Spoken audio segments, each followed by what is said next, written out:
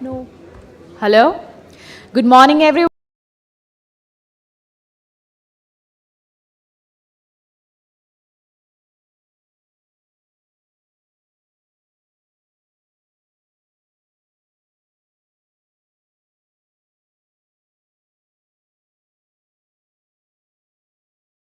Request each one of you to kindly be seated. Our honorable guest will be here in a while.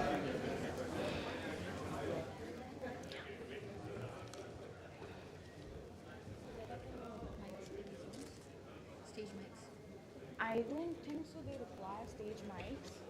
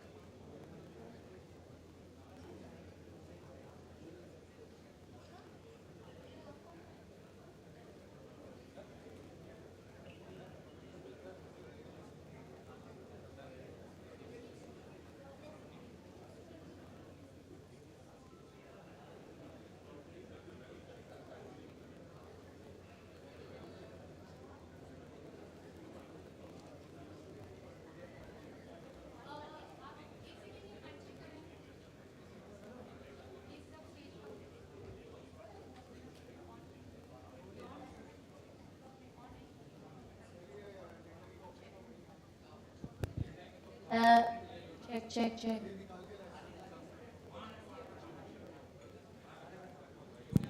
Check, check, check.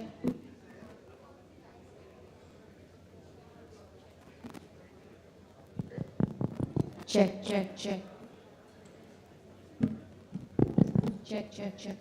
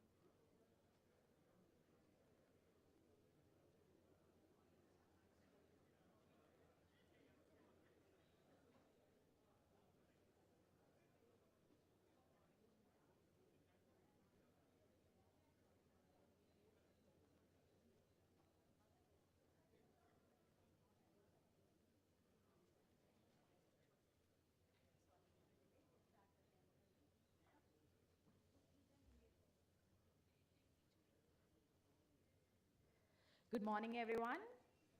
My name is Aditi Sharma. I'll be hosting this event with you all guys. So we were about to start this program at 10, but because of some little delay, we'll be starting this program shortly. So kindly be seated and just enjoy a video we are going to play right now.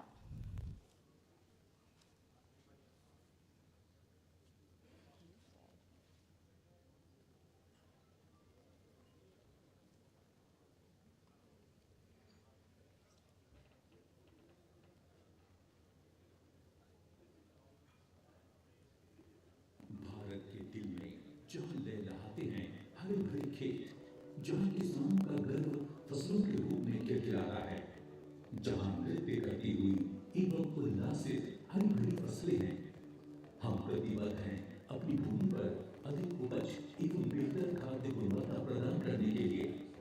हजारों सपनों को नया रंग देने के लिए पेश है धानुका एग्रीटेक लिमिटेड।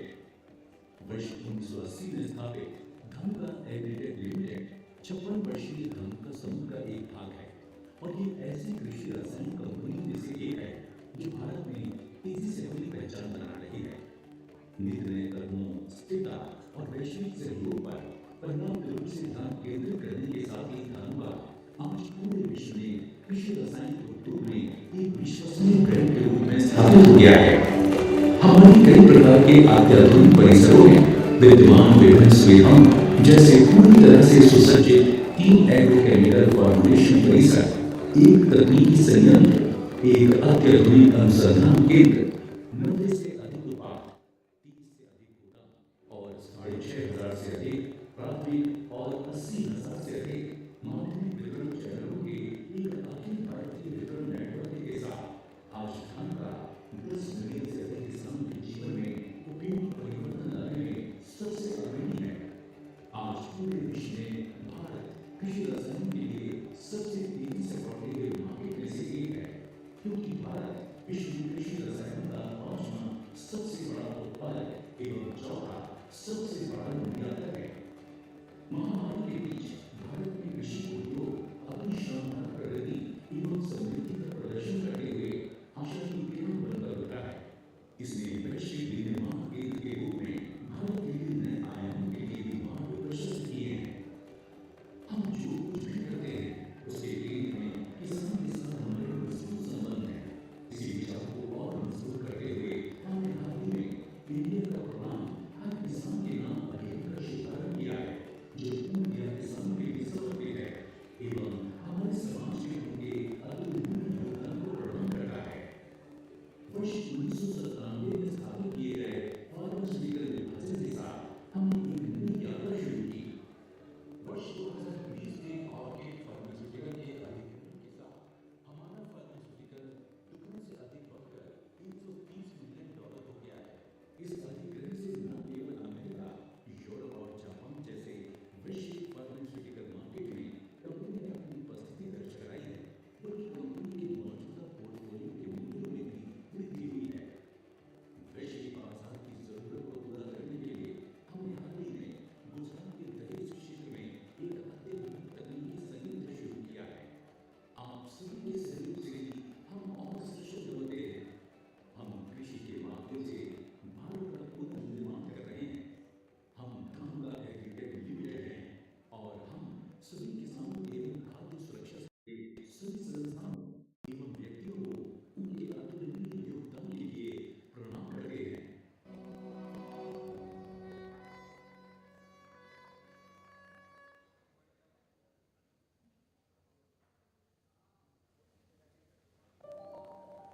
पूछिए किसी भी किसान से, छोटा हो या बड़ा, कितना बेशकीमती होता है उसके लिए जमीन का एक टुकड़ा।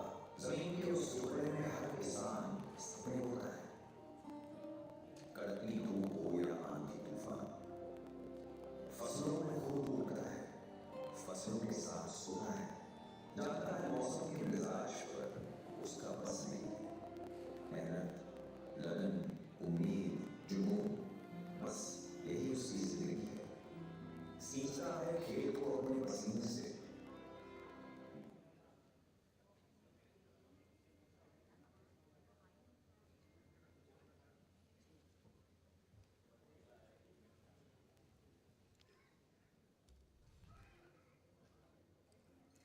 हमारे मुख्य अतिथि पधार चुके हैं और अब हम इस कार्यक्रम की शुरुआत करने जा रहे हैं, शुभ आरंभ करने जा रहे हैं।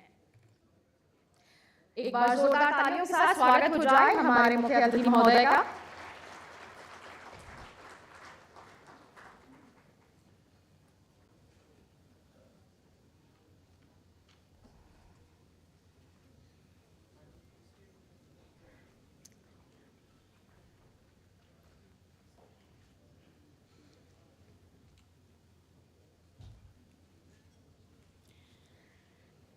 कृषिर्धन्या कृषिर्मेध्य जंतु नाम जीवनम कृषि, अर्थात कृषि संपत्ति और मेधा प्रदान करती है और कृषि ही मानव जीवन का आधार है। नमस्कार and hello ladies and gentlemen, a very good morning to all of you. We welcome all in this program. Dhanuka Agritech Limited today has brought all of us together to be part of this program, which includes amazing sessions. Theme for which is Futuristic New Technologies in Agriculture, a game changer for Indian economy. We all know the agriculture sector is growing vastly. With the changing times, we are witnessing significant changes. नई नई तकनीकों के समावेश से, आधुनिक तकनीकों के समावेश से कृषि के क्षेत्र में सकारात्मक बदलाव आ रहे हैं। Today, we all are here to discuss, to learn, to share about these new technologies in agriculture, or I'll say futuristic new technologies in agriculture. So, without further ado, let's begin with our inaugural session. We have our honorable dignitaries on dais. So, let's begin this session.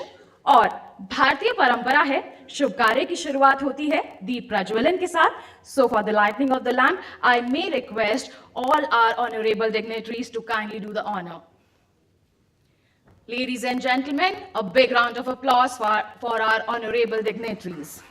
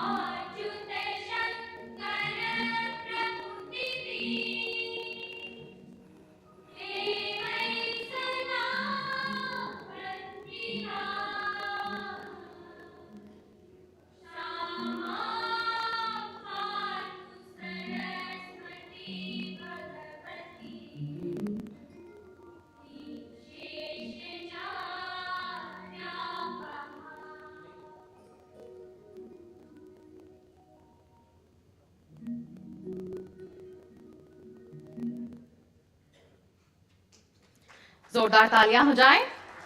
दीप प्रज्वलित होता है, चारों ओर प्रकाश हो जाता है और इसी प्रकाश से एक नई ऊर्जा उत्पन्न होती है और यही ऊर्जा हमें प्रेरणा देती है कुछ नया, कुछ अलग करने की दिशा में आगे बढ़ने के लिए। तो आइए इसी के साथ हम भी आगे बढ़ते हैं। हम सभी भारतीय हैं और हम सभी जानते हैं कि हमारे लिए अतिथि सर्वोपरि होते हैं। So let's welcome our guest. Today we have with us today our special guest Shri Kailash Chaudhary ji, Honorable Minister of State, Union Minister of Agriculture, Farmer and Welfare, Government of India. And to felicitate him, I would like to request Mr. R.G. Agarwal, Group Chairman, Dhanuka Agritech Limited. Sir, kindly present our chief guest, the bouquet.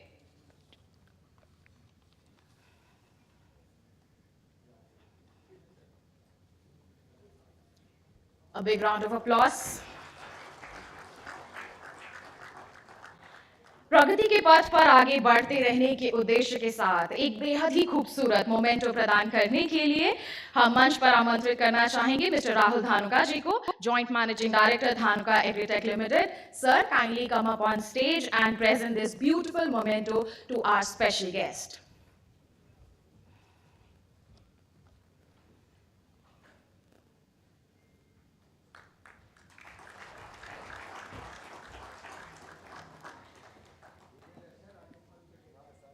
Then we have Shri Vijay Samplaji, Honorable Chairman, National Commissioner for Scheduled Caste, Government of India. And to present him the bouquet, I would like to request Mr. M.K. Dhanuka, Managing Director, Dhanuka Agritech Limited.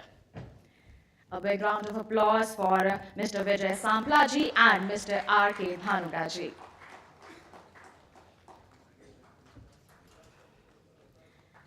And to present him the bouquet, I would like to call on dais Mr. Harshad Dhanuka, Executive Director, Alliance and Supply Chain, Dhanuka Agritech Limited.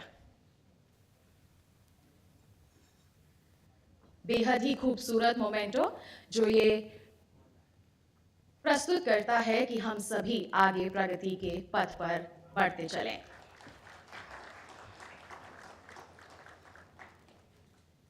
We have our other honorable dignitaries as well. We have on dais Mr. Dr. Deepak Pental, former Vice Chancellor, the University of Delhi South Campus. And to present him the bouquet, I would like to request Mr. Deven Sadghare, Associate Director and Head of Business Communities, The Economic Times.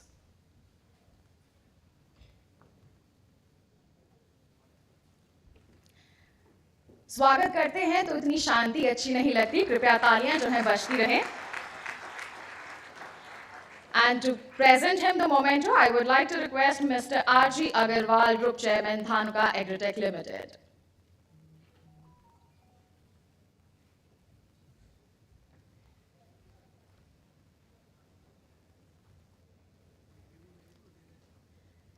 Memento एक याद होते हैं एक सफल कार्यक्रम की.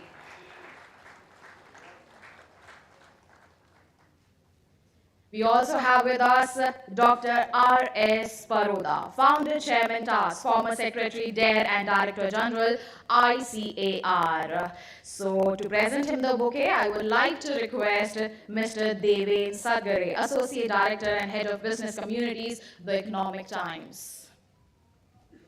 We have Dr. R.S. Paroda with us. To present him the bouquet, I would like to request Mr. Deven Sadghare.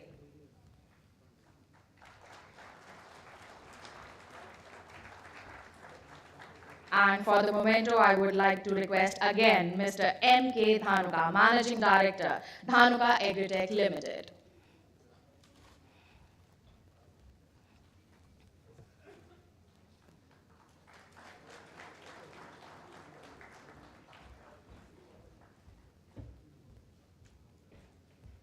सभी का स्वागत हम कर ही चुके हैं, लेकिन हम कार्यक्रम को आगे बढ़ाएं. As we move further, before that, I would like to request all of you, एक बार जोरदार तालियां हो जाएं.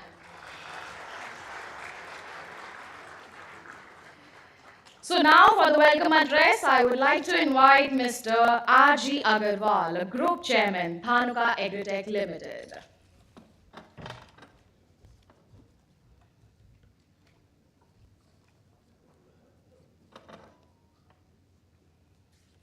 A big round of applause for Mr. R.G. Agarwal.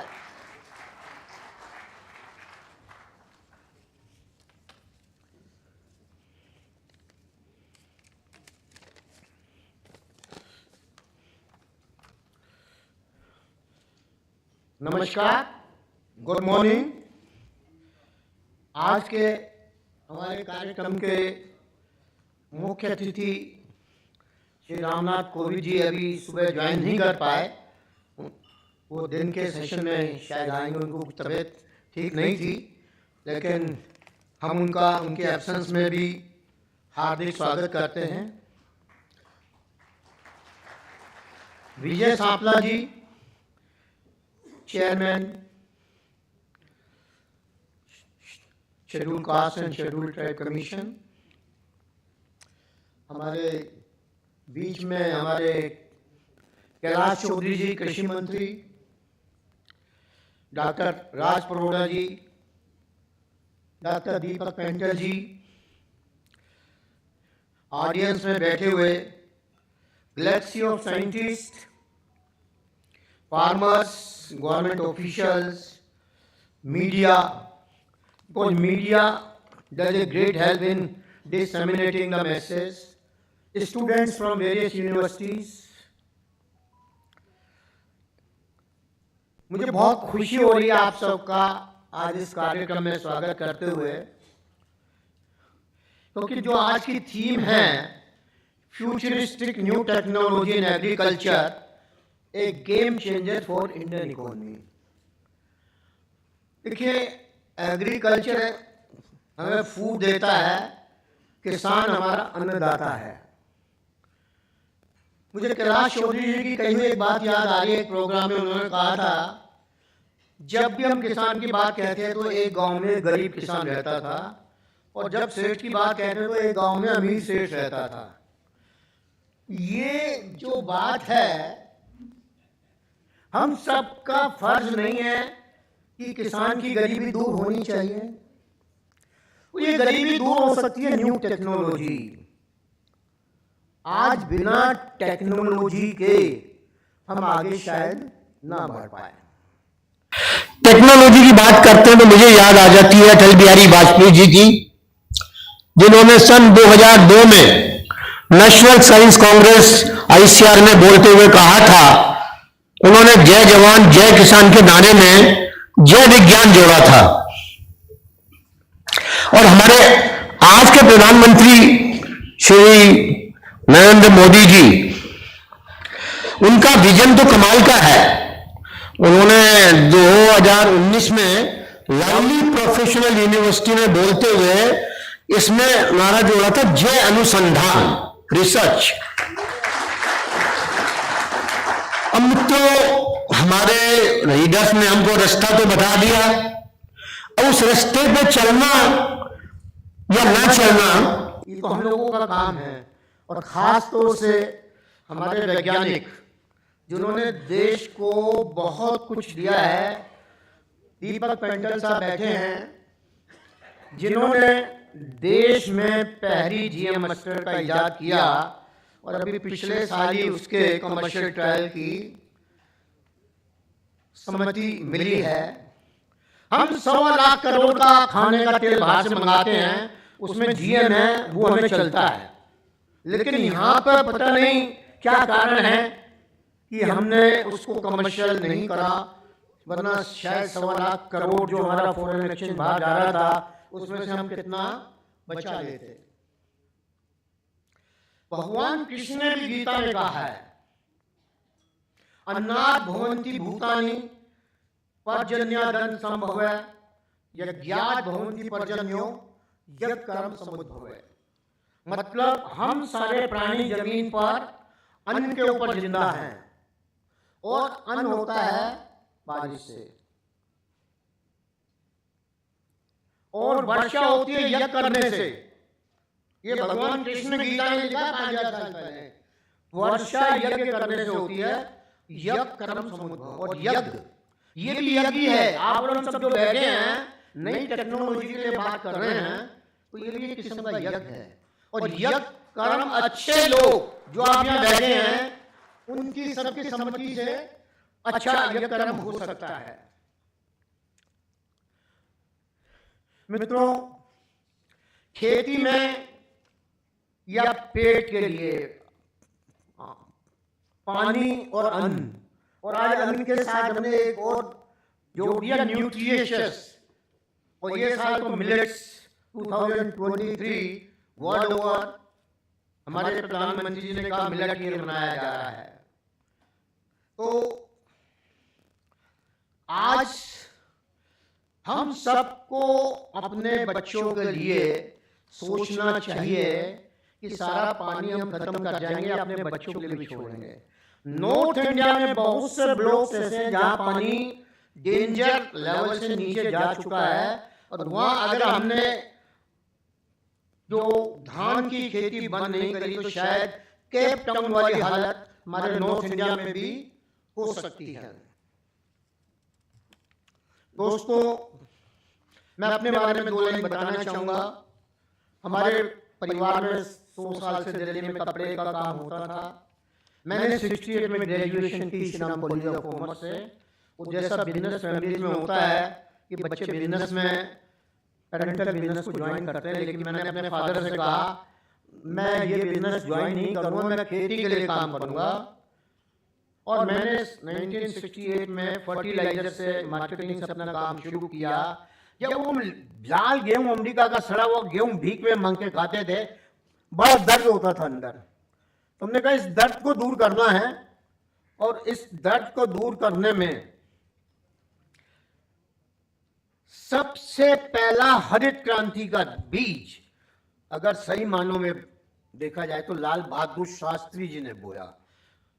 आज बेशक लाल बहादुर शास्त्री जी के कंट्रीब्यूशन को उतना सम्मान, उतना मान नहीं दिया गया, लेकिन प्रधानमंत्री हाउस में खुद उन्होंने हल चलाकर, बैलों को से हल चलाकर, लान उखाड़कर गेहूं बोया। ऐसा प्रधानमंत्री हो सकता है कहीं?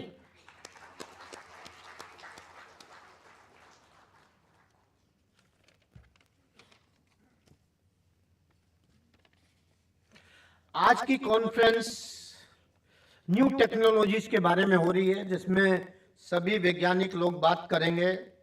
न्यू टेक्नोलॉजी में बहुत कुछ है, और सबसे लेटेस्ट शायद आप देख रहे हैं ड्रोन,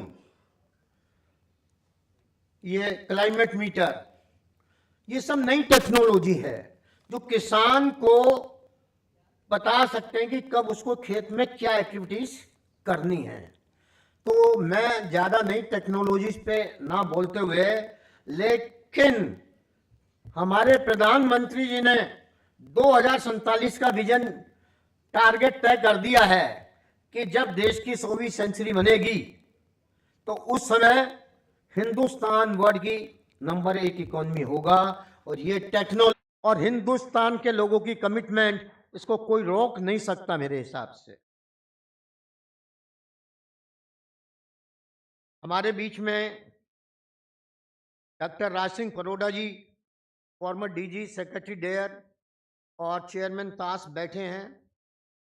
उनके समय पर आईसीआर में बहुत अच्छे काम हुए, और जो आज के आईसीआर में दिखाई दे रहे हैं,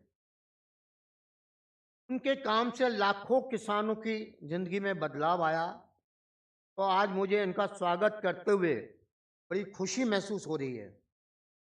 और अब ये जो देश है, आज हमारे पास we are food self sufficient और एक्सपोर्ट भी कर रहे हैं।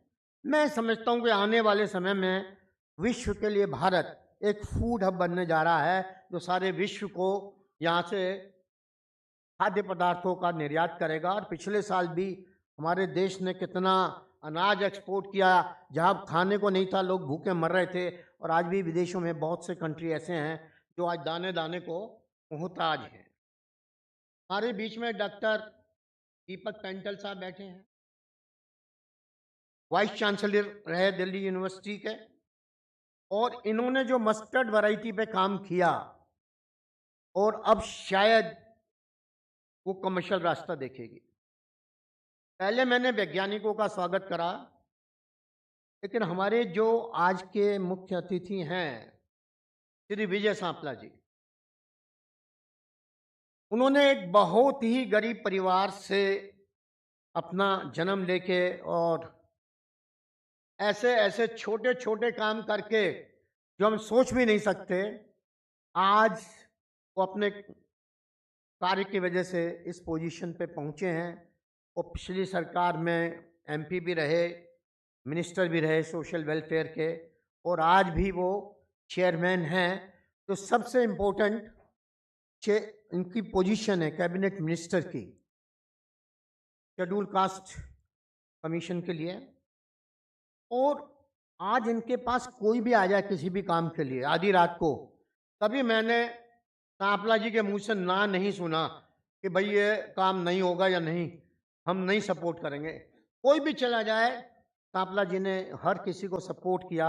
और मैं चाहता हूं कि आप सब लोग तालियां बजा के सांपला जी का स्वागत करें।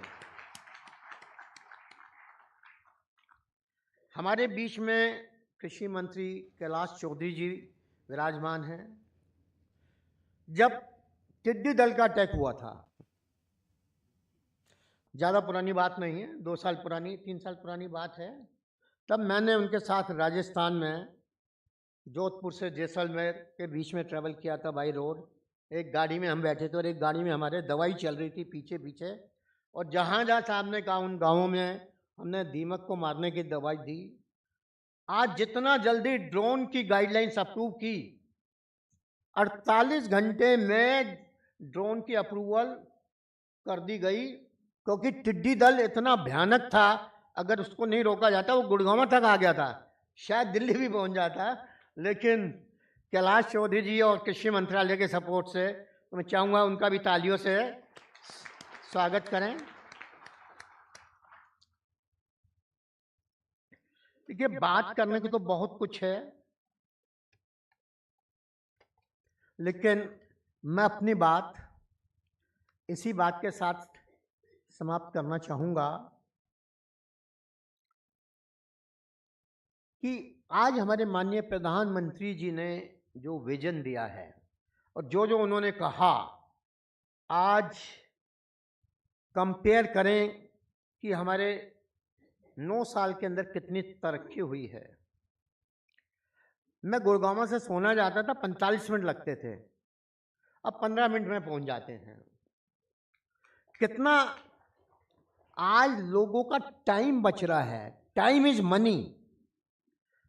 बहुत सारे काम हैं, अगर गिनाए तो ईज ऑफ डूइंग बिजनेस, सबका साथ, सबका विकास, सबका प्रयास, सबका विश्वास। आज इतनी बड़ी बात सबको साथ लेके चलने की, तो मेरी हाथ जोड़ के सिर्फ यही विनती है कि हर हिंदुस्तानी जो जहां पर भी है, अगर अपनी तरफ से जो अच्छा वो कर सकता करें। पुरानी कहावत है कि बूंद बूंद डालो तो घड़ा भर जाता है और बूंद बूंद निकालो तो घड़ा खाली हो जाता है। अगर हम हर हिंदुस्तानी जो भी कर सकते हैं अपने देश के लिए करेंगे, तो जो हमारा विजन है 2047 में हम विश्व की ताकत नंबर 1 होंगे, और मुझे पूरा विश्वास है हम सब मिलकर इसके लिए काम करेंगे। आपने मुझे बहुत ध्यान से सुना, आप लोगों का बहुत बहुत धन्यवाद। जय हिंद, जय Bharat, Vande Mataram.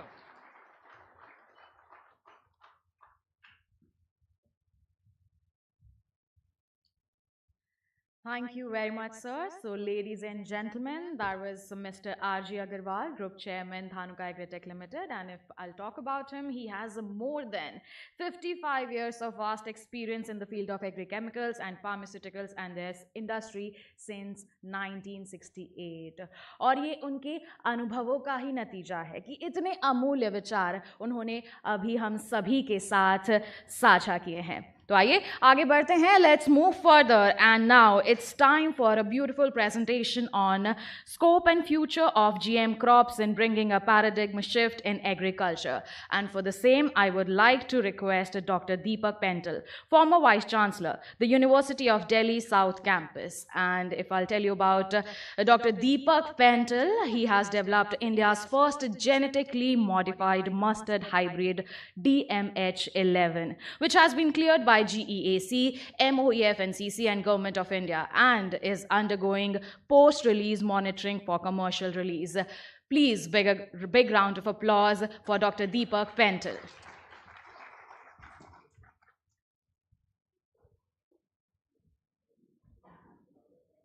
Honored guests on the dais and the organizers of this conference. कहाँ से जी?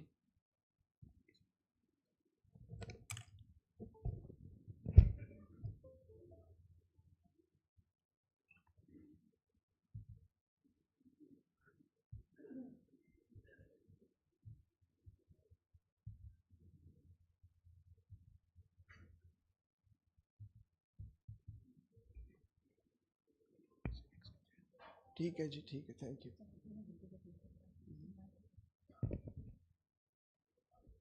Mr. Agarwal has already mentioned some issues which I would like to also bring to your kind attention. It's a real pleasure to be here this morning. What are the new plant breeding technologies that we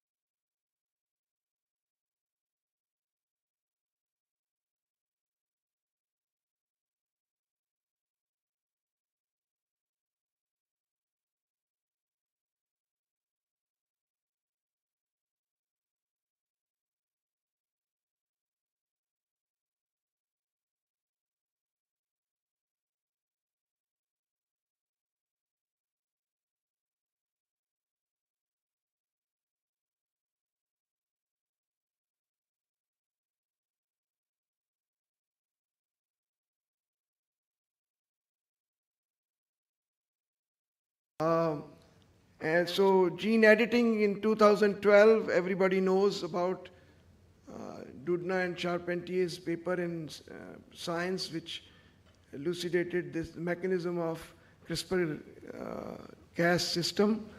And of course, in genomics, huge amount of progress has been made around the world, where genome of almost every crop has been deciphered. Not only crop, but including some key germplasm. So pan-genomes have been sequenced. India has also participated in the genomics work, but I would like to point out in the later part of my submission here that we need to do much more in all these 4 areas if we want to make full use of the new technologies that have been made available by the findings in science and technology.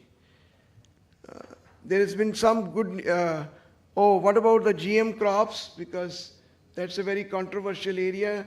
The regions which have been shown in green are the countries which are growing GM crops. The ones in gray are not growing GM crops, and that's why the controversy is still going on. But I just read a paper very recently where it is mentioned that United States increased crop production by 35% after the GM crops have been released, and Europe, which did not accept GM crops, has increased its productivity in agriculture crops by only 6 to 7%.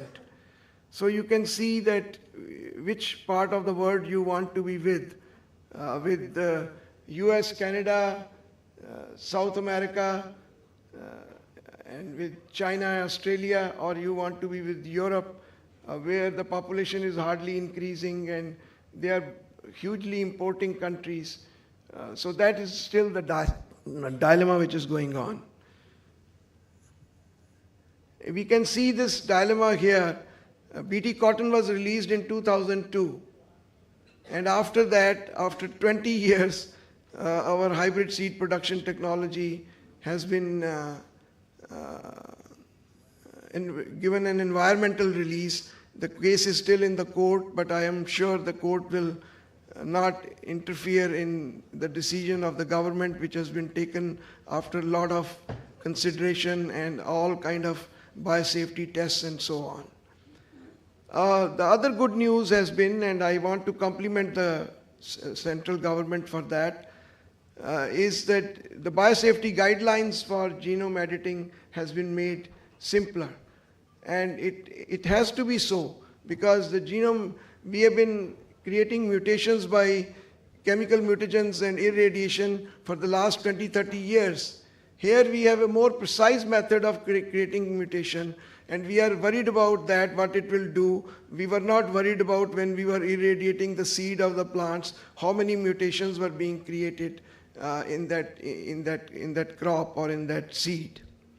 So this is the good news, and I hope this good news will continue, and we will be able to utilize these new NBTs or new breeding technologies in the coming years.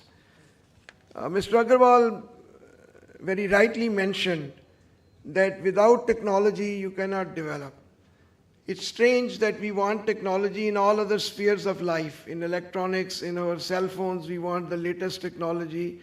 In aerospace, we want the best of the technologies. In energy, we want best of the technologies. But when it comes to crops and agriculture, we want to go back by 1,000 years or 500 years. There may be some wisdom in our ancient cultivation processes which must be studied and integrated in our agriculture systems, but it's a game of technology. No country will ever make it big without science and technology. And if the vision of the Prime Minister has to come true of being #1 country, I think we will have to be #1 in science and technology also. And you can see it from this particular slide that I am showing here. Post 1900, the world was facing famine-like conditions. Without nitrogenous fertilizers, the world would not have been able to support half of or support only half of the population, or maybe less than half of the population that is existing on the globe today. Mechanization. If everything was to be plowed with bullocks, just imagine how much more cattle we would require and how much land will be required to feed them. Crop protection chemicals. Dhanuka is into crop protection chemicals, and while we need to use chemicals as little as possible, there is no escape from using chemicals, because when you grow crops over such a huge amount of land and you have gone for homogeneity, there is threat of pests and pathogens is very high, and crop protection becomes very important part of increasing the productivity of our agriculture. And of course, systematic plant breeding after 1900. I'm sure this is a very well informed community of people sitting here about agriculture. But if you see, since 1960, taking it as 100 point, land under agriculture has been only increased by 1.1, from 1 to 1.1 increase. Population has increased 2.5 times, and food production has gone much higher. And that's how we are able to feed our population today, and feed it better than what was in the 1960s, which Mr. Agarwal alluded to in terms of green revolution and so on. But it was all driven by technology. Without technology, it would not have been possible to feed so many people. Now the challenge is much bigger for us today. Not only we want higher output, we want low input. We want to save water resources very badly, in India at least. We want to have our soils in a much better health than they are today. And we want to reduce the monetary costs also of fertilizers, irrigation, agrochemicals, and on seed, because our farmers are small holding farmers, and they cannot compete in scale with the farming communities of United States. Only 2% people are on agriculture in the United States. In India, around 50%. And the land holdings are very small. I'm sure you are all aware of this. Let me take the example of mustard to tell you what kind of threats our crops are facing. We need hybrids for yield increase. In all over the world, the sister crop rapeseed is mostly grown. And in rapeseed, China, Canada, United States, Australia, they're all growing hybrids, because hybrids out-yield varieties. In 1993, this is as far back as 1993, we published a paper that there was possibility of heterosis in mustard. When you cross Eastern European types of mustard with Indian types of mustard, there's a possibility of increasing the yield by 20 to 30%. And the struggle still goes on. I hope our hybrids will go to the field one of these days. Not only ours, because the technology that we have developed is in the public domain, is funded by the public money. Anybody who is interested in the public laboratories, publicly funded laboratories, will be most welcome to use this technology to develop their own hybrids. And of course, private sector can also develop their own hybrids. Look at the threats to mustard. We have found some solution for white rust, but aphids, we need pesticides. Alternaria blight doesn't allow it to grow in the cooler climates, mustard. It's a very serious disease when it comes to cooler climates, foothill areas, hilly areas, and so on. Stem rot has become a major problem, and Orobanche, a root parasite, is destroying this crop in about 1 to 2 million hectares in Rajasthan and parts of Madhya Pradesh and so on. And there's a quality consideration. All over the world, zero rusic and low glucosinolate lines are grown, because the feed can be, the meal can be, seed meal can be fed to the animals and to poultry and so on. We have done a lot of work on quality. And I'm glad to tell you that one of my students now, he's an independent scientist at National Institute of Plant Genomic Research in Delhi. By gene editing, he has developed mustard which has the glucosinolates in the leaf but not in the seed, which is going to be a major breakthrough because insects won't eat it because the glucosinolates are there in the vegetative parts, but in the seed part from which we take the meal, the glucosinolates are removed. So this is a few examples of taking the crop on which we have worked for the last 30, 40 years, that we need all kind of technologies, including the new technologies, to make mustard a very robust crop so that farmer can get 2 to 2.5 times of the yield what they are getting today.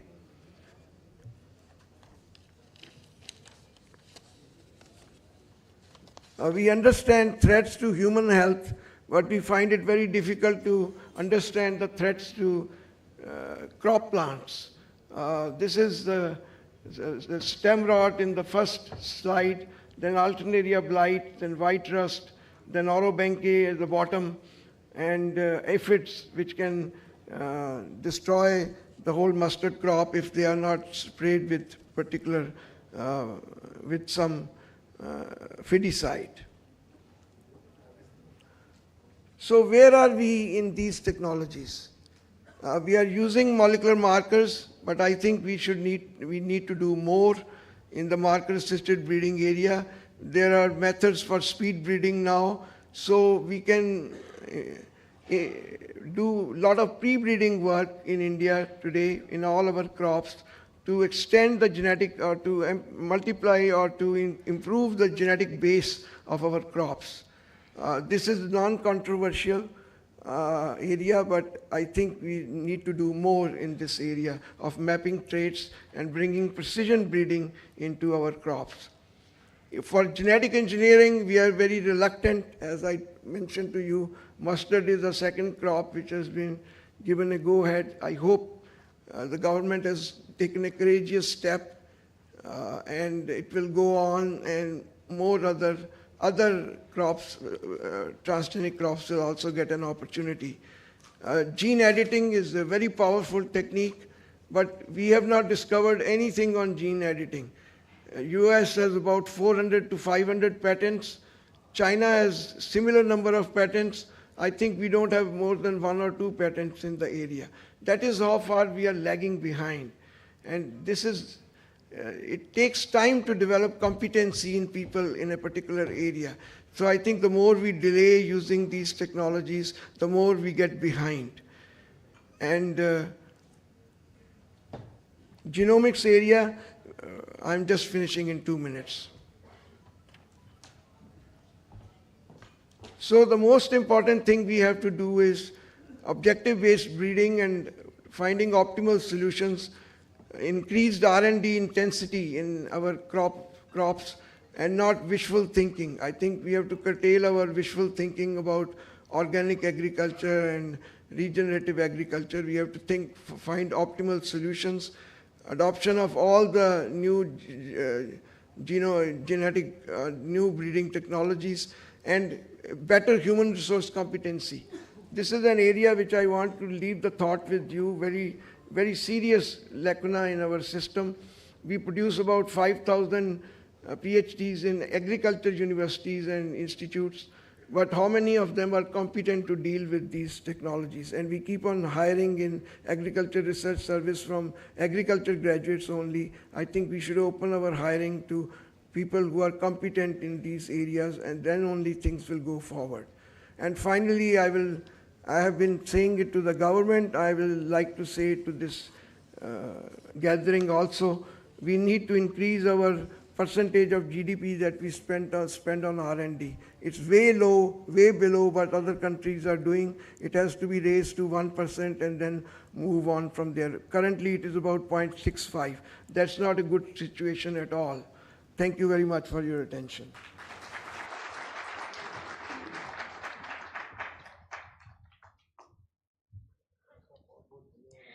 So So, ladies and gentlemen, that was Dr. Deepak Pental. Sir, it was lovely to hear from you. Thank you very, very much for this informative presentation. चुनौतियां आती हैं, सामना करने का साहस भी मिलता है जब ऐसे अनुभवियों का साथ हमें मिलता है, ऐसे अनुभवियों का मार्गदर्शन हमें मिलता है.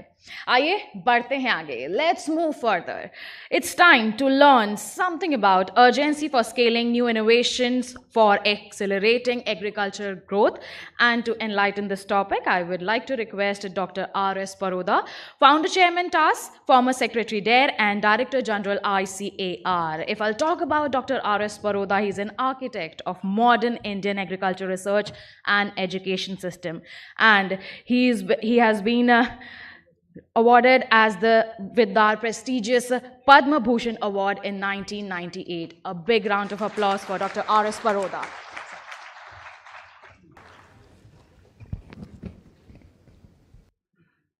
Thank you very much for your generous introduction. Honorable Chief Guest Vijay Sapla ji, special guest Kailash Chaudhary ji, Sri R.G. Agarwal, Professor Deepak Pental, Sri M.K. Dhanuka ji, Sri B.S. Jain, all distinguished participants, ladies and gentlemen. It's indeed a matter of great privilege to be here today. And today is the day which is the International Day of Plant Health. And the subject which has been chosen is very appropriate. And I congratulate you, Agarwal ji, for having organized this. In fact, UN had declared International Year of Plant Health during 2020, but it was overshadowed by COVID. And we got a lot of messages from COVID that you have to take care of not only plant health, but one health, which is soil health, plant health, animal health, and human health. And this health is very important for all of us. And not only we need food, but we need nutrition, and we need also nutrition which gives you immunity. And I remember when I was born, we had Bengal famine. More than 2 million people had died, and we didn't, in fact, after that, recognize that probably there were so many famines again.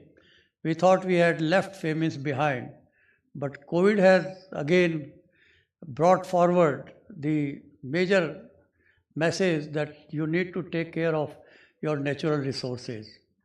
Coming to the topic relating to the innovation, in fact, Green Revolution was innovation-led. From begging bowl status, I remember being a student at IRI, sowing seeds which were the miracle seeds from Borlaug and rice from Erie. We were planting those, and from there, where we have come, Agarwal ji has already said, so I would not like to repeat for paucity of time.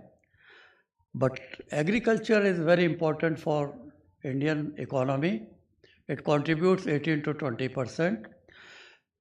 Still 60% of our people are dependent on agriculture and around. And we in fact are today the most populous nation in the world. We have already overtaken China. And our problems are enormous. I need not again try to talk of achievements. In fact, today we are, even exporting to the level of 50 billion, and we have enough of the food in our buffer stocks and are able to take care, whereas globally 1 billion people are threatened for food security. Despite this, we now see that there are second generation challenges, and these challenges I again would not like to just go into details, but you know that there is factor productivity decline, there is decline in soil health, lowering of water table, and incidence of pests and diseases has also increased. because of higher cropping intensity and our climate, which is different than that of China. China is generally having temperate climate, but we have tropical, subtropical, and temperate, and therefore incidence of diseases and pests is more. And we need to take care of them. Plant health doesn't mean just you go for organic farming. Plant health would require both organic and inorganic. Plant health would also require integrated pest management approach, and plant health would need new innovations such as those of GM technology, about which Dr. Deepak Pental has already mentioned. We have challenge of sustainable development goals. Sustainable development goals of in fact no poverty and zero hunger, and safety of our environment. And we know the climate change is already taking a heavy toll, reducing our yield to the level of 10 to 20%. So we need paradigm shifts. We need now paradigm shifts in terms of not only thinking internally, but thinking globally and act locally.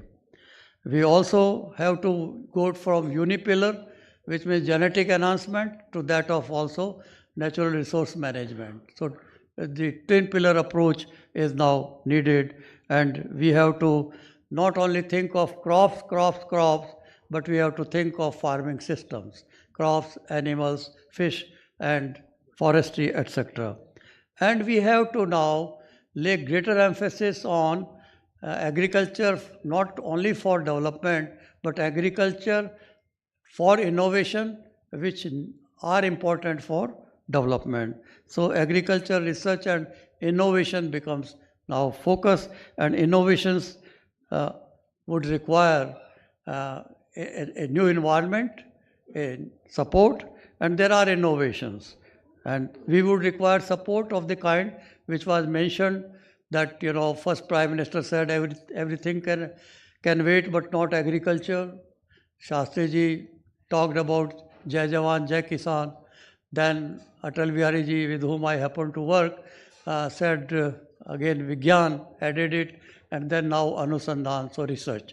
So we need that kind of support, and we also are aware of that we have to make most of these innovations in India. But that doesn't mean if innovations are abroad and we are capable of making use of them, like what we did when I myself was associated that time for release of BT cotton in 2002. What has happened in 20 years, everyone is aware about it.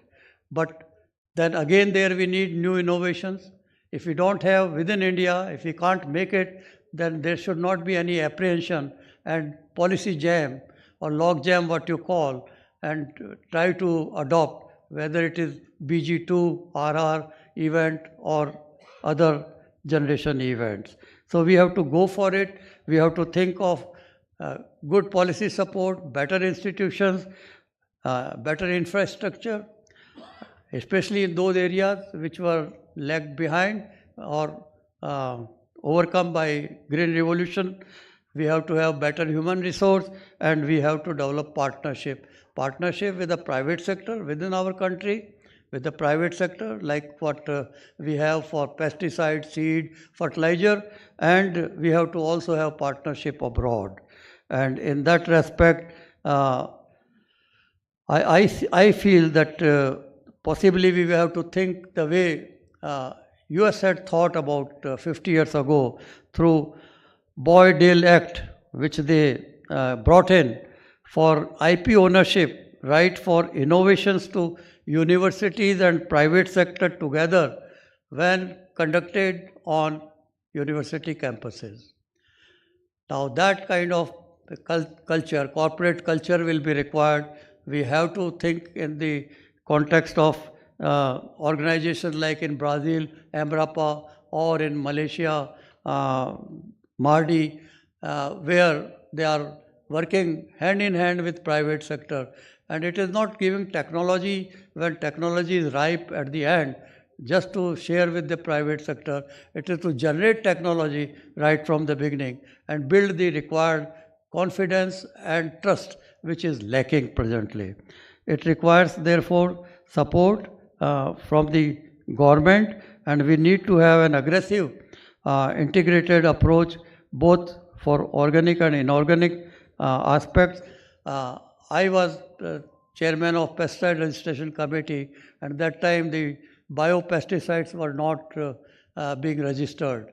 So we decided that unless biopesticides are also registered, we would not like to take up other cases for registration.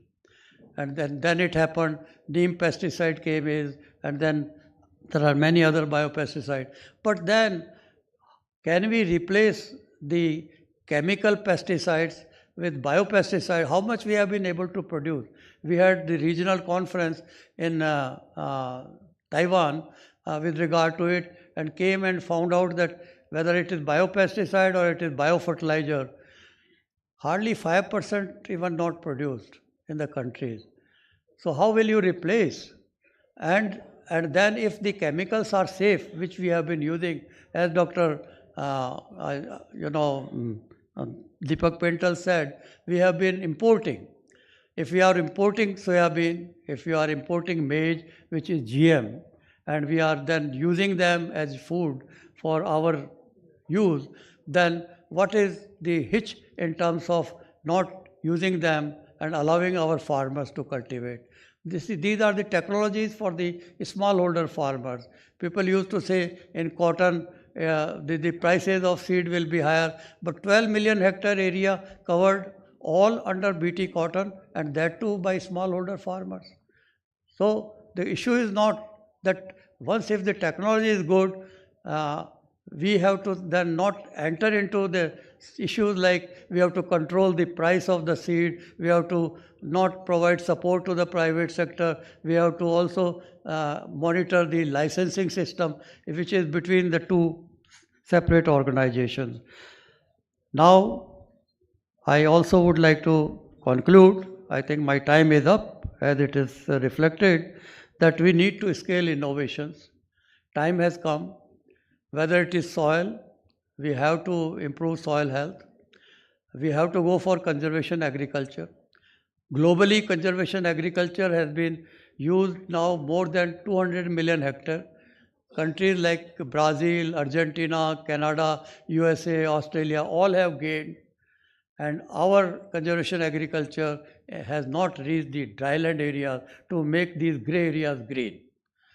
Our conservation agriculture is only to rice wheat irrigated system, which we started to take care at that time.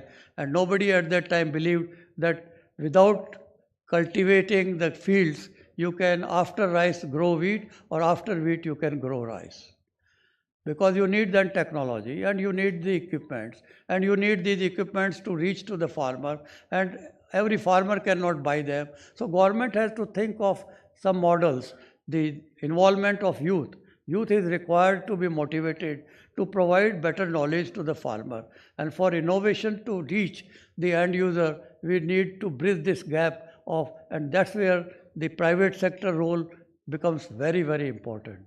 In fact, this building the what we call is motivating and attracting youth in agriculture, Maya concept. The Maya has to be now made more aggressive with the support both by private and the government, and by contributing, I think, through in terms of resources, which can be through social corporate responsibility.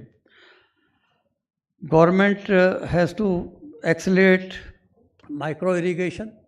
70 million hectare area we have covered under irrigation out of 140 million hectare that we have. But micro irrigation coverage has not yet reached 10 million hectare. It requires again aggressive approach, because you can save a lot of water. The question was raised about water. You can even go for technologies which are the drip system or subsurface irrigation system, which are possible. We have to go for protected cultivation to increase productivity and increase income of the young farmers. But area with us is only 50,000. We started it in 2000 to lay emphasis as a mission on protected cultivation. And in China, the area is 2 million hectares. So this 50,000, when will be 1 million in India, I think will take again many generations. Yes, I am going to conclude. Also, what we now have to think in the context is that unless laser leveling, these would require equipments. Even the conservation agriculture, by going in for practices like in situ recycling of the rice straw, would require equipments. And then GST. Why GST on chemicals, or why GST if it is for farmer, and why for the machineries and so on. So we require to think, and GM crops I have already talked, and then there is enough which can be thought of. We need to also modify and revise our acts. Revised Seed Act is lying in the Parliament for more than 2 decades, is still not yet approved. Pesticides, why not we can decide which are safe, and why pesticides should take such a long time for registration? Why can't we simplify these, and why can't we also have single window system for clearance, like what has been recommended by Swaminathan Committee earlier of Biotechnology Regulatory Authority of India. BRI Act is also lying in the Parliament, but never being taken up for approval.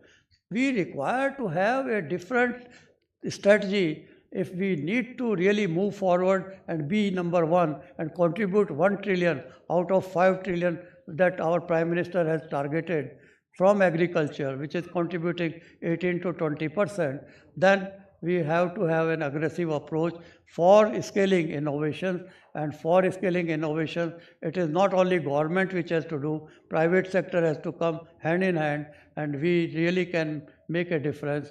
I have no doubt about it, but for that now we need to have a different approach. Business as usual will not help, and we have to think globally and start acting locally. Thank you very much for this opportunity.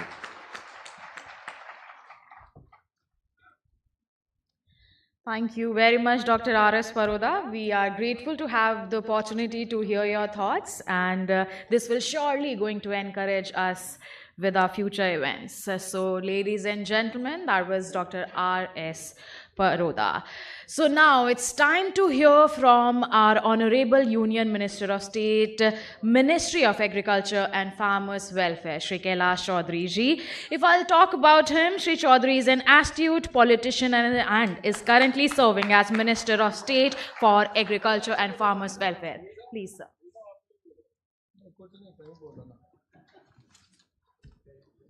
बोलना ही तो है।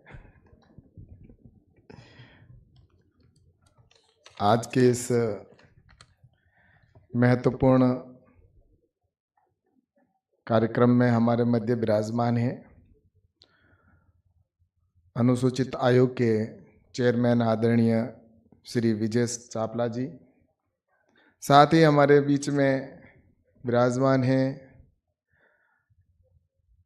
श्री जी अग्रवाल साहब, जिन्होंने ये पूरी रूपरेखा तैयार की। इसके लिए जोरदार इनके लिए ताली बजाकर इनका स्वागत करें। और हमारे मध्य विराजमान हैं श्री परोदा साहब, जिन्होंने ICR के अंदर बरसों तक हमारे रिसर्च को आगे बढ़ाने का काम किया था। आदरणीय परोदा जी और श्री सत्यभूषण जी जैन साहब समाज सेवी, और श्री MK धानुका जी, श्री दीपक पटेल जी, आदरणीय श्री देवेंद्र दड़े जी, और साथ ही सामने विराजमान हमारे सभी उपस्थित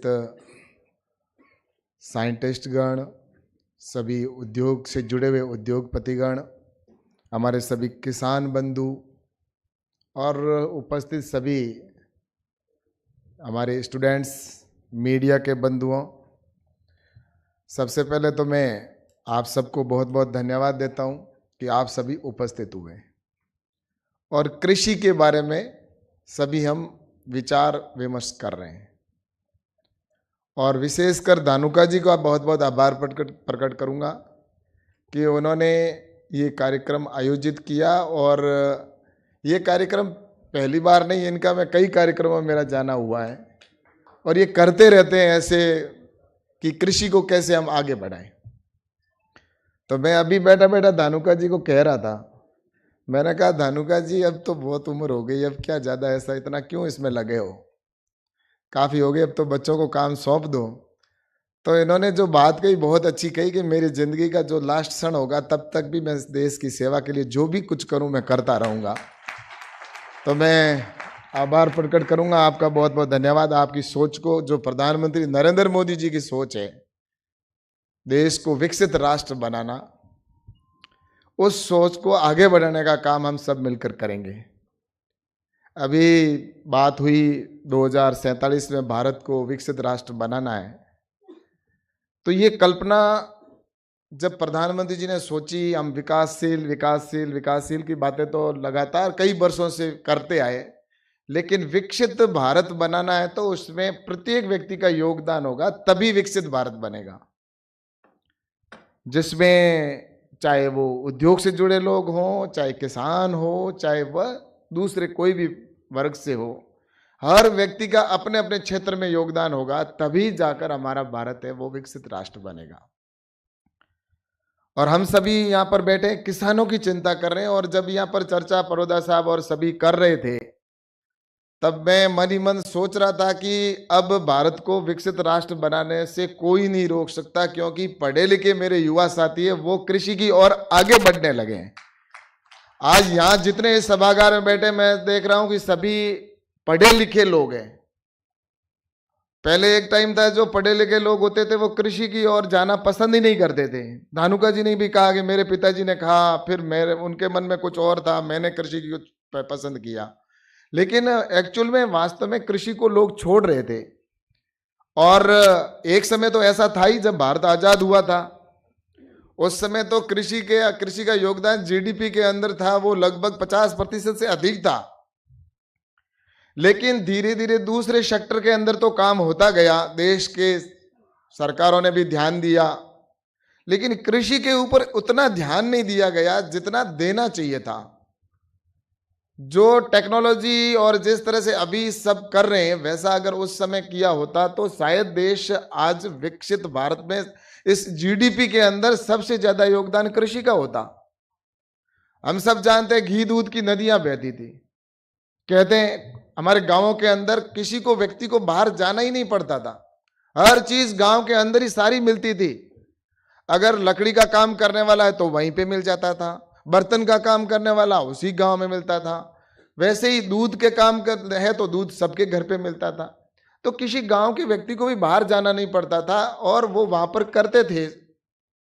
लेकिन जब बात अगर करते हैं कि जब एग्रीकल्चर के अंदर देश इतना था, दूसरे सेक्टर में बढ़ा, तो इतना अगर हम सब प्रयास अब जैसे करने लगे हैं वैसे अगर करें तो वह दिन दूर नहीं जिस दिन हम 5 ट्रिलियन इकोनॉमी की बात कर रहे हैं, तो वो निश्चित रूप से 5 ट्रिलियन इकोनॉमी की ओर बढ़ेंगे और उसमें सबसे ज्यादा योगदान हमारी कृषि का होगा, इसमें कोई दो राय नहीं है। क्योंकि टेक्नोलॉजी का जिस तरह से अभी आज का विषय यही है कि टेक्नोलॉजी और आने वाले समय में अर्थव्यवस्था में हम किस तरह से योगदान टेक्नोलॉजी के माध्यम से कर सकते हैं। टेक्नोलॉजी की अगर बात करें तो मैं जहां तक जानता हूं कि मैं खुद खेती करता हूं और मैंने बचपन के अंदर खुद हाथ से हल चलाया, इसलिए मेरे को जितना ज्यादा पता है कृषि के बारे में। अभी भाई साहब कह रहे थे धानुका जी की कुछ एक दो लोगों को और बुलवाना है कृषि के बारे में। मैंने कहा भाई साहब कृषि के बारे में तो मेरे से ज्यादा शायद ही जानता होगा कोई इतना जितना, क्योंकि मैंने खुद ने खेती की है, जो समस्या है वो भी पता है और समाधान कैसे करना है वो भी हमें पता है। तो समस्या और समाधान दोनों और लगे हुए हैं। और मैं जब छोटा था तो उस समय मैं खुद हाथ से हल चलाता था, तो मैंने उस समय ऊंट हमारे होता था कैमल, उससे मैं खेती करता था, बीज ट्रैक्टर के पीछे बोने का काम, और ट्रैक्टर चलाना, और ये सारा किया। तो उस समय सोचता था कि जब हमारे फर्स्ट टाइम ट्रैक्टर आया था देश में, लगभग मैं सोचता हूँ कि हमारे वहाँ तो पहली बार मेरे गांव में ट्रैक्टर जो आया था 1980 के अंदर आया था, 80 में आया था 1980 में। सबसे पहले हमारे 10-15 लोगों ने मिलकर ट्रैक्टर परचेज किया था, जिसमें एक हमारा परिवार भी था। तो उस समय गांव में उस समय पहले खेती ही इस तरह से करते थे, तो उतना उत्पादन के अंदर प्रॉब्लम ये थी कि बरसात होती, उसके 5-10 दिन के अंदर अंदर खेती करनी होती थी। अब 10 दिन में खेती अगर नहीं करे तो पानी सूख जाता था, जमीन सूख जाती थी। तो ऐसे के अंदर जमीन बड़ी होती थी और उस तरह से खेती करते थे। जब ट्रैक्टर आया तो हमारे एक ही ट्रैक्टर एक दिन में पूरे खेत की खेती करता, वरना वो आधा खेत तो खाली छूट जाता था, क्योंकि फिर दोबारा बरसात होगी तब खेती करेंगे, तब तक वो बरसात होती या नहीं होती, तो आधे खेत वैसे ही छूट जाते थे। तो फिर टेक्नोलॉजी का जिस तरह से आया, ट्रैक्टर आना, ट्रैक्टर ने बहुत बड़ी क्रांति लाई। मैं कह रहा हूं ट्रैक्टर की वजह से समय पर खेती होने लगी, सभी गांवों के अंदर पहुंचे ट्रैक्टर। तो वो उस समय के लोगों को पता है कि टेक्नोलॉजी का कितना उपयोग है। ट्रैक्टर आया तो मेरे को तो पता, मैं जिस हल से ऊंट से चलाता था उसी को मैंने छोड़ा, और फिर उसके बाद मैंने ट्रैक्टर से जब वहां पर खेती की तो बड़ा एक टेक्नोलॉजी का उस समय अनुभव हुआ कि वास्तव में हमें ये नई टेक्नोलॉजी आई है। तो आज प्रधानमंत्री आदरणीय नरेंद्र मोदी जी भी इस बात के ऊपर विशेष ध्यान दे रहे हैं कि टेक्नोलॉजी का जब तक उपयोग नहीं होगा, हम किसानों के पास में टेक्नोलॉजी नहीं पहुंचाएंगे, तब तक न तो किसान को फायदा होगा, न इंडस्ट्रीज के लोगों को फायदा होगा, और ना ही आने वाला जो हमारी पीढ़ी है, युवा है, जो कृषि की ओर आकर्षित हो रहे हैं अभी, ना उनको उस दिशा में जाने का कोई ऐसा मन बनेगा। मन इसलिए नहीं बनेगा कि हार्ड काम करना है या टेक्नोलॉजी के साथ करना है। हार्ड काम कोई भी व्यक्ति कम करना चाहता है, और टेक्नोलॉजी से हमारे उत्पादन में भी वृद्धि होती है, और भी कई समय भी बचता है, कई तरह के फायदे होते हैं। अभी बात हो रही थी ड्रोन की, तो ड्रोन के बारे में अगर बात करें तो पहले कोई हम विश्व के दूसरे देशों में जाते थे तो वहां पर ड्रोन से खेती करते हुए लोगों को देखते थे, ड्रोन से खेती करते हुए देखते तो मन करता था कि मैं भी ड्रोन से खेती करूं, पर जाएं तो कहां, वापस हिंदुस्तान आना। और हिंदुस्तान आने के बाद में क्या है, ड्रोन से अगर बात करते, कुछ बात भी सोचे तो उससे पहले कानून अड़ंगा डालता था। कानून ये था कि हिंदुस्तान में ड्रोन से खेती नहीं कर सकते, उसके ऊपर पेस्टिसाइड या उसका सीड का उपयोग या जिस तरह से फर्टिलाइजर का उपयोग नहीं कर पाते, क्योंकि कानून की अड़चन थी। और जब अभी कहा धानुका जी ने, मेरे क्षेत्र में ही प्रवेश हुआ सबसे पहले टिड्डी का, बाड़मेर जैसलमेर मेरी कॉन्स्टिट्यूंसी है, राजस्थान के पाकिस्तान के बॉर्डर पर, और वहां पर रेगिस्तान भी है और समस्या भी बड़ी थी उस समय। और वो पाकिस्तान की ओर से टिड्डी प्रवेश हो गई, लोकस्ट जैसे ही आया तो उस समय इतनी बड़ी संख्या के अंदर किलोमीटर टू किलोमीटर जैसे बादल छा गए, कुछ दिखता ही नहीं था। तो ऐसे में करे तो नीचे से छिड़काव करे तब तक तो ऊपर से चली जाए टिड्डी। तो उस समय फिर हमने पहली बार ड्रोन से पेस्टिसाइड करने का निर्णय लिया, और प्रधानमंत्री जी को धन्यवाद देता हूं कि उन्होंने कहा कि तुरंत प्रभाव से इसकी स्वीकृति जो भी हो तुरंत होनी चाहिए, और एक दिन के अंदर सारा जो भी डॉक्यूमेंट्स की कंप्लीट करना था करके और तुरंत उसकी स्वीकृति दी, ड्रोन से पेस्टिसाइड छिड़काव करके, और उस टिड्डी को रोकने का काम हुआ। और उसके बाद में फिर विषय आया कि अगर जब हम टिड्डी के लिए उपयोग ले सकते हैं तो कृषि के लिए क्यों नहीं ले सकते।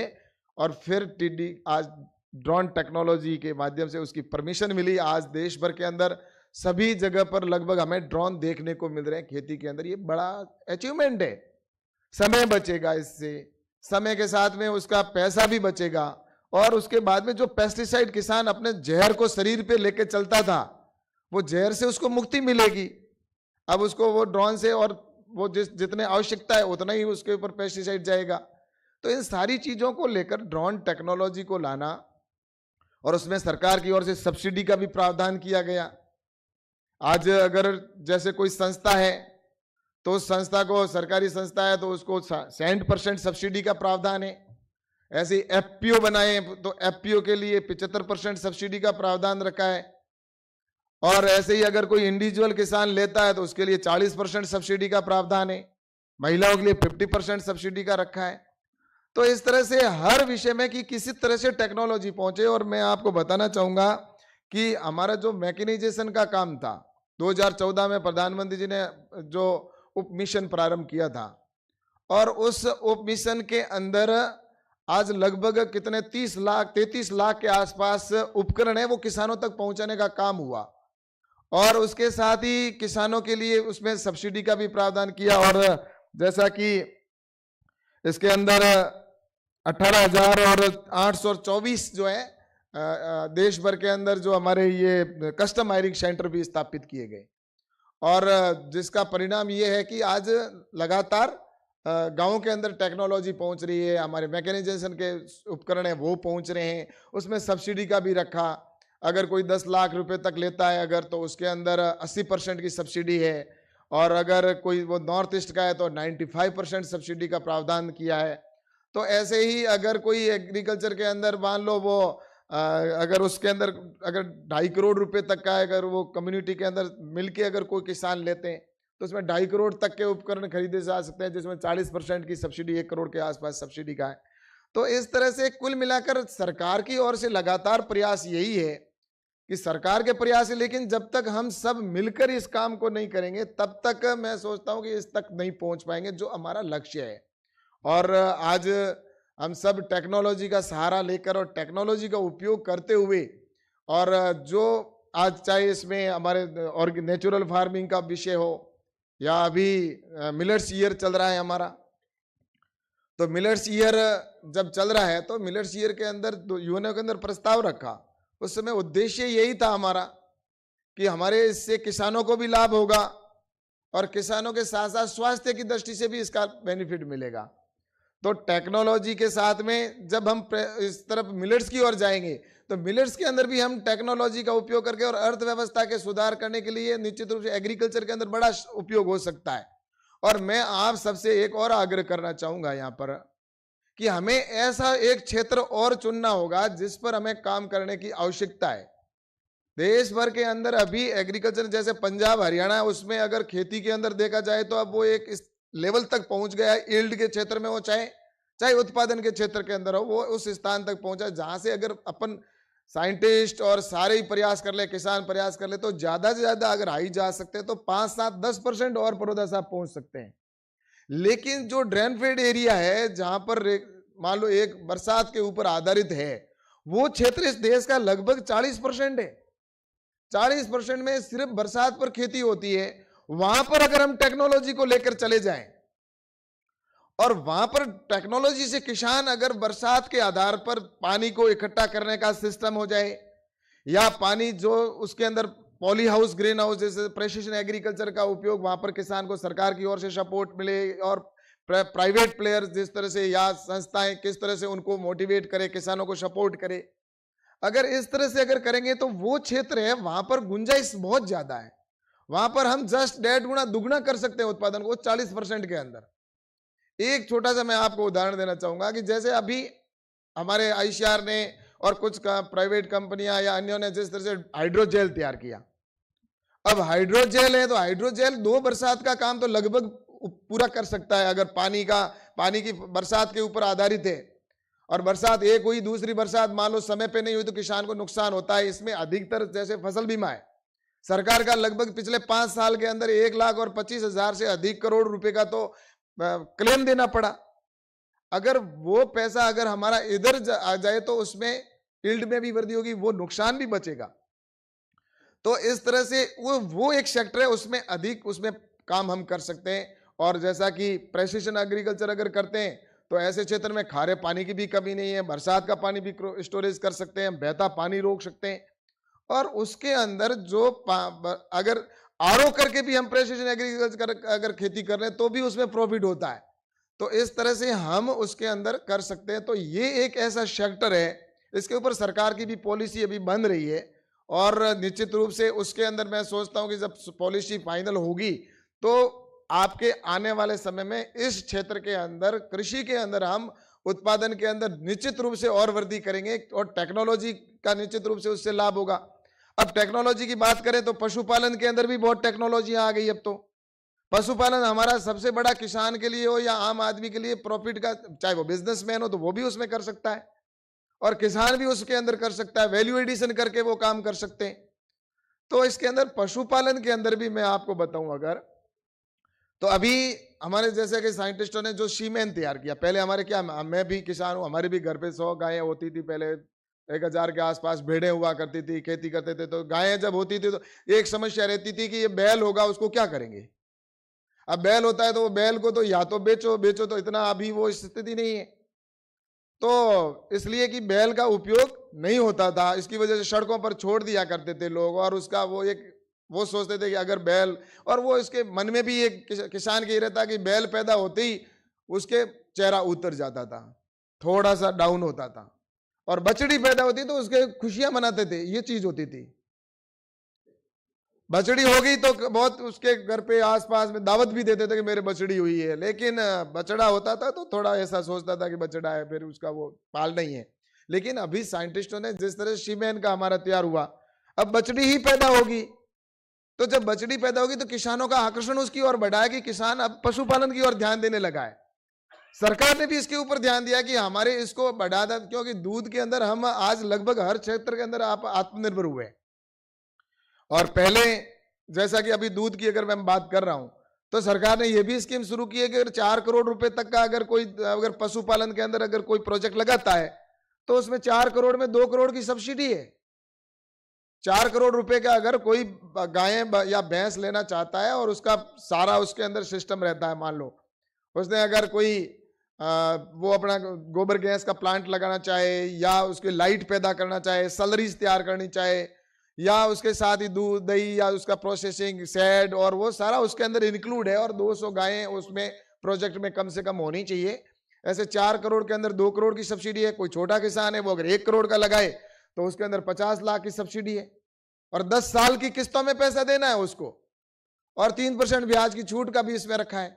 तो ये सब किस लिए किया जा रहा है कि हमारे गांव के किसान हो उनको भी लाभ मिले, इंडस्ट्रीज के लोगों को भी लाभ मिले, और कुल मिलाकर ये कि जब हमारा देश, हम अर्थव्यवस्था, किसान को जब तक लाभ नहीं होगा ना, तब तक हम उसको ये नहीं कल्पना कर सकते कि भारत विकसित राष्ट्र बनेगा। देश की रीढ़ हमारी किसान है। तो इसलिए मैं आज आप सबसे कहना चाहता हूं कि प्रधानमंत्री नरेंद्र मोदी जी ने जिस तरह से मिलेट्स का भी विषय लाए, तो मिलेट्स से हमारे छोटे के किसानों को जिस तरह से आज कम पानी के अंदर वो खेती होने वाली है, मिलेट्स का सबसे ज्यादा उत्पादन हमारे हिंदुस्तान में होता है। अब जब दुनिया में डिमांड बढ़ी है तो आज किसान को लाभ भी मिला है। तो हम उस सेक्टर के अंदर, मैं सभी यहाँ जो इंडस्ट्रीज के लोग जुड़े हुए हैं वहां पर उनसे, और जो एफपीओ बनाकर किसान काम कर रहे हैं उनसे भी मैं ये कहना चाहूंगा कि हम उसके अंदर ऐसे आइटम जिनको हम वैल्यू एडिशन करके और बाजार के अंदर कैसे ज्यादा से ज्यादा मार्केट के अंदर उसकी और लोग आकर्षित हो, तो हमारे देश के अंदर ये जब उत्पादन ज्यादा होगा और इसकी बाई प्रोडक्ट होगा, और वर्ल्ड में जब इसकी डिमांड बढ़ेगी तो हमारे देश को इसकी ज्यादा उसके अंदर जीडीपी के अंदर भी योगदान मिलेगा। तो मैं आप सबसे ये जरूर कहना चाहता हूं कि जब हम नेचुरल फार्मिंग, मिलेट्स की बात करते हैं, पशुपालन की है, हॉर्टिकल्चर है, टेक्नोलॉजी है, प्रेसिशन एग्रीकल्चर है, उसके बाद में सबसे अंत में आता है कि हमारा जो वैल्यू एडिशन की बात करते हैं, तो मेरे युवा साथी हैं वो इसके ऊपर स्टार्टअप के तौर पर बहुत अच्छा काम प्रारंभ किया है। आज कृषि के अंदर भी लगभग 5000 स्टार्टअप हो गए, और वो स्टार्टअप इतना अच्छा काम कर रहे हैं। मैं आपको जाकर उनसे कई बार मैं मिलता हूं, उनके काम को देखता हूं, तो मेरे को विश्वास नहीं होता कि हमारे स्टूडेंट जो इस तरह से, जो कभी पढ़ने वाले और वो एग्रीकल्चर में इस तरह से आगे बढ़ रहे हैं। एक मैं आपको उदाहरण बताना चाहूंगा कि मैं जब मंत्री बन के आया, 4 महीने बाद ही मेरे पास में बिहार के 4 लड़के, 10-12 लड़के आए, जिसमें 4-5 लड़कियां थी, बाकी लड़के थे, और उन्होंने आकर मुझे मशरूम की खेती का एक बोतल के अंदर पैदा करके, वो उन्होंने कहा बोतल के अंदर हमने ये मशरूम पैदा किया, इससे हम बायोडीजल भी बनाते हैं इसके वेस्ट से, और इसके वेस्ट से हम टाइल्स भी तैयार करते हैं और गैस भी तैयार कर रहे हैं। वो सारा उन्होंने प्रोजेक्ट मुझे वहां पर दिखाया। तो मैंने उनको कहा तुम इसका पेटेंट करवा लो। उन लड़कों ने तुरंत जाके 5-7 दिन में पेटेंट करवा के दोबारा मेरे पास आए। मैंने स्टार्टअप के तौर पर उनको 25 लाख रुपए उनको दिलवाने का काम किया, और वो 25 लाख रुपए आज से 4 साल 3.5 साल हो गए पहले दिए थे, और उन 25 लाख से उन्होंने 1000 महिलाओं को रोजगार देना शुरू किया, और आज उसका कम से कम 10 से 15 करोड़ का टर्नओवर प्रारंभ हो गया उस लड़के ने, उस मशरूम के अंदर। उन 10-15 लड़कों ने, मैं ये कहना चाहता हूं कि जब 12th में पढ़ने वाले स्टूडेंटों के दिमाग में ऐसी चीज आ सकती है, तो एग्रीकल्चर के अंदर जो हमारे स्टूडेंट जो एजुकेशन प्राप्त कर रहे हैं, उनको तो मैं कह रहा हूं कि खेती के अंदर आप नौकरी के लिए हमेशा भागते हैं कि नौकरी मिल जाए, मुझे साइंटिस्ट बन जाऊं, या मैं कोई लेक्चरर बन जाऊं, या कहीं पर जाकर किसी फैक्ट्री के अंदर लग जाऊं। इस सोच से हमें निकलना होगा। अगर इस सोच के अगर मेरी नौकरी करने का ही अगर सिस्टम रहेगा कि बस ये कि मुझे तो नौकरी करना है, तो इस देश के अंदर मैं सोचता निश्चित रूप से कहूंगा कि एग्रीकल्चर के अंदर अगर खुद का कोई भी काम करेंगे तो नौकरी से 100 गुना आगे जाएगा वो, इसमें कोई दो राय नहीं है। और मैं जाता भी हूं कई बार यूनिवर्सिटी के अंदर, और वहां जब मैं स्टूडेंटों से रूबरू होता हूं तो मैं उनको पूछता भी हूं, वो एग्रीकल्चर के अंदर बड़ी बड़ी कहते हैं इसमें ये फायदा वो फायदा है, लेकिन जब मैं हाथ खड़े करवा के उनको कहता हूं कि आपने इसमें ऐसे कितने लोग हैं जो नौकरी करना चाहते हैं, तो उनमें सारों के हाथ खड़े हो जाते हैं। तो फिर मैंने कहा इसका फायदा क्या है। इसलिए मैं आपसे कहना चाहता हूं कि आने वाले समय के अंदर हमें उत्तम खेती, मध्यम व्यापार और लास्ट नौकरी था, ये उत्तम खेती हमारी पहले से ही थी, तो अब आने वाले समय के अंदर उत्तम खेती होगी और वो टेक्नोलॉजी के माध्यम से होगी, क्योंकि नए जमाने के अंदर लड़कों को, युवा जो पीढ़ी है उनको उसके अंदर चाहिए, तो उसमें वैल्यू कैसे मिले। तो आज आप सभी यहाँ पर 4-5 वर्ग के लोग सभी यहाँ उपस्थित हुए हैं, तो मैं ये एक इतनी अपने इस सभागार के अंदर बैठे हैं, ये टोली सिर्फ आप ये ना समझे कि हम 50 हो या 500 लोग यहाँ पर बैठ के या 1000 लोग बैठकर क्या कर लेंगे। मैं आपसे कहना चाहता हूं कि प्रत्येक व्यक्ति का योगदान होता है। जब भारत विकसित राष्ट्र बनेगा तो उसमें एक एक व्यक्ति का योगदान होगा। कोई एक ये ना सोचे कि मेरे कहने से या मंत्री जी ने यहाँ पर आकर कह दिया, इन्होंने तो पहले खेती कर ली थी अब ये मंत्री बन गई।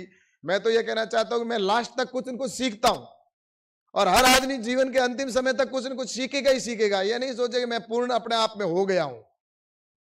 इसलिए पूर्ण कोई व्यक्ति नहीं होता, हर व्यक्ति अंतिम समय तक सीखता है। तो मैं आपसे यह जरूर कहना चाहता हूं कि जब हमारा देश आगे बढ़ रहा है, हमारे नॉलेज जो हमारे को हमने सीखा है उसको हमारे तक सीमित ना रखे, और दूसरे लोगों को, और जो ऐसे किसान, छोटे किसान हैं, उनको ले जाकर हम कैसे नॉलेज को बांटें। अपना हम जितना फैलाएंगे, हम जितना ज्यादा हमारे अपने पास में ज्ञान है। आज धानुका जी अपनी फैक्ट्री चला ही रहे, अपना इनका पेस्टिसाइड का काम चल रहा है। कोई अगर यहाँ पर ये सेमिनार नहीं करते तो भी इनकी कौन सी फैक्ट्री के कुछ असर होने वाला था? कुछ भी नहीं होने वाला था, इनकी वैसे ही चलती है।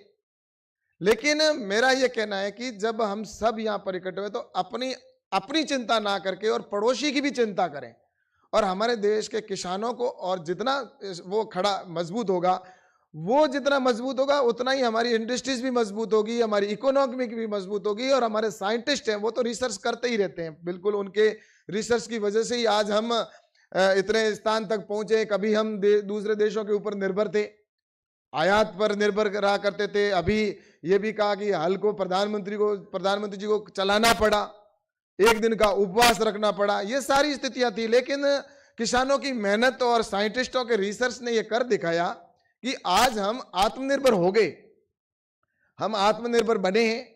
और कुछ में हम विश्व में 1 नंबर पे हैं, तो कुछ 2 नंबर पे हैं, लेकिन 1-2 नंबर पर हम चल रहे हैं विश्व के अंदर।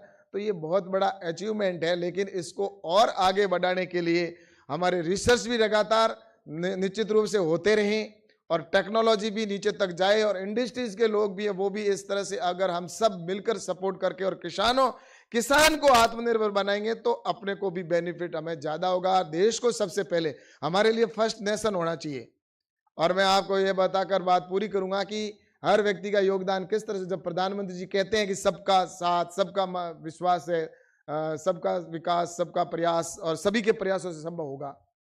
तो मेरा ये कहना है कि अगर आप, जैसा कि यहाँ पर जब भगवान श्री राम गए थे अयोध्या, नहीं, भगवान राम जब जा रहे थे श्रीलंका, तो श्रीलंका जाते राम सेतु बना रहे थे। तो जब राम सेतु बन रहा था तो उस समय एक छोटी सी गिलहरी भी थी, वो भी अपने वहां पर मिट्टी के कण कुछ डाल रही थी उस सेतु के ऊपर। तो वो सेतु के ऊपर जब मिट्टी के कण वो कुछ देर फिर पानी में गीली होती, फिर डाल रही थी, फिर आ रही थी, तो दूसरे जो सैनिक थे, बंदर सैनिक और अन्य सैनिक, उन सैनिकों ने कहा, बहन गिलहरी तू क्यों परेशान हो रही है, तेरे इन छोटे से कणों से इस पुल के ऊपर क्या फर्क पड़ेगा। तो उस गिलहरी का जो जवाब था वो हम सबके लिए प्रेरणादायक है। उस गिलहरी ने कहा कि भविष्य में जब इस पुल का इतिहास लिखा जाएगा तो इस छोटी सी गिलहरी का भी योगदान था, यह अवश्य लिखा जाएगा। तो इसलिए भारत जब विकसित राष्ट्र बन रहा है 2047 में, तो हमारा भी प्रत्येक व्यक्ति का योगदान होगा, तो निश्चित रूप से इतिहास के अंदर अपनी भी उसके अंदर लिखा जाएगा कि हम भी उस समय थे, हमारे प्रयासों से देश आगे बढ़ा। और मैं आपको यह बात कहना चाहता हूं कि हम जब देश का नेतृत्व जब कुछ करने की क्षमता रखता है, सोच रखता है, जो अपने स्वयं के स्वार्थ के लिए ना करके और देश के लिए जब सोचने लग जाता है, तब प्रत्येक व्यक्ति देश का होता है, उसके अंदर भी देशभक्ति जागृत होती है और कुछ करने की होती है। और प्रधानमंत्री नरेंद्र मोदी जी, आपने देखा होगा कि आप लगातार काम कर रहे हैं। आज 24 घंटे होते हैं दिन में, 24 घंटे में आज उनको 18 से 20 घंटे तक उनको काम करते हुए हम लोगों ने देखा है। वो चाहे तो मैं सोचता हूं आज यहां पर जितने लोग बैठे हैं, हर व्यक्ति को अगर कह दिया कि सबसे आपको पद अगर चाहिए तो कौन सा पद लेना पसंद करोगे देश में, तो कोई यही कहेगा प्रधानमंत्री बनना चाहता हूं। क्यों भाई साहब, सही है गलत है? प्रधानमंत्री की बात करेगा। लेकिन उसका मेरा यह कहने का मतलब है कि जब प्रधानमंत्री नरेंद्र मोदी जी ने वो पद प्राप्त कर लिया, फिर उसके बाद में इतना क्यों कर रहे हैं? वो इसलिए कर रहे हैं, उनको चाहिए जो चाहिए वो चीज तो मिल चुकी, लेकिन उसके बावजूद भी वो 18 घंटे 20 घंटे काम इसलिए करते हैं कि उनको देश को आगे बढ़ाना है और भारत को विकसित राष्ट्र बनाना है, भारत को विश्व गुरु बनाना है। वो अपने स्वार्थ के लिए, स्वयं के लिए नहीं कर रहे हैं। इसलिए जब प्रधानमंत्री जी इतना काम कर रहे हैं, तो हम सब मिलकर भी अपनी जो जिस क्षेत्र के अंदर काम कर रहे हैं उसमें परिश्रम की पराकाष्ठा तक क्यों नहीं पहुंच सकते? और वो जब पहुंचेंगे, आपको जापान हमारे साथ ही, तो उसके ऊपर भी तो परमाणु बम गिरे थे 1945 के अंदर, द्वितीय विश्व युद्ध के अंदर, वो भी तो बर्बाद हो गया था। लेकिन जापान दूसरे देशों में इन्वेस्टमेंट कर रहा है, लेकिन हिंदुस्तान के अंदर उस तरह की सोच के लोग नहीं रहे। जापान के अंदर जो लोग काम करते थे, मजदूरी पे भी जाते थे, तो वो जिनका 5 बजे तक का शाम का टाइम होता था ड्यूटी पे, तो वो ड्यूटी पे रात को 8-8, 9-9 बजे तक काम करते थे।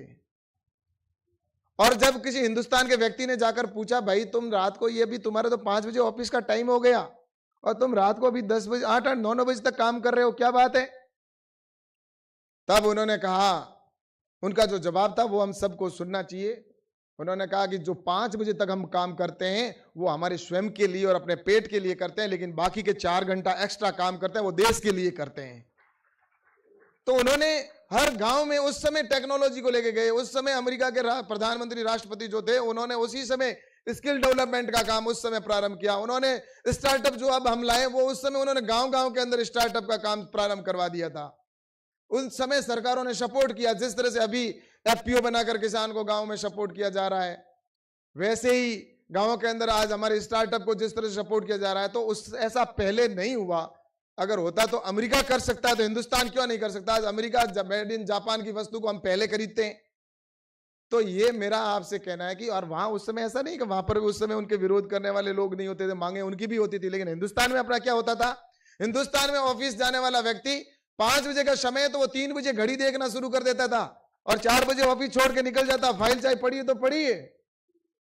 ये जो आज देश के अंदर हर व्यक्ति के अंदर जो काम किया आज प्रधानमंत्री नरेंद्र मोदी जी ने जो किया है, तो मैं दावे के साथ में कह सकता हूं, समय बातें बहुत है करने की, लेकिन समय का अभाव है। समय और भी हमारे बोलेंगे, आप सबको भी निश्चित रूप से व्यस्तता है। मैं आप सबसे यही कहना चाहता हूं कि जब नई टेक्नोलॉजी की बात है, एग्रीकल्चर की बात है, तो प्रत्येक व्यक्ति को, हम सबको मिलकर आने वाले समय के अंदर हमें देश को आगे बढ़ाना है। सरकार की योजनाओं को किस तरह से हम किसान तक पहुंचाएं। आज मुझे यह बताते हुए खुशी है कि जिस तरह से बजट के अंदर भी आपने देखा होगा, बजट भी प्रधानमंत्री नरेंद्र मोदी जी जब बने थे 14 तक, कृषि का बजट ही टोटल कितना 22,000 करोड़ रुपए था। देश की आबादी 70% किसानों की, लेकिन कृषि का बजट 22,000 23,000 करोड़ रुपए अधिकतम रहा। लेकिन प्रधानमंत्री जी ने चाहे आज इतनी योजनाएं प्रारंभ की, आज कृषि का बजट ही है वो 1,25,000 करोड़ रुपए है, यानी कि 5 गुना वृद्धि की गई, गांव तक पहुंचने लगा, योजनाएं पहुंची है। तो सरकार का यही है आपसे आग्रह, मेरा आप सबसे यही निवेदन है कि मैं किसान के बेटे के नाते भी आपसे कहना चाहता हूं और निश्चित रूप से आप सबसे आग्रह करूंगा कि आने वाले समय में जो ये धानुका जी के उद्देश्य है, आपके विभिन्न सत्रों के अंदर बहुत विषय आएंगे, उन सभी विषयों को लेकर जाकर आप नीचे कैसे हम अपने क्षेत्र के कृषि किसान कैसे उसका उपयोग ले, हमारे जो साइंटिस्ट है वो इसमें नया कैसे और कुछ कर सकते हैं, तो ऐसे ही हमारे इंडस्ट्रीज के लोग हैं, वो वैल्यू एडिशन करके और किसान को कैसे हम ज्यादा बेनिफिट दे सकते हैं सरकार की ओर से। जैसा पेस्टिसाइड की धानुका जी कह रहे थे कि कुछ हमें अपनी खुद की जो ब्रांड है वो जो होना चाहिए, वो उसकी गुणवत्ता है, उसके ऊपर विशेष ध्यान देने की आवश्यकता है। इंडस्ट्रीज के भी लोगों से मैं कहना चाहूंगा कि जब हम एक्सपोर्ट के अंदर जब बढ़ रहे हैं, अगर एक व्यक्ति होता है उसका अगर एक्सपोर्ट के अंदर जब अगर कोई क्वालिटी के अंदर फर्क आता है तो उसकी वजह से पूरे देश को सुनना पड़ता है। तो मैं सोचता हूं कि उसकी खुद की वेल जो है उसकी जो गुडविल है उसकी तो होती है, लेकिन देश की भी गुडविल के ऊपर असर पड़ता है। तो अपनी एक तो वैल्यू एडिशन है, जो जिस तरह से उसको अपनी जो गुणवत्ता है उसको भी अपने को बरकरार रखते हुए, और एक्सपोर्ट को हम कैसे बढ़ाएं और किसान को कैसे लाभ दें, और नई टेक्नोलॉजी का सहारा लेकर हम देश को कैसे और तरक्की के साथ आगे बढ़ा सकते हैं। तो इसमें आप सबके सहयोग से निश्चित रूप से सफल होगा, और इसीलिए सबका साथ, सबका विकास, सबका विश्वास और सबके प्रयास से हम आने वाले कल में भारत को कृषि के माध्यम से, और जो जीडीपी के अंदर जो पहले कभी 50% का योगदान था, हम इसी तरह का प्रयास करेंगे कि आने वाले समय के अंदर कृषि का भी योगदान जीडीपी के अंदर सबसे सर्वाधिक हो। ऐसा मैं आप सबसे आग्रह करते हुए आप सबको बहुत बहुत धन्यवाद देता हूं। बहुत बहुत आभार। जय हिंद, जय भारत।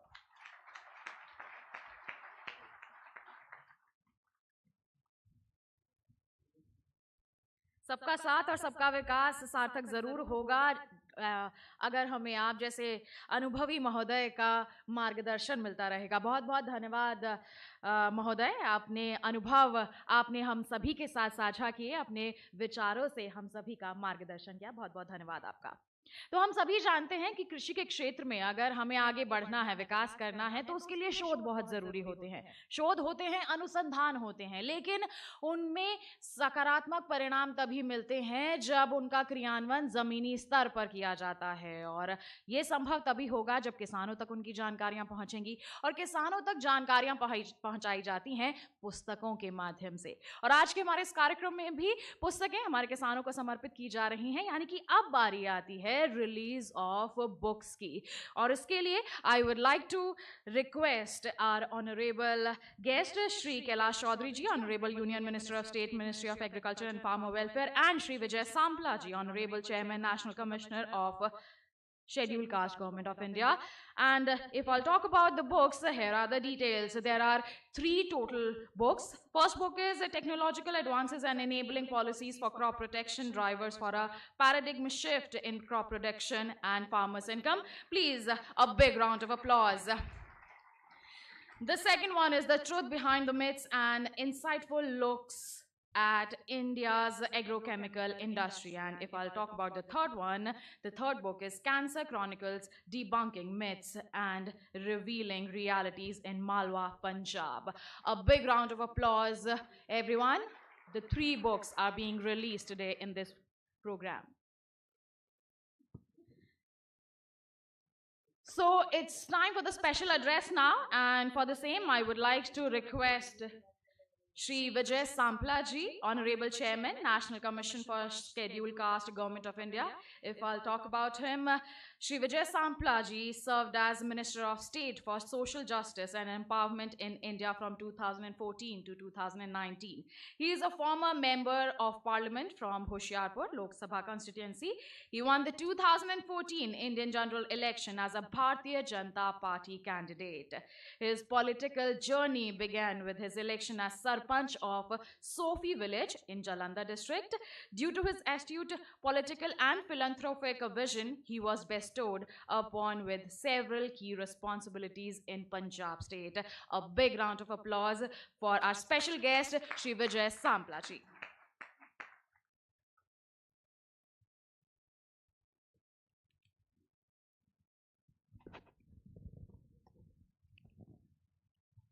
बहुत ही सत्कारयोग मंचासीन हमारे कृषि मंत्री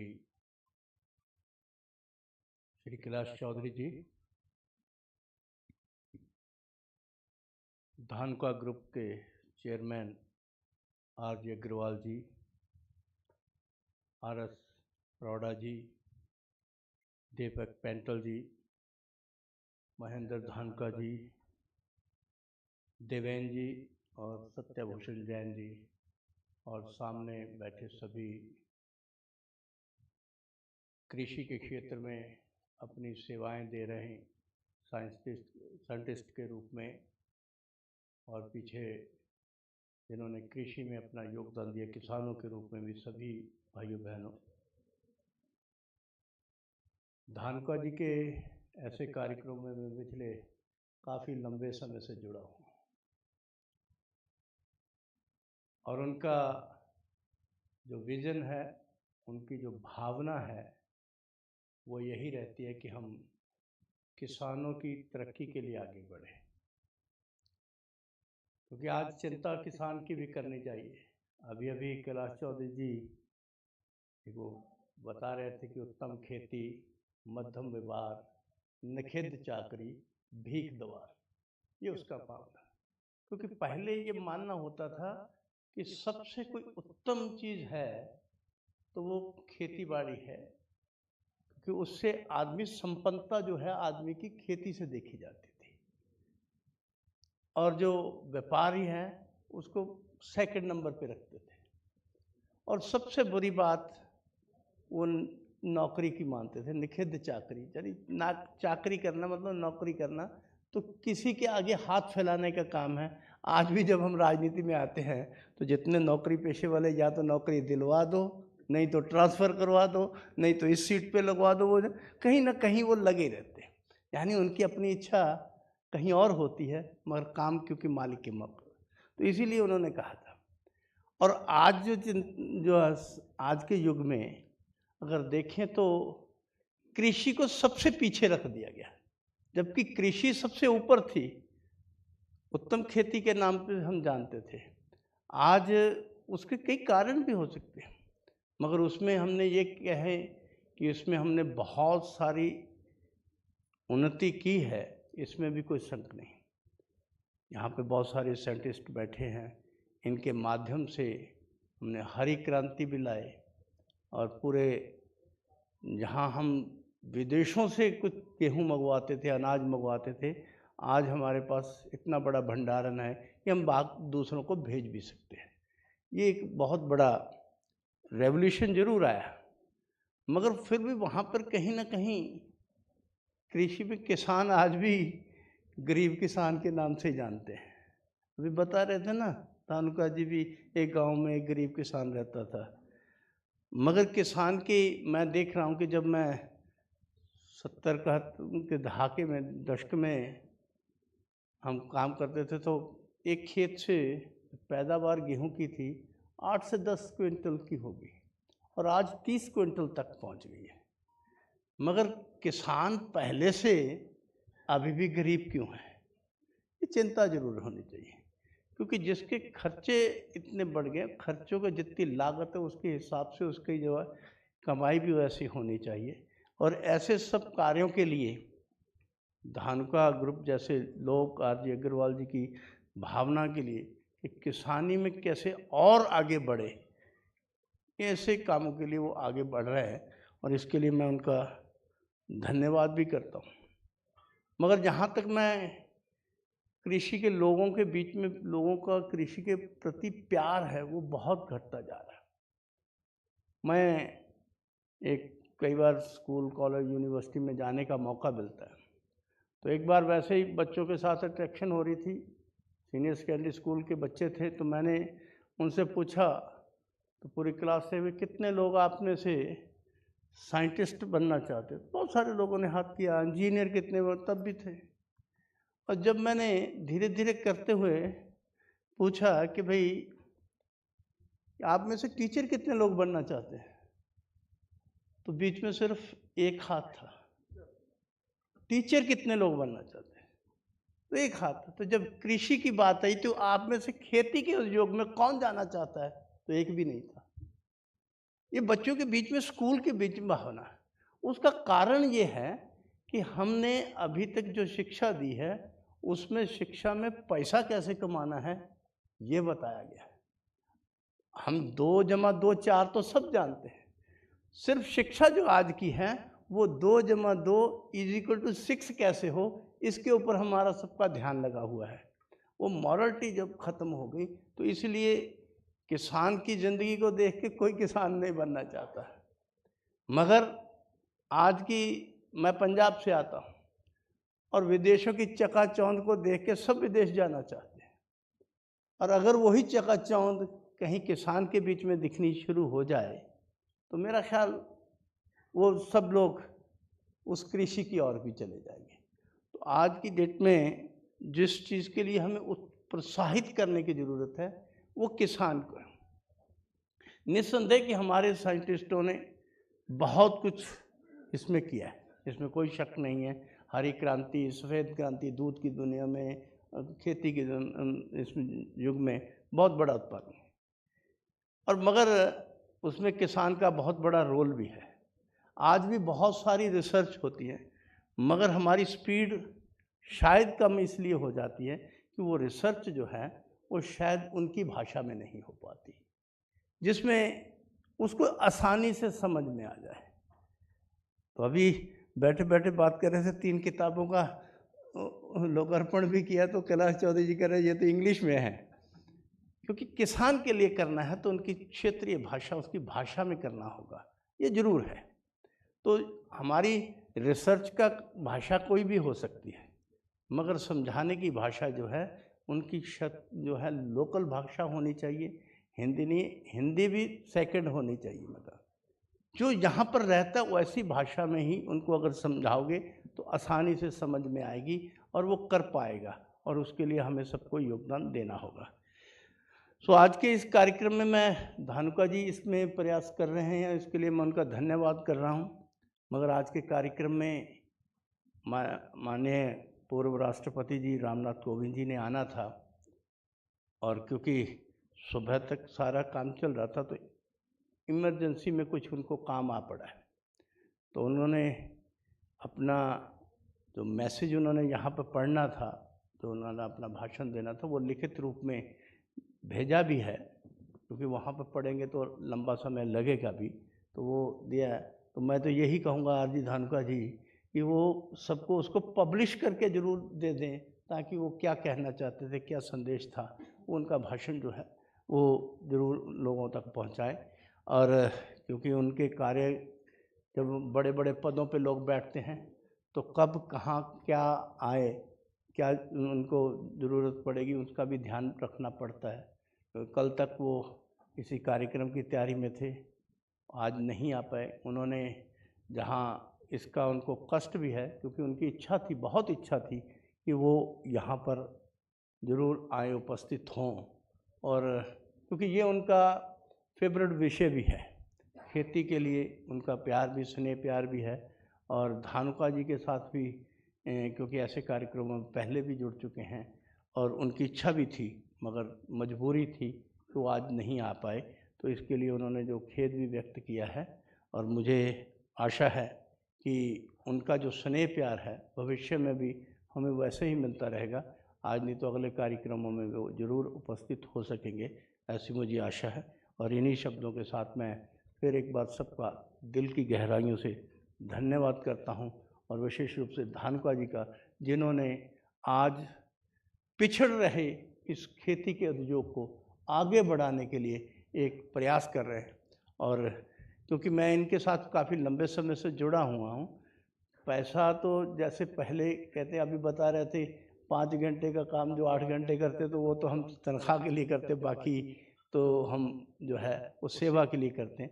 अगर देखा जाए तो पैसा तो इन्होंने जितना कमाना था इन्होंने भी कमा लिया।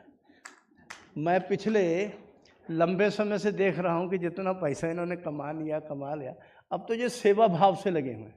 अभी मैंने इनके स्कूल का एक आपके राजस्थान में वो शिलान्यास भी मुझे करने का मौका मिला, और उसका लोकार्पण भी में भी जब अनावरण हुआ तो उसमें भी उसके, हाँ जी, वो भी उसका भी, क्योंकि शिक्षा के क्षेत्र में भी जहाँ स्कूल नहीं है वहाँ जाकर इनकी शिक्षा हो, वहीं भी, यानी कहने का मतलब समाज सेवा के काम में भी लगे हुए हैं।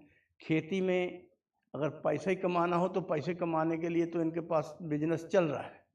अब ये खेती के लिए बीच में ये साइंटिस्ट लोगों को बुला कर यही कहना चाहते हैं कि हमें इसको और कैसे आगे बढ़ाएं, ये इनकी मन की भावना है। और मैं तो भगवान से दुआ करूंगा कि जो इनके मन में है किसानों के प्रति भगवान सबके मनों में लाए और इनको और ताकत दे, ताकि ये खेती को और जो उन्नत बनाएं। और आज जो पहले हमारे बुजुर्ग उत्तम खेती की बात करते थे, उसे फिर पुनः जो है सजीव करके उत्तम खेती के रूप में हम फिर विकसित हो, और भारत 2047 में विकसित नहीं, आत्मनिर्भर होगा। आत्मनिर्भर नहीं, दूसरों को भी पेट भरने के लिए, उनके लिए काम करेगा। ऐसी हमारी कामनाओं के साथ प्रधानमंत्री को भी बधाई देते हैं, और साथ साथ हम धानुका जी को बधाई देते हुए आपसे क्षमा चाहता हूँ। जय हिंद, जय जवान, जय किसान।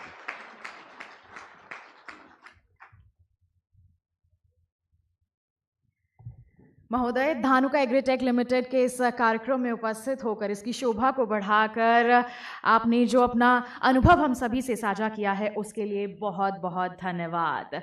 ज्ञान तो जितना भी हासिल कर लिया जाए वो कम नहीं होता, लेकिन समय का भी ध्यान रखना बहुत ज़रूरी हो जाता है। So we have reached to the end of our inaugural session, and for the vote of thanks I would like to invite और call Mr. M.K. Dhanuka, Managing Director, Dhanuka Agritech Limited. He is an eminent personality with vast and rich experience in the pharma and agrochemicals industry. His never say die attitude and ability to build trust and credibility with the DAL team has been instrumental in transforming 1980s small startup into a massive 1400 plus crore company. Here we welcome Mr. M.K. Dhanuka.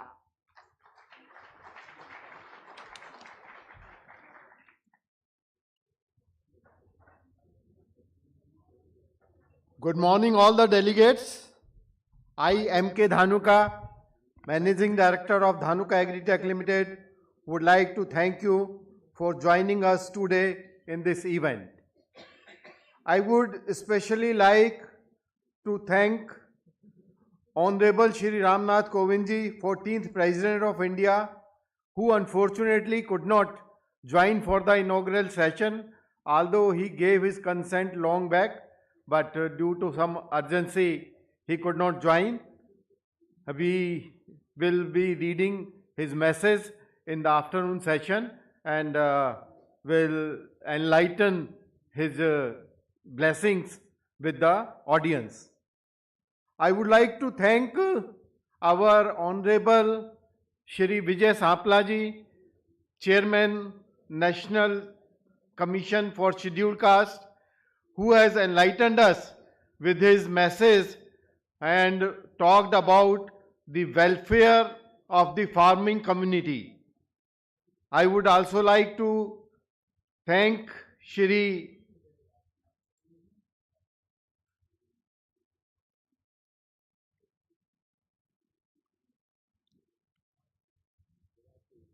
Kailash Chaudhary ji, our Honorable Rajya Mantri Krishi and Farmers Welfare, who talked about agriculture because he is associated with agriculture from his childhood.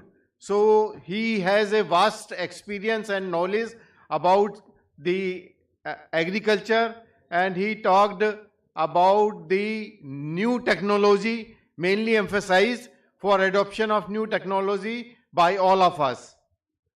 I would like to thank Dr. Deepak Pental and Dr. R.S. Paroda for sharing with us the importance of innovation and new technology such as GM crops for accelerating agriculture and economic growth.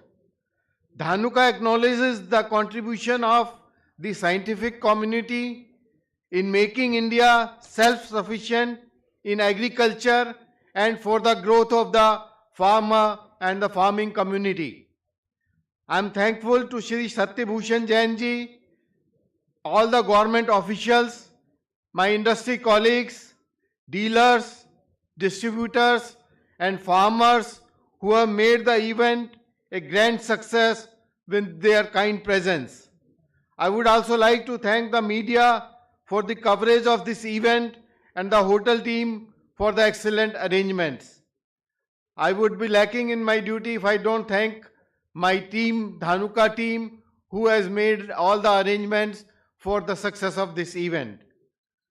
Dhanuka stands for the honor, pride, and abundance of the farmer and the farming community, and we will continue to service the Indian farmers and Indian farming community with your kind support in years to come.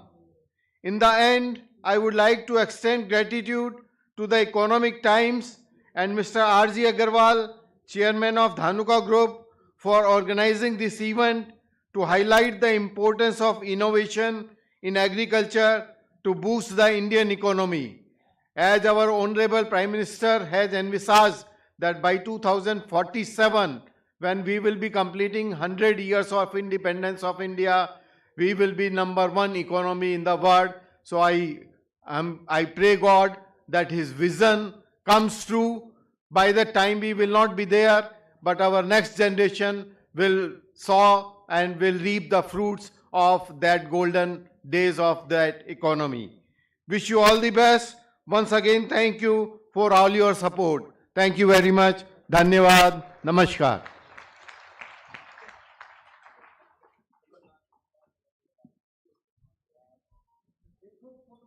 Thank you very much, everyone. As the inaugural session ends, we would like to inform you, you have to wait for a while. We are taking a group photo of our dignitaries.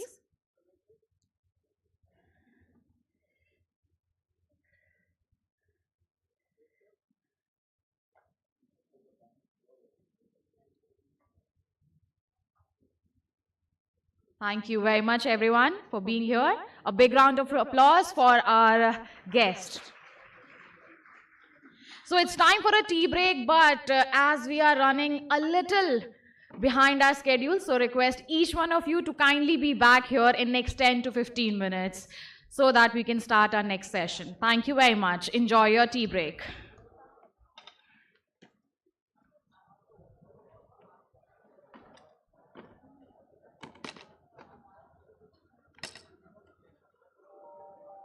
पूछिए किसी भी किसान से, छोटा हो या बड़ा, कितना बेशकीमती होता है उसके लिए जमीन का एक टुकड़ा। जमीन के उस टुकड़े में हर किसान सपने बोता है, कड़कती धूप हो या आंधी तूफान, फसलों में खुद उगता है, फसलों के साथ सोता है, जानता है मौसम के मिजाज पर उसका बस नहीं, मेहनत, लगन, उम्मीद, जुनून, बस यही उसकी जिंदगी है। सींचता है खेत को अपने पसीने से, धानुका पर विश्वास से, हौसलों से अपने सीने को। महज अन्नदाता कहने से काम नहीं बनता है। ऐ किसान, तुझे पूरे देश का प्रणाम तो बनता है। धानुका, इंडिया का प्रणाम हर किसान के नाम। पूछिए किसी भी किसान से, छोटा हो या बड़ा, कितना बेशकीमती होता है उसके लिए जमीन का एक टुकड़ा। जमीन के उस टुकड़े में हर किसान सपने बोता है, कड़कती धूप हो या आंधी तूफान, फसलों में खुद उगता है, फसलों के साथ सोता है, जानता है मौसम के मिजाज पर उसका बस नहीं, मेहनत, लगन, उम्मीद, जुनून, बस यही उसकी जिंदगी है।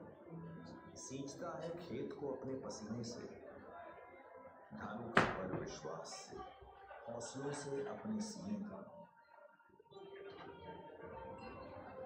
महज अन्नदाता कहने से काम नहीं बनता है। ऐ किसान, तुझे पूरे देश का प्रणाम तो बनता है। धानुका, इंडिया का प्रणाम हर किसान के नाम। पूछिए किसी भी किसान से, छोटा हो या बड़ा, कितना बेशकीमती होता है उसके लिए जमीन का एक टुकड़ा। जमीन के उस टुकड़े में हर किसान सपने बोता है, कड़कती धूप हो या आंधी तूफान, फसलों में खुद उगता है, फसलों के साथ सोता है, जानता है मौसम के मिजाज पर उसका बस नहीं, मेहनत, लगन, उम्मीद, जुनून, बस यही उसकी जिंदगी है।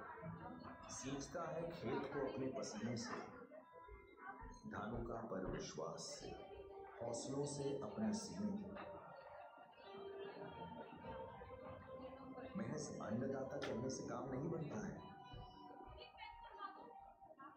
ए किसान, तुझे पूरे देश का प्रणाम तो बनता है। धानु का, इंडिया का प्रणाम हर किसान के नाम। भारत के दिल में जहाँ लहलहाते हैं हरे भरे खेत, जहाँ किसानों का गर्व फसलों के रूप में खिलखिलाता है, जहाँ नृत्य करती हुई ईबड़ उल्लासित हरी भरी फसलें हैं, हम प्रतिबद्ध हैं अपनी भूमि पर अधिक उपज एवं बेहतर खाद्य गुणवत्ता प्रदान करने के लिए। हजारों सपनों को नया रंग देने के लिए पेश है धानुका एग्रीटेक लिमिटेड। वर्ष 1980 में स्थापित धानुका एग्रीटेक लिमिटेड 56 वर्षीय धानुका समूह का एक भाग है और ये ऐसी कृषि रसायन कंपनियों में से एक है जो भारत में तेजी से अपनी पहचान बना रही है। नित नए तकनीक, स्थिरता और वैश्विक सहयोग पर पर्याप्त रूप से ध्यान केंद्रित करने के साथ ही धानुका आज पूरे विश्व में कृषि रसायन उद्योग में एक विश्वसनीय ब्रांड के रूप में स्थापित हो गया है।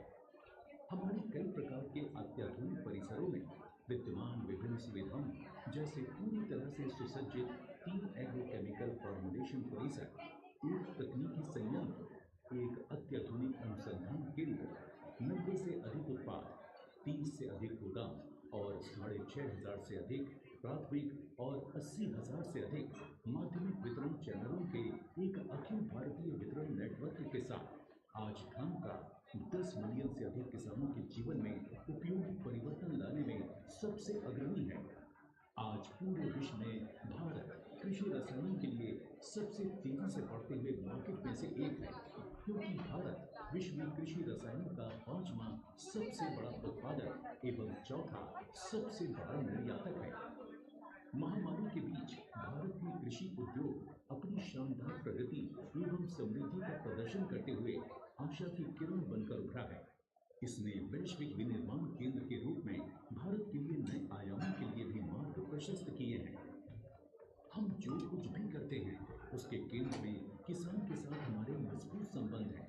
इसी विचार को और मजबूत करते हुए हमने हाल ही में इंडिया का प्रणाम हर किसान के नाम अभियान का शुभारंभ किया है, जो पूर्णतया किसानों के लिए समर्पित है एवं हमारे समाज में उनके अतुलनीय योगदान को प्रदान करता है। वर्ष 1997 में स्थापित किए गए फार्मास्यूटिकल विभाजन के साथ हमने एक नई यात्रा शुरू की। वर्ष 2020 में ऑर्किड फार्मास्यूटिकल के अधिग्रहण के साथ हमारा फार्मास्यूटिकल दुगने से अधिक बढ़कर $130 मिलियन हो गया है। इस अधिग्रहण से न केवल अमेरिका, यूरोप और जापान जैसे वैश्विक फार्मास्यूटिकल मार्केट में कंपनी ने अपनी उपस्थिति दर्ज कराई है, बल्कि कंपनी के मौजूदा पोर्टफोलियो के मूल्यों में भी वृद्धि हुई है। वैश्विक बाजार की जरूरत को पूरा करने के लिए हमने हाल ही में गुजरात के दहेज क्षेत्र में एक अत्याधुनिक तकनीकी संयंत्र शुरू किया है। आप सभी के सहयोग से ही हम और सशक्त बनते हैं। हम कृषि के माध्यम से भारत का पुनर्निर्माण कर रहे हैं।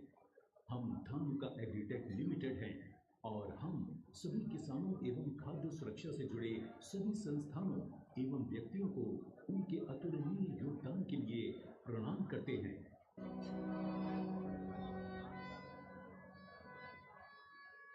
भारत के दिल में जहाँ लहलहाते हैं हरे भरे खेत, जहाँ किसानों का गर्व फसलों के रूप में खिलखिलाता है, जहाँ नृत्य करती हुई एवं उल्लासित हरी भरी फसलें हैं, हम प्रतिबद्ध हैं अपनी भूमि पर अधिक उपज एवं बेहतर खाद्य गुणवत्ता प्रदान करने के लिए। हजारों सपनों को नया रंग देने के लिए पेश है धानुका एग्रीटेक लिमिटेड। वर्ष 1980 में स्थापित धानुका एग्रीटेक लिमिटेड 56 वर्षीय धानुका समूह का एक भाग है और ये ऐसी कृषि रसायन कंपनियों में से एक है जो भारत में तेजी से अपनी पहचान बना रही है। नित नए कदमों, स्थिरता और वैश्विक सहयोग पर पर्याप्त रूप से ध्यान केंद्रित करने के साथ ही धानुका आज पूरे विश्व में कृषि रसायन उद्योग में एक विश्वसनीय ब्रांड के रूप में स्थापित हो गया है। हमारी कई प्रकार के अत्याधुनिक परिसरों में विद्यमान विभिन्न सुविधाओं जैसे पूरी तरह से सुसज्जित 3 एग्रोकेमिकल फॉर्मुलेशन परिसर, एक तकनीकी संयंत्र, एक अत्याधुनिक अनुसंधान केंद्र, 90 से अधिक उत्पाद, 30 से अधिक गोदाम और 6,500 से अधिक प्राथमिक और 80,000 से अधिक माध्यमिक वितरण चैनलों के एक अखिल भारतीय वितरण नेटवर्क के साथ आज धान का 10 मिलियन से अधिक किसानों के जीवन में उपयोगी परिवर्तन लाने में सबसे अग्रणी है। आज पूरे विश्व में भारत कृषि रसायनों के लिए सबसे तेजी से बढ़ते हुए मार्केट में से एक है, क्योंकि भारत विश्व में कृषि रसायनों का 5वां सबसे बड़ा उत्पादक एवं चौथा सबसे बड़ा निर्यातक है। हर किसान के नाम अभियान का शुभारंभ किया है, जो पूर्णतया किसानों के लिए समर्पित है एवं हमारे समाज में उनके अतुलनीय योगदान को प्रणाम करता है। वर्ष 1997 में स्थापित किए गए फार्मास्यूटिकल विभाजन के साथ हमने एक नई यात्रा शुरू की। वर्ष 2020 में ऑर्किड फार्मास्यूटिकल के अधिग्रहण के साथ हमारा फार्मास्यूटिकल दुगने से अधिक बढ़कर $130 मिलियन हो गया है। इस अधिग्रहण से न केवल अमेरिका, यूरोप और जापान जैसे वैश्विक फार्मास्यूटिकल मार्केट में कंपनी ने अपनी उपस्थिति दर्ज कराई है, बल्कि कंपनी के मौजूदा पोर्टफोलियो के मूल्यों में भी वृद्धि हुई है। वैश्विक बाजार की जरूरत को पूरा करने के लिए हमने हाल ही में गुजरात के दहेज क्षेत्र में एक अत्याधुनिक तकनीकी संयंत्र शुरू किया है। आप सभी के सहयोग से ही हम और सशक्त बनते हैं। हम कृषि के माध्यम से भारत का पुनर्निर्माण कर रहे हैं। हम धानुका एग्रीटेक लिमिटेड हैं और हम सभी किसानों एवं खाद्य सुरक्षा से जुड़े सभी संस्थानों एवं व्यक्तियों को उनके अतुलनीय योगदान के लिए प्रणाम करते हैं।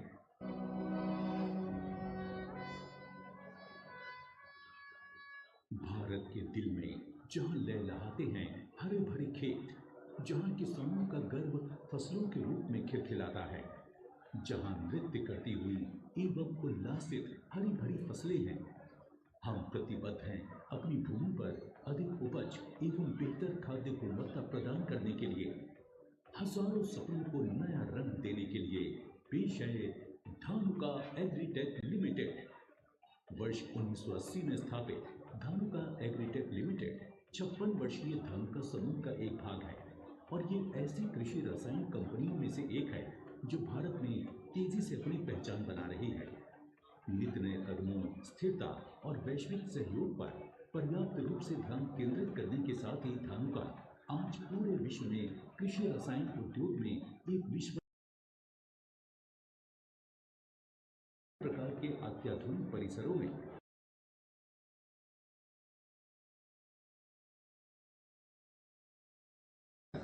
एक तकनीकी संयंत्र, एक अत्याधुनिक अनुसंधान केंद्र, 1000 से अधिक माध्यमिक वितरण चैनलों के एक अखिल भारतीय वितरण नेटवर्क के साथ आज धानुका 10 मिलियन से अधिक किसानों के जीवन में उपयोगी परिवर्तन। आज पूरे विश्व में भारत कृषि रसायनों के लिए सबसे तेजी से बढ़ते हुए मार्केट में से एक है, क्योंकि भारत विश्व में कृषि रसायनों का 5वां सबसे बड़ा उत्पादक एवं चौथा सबसे बड़ा निर्यातक है। महामारी के बीच भारत में कृषि उद्योग अपनी शानदार प्रगति एवं समृद्धि का प्रदर्शन करते हुए आशा की किरण बनकर उभरा है। इसने वैश्विक विनिर्माण केंद्र के रूप में भारत के लिए नए आयामों के लिए मार्ग। उसके केंद्र में किसान के साथ हमारे मजबूत संबंध हैं। इसी विचार को और मजबूत करते हुए हमने हाल ही में इंडिया का प्रणाम हर किसान के नाम अभियान का शुभारंभ किया है, जो पूर्णतया किसानों के लिए समर्पित है एवं हमारे समाज में उनके अतुलनीय योगदान को प्रणाम करता है। वर्ष 1997 में स्थापित किए गए फार्मास्यूटिकल विभाजन के साथ हमने एक नई यात्रा शुरू की। वर्ष 2020 में ऑर्किड फार्मास्यूटिकल के अधिग्रहण के साथ हमारा फार्मास्यूटिकल दुगने से अधिक बढ़कर $130 मिलियन हो गया है।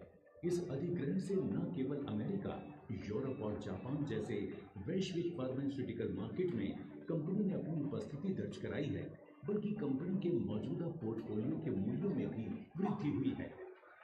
वैश्विक बाजार की जरूरत को पूरा करने के लिए हमने हाल ही में गुजरात के दहेज क्षेत्र में एक अत्याधुनिक तकनीकी संयंत्र शुरू किया है। आप सभी के सहयोग से ही हम और सशक्त बनते हैं। हम कृषि के माध्यम से भारत का पुनर्निर्माण कर रहे हैं। हम धानुका एग्रीटेक लिमिटेड हैं और हम सभी किसानों एवं खाद्य सुरक्षा से जुड़े सभी संस्थानों एवं व्यक्तियों को उनके अतुलनीय योगदान के लिए प्रणाम करते हैं।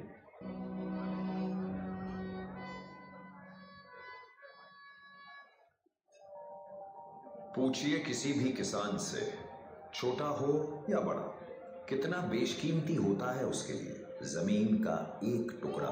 जमीन के उस टुकड़े में हर किसान सपने बोता है। कड़कती धूप हो या आंधी तूफान, फसलों में खुद उगता है, फसलों के साथ सोता है।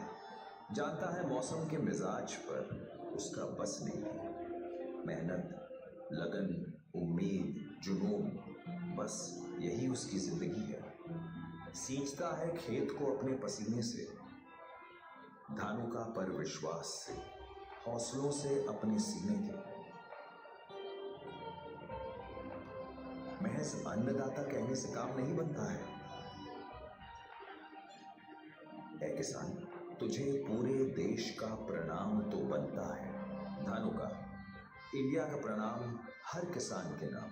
भारत के दिल में जहाँ लहलहाते हैं हरे भरे खेत, जहाँ किसानों का गर्व फसलों के रूप में खिलखिलाता है, जहाँ नृत्य करती हुई एवं उल्लासित हरी भरी फसलें हैं, हम प्रतिबद्ध हैं अपनी भूमि पर अधिक उपज एवं बेहतर खाद्य गुणवत्ता प्रदान करने के लिए। हजारों सपनों को नया रंग देने के लिए पेश है धानुका एग्रीटेक लिमिटेड। वर्ष 1980 में स्थापित धानुका एग्रीटेक लिमिटेड 56 वर्षीय धानुका समूह का एक भाग है और ये ऐसी कृषि रसायन कंपनियों में से एक है जो भारत में तेजी से अपनी पहचान बना रही है। नित नए कदमों, स्थिरता और वैश्विक सहयोग पर पर्याप्त रूप से ध्यान केंद्रित करने के साथ ही धानुका आज पूरे विश्व में कृषि रसायन उद्योग में एक विश्वसनीय ब्रांड के रूप में स्थापित हो गया है। हमारी कई प्रकार के अत्याधुनिक परिसरों में विद्यमान विभिन्न सुविधाओं जैसे पूरी तरह से सुसज्जित 3 एग्रोकेमिकल फॉर्मुलेशन परिसर, एक तकनीकी संयंत्र, एक अत्याधुनिक अनुसंधान केंद्र, 90 से अधिक उत्पाद, 30 से अधिक गोदाम और 6,500 से अधिक प्राथमिक और 80,000 से अधिक माध्यमिक वितरण चैनलों के एक अखिल भारतीय वितरण नेटवर्क के साथ आज धानुका 10 मिलियन से अधिक किसानों के जीवन में उपयोगी परिवर्तन लाने में सबसे अग्रणी है। आज पूरे विश्व में भारत कृषि रसायनों के लिए सबसे तेजी से बढ़ते हुए मार्केट में से एक है, क्योंकि भारत विश्व में कृषि रसायनों का 5वां सबसे बड़ा उत्पादक एवं 4था सबसे बड़ा निर्यातक है। महामारी के बीच भारत में कृषि उद्योग अपनी शानदार प्रगति एवं समृद्धि का प्रदर्शन करते हुए आशा की किरण बनकर उठा है। इसने वैश्विक विनिर्माण केंद्र के रूप में भारत के लिए नए आयामों के लिए भी मार्ग प्रशस्त किए हैं। हम जो कुछ भी करते हैं उसके केंद्र में किसान के साथ हमारे मजबूत संबंध है।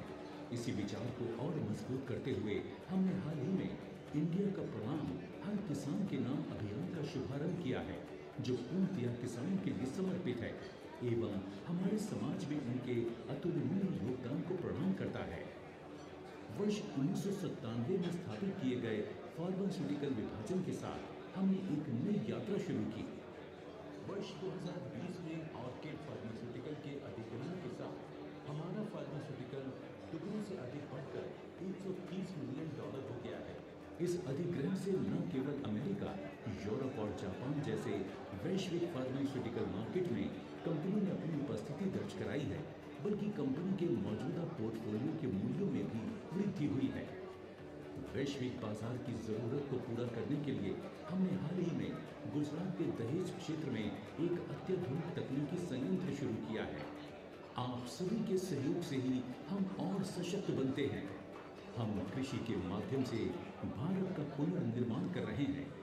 हम धानुका एग्रीटेक लिमिटेड हैं और हम सभी किसानों एवं खाद्य सुरक्षा से जुड़े सभी संस्थानों एवं व्यक्तियों को उनके अतुलनीय योगदान के लिए प्रणाम करते हैं।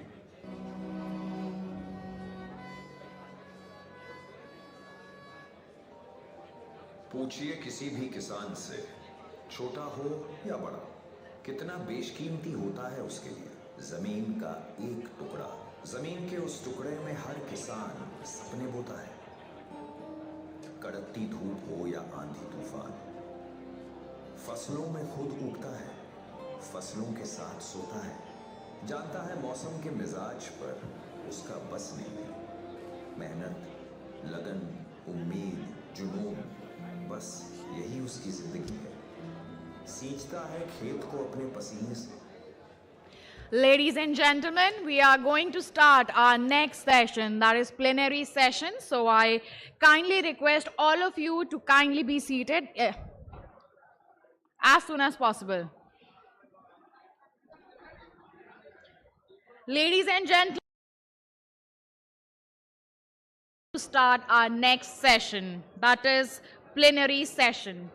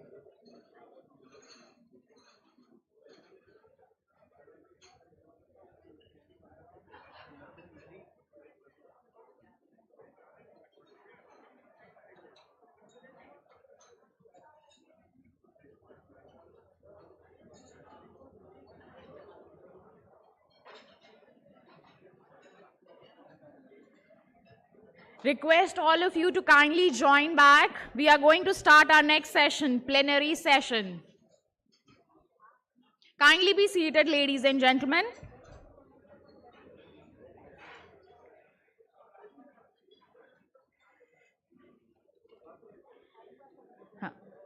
I request all of you to kindly be seated. We are going to begin our next plenary session. Our speakers request you to kindly come here. Ladies and gentlemen, we are going to start a new session, that is plenary session. Request you to kindly make yourself comfortable and join us.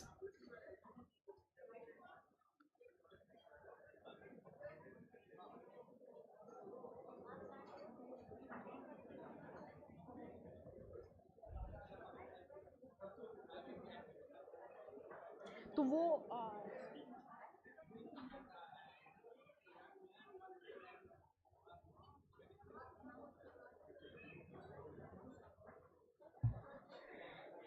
So as we start our plenary session, I would like to call upon dais the member of this session, our honorable guest of the session, Mr. Pawan Jindal.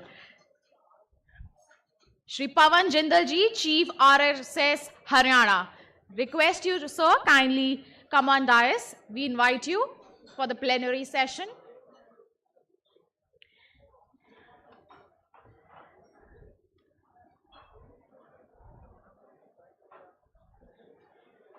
Our guest for the session is going to be here in a while. Request all of you to kindly be seated. We are going to start the session.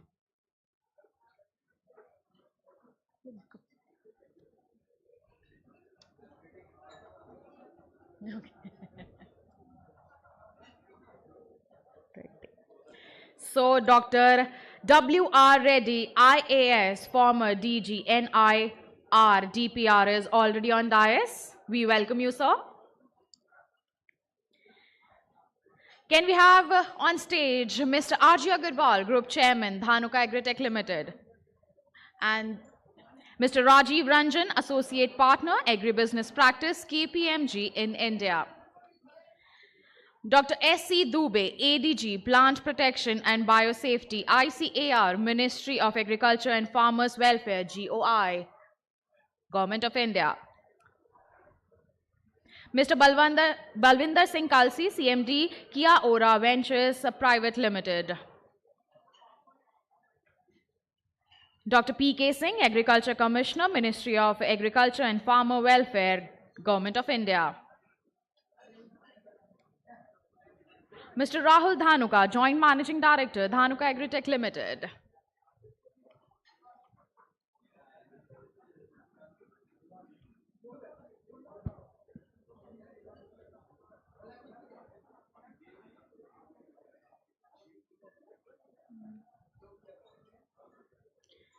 Ladies and gentlemen, our speakers has joined us, so I request all of you to kindly be seated.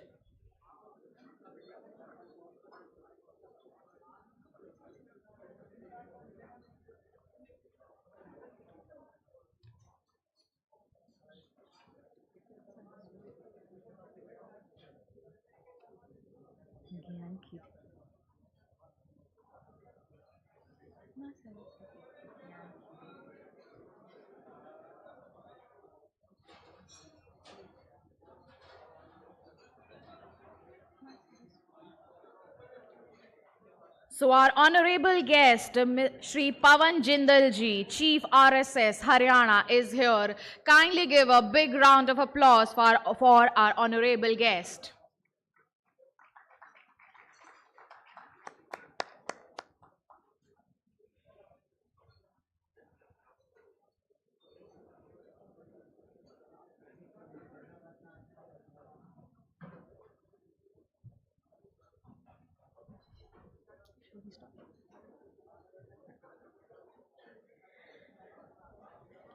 So as our honorable guest, Shri Pawan Jindal ji is here, we are going to start our plenary session. और जैसा कि हम सभी जानते हैं कि माँ सरस्वती ज्ञान की देवी हैं, ज्ञान अर्जित करना है तो माँ सरस्वती की पूजा अर्चना की जाती है, बच्चों को भी यही सिखाया जाता है। हम इस सेशन की ओर बढ़ रहे हैं, ज्ञान का सागर आज हम भरने वाले हैं, तो ऐसे में शुरुआत करते हैं माँ सरस्वती जी की वंदना से और साथ ही साथ माँ सरस्वती जी को फूल अर्पण करने के लिए गुजारिश करना चाहेंगे यहाँ पर श्री पवन जिंदल जी से कि महोदय आप गार्लैंडिंग के लिए आगे आएं।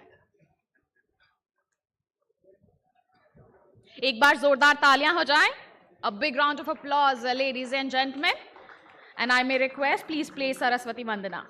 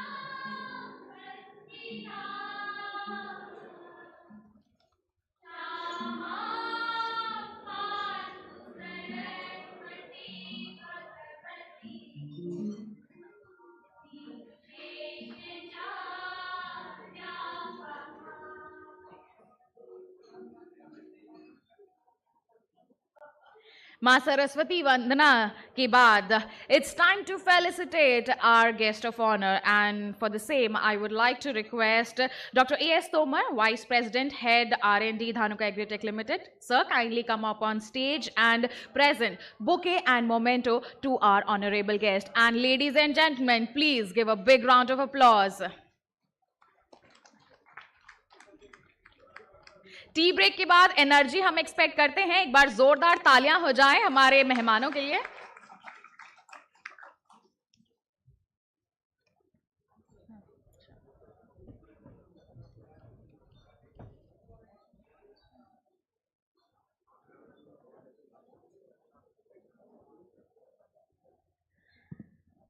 So as we move further, it's time for the welcome address and presentation by Mr. R.G. Agarwal, Group Chairman, Dhanuka Agritech Limited, on futuristic new technologies in agriculture, a game changer for Indian economy. I may request Mr. R.G. Agarwal.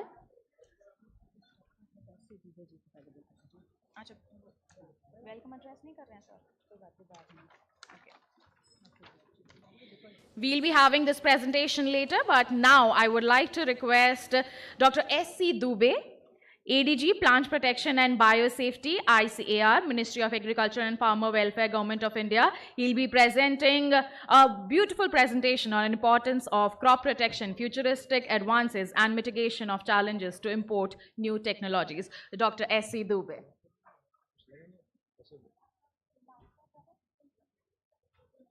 So you don't have any presentation is there?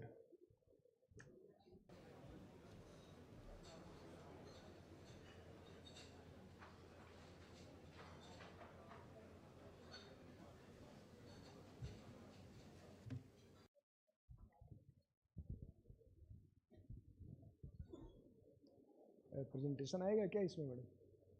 It is showing there. Okay.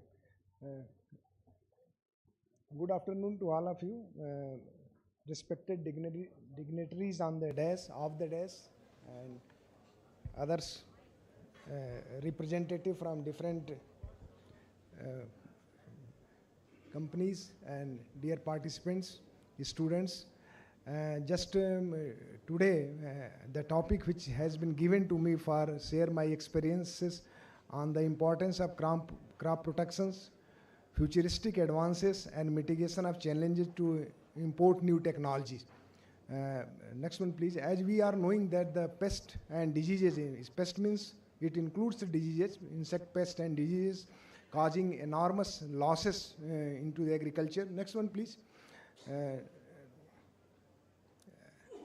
And approximately, if you look globally, not only in India, the pests are causing huge losses globally.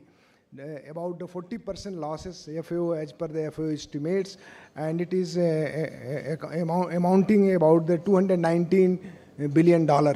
In the morning also, Dr. Paroda has given some more emphasis on the importance of the pest and diseases. I don't want to emphasize much more on that. But India also, if you look, that they are causing about the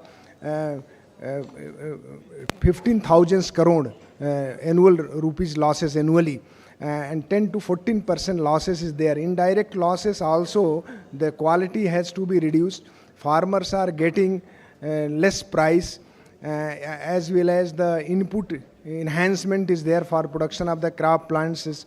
Before one slide, if you can put the previous one, so this can be seen to the, yeah, this is the, from here we can, how we can slide change has nahi, okay. So you can see the direct and indirect losses. So all those who are working in the plant production area, they are very much aware about the losses caused by disease and pests. Next one, please.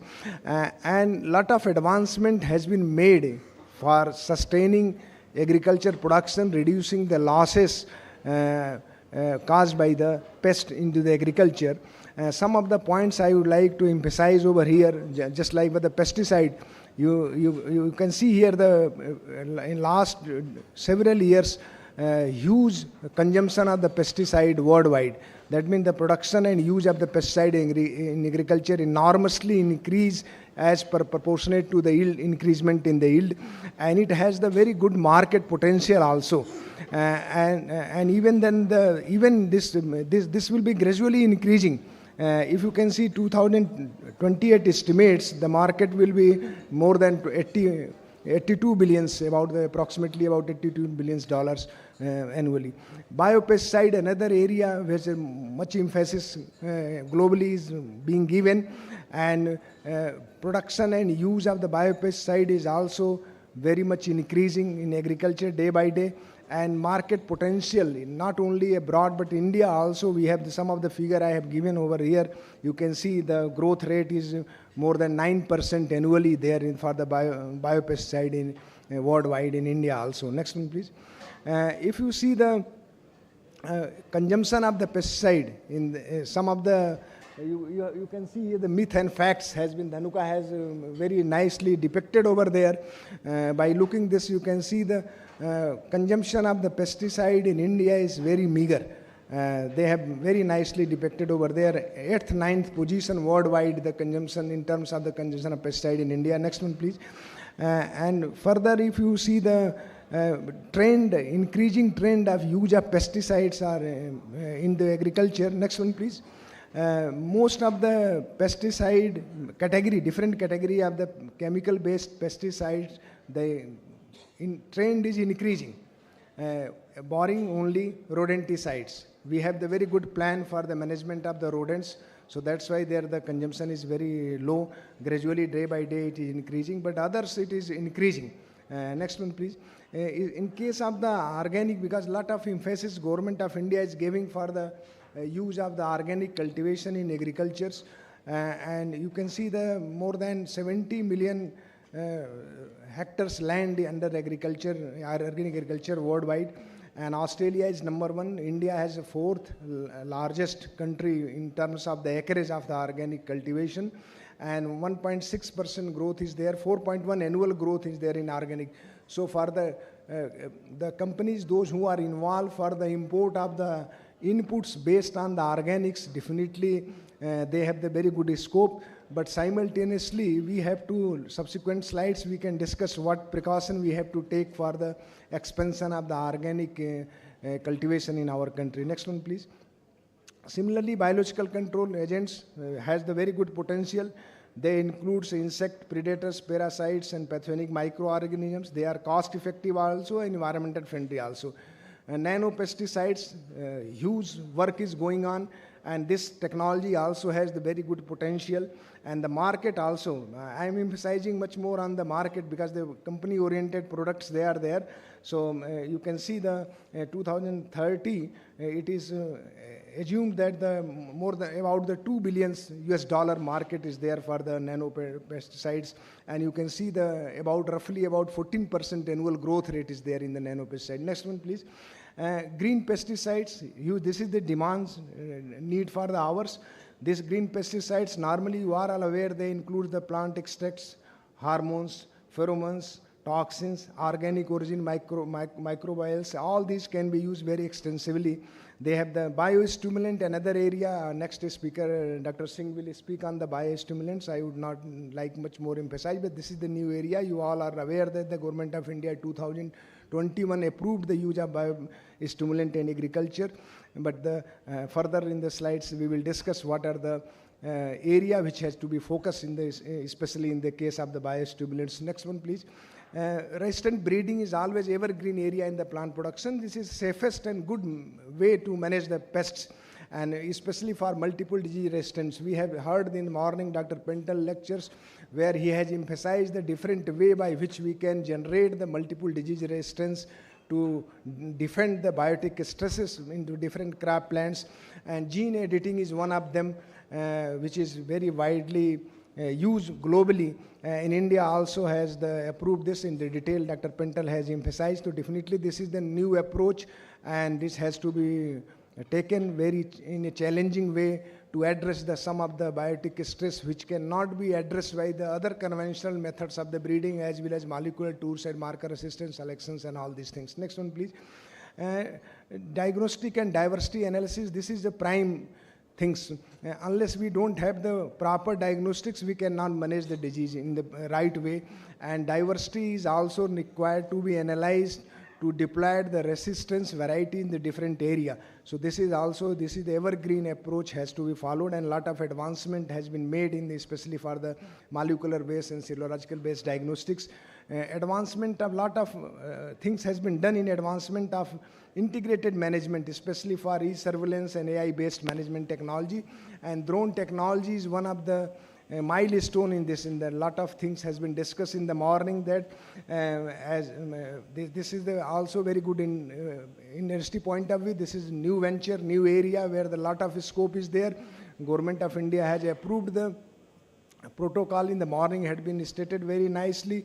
Even for the 10 major crops. The SOP has been improved recently by the Government of India, and lot of subsidies, as our Honorable Minister has pointed out, Government of India is providing the subsidy for the purchase as well as for the custom hiring facilities are available. This can be not only can be used for the spraying of the pesticide, for other input application in agriculture, even for the disease forecasting, even for the diagnostics and all the aspects it is being used very effectively. Next one, please. For the next one.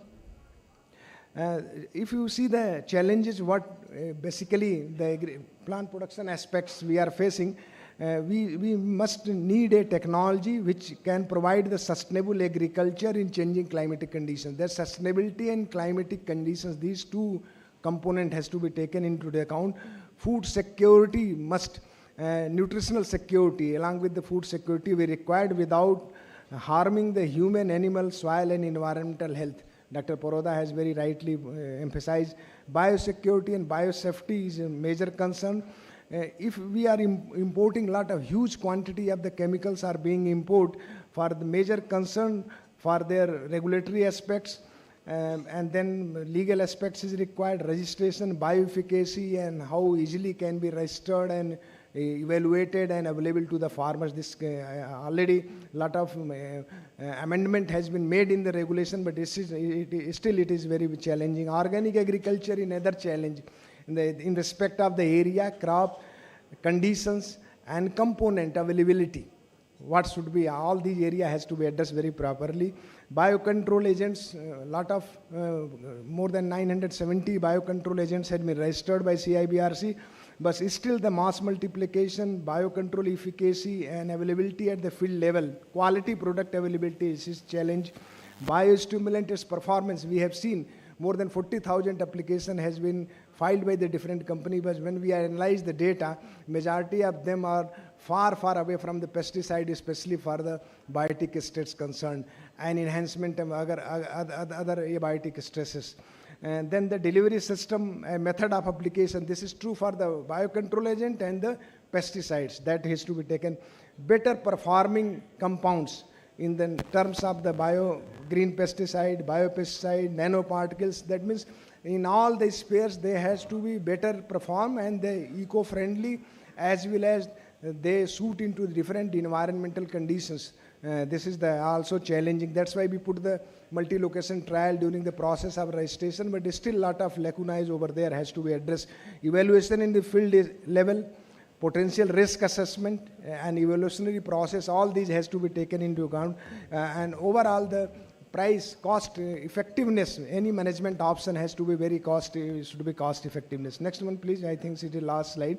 Our future prospect in there, we have to simplify the regulatory, all those lot of effort have been made to simplify the regulatory procedures for the registration and other aspects, but still it is a developing area where we have to simplify the regulatory policies which is favorable to the farmers and industries.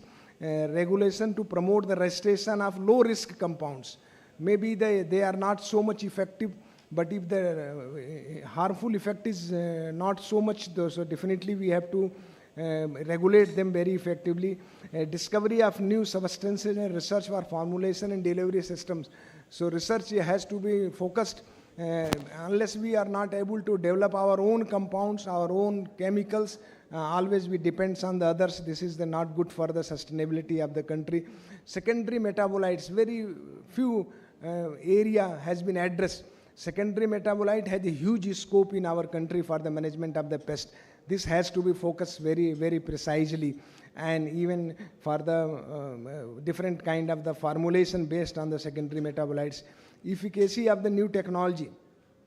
Because whatever we are evaluating individually, any compounds or any pesticide is coming into the imported by anyone in the country, evaluating independently. How it should be fitted into the good agricultural practices. The holistic way this approach has to be taken. Maybe some of the compound which is not excellently providing the management of the disease, but when we are integrating in the good agricultural practices, they can give the good protection, better biosecurity, less hazardous to environments and human beings. That approach has to be followed. Then the bioproducts and biocontrol agents should be encouraged. That means while encouraging them, what effects on the beneficial microorganism has to be taken into the account. Stringent quality control ecosystem and the availability of the low cost pesticide. This is another area where we have to think. Government policy and support in providing the better R&D infrastructures, better coordination between the private companies and the government organizations.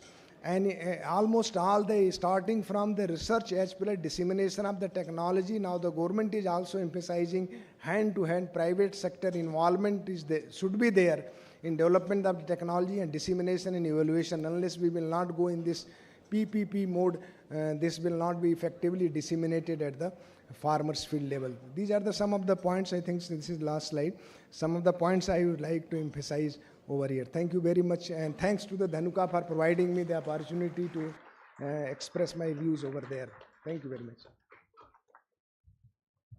And I would like to express humbly feel sorry that I have to leave this meeting because another 2 o'clock I have another meeting, very important meeting. I cannot escape this.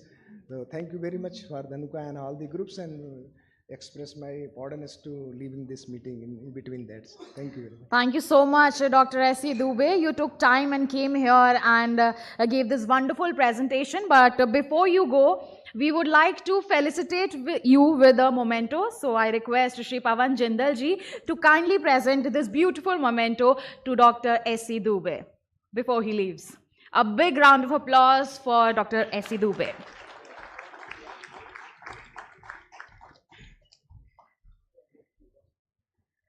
Thank you very much.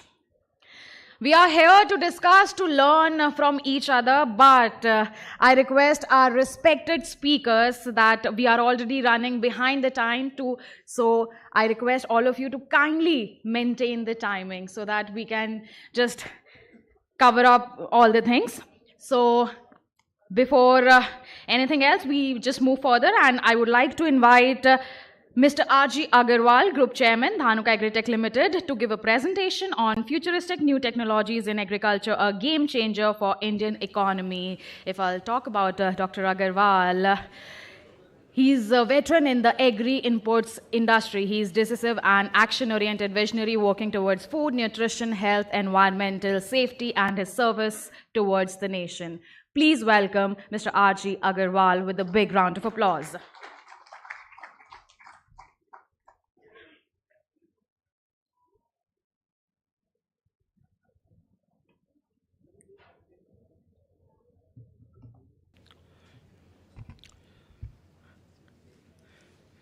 मेरा सबको नमस्कार।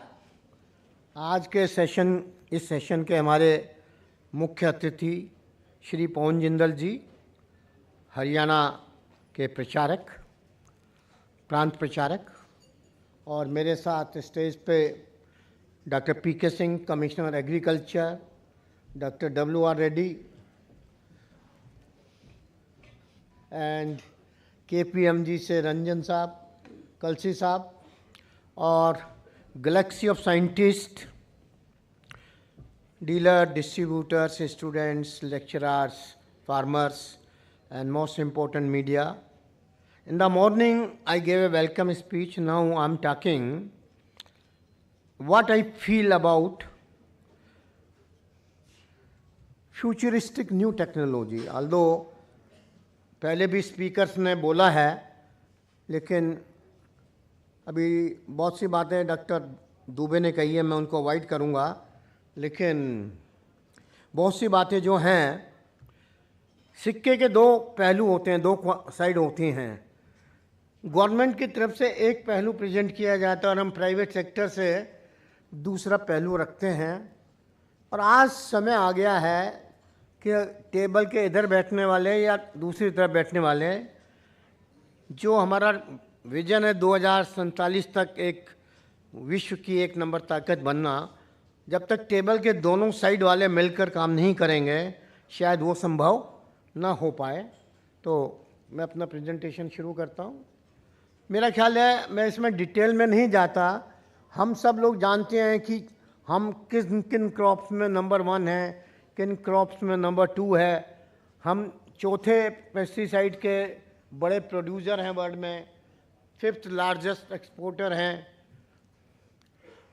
और जैसा बात हो रही है, सब कह रहे हैं 60% से ज़्यादा लोग एग्रीकल्चर में काम करते हैं, और रूरल की बात करें तो 78% तक लोग गांव में काम करते हैं।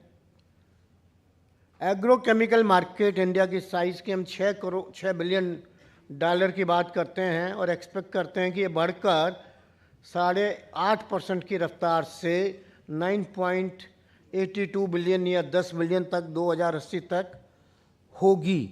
क्यों होगी वो अगली स्लाइड में आप देखिए।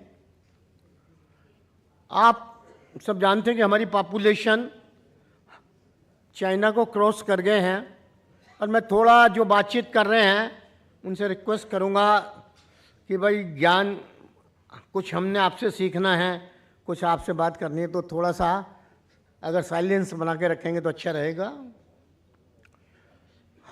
ये सबसे बड़ी अच्छी चीज़ है कि 22-23 में हमारा food grain production 323 million ton को पार कर गया, सेकेंड इन एशियन कंट्रीज़।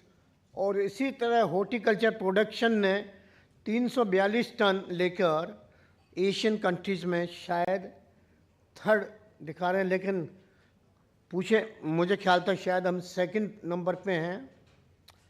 आज जिस हिसाब से हमारी आबादी बढ़ रही है और न्यूट्रिशन फूड की डिमांड बढ़ रही है, तो 2050 तक हमें शायद 650 मिलियन टन अनाज की ज़रूरत होगी। और इधर आप देख रहे हैं the record production of so many crops is the result of the farmer friendly policy of the central government and tireless hard work of the farmers and diligence of scientists.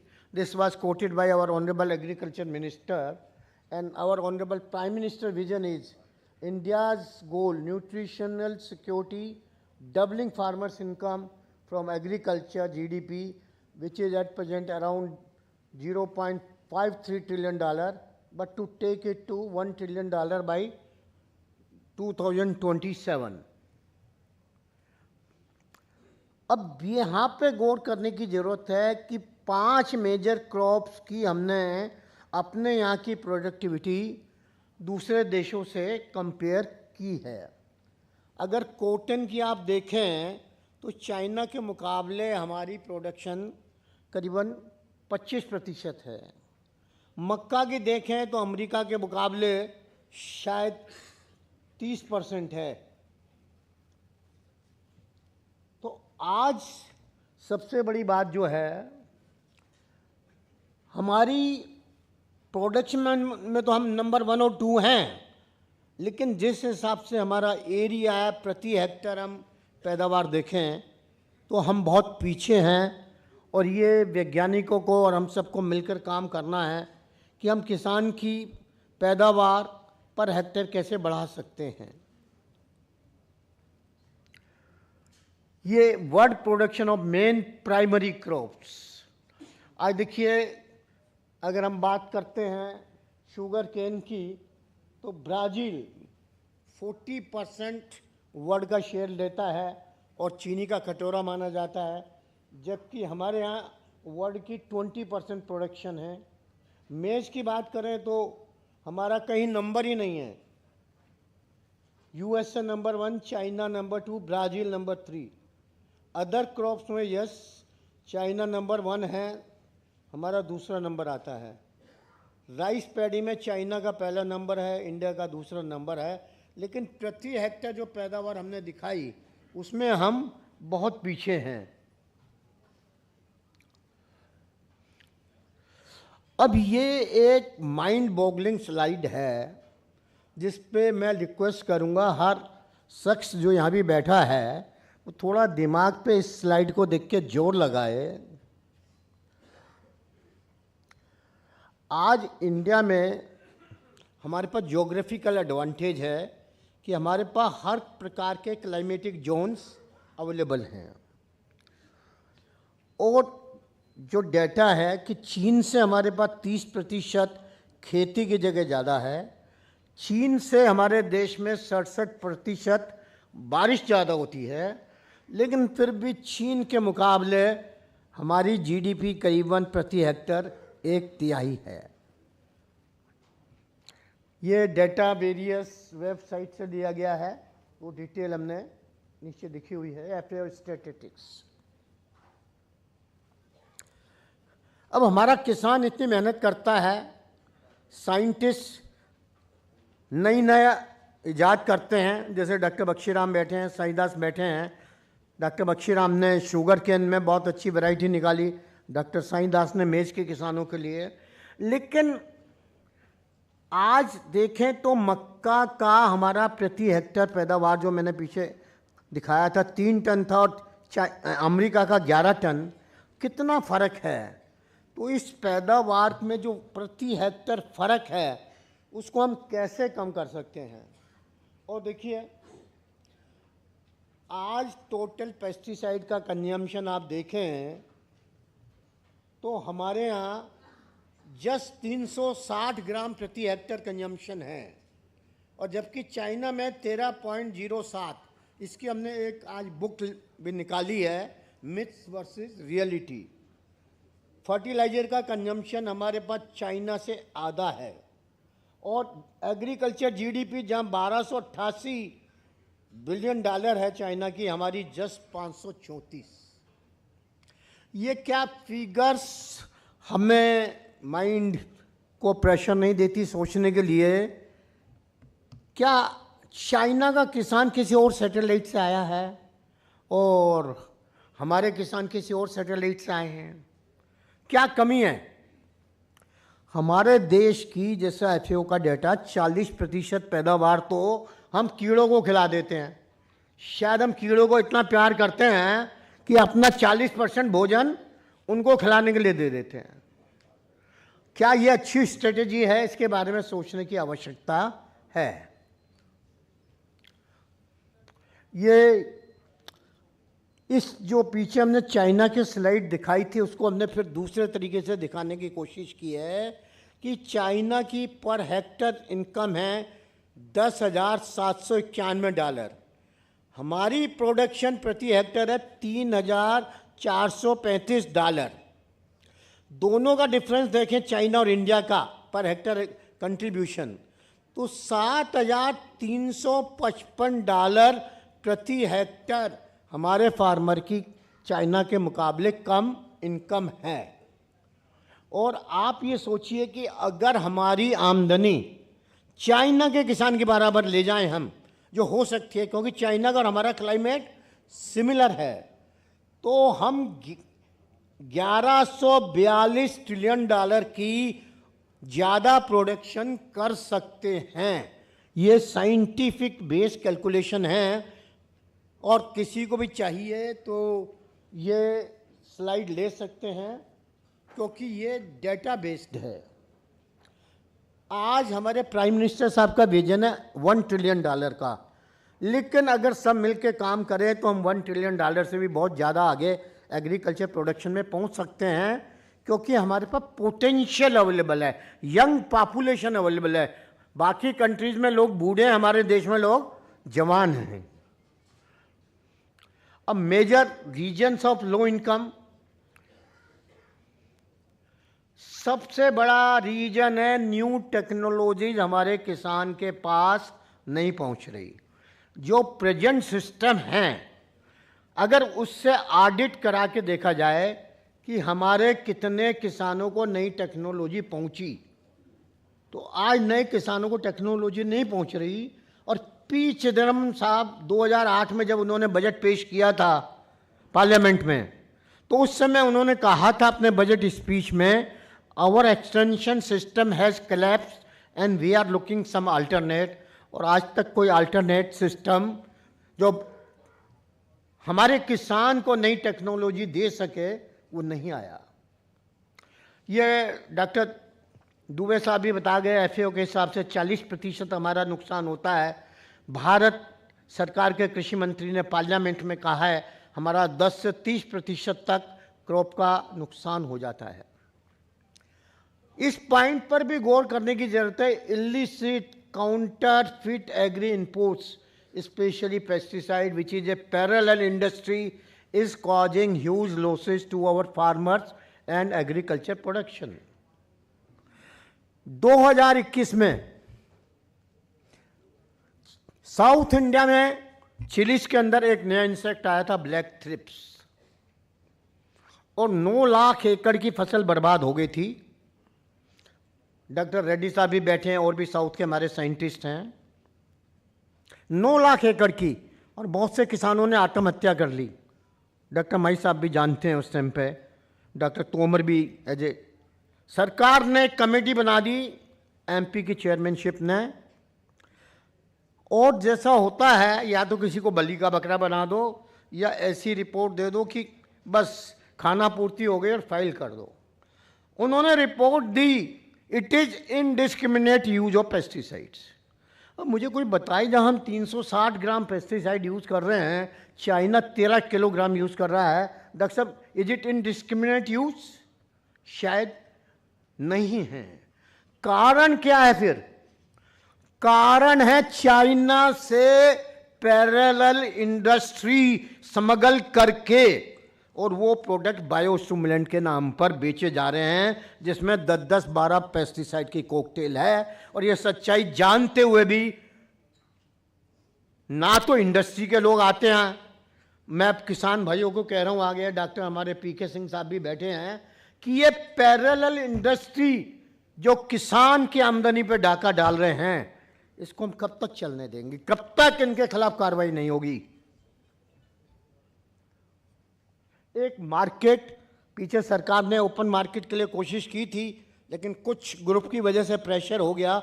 जिस फील्ड में competition आया, चाहे आप mobile phone देख लें, vehicle देख लें, communication देख लें, ट्रांसपोर्टेशन देख लें, तो आज किसान को भी कम्पिटिटिव ओपन मार्केट होनी चाहिए कि वो अपना प्रोड्यूस जहां मर्जी जाए बेच सके।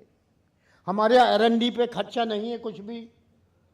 ये जो पेस्टिसाइड मैनेजमेंट बिल है, डॉक्टर रेड्डी साहब बैठे हैं, 2000 से डिस्कस कर रहे हैं, हजारों घंटे इसके ऊपर डिस्कशन पे खर्च हो गए, और निकल के क्या आया? खोदा पहाड़ निकली चुईया है। वही सन 68 का ज्यादातर क्लास वही हैं, सिर्फ फाइन 50 लाख रुपए और 5 साल की जेल टर्म। इस टर्म पे कोई विदेशी कंपनी आके इन्वेस्टमेंट करेगी, हमारे जापानीज फ्रेंड्स भी बैठे हैं, and they have said, you change your laws as per international norms. If you will not change, then we are not going to invest in your country. And this was discussed in FICCI also, where a joint India-Japan program was there, where Japanese embassy, the attaché agriculture came. He clearly told, until unless you make your laws as per international norms friendly, we will not invest in your country.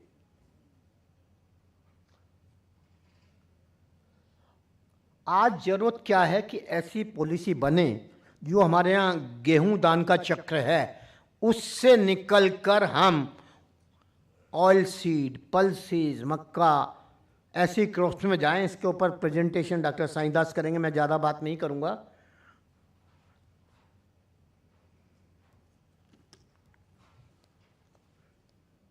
अरे क्या हुआ?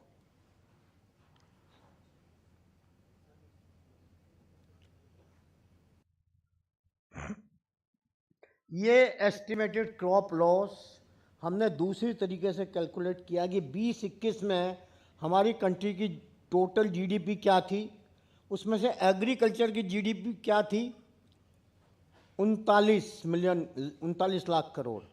और अगर हम 20% loss देखें तो करीबन 8 लाख करोड़ रुपए का नुकसान हो जाता है, और 40% एफएओ का डेटा देखें तो 16 करोड़ रुपए की फसलों का नुकसान हो जाता है। और अगर ये लॉस हम बचा लें तो करीबन जो 25% तक आबादी जो हमारी ओर बढ़ेगी, उसको हम आराम से खाना खिला सकते हैं।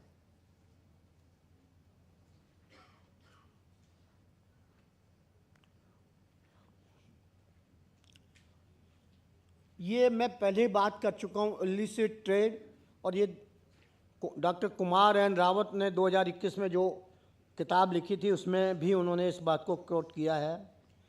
ये जो काउंटरफिट प्रोडक्ट्स हैं, इनसे हमारी हेल्थ को, एनवायरनमेंट को, एनिमल्स को इतना रिस्क है। और पुअर कंट्रोल पेस्ट, आज जो हमारे साइंटिस्ट लोगों ने फूड सिक्योरिटी दी है, अगर ब्लैक थ्रिप जैसा कीट जो पॉलीफेगस है बहुत सारी क्रॉप्स में फैल गया है, कहीं ऐसा ना हो जाए कि 1942 वाले हालत हो जाए जहां हमें एक एक दाने को तरसना पड़े और लाखों लोग भूख से मर जाएं। ये लुटियन जोन से 20 किलोमीटर 6 रेड हुई, दिल्ली के 20 किलोमीटर, आज तक कोई एक्शन नहीं। पता नहीं क्यों। मैं इसके बारे में ज़्यादा बात नहीं कर रहा, लेकिन अभी एक लेटेस्ट रेड कराई, हम मिले हरियाणा के सीएम खट्टर साहब से और हमने कहा कि यह नकली पेस्टिसाइड ने नाक में दम कर रखा है किसानों की और हमारी भी। तो उन्होंने एक टीम बनाई और उन्होंने जाके हिसार की इस फैक्ट्री में छापा डाला। 3 कंपनियों के नकली प्रोडक्ट मिले और उसमें उन्होंने आईपीसी के वेरियस सेक्शन में एफआईआर दर्ज करी और अब उसकी जमानत नहीं हो सकती। दिल्ली की जो 6 रेड थी उसमें पुलिस ऑफिशियल ने ट्रेडमार्क एक्ट 103, 104 में रिपोर्ट लिखी और वहीं पुलिस स्टेशन से बेल लेके छोड़ दिया, जाओ बेटा फिर वो अपना धंधा करो, किसानों की जेब पे डाका डालो।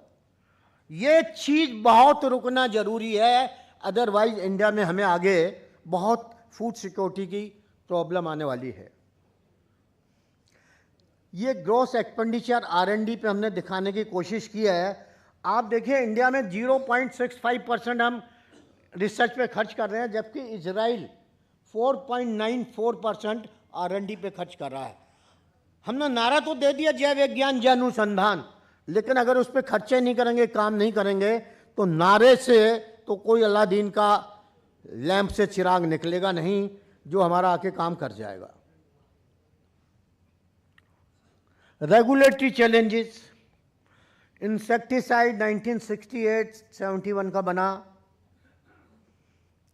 अब देखिए डॉक्टर साहब, CIBRC की कल की वेबसाइट से जो लेटेस्ट डेटा लिया है, 9,259 कंपनियों को रजिस्ट्रेशन सर्टिफिकेट्स मिले हैं अब तक। और अभी CIBRC ने एक बहुत अच्छी शुरुआत की कि एक KYC फार्म शुरू कर दिया, और जो KYC फार्म नहीं भर रहे हैं तो उनको नया रजिस्ट्रेशन नहीं दे रहे। और 9,259 में से 2,122 कंपनियों ने 3 महीने हो गए अपना KYC दिया है। हमारे प्रधानमंत्री जी ने डीमोनेटाइजेशन के टाइम 3 लाख सूडो कंपनियों के रजिस्ट्रेशन कैंसिल कर दिए थे। अब ये जो 7,137 कंपनियां जो रिकॉर्ड पे आ रही है, जो KYC नहीं दे रही, इतना भी इंफॉर्मेशन नहीं दे रही कि उनकी फैक्ट्री कहाँ है, एड्रेस क्या है, उन्होंने क्या प्रोडक्शन किया है, कोई एक्शन नहीं है।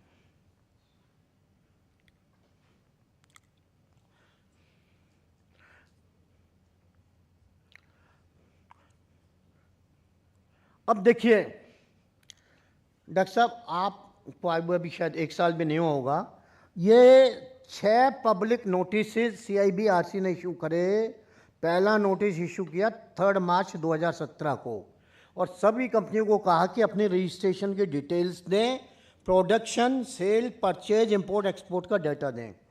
उस समय डॉक्टर जलेश श्रीवास्तव साहब एडिशनल सेक्रेटरी होते थे।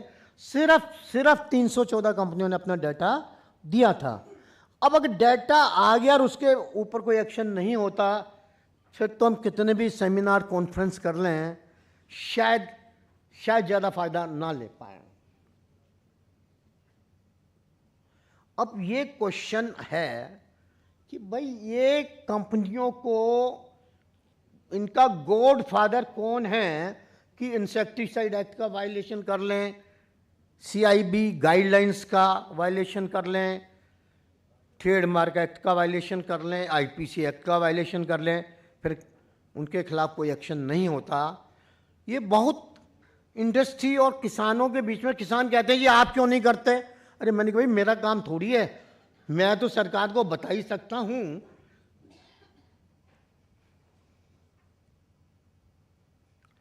अब उसके बाद आ जाती है,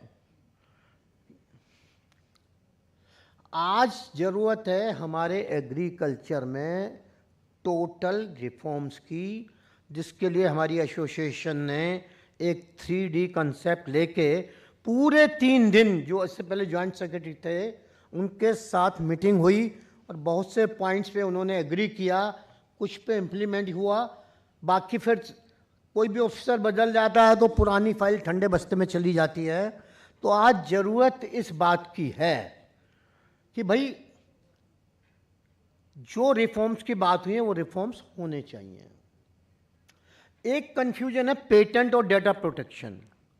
पेटेंट मिलता किसी प्रोडक्ट के लिए, आप जनरल प्रोडक्ट, आपके पास पेटेंट है, आप कहीं भी बेच सकते हैं, लेकिन पेस्टिसाइड और फार्मास्यूटिकल आपको पेटेंट मिलने के बाद भी बेचने के लिए अलग अलग कंट्री में उस कंट्री के कानून के हिसाब से आपको डाटा जनरेशन करना पड़ता है, जिसमें 30 से 50 करोड़ रुपया कितना समय लगता है उसके ऊपर डिपेंड करता है। और फिर जब रजिस्टर हो जाता है कोई प्रोडक्ट तो उसको कमर्शियलाइज मार्केट में ले जाने के लिए पैसा खर्च होता है। तो ये बारे में भी सोचने की ज़रूरत है। 2008 की स्टैंडिंग कमेटी ऑन एग्रीकल्चर, उन्होंने 5 साल का डाटा प्रोटेक्शन रिकमेंड किया था। सतवंत रेड्डी कमेटी बनी थी सेक्रेटरी केमिकल 2005 में, उन्होंने भी 3 साल का डाटा प्रोटेक्शन रिकमेंड किया। अभी प्राइम मिनिस्टर की कमेटी बनी Dalwai committee on doubling income of farmer, उन्होंने भी 2 से 3 साल का डाटा प्रोटेक्शन रिकमेंड किया। आज वर्ल्ड ओवर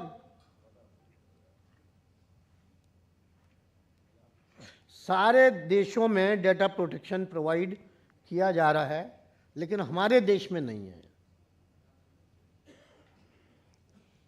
अभी 2020 का नया पीएमबी प्रस्तुत किया गया, 2008 का विड्रॉ किया, लेकिन मोनोपोली रखी है एक सीआईएल। आज से 10 साल पहले 3 सीआईएल होती थी डॉक्टर साहब, हैदराबाद, बॉम्बे और फरीदाबाद। बॉम्बे हैदराबाद बंद हो गई, एक फरीदाबाद की लेबोरेटरी रह गई। सेक्शन 16 इंसेक्टिसाइड कहता है कि आप कोई भी जीएलपी लैब, चाहे पब्लिक सेक्टर की हो प्राइवेट सेक्टर की हो, आप उसको एनालिसिस के लिए अथराइज कर सकते हैं। और जितना डाटा नए रजिस्ट्रेशन के लिए हम करते हैं वो भी अलग अलग प्राइवेट सेक्टर की लेबोरेटरी से ही करते हैं। जब वो हम डाटा मान सकते हैं तो यहाँ पर मोनोपोली क्यों? और हम सब जानते हैं जब मोनोपोली होती है तो क्या होता है।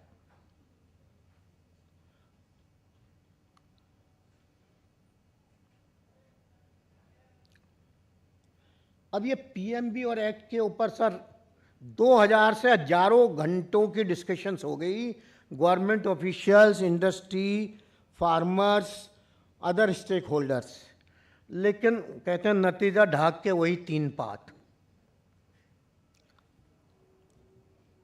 एक तरफ भारत सरकार ने कहा है, प्राइम मिनिस्टर साहब ने कहा है, फाइनेंस मिनिस्टर ने कहा है, हम सारे कमर्शियल एक्ट में डीक्रिमिनलाइजेशन कर रहे हैं, और इसी हाल में 6 और 7 मार्च 2018 में इकोनॉमिक टाइम्स का ही प्रोग्राम था 2 दिन का, और उसमें प्रधानमंत्री ने कहा था हमने कंपनी एक्ट के बहुत से सेक्शन डीक्रिमिनलाइज कर दिए हैं।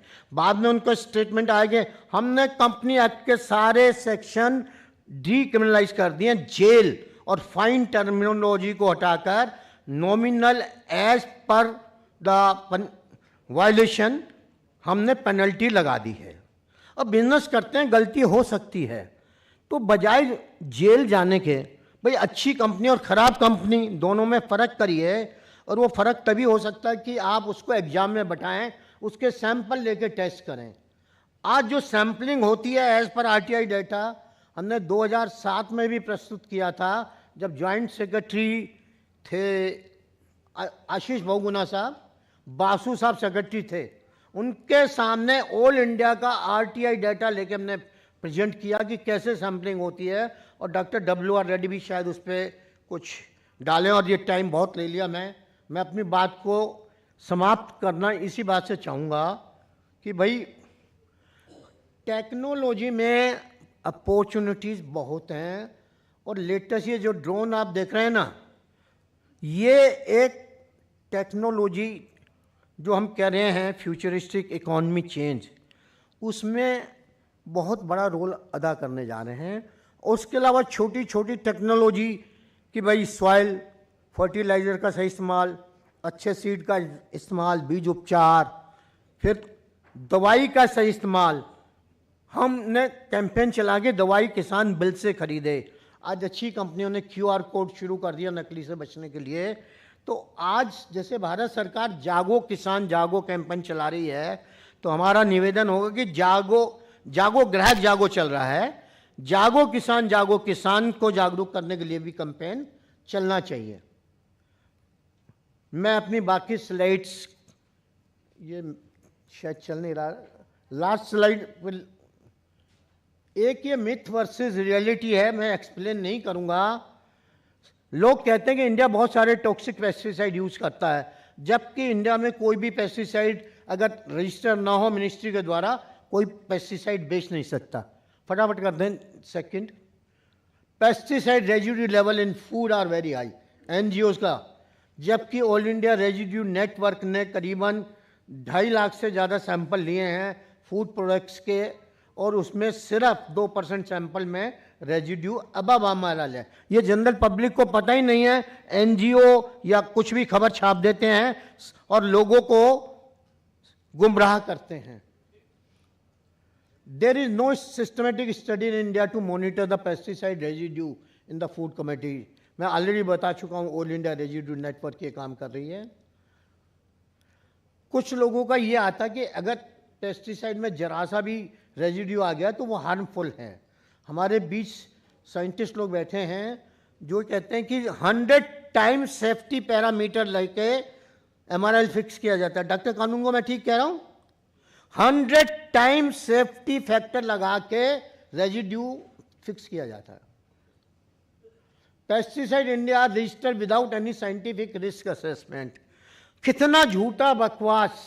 हमारी इतनी बड़ी मिनिस्ट्री जो कितना टनों डाटा जनरेट होता है और उससे सेटिस्फाई हो तो रजिस्ट्रेशन मिलता है। ये लोगों को, इसलिए बहुत से लोग एग्रीकल्चर फील्ड से नहीं है तो उनको बताने के लिए हमने लिखा है, और इसका हमने अपनी बुक में भी ये इंफॉर्मेशन डाली है। एक लोग कहते हैं पेस्टिसाइड से बहुत सारा कैंसर होता है, और पीछे एक बड़ा Bathinda to Bikaner cancer train. अरे आज आप देखिए डेटा, ये जो दिखा रहा है कि पंजाब में 97 केसेज हैं पर लाख, और मिजोरम में जहां पेस्टिसाइड इस्तेमाल नहीं होता वहां 186 केसेज हैं। वर्ल्ड में भी आप देखें तो ऑस्ट्रेलिया में सबसे ज़्यादा 452 केसेस पर लाख हैं, हमारे इंडिया में 97 केसेस। कहाँ पे कैंसर केसेस ज़्यादा हैं? ये इस किस्म की नेगेटिव पब्लिसिटी करना।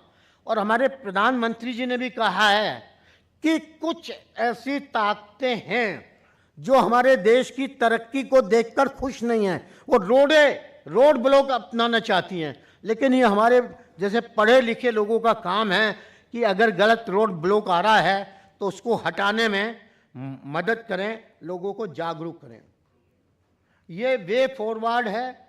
क्रॉप लॉसेस रुकना है, इलिसिट काउंटरफिट को रोकना है, रेगुलेटरी चैलेंज दूर करने हैं, lack of awareness regarding spread of technology, enabling policy support for crop diversification with water use efficiency, exempt reduce GST on agrochemical। सरकार फर्टिलाइजर पे पिछले साल 2.5 लाख करोड़ सब्सिडी दी, और ड्रोन लेटेस्ट टेक्नोलॉजी को हम प्रमोट करना चाहते हैं, उस पर 18% GST है।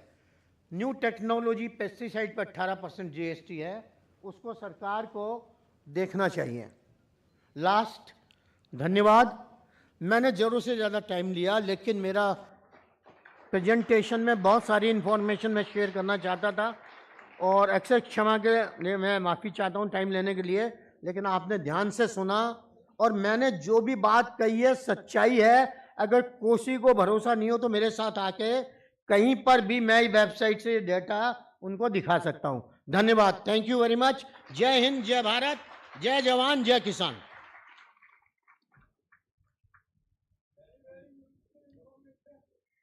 बिल्कुल, बहुत ही उपयोगी जानकारियाँ साझा करने के लिए आरसी अग्रवाल जी, आपका बहुत-बहुत धन्यवाद। भ्रांतियों को दूर किया गया और वास्तविकता से रूबरू करवाया गया। तो बिल्कुल इसी के साथ बढ़ते हैं आगे, पर फिर से मैं निवेदन यही करना चाहूँगी कि समय का थोड़ा-सा ध्यान रखा जाए। Let's move further. I would like to request mister Rajeev Ranjan, associate partner, agri business practice, KPMG in India, to kindly come here for the presentation. And if I'll talk about Mr. Rajiv Ranjan, he has over 17 years of consultancy and industrial experience and specializes in advising private and public sector players operating in agri input and output segments in their growth and transformation. Mr. Rajiv Ranjan, big round of applause.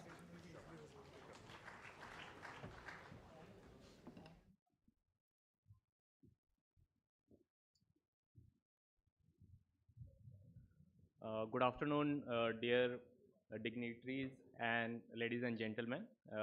First of all, I would like to thank Dhanuka Agritech Chairman Mr. R.G. Agrawal ji and also Economic Times Edge for inviting us, KPMG, to present our view on the Indian agriculture sector, its current ecosystem and role of technology in terms of advancing the overall agriculture ecosystem that is there in India across the value chain that we see. So I will take a macro view. So we have been in the earlier two presentations discussing in depth on the agri input sector and specifically more on the crop protection side. But as part of my presentation, I'll be focusing on the overall agriculture ecosystem and where all the technology is playing its role. Good thing is that while there are certain challenges that we have been discussing in our previous presentations, there are many positives that has happened in India.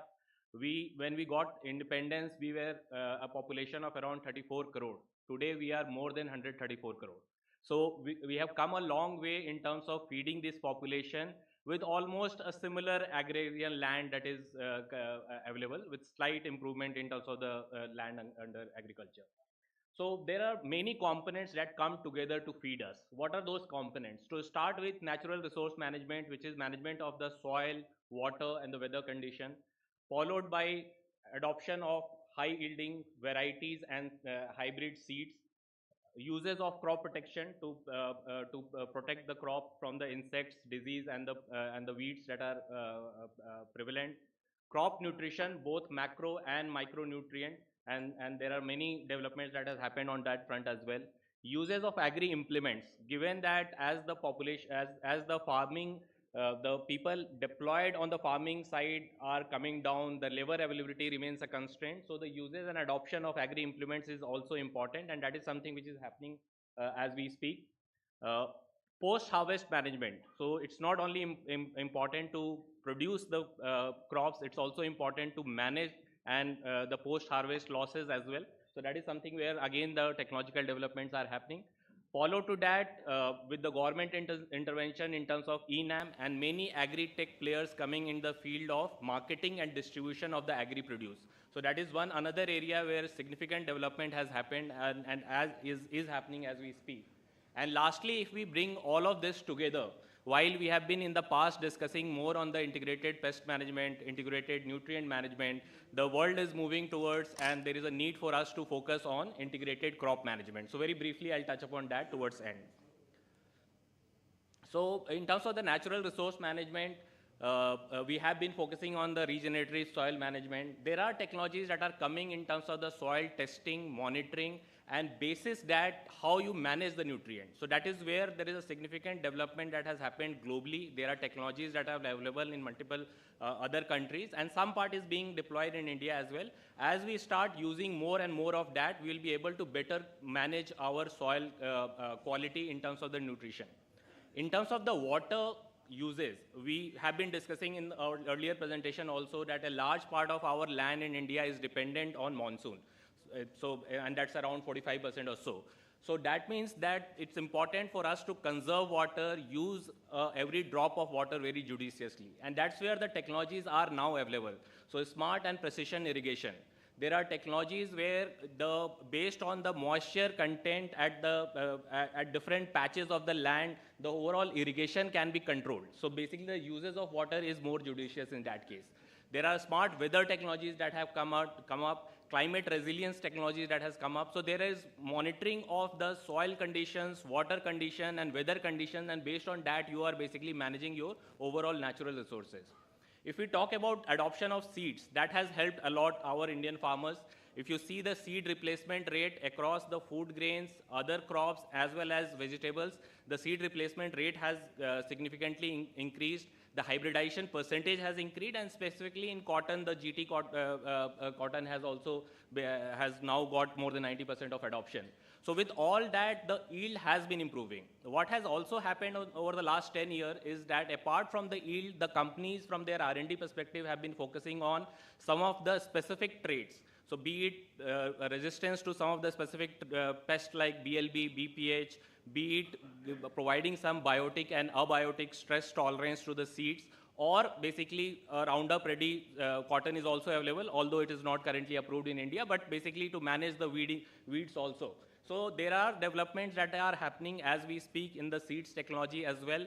Part of it India has already adopted, part of it is hopefully as we move along, we will adopt. And as Mr. R.G. Agrawal was showing, the yield gap that is still there between us, China, if we compare ourselves with US, there is a lot of ground to be covered. And seeds technology will also play a critical part in covering that ground. If we move to the next one, in terms of crop nutrition and crop protection, we have been, as country, very much reliant on the conventional bulk fertilizer, urea, DAP, MOP, and some of the NPK.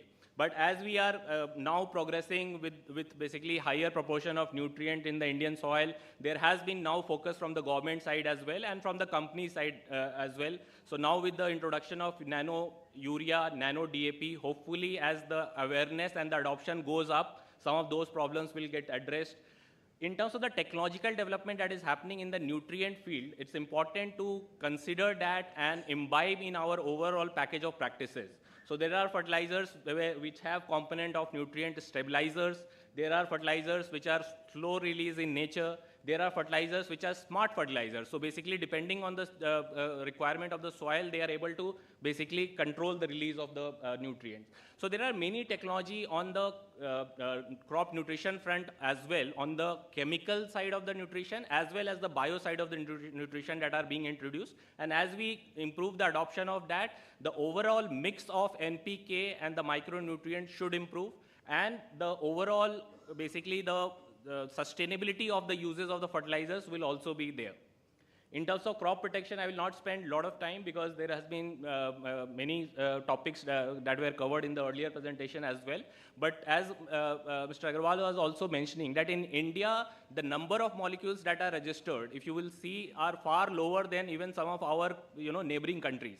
So what it means is that the time that we take to basically register a new molecule and the investment that it takes to register a new molecule is basically restricting us to use some of the newer molecules that could have been made available to our farmers and may have resulted in higher productivity, lower crop losses, as well as basically saving for the farming community. So that is one area where we would need to work on.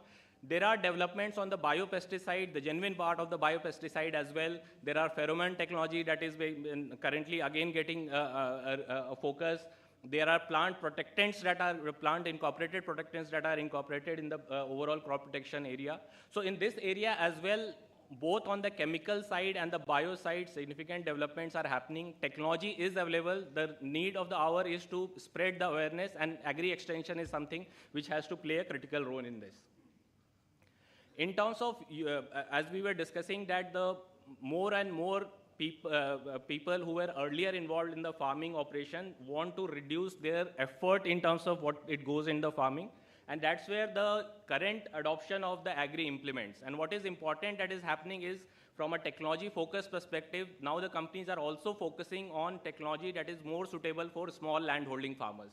So as this is happening, you will see from basically the land preparation to sowing to weeding and to basically harvesting, the adoption of agri implements is improving. And with the custom hiring centers focus, the shared model of using these agri implements is something which will go a long way in helping the country in terms of still managing to improve the productivity while the labor deployment on the agriculture field goes down.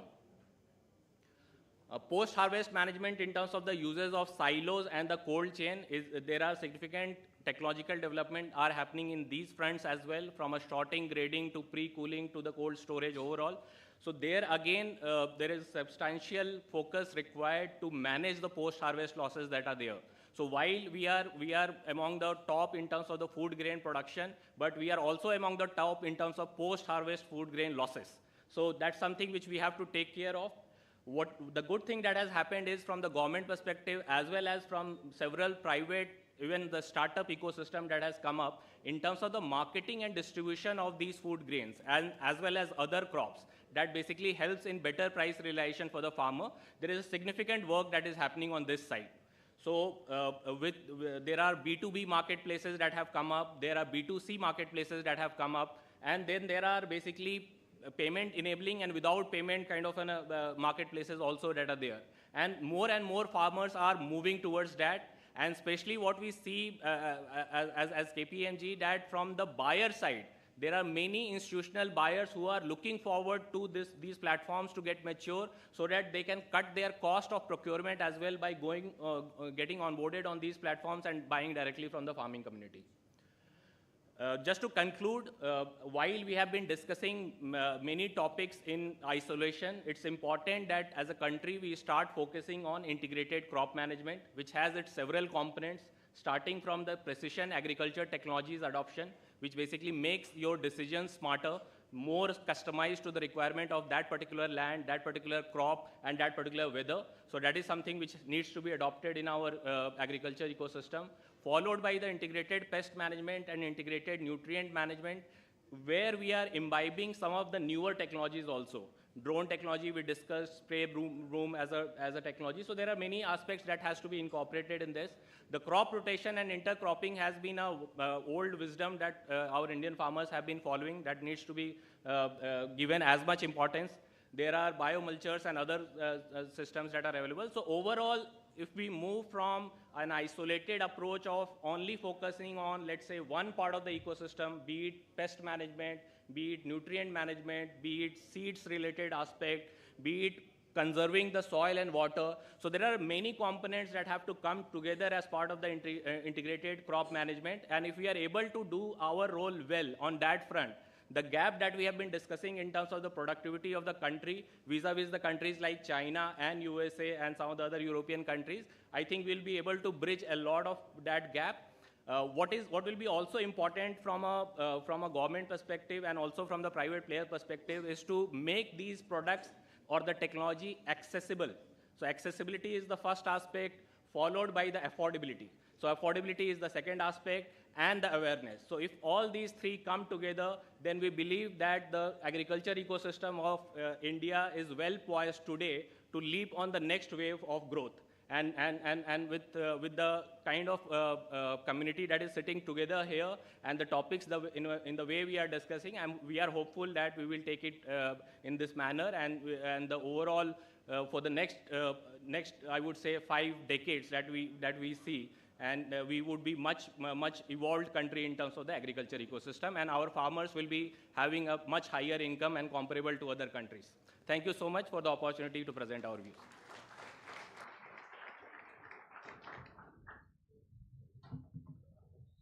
Thank you very much, Mr. Rajiv Ranjan.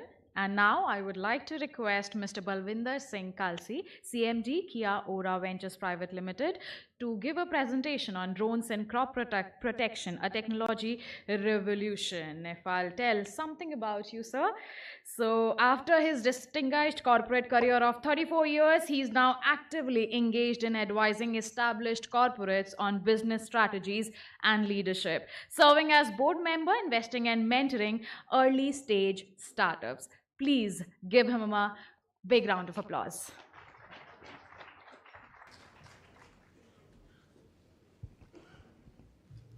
Mr. Pawan Jindal, Agarwal Saab, other distinguished colleagues on the dais, government officers, industry colleagues, friends from the media, ladies and gentlemen. It's an extreme pleasure for me to have this opportunity to share my views on some of the new technologies primarily focused on the drone space. Lots has already been shared by Mr. Agarwal and our friend from KPMG in terms of the overall agriculture, our issues and challenges.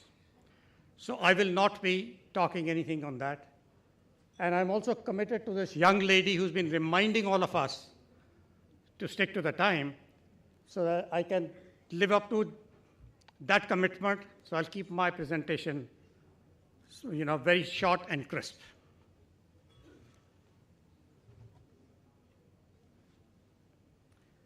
So the topic that I'm expected to talk today is about the drone technology. But before we get there, I want to make just two general points. And these points are very important to understand the overall context. So first one is technology interventions. Now, technology intervention is absolutely essential in any part, any industry that you see which has been successful. And these are the examples like what happened to our telecom industry. These are the examples, what happened in our digital technology that is happening, or even things like automobiles and others. And the beauty of this is that we don't have to go step by step. We have an opportunity to leapfrog some of those technologies and go right to where we need to be in today's environment. The second point that I want to make is that we very often talk about that the Indian farmer is uneducated, he can't afford new technologies. And to me, that is all a myth. This I can share with my own personal experience. When I had the opportunity to run our agricultural businesses at DuPont, and wherein we brought the new chemistries like sulfonyl ureas to this country. And the problems there were exactly the same. The current use rates of those chemicals was about 750 grams to a kg per liter. And we were bringing this product which is used only 15 grams per acre treatment. And everybody was shocked, how will we manage with only 15 grams of the chemical? And the technologies were successful, they got established, and this answers exactly the question today that we're facing. How can you, treat 1 acre through drone spray with 10 liters of water, whereas we are using 150? So it's all about education, it's all about demonstrating the value of the technology. And once that is done, I think the farmer accepts them very, very quickly. So shifting my focus now to drones. Now, drones in agricultural will definitely bring a technological revolution because these have very significant environmental as well as productivity benefits, which I'm going to share with you. And what I'm going to share is based on the actual pilots and actual work that we have done over the last 12 to 18 months to come to that conclusion. So in very short, I'd like to say that the drones technology is here to stay. It will be a long-term technology, well accepted by our farmers and others. Let me talk about a little bit about the environmental benefits. First of all, there is a significant reduction in the water usage in spray. So I just talked about where we use 150 to 200 liters of water, this we can now accomplish in just 10 liters. And it's not only about saving this thing. Imagine getting clean water in fields where the farmer doesn't get that. And if you're going to resolve that problem by just 10 liters, it's a huge advantage, both environmentally and for ease for the farmer. The most important part is the safety of the spray operators. He carries on all the chemical on his back. He has poison ingestion either by inhalation or by absorption through skin. Now in this case, that entire thing is saved. It eliminates the very need for having a heavy backpack which affects the physical health of the operators. And not to talk about many unknown hazards that he faces, things like snake bites and getting disease, just by walking in muddy, wet fields. One other advantage could potentially be 10 to 15% lower usage of chemical. Now, these are positive indications that we could observe as we did the trials. Lot more work needs to be done before we can really claim this benefit. Shifting my gears to driving the farm productivity. So these are the advantages. The drones spray the chemical in a very, very uniform manner through very fine nozzles. Hence, the application of the chemical is much better and directly onto the crop. This technology makes zero damage to the crops. So just imagine there is absolute no movement in the fields. The damage that is caused to the existing plants when the spray operator walks across the field, or when you bring in a tractor with the large booms. So nobody is educating and nobody is considering those kind of factors, that they're going to save significant amount of the crop loss that happens just because of that damage. It reduces the labor, the need for human labor. One drone operator can in a day, service almost about 15 to 18 acres very comfortably, compared to just, each operator by manual taking almost 2 to 3 hours per acre. Imagine what else. Here, the new class of skilled employees will come in. People will become certified drone pilots. And just imagine what happens to his individual profile. Person is going to start feeling proud. Nobody feels proud by saying, I'm a spray operator. But he's definitely going to be very proud when he says, I am a certified drone pilot. And on the lighter side, just see what happens to the matrimonial chances of a person who says, I am a drone pilot, right? Again, there are lots of other benefits which are associated with it, which is contribution to Atmanirbhar Bharat. We can produce these drones in the country, best in the world. So a big contribution in that area, and I think this will lead to the entire emergence of a agri-entrepreneur class. So what really is required to, kickstart or enable this ecosystem? This requires a 360 degrees focus. Everybody needs to come together to create this ecosystem of drones. So I'm going to talk a little bit about all. Starting with the government agencies and regulatory authorities, we definitely need them to kind of provide the approvals at a faster rate. Approvals, whether they are of the product type or approvals which are things like approving the setting up of an RPTO. Streamlining the subsidy. We've heard a lot, subsidies have been announced, but it's very difficult to go and, avail those subsidies. To consider an extension of the PLI scheme, and to be absolutely tough on not allowing any imports to happen. If I look to the manufacturers, it is about rapid localization. It's about being ahead in the technology. And our thinking should not be what technology I need for Indian agriculture today and tomorrow, but I need technologies which are absolutely global standard. So I have our colleagues from IoTech here, and my challenge to them is, when they look at the next technologies, it's not about what India is going to do. It is about, do we make global standard products in India, which we use not only here, but we also export to other parts. And for the agrochemical industry, they are the people who work very closely with the farmers. It is their job to generate that demand for spray.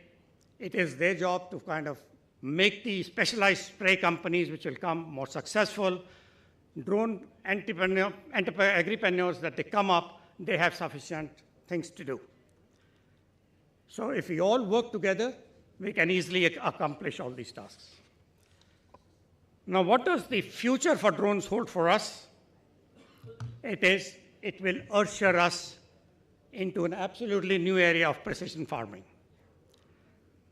We have some displays there, which I saw, a company called Philo, the brand name is Philo, doing fantastic job on the precision farming, very successful in grapes, strawberries, and other crops, where their decisions are very precise, when you should water, when you should spray, what kind of fertilization do you require.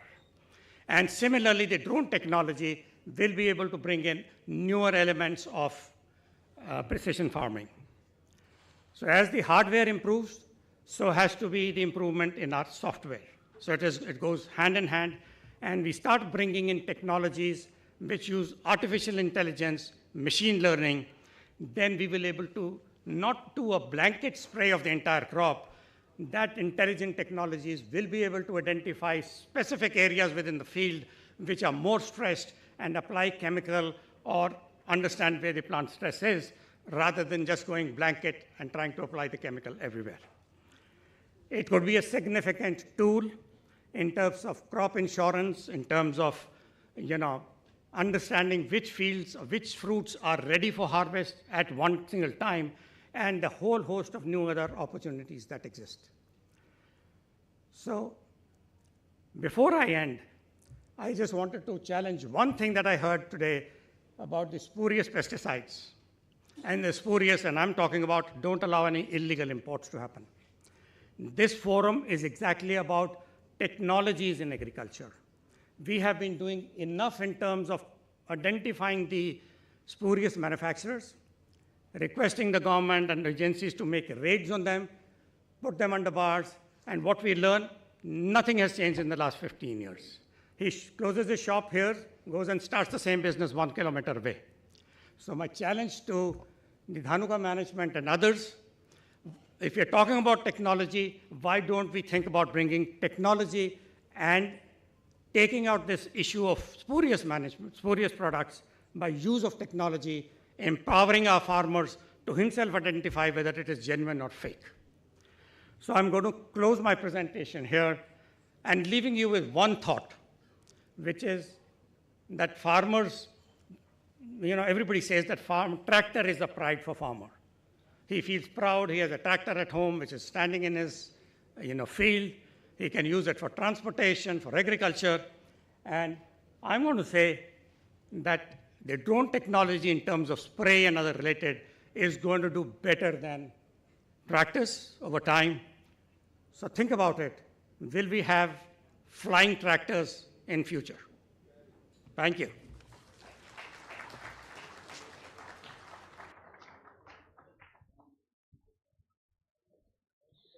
Thank you very much, Dr. Kalsi. And now I would like to request Dr. P.K. Singh, Agriculture Commissioner, Ministry of Agriculture and Farmers Welfare, Government of India, to kindly come here and talk about biostimulants. A promising eco-friendly crop production technology needs rational regulatory changes to thrive. If I talk about Mr. Singh, Dr. Praveen Kumar Singh, currently serving as Agriculture Commissioner, and he's recognized for his expertise in IPR issues, seed production and farmers' rights. He received a Vista 2020 Distinguished Researcher Award in plant breeding, besides other coveted recognitions during his service. So big round of applause for Dr. P.K. Singh.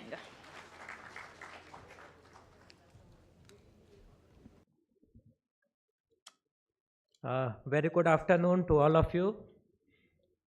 Still waiting for lunch, so I will finish it because a lot of has been said, and it was most of those issues were directed towards me only. So okay, as a regulator, yes, it is our duty to take my two predecessors, Dr. Gurbachan Singh, Dr. Sandhu Saab is here, so they are in this line that how difficult it is to regulate the things, no? So क्योंकि कुछ आप यहाँ पे हमारे किसान भाई भी बैठे हैं, तो हमें लगता है हिंदी में बोलेंगे तो ज़्यादा ठीक होगा। तो साथियों, आज का जो विषय है काफ़ी सामयिक है। और हमारे साथ आज यहाँ पे पवन जिंदल साहब माननीय आरएसएस प्रमुख बैठे हैं हरियाणा में आप देखेंगे तो पानी की बहुत कमी हो रही है और तमाम तरह की दिक्कतें आ रही हैं धीरे धीरे। तो उन चीज़ों को देखते हुए एक हम ज़्यादातर जगह जब भी हम इस पे कुछ बोलना शुरू करते हैं तो एक जो हमारी कृषि का मूल सिद्धांत है उसके बारे में हम जरूर बताते हैं कि पिछले 20,000 साल में जो हमारी कृषि का विकास हुआ वो एक मूल सिद्धांत है कि प्रकृति से संस्कृतियों का विकास, संस्कृति से में विकृतियाँ आती हैं तो उसको ठीक करने का हम लोग कोशिश करते हैं। तो ये सारा एग्रोकेमिकल और ये सब जो है ये सब विकृतियों को ठीक करने का ही एक साधन है। उसी तरीके से अगर आप देखें तो प्रकृति से हमें जो कुछ मिलता है, चाहे वो natural resources in the terms of water हो, पानी की है, या फिर जो हमारी किस्में हैं, हमको ओराइजा सटाइवा मतलब चावल प्रकृति ने दिया, उससे हमने बासमती और अपनी अपनी संस्कृति के हिसाब से अलग अलग वैरायटी बनाई, तो उसी के हिसाब से अपनी अपनी समस्याएं भी क्रिएट हुई, फिर विकृतियां भी उसी के हिसाब से आती गई। शायद पवन जिंदल जी इस बात को बहुत अच्छे से समझ रहे हैं कि हाँ ये बिल्कुल यही सिद्धांत है जिस पे कि हम लोग, और इसी सिद्धांत के तहत ही अगर आप देखेंगे तो बायोस्टिमुलेंट्स फिर से जब हम अमृत काल में चल रहे हैं, 25 साल जो हमारे पास हैं कि भारत का स्वतंत्रता का अमृत काल मनाना है, तो हमें पुनः प्रकृति की ओर देखना पड़ेगा। और प्रकृति की ओर देखने के लिए जो जो चीज़ें हो सकती हैं, ऑर्गेनिक फार्मिंग है, प्राकृतिक खेती है, और इन तरीके से integrated nutrient management, integrated pest management, सब चीज़ की बातें आनी शुरू हो गई हैं। इवन वर्ल्ड ओवर कोविड के बाद से आप देखें तो प्राकृतिक पदार्थों की जो मांग है वो विश्व भर में बढ़ी है। उसी को देखते हुए शायद मिलेट्स को भी, क्योंकि प्रकृति के करीब है मिलेट उसको भी हम लोग लाने की कोशिश करें। खैर, तो आज हमारा जो टॉपिक है बायोस्टिमुलेंट्स, उसके ऊपर आते हैं। तो बायोस्टिमुलेंट भी शायद थोड़ा प्रकृति से प्राप्त है, बायो है तो प्रकृति से थोड़ा पास है, तो शायद उसकी ओर भी ध्यान देने की आवश्यकता है। और जब ध्यान देंगे, क्योंकि एकदम पिछले 2 ही 3 4 साल 5 साल में इसका ज़्यादा जो है बाजार में आया है, नए मॉलिक्यूल्स हैं, नया पदार्थ है, तो उसके ऊपर थोड़ा चर्चा ज़्यादा करने की आवश्यकता भी है।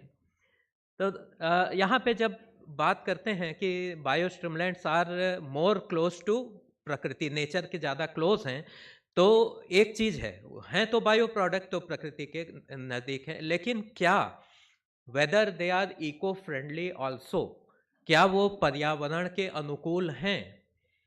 मतलब हम अगर ऐसा तो नहीं कि हम सीवीड्स को ज़्यादातर ये जो है बायोस्टिमुलेंट वो ज़्यादातर या तो बाई प्रोडक्ट्स हैं या फिर कहीं और से किसी और चीज़ के साथ ही इनको, ऐसा नहीं है कि अभी उनकी टेस्टिंग होना जरूरी है। ऐसा तो नहीं कि हम सीवीड्स का कोई प्रोडक्ट ले आए, पता चला सीवीड पूरा दोहन शुरू हो गया, पर्यावरण वहाँ का खराब होने लगे, मतलब हम सीवीड्स के ऊपर उतना फोकस कर जाएं फिर वहाँ से, या फिर और इस टाइप के जो हैं जैसे फुलविक एसिड है ना, जो कि पहले शायद फुलविक एसिड लगता था कि कोई बहुत वर्षों से शिलाजीत का यूज़ हो रहा है, that is also kind of फुलविक acid.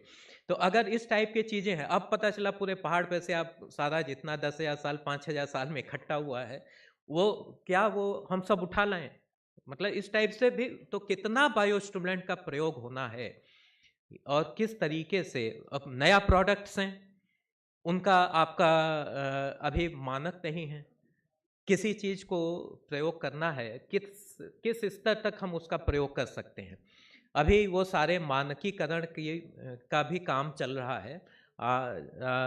Agarwal साहब काफ़ी इस पे लगे रहते हैं, हम लोग की कई बैठकें हो चुकी हैं, जो इनके एसोसिएशंस हैं सबके साथ कई राउंड टेबल, कई बार बैठक हुई हैं कि किस तरीके से मानकीकरण हो, इनका जैव प्रभाव क्या हो, बायो एफिकेसी जिसको हम लोग बोलते हैं वो कैसे हो, इन सब के ऊपर, क्योंकि इतने रेंज है इस प्रोडक्ट में ना, इतनी रेंज है कि आपको मोड ऑफ एक्शन, वो क्या मोड ऑफ एक्शन है, किस तरीके से वो पौधे के ऊपर असर करता है, ये अभी डिसाइड नहीं हो पा रहा है। कोई कहता है कि ये जो है क्या है, just like it is working like plant growth regulator है, तो कोई कहता है इसमें रेजिस्टेंस भी क्रिएट करता है।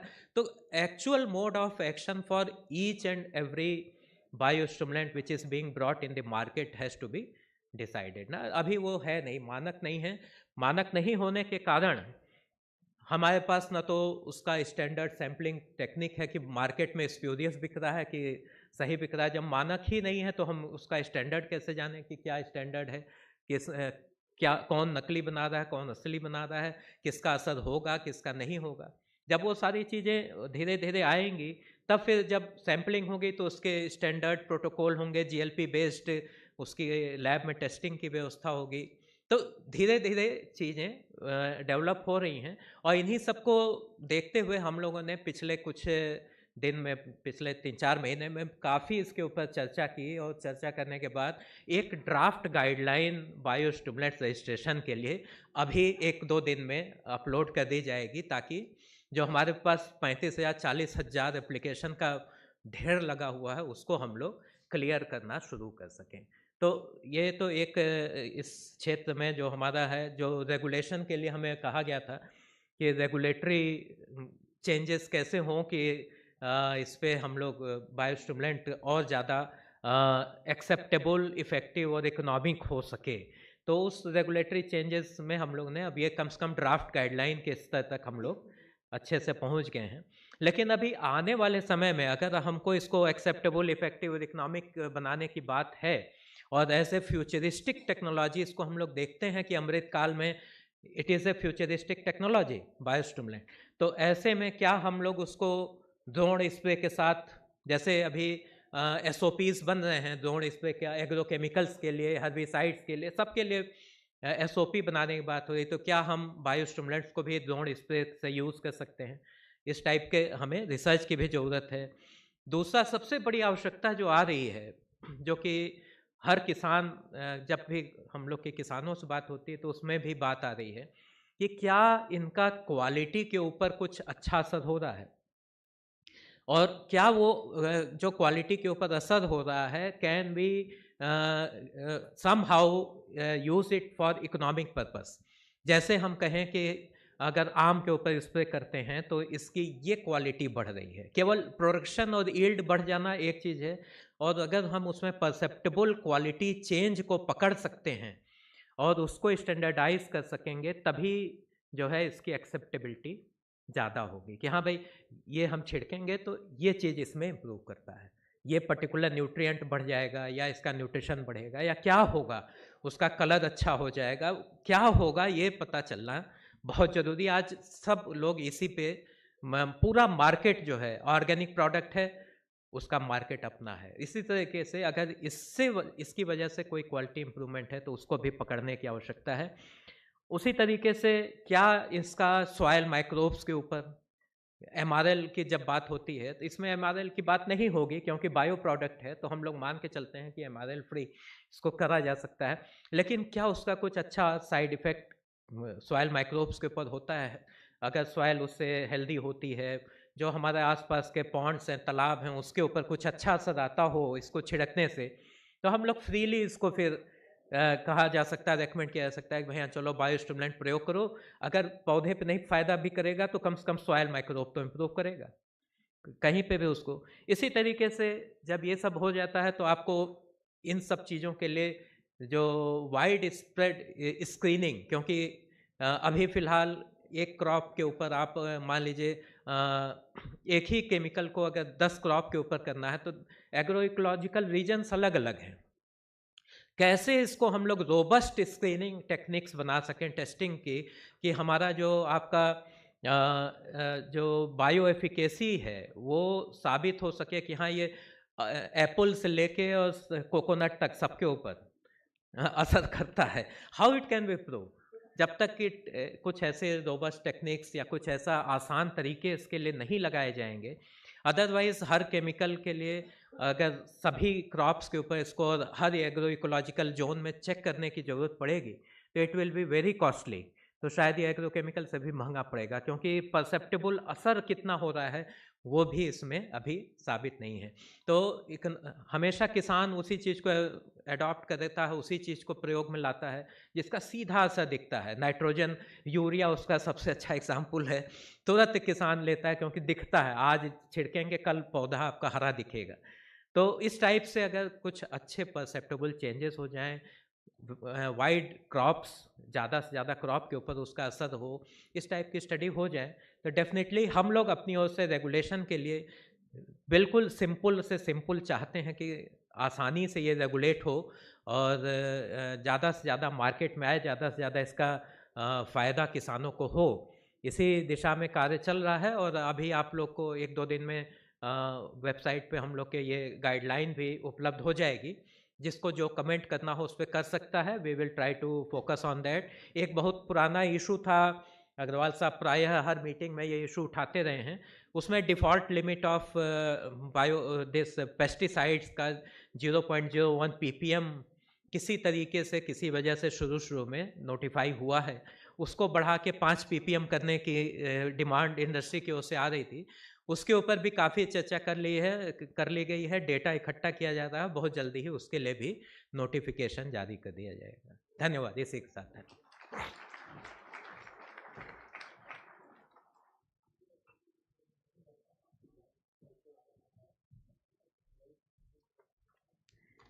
Thank you very much, Dr. Singh. And now I would like to request Dr. W.R. Reddy, IAS, former DG, NIRDPR, to talk on the role of new techniques and technologies for increasing farmers' income. A big round of applause for Dr. Reddy. Good afternoon. I am feeling very hungry. Must be, you also must be feeling the same. So I don't want to stand between you and of course Jindal Saab bhi hai baat karne ka. My Hindi is not that good, but I'll use mix of Hindi and English. जो मंच पे बैठे हैं, distinguished guests, experts, scientists, practitioners, हमारा farmers, जो किसान भाई और बहनें हैं इधर, बहुत खुशी लग रहा है कि मैं इस मंच पे हाजिर हूँ। मेरा धन्यवाद आरजे अग्रवाल साहब से। हमारा बहुत पुराना रिश्ता है, जब 2007 और 8 में जॉइंट सेक्रेटरी प्लांट प्रोटेक्शन थे, तब से he continues with the same enthusiasm, same zeal on these issues. तब भी यही इश्यूज पे बात करते थे, अभी भी वही इश्यूज पे बात कर रहा है। जब अग्रवाल साहब ने उस स्क्रीन पे देख रहा था, जैसा सिंह साहब को लगा अग्रवाल साहब मेरे तरफ ही देख रहा है। बहुत सारा इम्प्रूवमेंट्स हो गया है, लेकिन बहुत सारा और करने का बाकी है। Unfortunately, Honorable Minister could not come here. You have very good progressive thinking Minister, Sri Narendra Singh Tomar. मैं साहब के पास रूरल डेवलपमेंट में 4 साल काम किया था. I know that he is very progressive, positive and gives a lot of freedom to the system, to the bureaucracy to perform better. Dear friends, जो agriculture जो हम सोचते हैं बहुत ही आसान है, लेकिन मेरा असेसमेंट में it is so complex sector. But and many times we think that we know all the problems and we have all the solutions.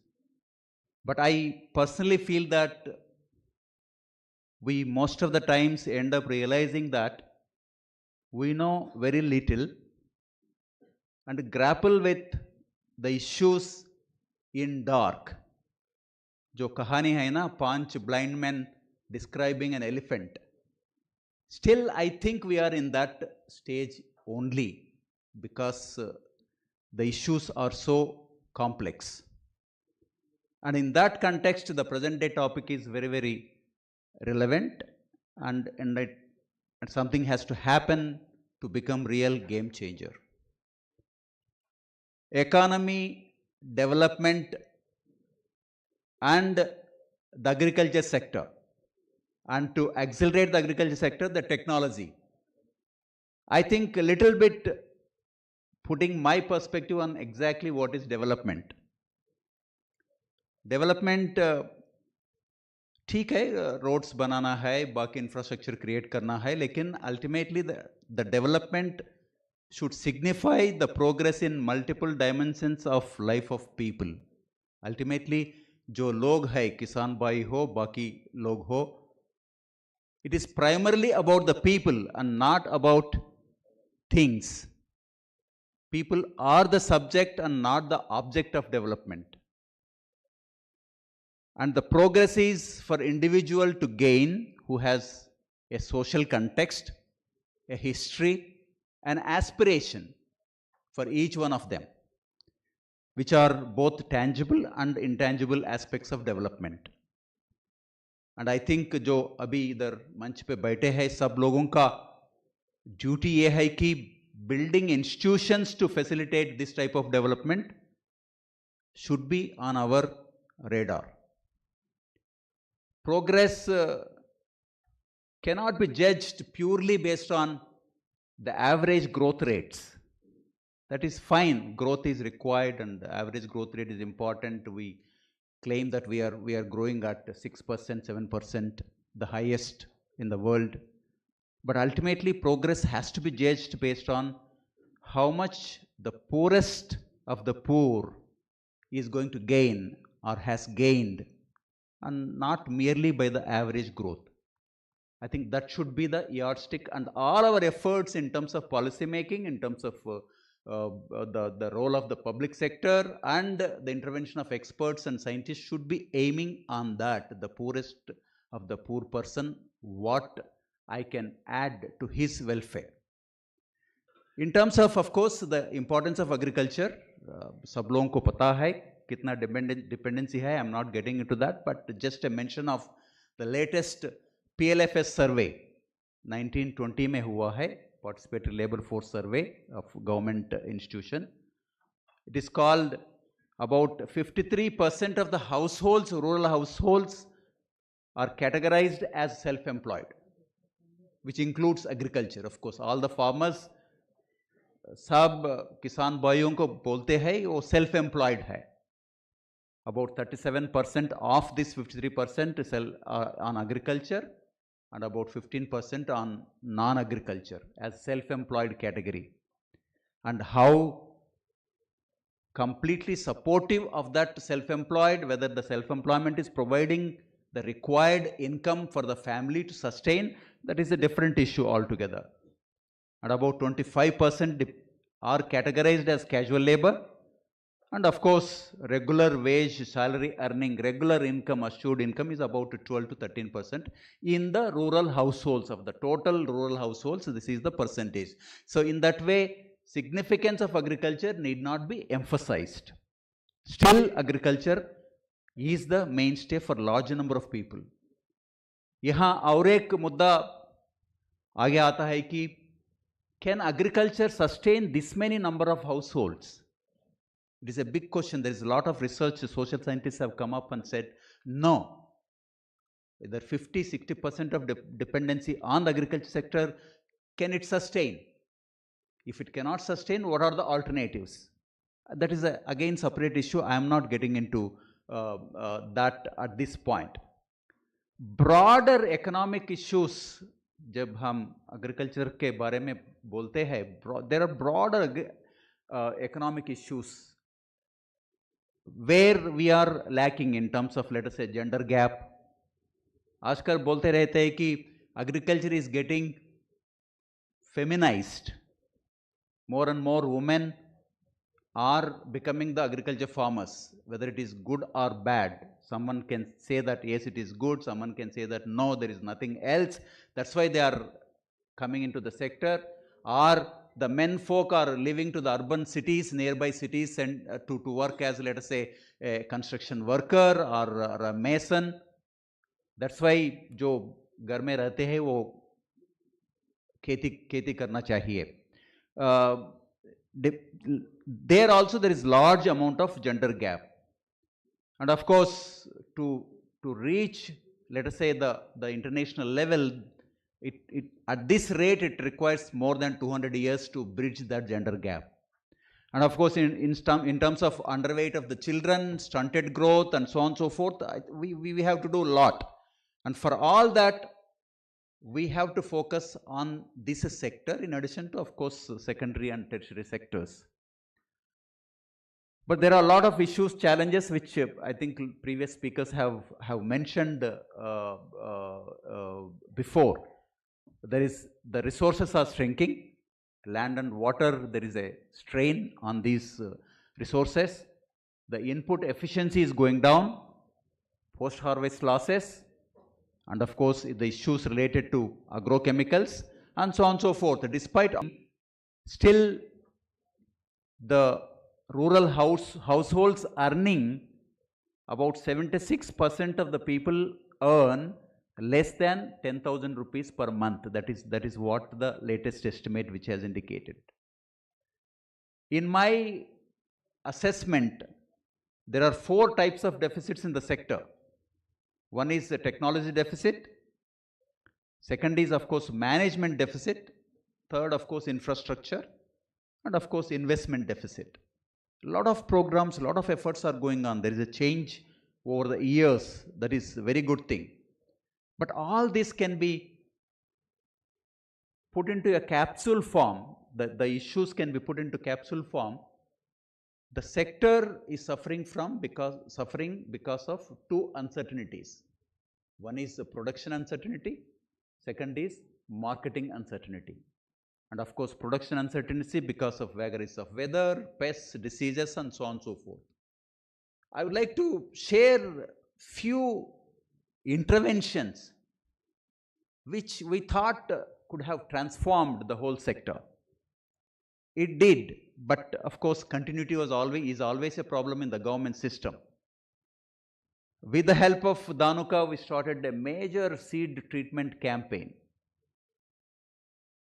especially in the self-pollinated crops where the farmers use the same seed year after year. The previous speaker was mentioning the seed replacement in wheat still is at 40% only. So the seed treatment, which is the first basic step by which you can protect the crop for maybe for the next 30 days or after sowing 30 days or 45 days. But that the coverage of seed treatment was low at that time, and I don't know, I'm out of date on the data, present data. I presume that still there is a large gap in the seed treatment coverage. A major success with the help of the industry. So here one lesson for me is, or for all of us, is the private sector and the government system can work in multiple ways, in multiple channels to bring prosperity to the farmer, to bring the progress in the agriculture sector as such. And of course, second was the quality supply of inputs, and especially the issue is on agrochemicals. Today, the quality control systems, a lot of effort has gone, still it is complex, still it is not satisfactory, but still it has to go. The sampling methodologies, the reliability of sampling methodologies. In fact, when I was Joint Secretary Plant Protection, I used to hear that the pesticide industry used to collect the samples and bring it to the laboratory, CIL, whatever it may be. It's a double-edged weapon. The distrust on the system, government system, the distrust on the industry also. So it has to be carefully treated to solve some of these problems. Surveillance, pest surveillance. I don't think even now there is a perfect public system which can give us the data of the past historical development of these pests and diseases in the country.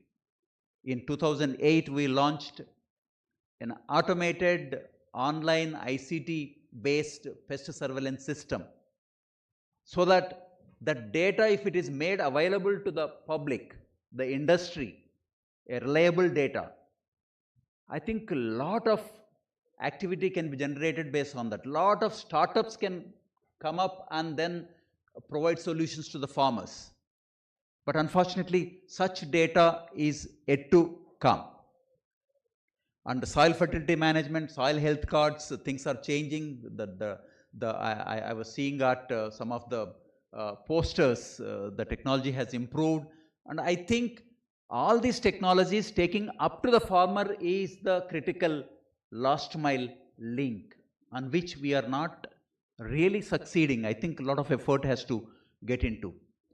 Another major area when we talk about the technology, it is not only the technology, it is a question of packaging and making it available to the farmer in an affordable cost, understandable way, and easily implementable format. Suppose, for example, you see the insurance, another marketing uncertainty when we talk about. Insurance has to underwrite that whole risk. We have Pradhan Mantri Fasal Bima Yojana. Large number of schemes were there, but now it is the most comprehensive scheme, but still its reach is still a long way to go. Why? Because there is no continuity of data of weather parameters itself available to the public, to the insurance companies. I think that is where the public sector has to invest, let us say, series of automatic weather stations. Technology is available. It has to be installed, run, maintained, maybe on a entrepreneurial mode. And if that data is made available to the public, lot of insurance products can be brought into the farmer. Suppose, imagine one farmer, if his seed germination itself is affected, if his claim can be settled within the 2 days of, let us say, failure of the germination, and automatically the amount is remitted to compensate that seed cost. मैंने देखा है आंध्र प्रदेश में जो chickpea बोता है, chickpea, Bengal gram, इसका seed rate is very high because of the size of the seed, and that chickpea seed cost is very, very substantial, and many times because of inadequate moisture or lack of next rainfall, it fails. Germination doesn't happen. They have to go for again second time germination by waiting it. A company came up with that if germination fails based on the rainfall data, based on the soil moisture data, automatically insurance coverage triggers in and then the amount is compensated to that farmer. अभी जो फसल बीमा योजना में जो हो रहा है, जो bureaucratic का assessment, a mandal or let us say a cluster of villages as a unit of coverage. आजकल तो क्लाइमेट बहुत ही erratic है, इस उधर बाहर में बारिश हो रहा है लेकिन इधर दूसरा जगह में बारिश नहीं है within 1 kilometer. If someone says that I'll take the whole taluk as a unit, it is not working. Farmer will not get benefited. That risk cannot be mitigated. So we have to come up with reliable data, utilizing the technology, and make it available, and within I think 5 to 10 years, a large number of insurance companies should come into this sector, come up with the new products, and provide the benefits to the farmers. So my point is, the ministry, I thought the minister will be there, so I can make this statement. The public data systems have to be improved. Singh साहब है इधर. मैं कल रात को बैठ के देख रहा था एग्रीकल्चर वेबसाइट में statistics to lay my hands on some basic figures. वो सीड ट्रीटमेंट का कितना परसेंटेज कवरेज है मैं देखना चाहता था. वो मिला नहीं है. Maybe must be there, but I could not get within that short time. दूसरा एग्रीकल्चर स्टैटिस्टिक्स का एक ब्यूटिफुल किताब है वेबसाइट में, लेकिन that pertains to 2019. We are in 2023. Very good data, nicely presented, but that whole data is available in PDF format. My dear friends, PDF format for the researchers, for the industry, for the startups, how much time they can spend and then cull out and then prepare another Excel sheet and then analyze and then go for. It should be made available on the website in a explorable format, in an analyzed format, I can develop list so many parameters and then take the data. It should be user friendly. If that data is made available, I can tell you so many youngsters who have appetite to start their startups can come and make businesses, which can benefit the industry also, which can create the employment for the youngsters also. So I'm not getting into what all the things to be done. There's just one example, the extension system, agriculture extension system. I'm not getting into the details of that. Public extension system has failed. Yes, just 1 minute.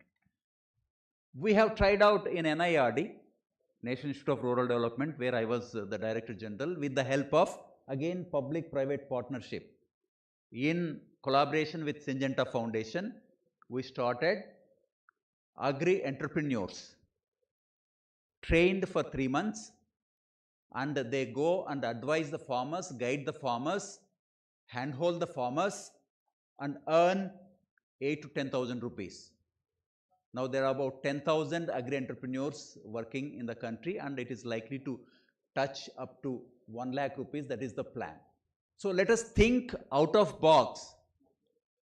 Let us not go into the traditional forms, out of box, find solutions. Sector can solve most of our problems, can create wealth for a large number of farmers. Dear friends, I think all of us have a role. The Honorable Minister has mentioned, Sabka Haath Chahiye Isme. Everyone has a role to play. And I wish that this day's interactions will help us to come up with a large number of ideas and then go forward. Thank you. I wish you all the best.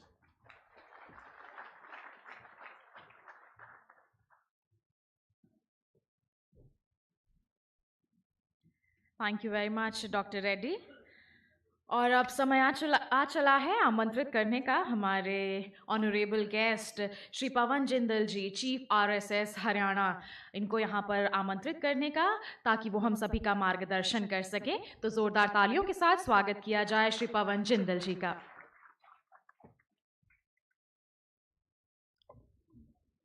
आज की इस conference में अग्रवाल साहब के मन में एक पीड़ा है। टेक्नोलॉजी के द्वारा एग्रीकल्चर के फील्ड में एक बड़ा बदलाव, उनकी बातचीत से, उनकी प्रेजेंटेशन से हम सब महसूस कर रहे थे। उन्होंने बहुत ही मेहनत से बहुत बड़ा डाटा कलेक्ट किया है और हमारे सामने रखने का प्रयत्न किया है। और इस प्रकार की एक कॉन्फ्रेंस का आयोजन कि अपने साइंटिस्ट, अपने एक्सपर्ट और अपने किसान भाई बहनों को वास्तविकता से अवगत कराया जाए। अब जब मेरे को बोलने के लिए मैं देख रहा था बार बार, मैं इससे पहले सेशन में भी पीछे बैठा था तो उसको भी मैंने सुना है। आप सोच सकते हैं कि 15 एक्सपर्ट लोगों के बोलने के बाद मैं निश्चित रूप में स्कूलिंग में पिछले बेंच का स्टूडेंट रहा हूँ, पर आज भी मेरे को पिछले बेंच का ही नंबर आया, तो मेरे पास कुछ बच सकता है अभी कुछ बोलने के लिए। तो इसलिए आप चिंता मत करिए, आप जल्दी से खाने के लिए तैयार रहिए, मैं कुछ बहुत बोलने वाला नहीं हूँ। देखिए, मैं तो कुछ मोटा मोटा, क्योंकि एक्सपर्ट सब विषय बिंदु आ चुके हैं, मैं एक प्राचीन भारत की ओर आपको लेकर जाना चाहता हूँ। भारत एक प्राचीन राष्ट्र है। हम अगर देखें 1947 में भारत की आज़ादी हुई, उसके पश्चात आज वर्तमान में जब हम देखते हैं तो दुनिया का 2.5% एरिया हमारे भारत के पास जमीन है, भूमि है। दुनिया का 4.5% हमारे पास पानी के रिसोर्सेज है और दुनिया की 20% हमारे जिम्मे आबादी है। देखिए, इन सब रिसोर्सेज को कमी होते हुए देखते हुए भी आज अगर हम एनालिसिस करते हैं, 1964 में इस देश के जो उसके बाद दूसरे प्रधानमंत्री बने लाल बहादुर शास्त्री जी, उस समय देश अनाज इंपोर्ट करता था। हमारी इस आबादी, जो आबादी आज 140 करोड़ को क्रॉस कर रही है, उस समय शायद ये 80-90 करोड़ होगी, परंतु उस 80-90 करोड़ के लिए भी हमें इंपोर्ट करना पड़ता था, हम आत्मनिर्भर नहीं थे। लाल बहादुर शास्त्री जी ने एक नारा दिया, जय जवान जय किसान। किसान को आगे बढ़ने के लिए प्रेरणा दी, तो किसान ने मेहनत की। एक ग्रीन रेवोल्यूशन के नाते आज हमारी एक स्थिति इस देश में, आज अगर 2 साल कोई अन्न ना हो, 140 करोड़ की आबादी रखने वाला दुनिया के सबसे बड़ी आबादी वाला देश तब भी सरवाइव कर सकता है। आज हम एक्सपोर्ट करने की स्थिति में हैं, एक्सपोर्ट हम करते भी हैं। हमारा किसान पूरे दुनिया में आज एक भोला किसान आज के युग में भी है, उसको बहुत सारी मार पड़ती है। मैं ये सब बातें कह सकता हूँ, मेरा जन्म एक किसान के घर में रहा और मैं एक छोटे से गांव में रहा और 40 वर्ष की आयु तक मैं खेती के काम में ही रहा। मेरा पोस्ट ग्रेजुएशन 1977 में महिंद्रा कॉलेज पटियाला से हुआ, परंतु मैं गांव से जाता था साइकिल पर, लगभग 20 किलोमीटर साइकिल चलाकर जाता था और घर आकर एक किसान के बेटे को क्या क्या करना पड़ता है पशुओं के लिए, खेती के लिए, वो सब मैंने देखा है। पर किसान हमारे भारत का लेबोरियस किसान है। जब जब भी उसको हमने कोई चैलेंज दिया उस पर वो खरा उतरा है। आज भारत आत्मनिर्भर है अनाज के मामले में, परंतु आज उनकी समस्याओं को गंभीरता से इस सरकार ने, जब से मोदी जी आए हैं तब से देखना भी शुरू हुआ है, परंतु इसको गति देने की जरूरत है। अभी बहुत सारे पैरामीटर हैं, नई टेक्नोलॉजी की बातें हैं, टेक्नोलॉजी के प्रति उसको अपग्रेड करना, उसका प्रशिक्षण करना, ये बड़ा एक चैलेंज है। उन सब बातों को अलग अलग स्थानों पर हमें प्रारंभ करना पड़ेगा। देखिए, उसी प्रकार का जैसे मेरे इंट्रोडक्शन में आपने देखा होगा, उसमें एक लिखा है, हमने लगभग 2 साल से हम सब लोग जो इस फील्ड में थोड़ा बहुत कुछ जानते हैं, हमारा प्रयास उस किसान को अपग्रेड करने के लिए हमारा रोल क्या हो सकता है, ये हम निस्वार्थ भाव से अगर करेंगे तो किसान जल्दी अपग्रेड होगा। हमने समालखा में एक 25 एकड़ में ऐसे ही, जिसका नाम है सेवा साधना एवं ग्राम विकास केंद्र, इस नाम से ही ध्यान में आता है ग्राम विकास। ग्राम का विकास का अर्थ है किसान का विकास, क्योंकि भारत 70% आबादी गांव में रहती है और गांव का मेन धंधा कृषि है। और आज हम सोचें, जैसे हमारे प्रधानमंत्री जी सोचते हैं कि हमारी $5 ट्रिलियन की इकोनॉमी 2025-27 में होगी और उसमें एग्रीकल्चर का भी हिस्सा $1 ट्रिलियन इस प्रकार का होगा। तो इसके लिए केवल बात करने से नहीं होगा, इसके लिए किसान में जाकर उसमें हमें काम करना पड़ेगा, उसको एजुकेट करना पड़ेगा, उसको अपग्रेड करना पड़ेगा और उसको समझाना पड़ेगा, क्योंकि आज भी वो सारी टेक्नोलॉजी जो हम सोचते हैं वो उसके पास नहीं है। ये हमारी जरूरत भी है, क्योंकि पुराने समय में किसान का बेटा किसान बनता था, कारपेंटर का बेटा कारपेंटर बनता था, तो हमें नौकरियों की जरूरत नहीं थी।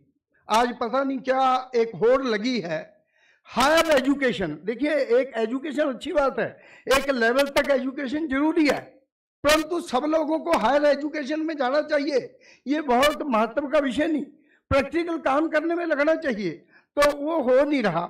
सब लोग जो बड़ी गिनती में एक ग्रेजुएशन की, पोस्ट ग्रेजुएशन की, इंजीनियरिंग की ऐसी डिग्री लेकर एक बेरोजगार के नाते घूम रहे हैं। पुराने जमाने में नहीं था।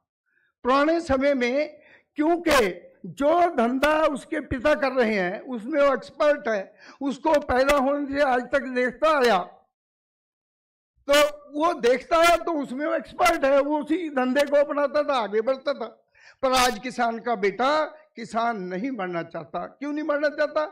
क्योंकि उसको लगता है खेती एक घाटे का सौदा है, खेती एक नुकसान का सौदा है। परंतु इसके दुष्परिणाम क्या होंगे, ये अगर हम आज विचार करेंगे तो हमें ध्यान में आएगा आगे चलकर जो भारत आज एक स्थिति में पहुंचा है, इस स्थिति के लिए हमें फिर से कठिनाई आ सकती है। तो इस कठिनाई से बचने के लिए आज गांव को बचाना पड़ेगा, कृषि को बचाना पड़ेगा, उसके लिए प्रयास करने पड़ेंगे, उसको सब प्रकार का प्रशिक्षण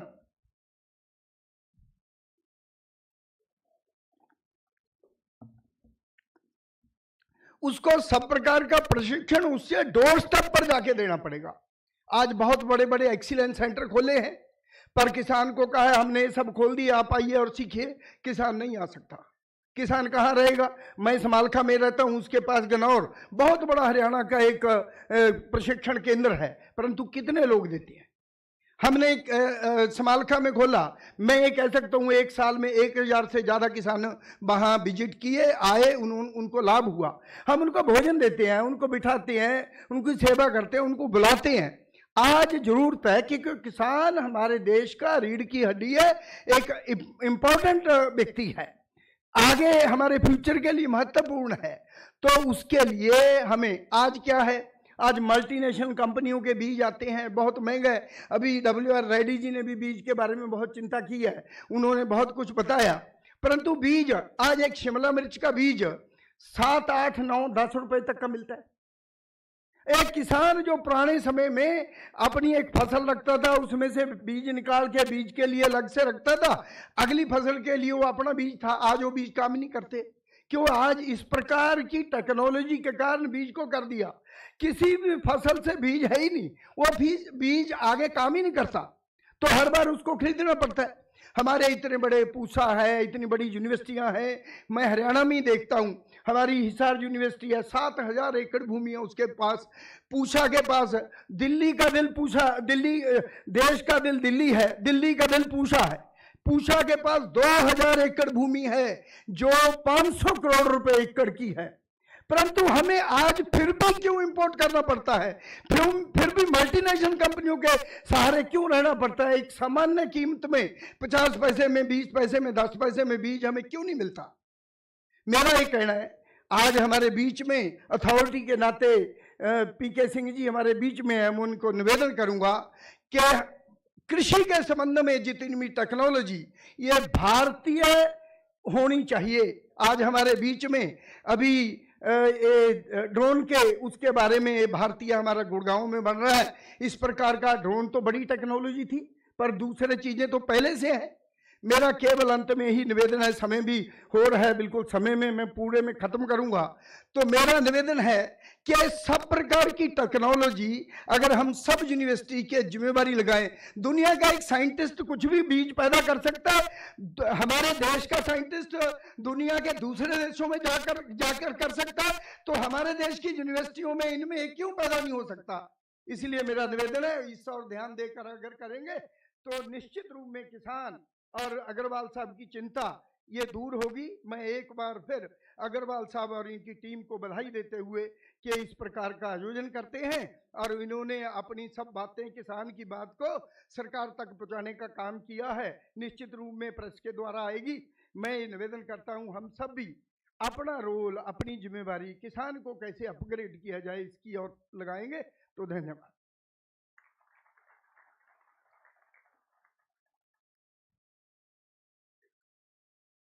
महोदय, आपके सुझावों के लिए बहुत बहुत धन्यवाद।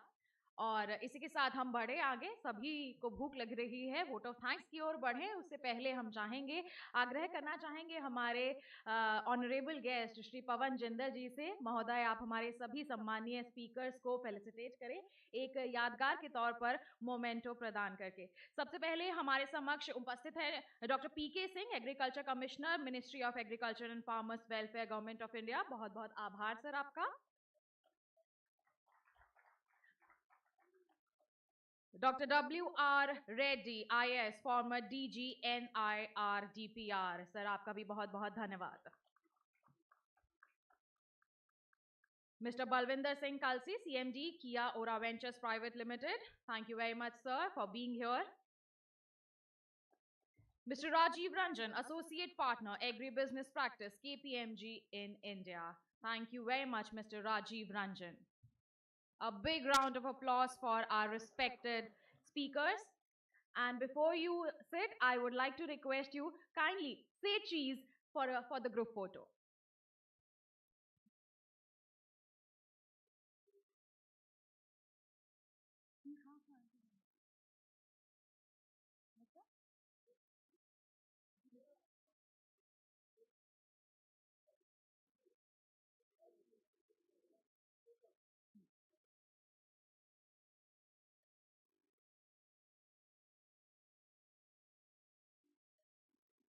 And now it's time for the vote of thanks. I would like to request Mr. Rahul Dhanuka, Joint Managing Director, Dhanuka Agritech Limited. Mr. Rahul Dhanuka.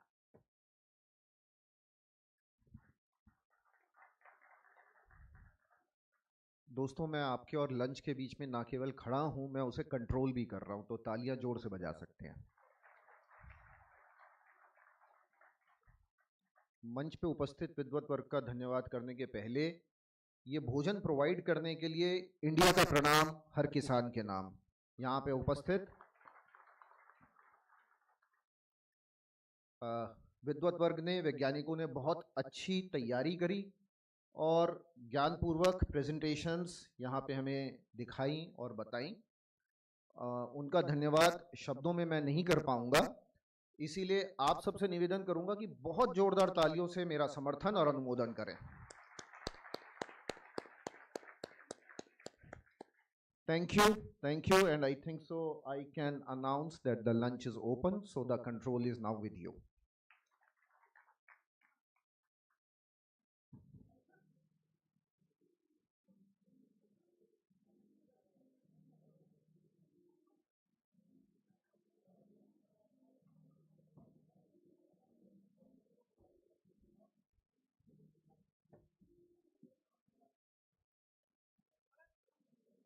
Ladies and gentlemen, enjoy the delicious lunch, but I may request you all to kindly be back after 30 minutes as we have to cover all the other sessions. Thank you very much and enjoy your meal.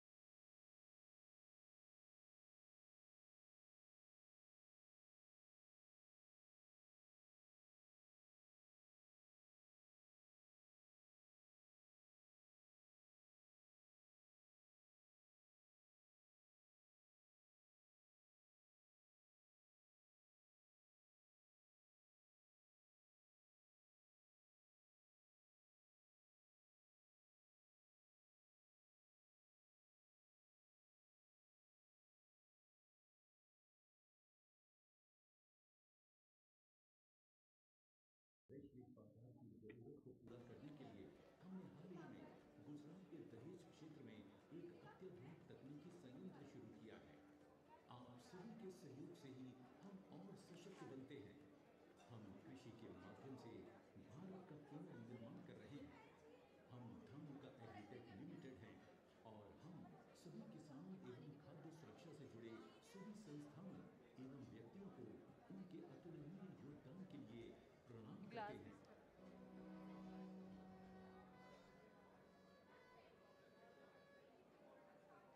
पूछिए किसी भी किसान से, छोटा हो या बड़ा, कितना बेशकीमती होता है उसके लिए जमीन का एक टुकड़ा। जमीन के उस टुकड़े में हर किसान सपने बोता है। कड़कती धूप हो या आंधी तूफान, फसलों में खुद उगता है, फसलों के साथ सोता है। जानता है मौसम के मिजाज पर उसका बस नहीं। मेहनत, लगन, उम्मीद, जुनून, बस यही उसकी जिंदगी है। सींचता है खेत को अपने पसीने से, धानुका पर विश्वास से, हौसलों से अपने सीने को। महज अन्नदाता कहने से काम नहीं बनता है। ऐ किसान, तुझे पूरे देश का प्रणाम तो बनता है। धानुका, इंडिया का प्रणाम हर किसान के नाम। भारत के दिल में जहाँ लहलहाते हैं हरे भरे खेत, जहाँ किसानों का गर्व फसलों के रूप में खिलखिलाता है, जहाँ नृत्य करती हुई एवं उल्लासित हरी भरी फसलें हैं, हम प्रतिबद्ध हैं अपनी भूमि पर अधिक उपज एवं बेहतर खाद्य गुणवत्ता प्रदान करने के लिए। हजारों सपनों को नया रंग देने के लिए पेश है धानुका एग्रीटेक लिमिटेड। वर्ष 1980 में स्थापित धानुका एग्रीटेक लिमिटेड 56 वर्षीय धानुका समूह का एक भाग है और ये ऐसी कृषि रसायन कंपनियों में से एक है जो भारत में तेजी से अपनी पहचान बना रही है। नित नए कदमों, स्थिरता और वैश्विक सहयोग पर पर्याप्त रूप से ध्यान केंद्रित करने के साथ ही धानुका आज पूरे विश्व में कृषि रसायन उद्योग में एक विश्वसनीय ब्रांड के रूप में स्थापित हो गया है। हमारी कई प्रकार के अत्याधुनिक परिसरों में विद्यमान विभिन्न सुविधाओं जैसे पूरी तरह से सुसज्जित 3 एग्रोकेमिकल फॉर्मुलेशन परिसर, एक तकनीकी संयंत्र, एक अत्याधुनिक अनुसंधान केंद्र, 90 से अधिक उत्पाद, 30 से अधिक गोदाम और 6,500 से अधिक प्राथमिक और 80,000 से अधिक माध्यमिक वितरण चैनलों के एक अखिल भारतीय वितरण नेटवर्क के साथ आज धानुका 10 मिलियन से अधिक किसानों के जीवन में उपयोगी परिवर्तन लाने में सबसे अग्रणी है। आज पूरे विश्व में भारत कृषि रसायनों के लिए सबसे तेजी से बढ़ते हुए मार्केट में से एक है, क्योंकि भारत विश्व में कृषि रसायनों का 5वां सबसे बड़ा उत्पादक एवं चौथा सबसे बड़ा निर्यातक है। महामारी के बीच भारत में कृषि उद्योग अपनी शानदार प्रगति एवं समृद्धि का प्रदर्शन करते हुए आशा की किरण बनकर उठा है। इसने वैश्विक विनिर्माण केंद्र के रूप में भारत के लिए नए आयामों के लिए भी मार्ग प्रशस्त किए हैं। हम जो कुछ भी करते हैं उसके केंद्र में किसान के साथ हमारे मजबूत संबंध हैं। इसी विचार को और मजबूत करते हुए हमने हाल ही में इंडिया का प्रणाम हर किसान के नाम अभियान का शुभारंभ किया है, जो पूर्णतया किसानों के लिए समर्पित है एवं हमारे समाज में उनके अतुलनीय योगदान को प्रणाम करता है। वर्ष 1997 में स्थापित किए गए फार्मास्यूटिकल विभाजन के साथ हमने एक नई यात्रा शुरू की। वर्ष 2020 में ऑर्किड फार्मास्यूटिकल के अधिग्रहण के साथ हमारा फार्मास्यूटिकल दुगने से अधिक बढ़कर $130 मिलियन हो गया है। इस अधिग्रहण से न केवल अमेरिका, यूरोप और जापान जैसे वैश्विक फार्मास्यूटिकल मार्केट में कंपनी ने अपनी उपस्थिति दर्ज कराई है, बल्कि कंपनी के मौजूदा पोर्टफोलियो के मूल्यों में भी वृद्धि हुई है। वैश्विक बाजार की जरूरत को पूरा करने के लिए हमने हाल ही में गुजरात के दहेज क्षेत्र में एक अत्याधुनिक तकनीकी संयंत्र शुरू किया है। आप सभी के सहयोग से ही हम और सशक्त बनते हैं। हम कृषि के माध्यम से भारत का पुनर्निर्माण कर रहे हैं। हम धानुका एग्रीटेक लिमिटेड हैं और हम सभी किसानों एवं खाद्य सुरक्षा से जुड़े सभी संस्थानों एवं व्यक्तियों को उनके अतुलनीय योगदान के लिए प्रणाम करते हैं।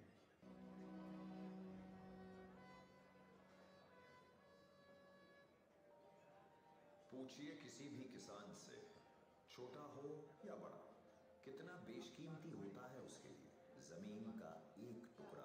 जमीन के उस टुकड़े में हर किसान सपने बोता है।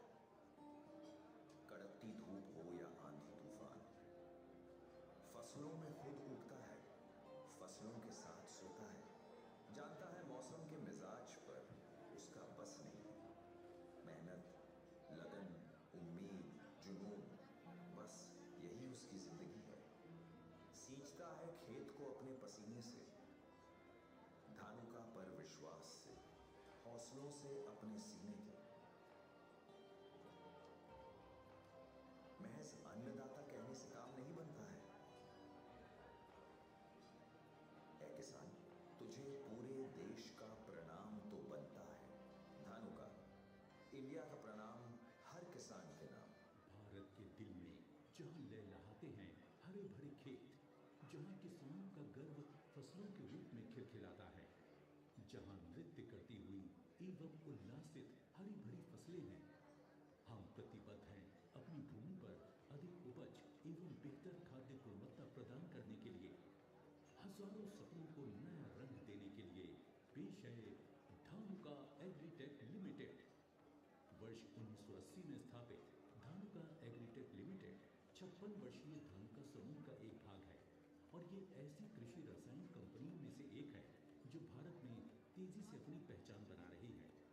नित नए कदमों, स्थिरता और वैश्विक सहयोग पर पर्याप्त रूप से ध्यान केंद्रित करने के साथ ही धानुका आज पूरे विश्व में कृषि रसायन उद्योग में एक विश्वसनीय ब्रांड के रूप में स्थापित हो गया है। हमारी कई प्रकार के अत्याधुनिक परिसरों में विद्यमान विभिन्न सुविधाओं जैसे पूरी तरह से सुसज्जित 3 एग्रोकेमिकल फॉर्मुलेशन परिसर, एक तकनीकी संयंत्र, एक अत्याधुनिक अनुसंधान केंद्र, 90 से अधिक उत्पाद, 30 से अधिक गोदाम और 6,500 से अधिक प्राथमिक और 80,000 से अधिक माध्यमिक वितरण चैनलों के एक अखिल भारतीय वितरण नेटवर्क के साथ आज धानुका 10 मिलियन से अधिक किसानों के जीवन में उपयोगी परिवर्तन लाने में सबसे अग्रणी है। आज पूरे विश्व में भारत कृषि रसायनों के लिए सबसे तेजी से बढ़ते हुए मार्केट में से एक है, क्योंकि भारत विश्व में कृषि रसायनों का 5वां सबसे बड़ा उत्पादक एवं चौथा सबसे बड़ा निर्यातक है। महामारी के बीच भारत में कृषि उद्योग अपनी शानदार प्रगति एवं समृद्धि का प्रदर्शन करते हुए आशा की किरण बनकर उभरा है। इसने वैश्विक विनिर्माण केंद्र के रूप में भारत के लिए नए आयामों के लिए भी मार्ग प्रशस्त किए हैं। हम जो कुछ भी करते हैं उसके केंद्र में किसान के साथ हमारे मजबूत संबंध हैं। इसी विचार को और मजबूत करते हुए हमने हाल ही में इंडिया का प्रणाम हर किसान के नाम अभियान का शुभारंभ किया है, जो पूर्णतया किसानों के लिए समर्पित है एवं हमारे समाज में उनके अतुलनीय योगदान को प्रणाम करता है। वर्ष 1997 में स्थापित किए गए फार्मास्यूटिकल विभाजन के साथ हमने एक नई यात्रा शुरू की। वर्ष 2020 में ऑर्किड फार्मास्यूटिकल के अधिग्रहण के साथ हमारा फार्मास्यूटिकल दुगने से अधिक बढ़कर $130 मिलियन हो गया है। इस अधिग्रहण से न केवल अमेरिका, यूरोप और जापान जैसे वैश्विक फार्मास्यूटिकल मार्केट में कंपनी ने अपनी उपस्थिति दर्ज कराई है, बल्कि कंपनी के मौजूदा पोर्टफोलियो के मूल्यों में भी वृद्धि हुई है। वैश्विक बाजार की जरूरत को पूरा करने के लिए हमने हाल ही में गुजरात के दहेज क्षेत्र में एक अत्याधुनिक तकनीकी संयंत्र शुरू किया है। आप सभी के सहयोग से ही हम और सशक्त बनते हैं। हम कृषि के माध्यम से भारत का पुनर्निर्माण कर रहे हैं। हम धानुका एग्रीटेक लिमिटेड हैं और हम सभी किसानों एवं खाद्य सुरक्षा से जुड़े सभी संस्थानों एवं व्यक्तियों को उनके अतुलनीय योगदान के लिए प्रणाम करते हैं।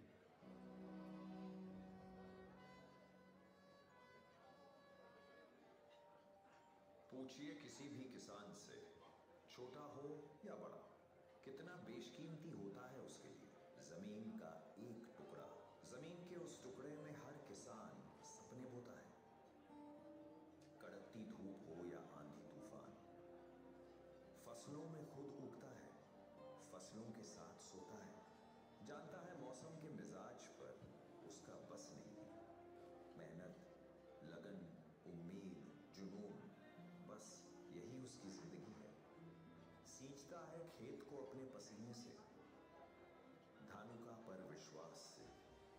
फसलों से अपने सीने के महज अन्नदाता कहने से काम नहीं बनता है। ऐ किसान, तुझे पूरे देश का प्रणाम तो बनता है। धानु का, इंडिया का प्रणाम हर किसान के नाम।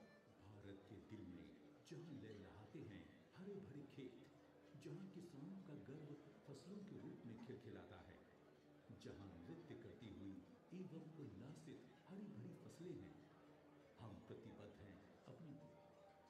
पूछिए किसी भी किसान से, छोटा हो या बड़ा, कितना बेशकीमती होता है उसके लिए जमीन का एक टुकड़ा। जमीन के उस टुकड़े में हर किसान सपने बोता है।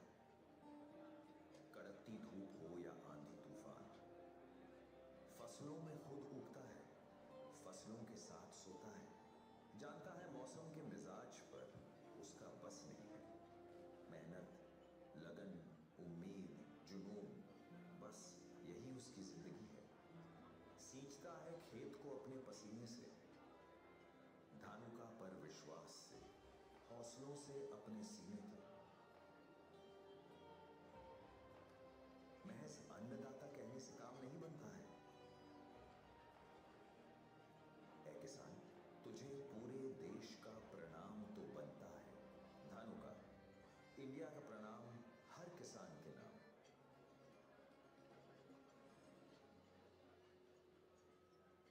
धन वर्षा 6 in 1 ये हाइड्रोलाइज्ड प्रोटीन, पेप्टाइड्स और अमीनो एसिड पर आधारित एक ऑर्गेनिक बायोस्टिमुलेंट है। ये एक विशेष प्राकृतिक मूल नाइट्रोजन युक्त ऑर्गेनिक बायोस्टिमुलेंट है जो प्राकृतिक रूप से प्राप्त पेप्टाइड्स द्वारा मिलता है। इसमें छोटी और लंबी चेन वाले पेप्टाइड्स, अमीनो एसिड और बायो कॉम्प्लेक्स पोषक तत्व एकदम उचित मात्रा में होते हैं, जिसके कारण पौधे और वनस्पति इन्हें शीघ्रता से अवशोषित और मेटाबोलाइज कर सकते हैं। ये फसल की उपज, गुणवत्ता और मात्रा में वृद्धि करते हैं, जड़ों एवं फसलों को विकसित करते हैं तथा फसलों की तनाव सहनशीलता को बेहतर बनाते हैं। ये फसलों की संक्रामक और कवक रोग प्रतिरोधक क्षमता को भी बेहतर करते हैं। चलिए अब इसकी कार्य प्रणाली को जानते हैं। एसिडिफायर एवं पीएच स्टेबलाइजर। धन वर्षा 6 in 1 एसिडिफायर एवं पीएच स्टेबलाइजर का काम करता है तथा पानी के पीएच को 4 के अंतर्गत लाता है। पीएच सॉल्यूशन की अम्लता एवं क्षारीयता को बताता है। पीएच के 0 से 14 का स्तर ये इंगित करता है कि समाधान तटस्थ पीएच 7 के अंतर्गत, अम्लीय पीएच 0 से 6 के अंतर्गत या क्षारीय पीएच 8 से 14 के अंतर्गत है। अधिकांश कीटनाशक क्षारीय पानी में तेजी से टूटते हैं और आमतौर पर अम्लीय पानी में मिश्रित होने पर सबसे प्रभावी होते हैं। कलरीमीटर धन वर्षा 6 in 1 पानी के पीएच को दर्शाता है तथा पानी में डालने से ये पानी के पीएच को अनुकूलित करके इसके रंग को सफेद से गुलाबी में परिवर्तित करता है, जो कि पानी के पीएच को दर्शाता है। आर्द्रक पदार्थ धन वर्षा 6 in 1 में आर्द्रक पदार्थ होते हैं जो पत्तों पर पड़ते ही फैलने लगते हैं और जो धन वर्षा के असर को और बेहतर बना देता है। सर्फेक्टेंट एवं पेनिट्रेंट। ये सर्फेक्टेंट एवं पेनिट्रेंट की तरह भी काम करता है, जो पत्तियों की सतह के तनाव को कम करता है और पत्तियों की सतह पर पोषक तत्वों के अवशोषण में सुधार करता है। वाटर सॉफ्टनर धन वर्षा 6 in 1 हार्ड वाटर को सॉफ्ट बनाता है। ये हार्ड वाटर के कार्बोनेट, बाइकार्बोनेट, सल्फेट, क्लोराइड आदि जैसे लवणों को निष्क्रिय करता है, जिससे कि कीटनाशक की उपयोगिता बढ़ जाती है। आइए अब फसलों पर इसके बेहतरीन परिणाम को देखते हैं। अरहर, सीताफल, लेमन ग्रास, सोयाबीन,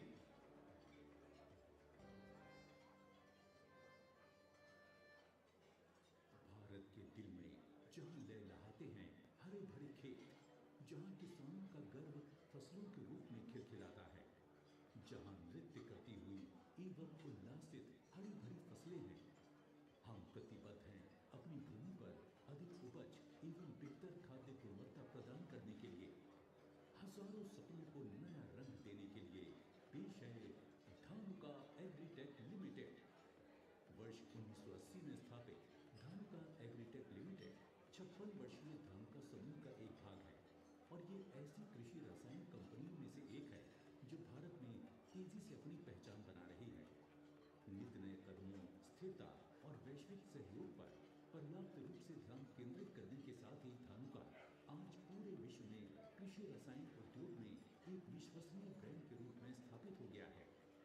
हमारी कई प्रकार के अत्याधुनिक परिसरों में विद्यमान विभिन्न सुविधाओं जैसे पूरी तरह से सुसज्जित 3 एग्रोकेमिकल फॉर्मुलेशन परिसर, एक तकनीकी संयंत्र, एक अत्याधुनिक अनुसंधान केंद्र, 90 से अधिक उत्पाद, 30 से अधिक गोदाम और 6,500 से अधिक प्राथमिक और 80,000 से अधिक माध्यमिक वितरण चैनलों के एक अखिल भारतीय वितरण नेटवर्क के साथ आज धानुका 10 मिलियन से अधिक किसानों के जीवन में उपयोगी परिवर्तन लाने में सबसे अग्रणी है।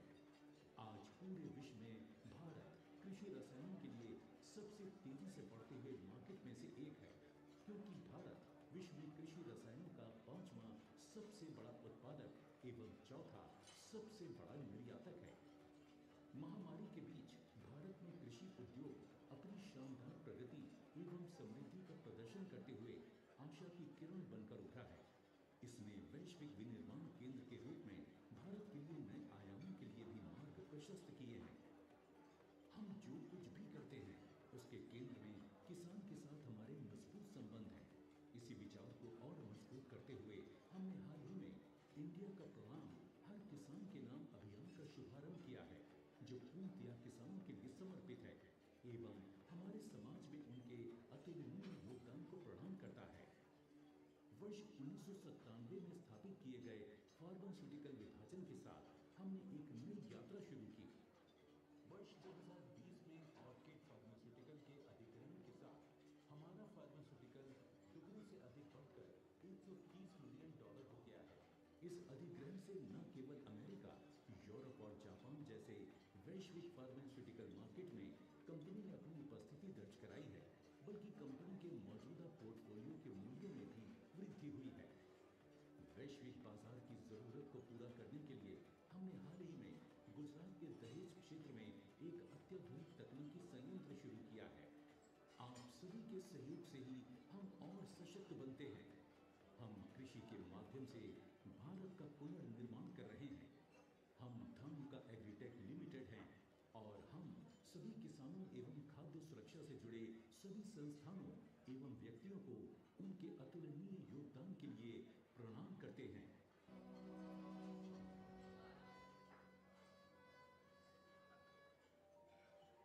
पूछिए किसी भी किसान से, छोटा हो या बड़ा, कितना बेशकीमती होता है उसके लिए जमीन का एक टुकड़ा। जमीन के उस टुकड़े में हर किसान सपने बोता है। कड़कती धूप हो या आंधी तूफान, फसलों में खुद उगता है, फसलों के साथ सोता है, जानता है मौसम के मिजाज पर उसका बस नहीं है। मेहनत, लगन, उम्मीद, जुनून, बस यही उसकी जिंदगी है। सींचता है खेत को अपने पसीने से, धानुका पर विश्वास से, हौसलों से अपने सीने के। महज अन्नदाता कहने से काम नहीं बनता है। ऐ किसान, तुझे पूरे देश का प्रणाम तो बनता है। धानुका, इंडिया का प्रणाम हर किसान के नाम।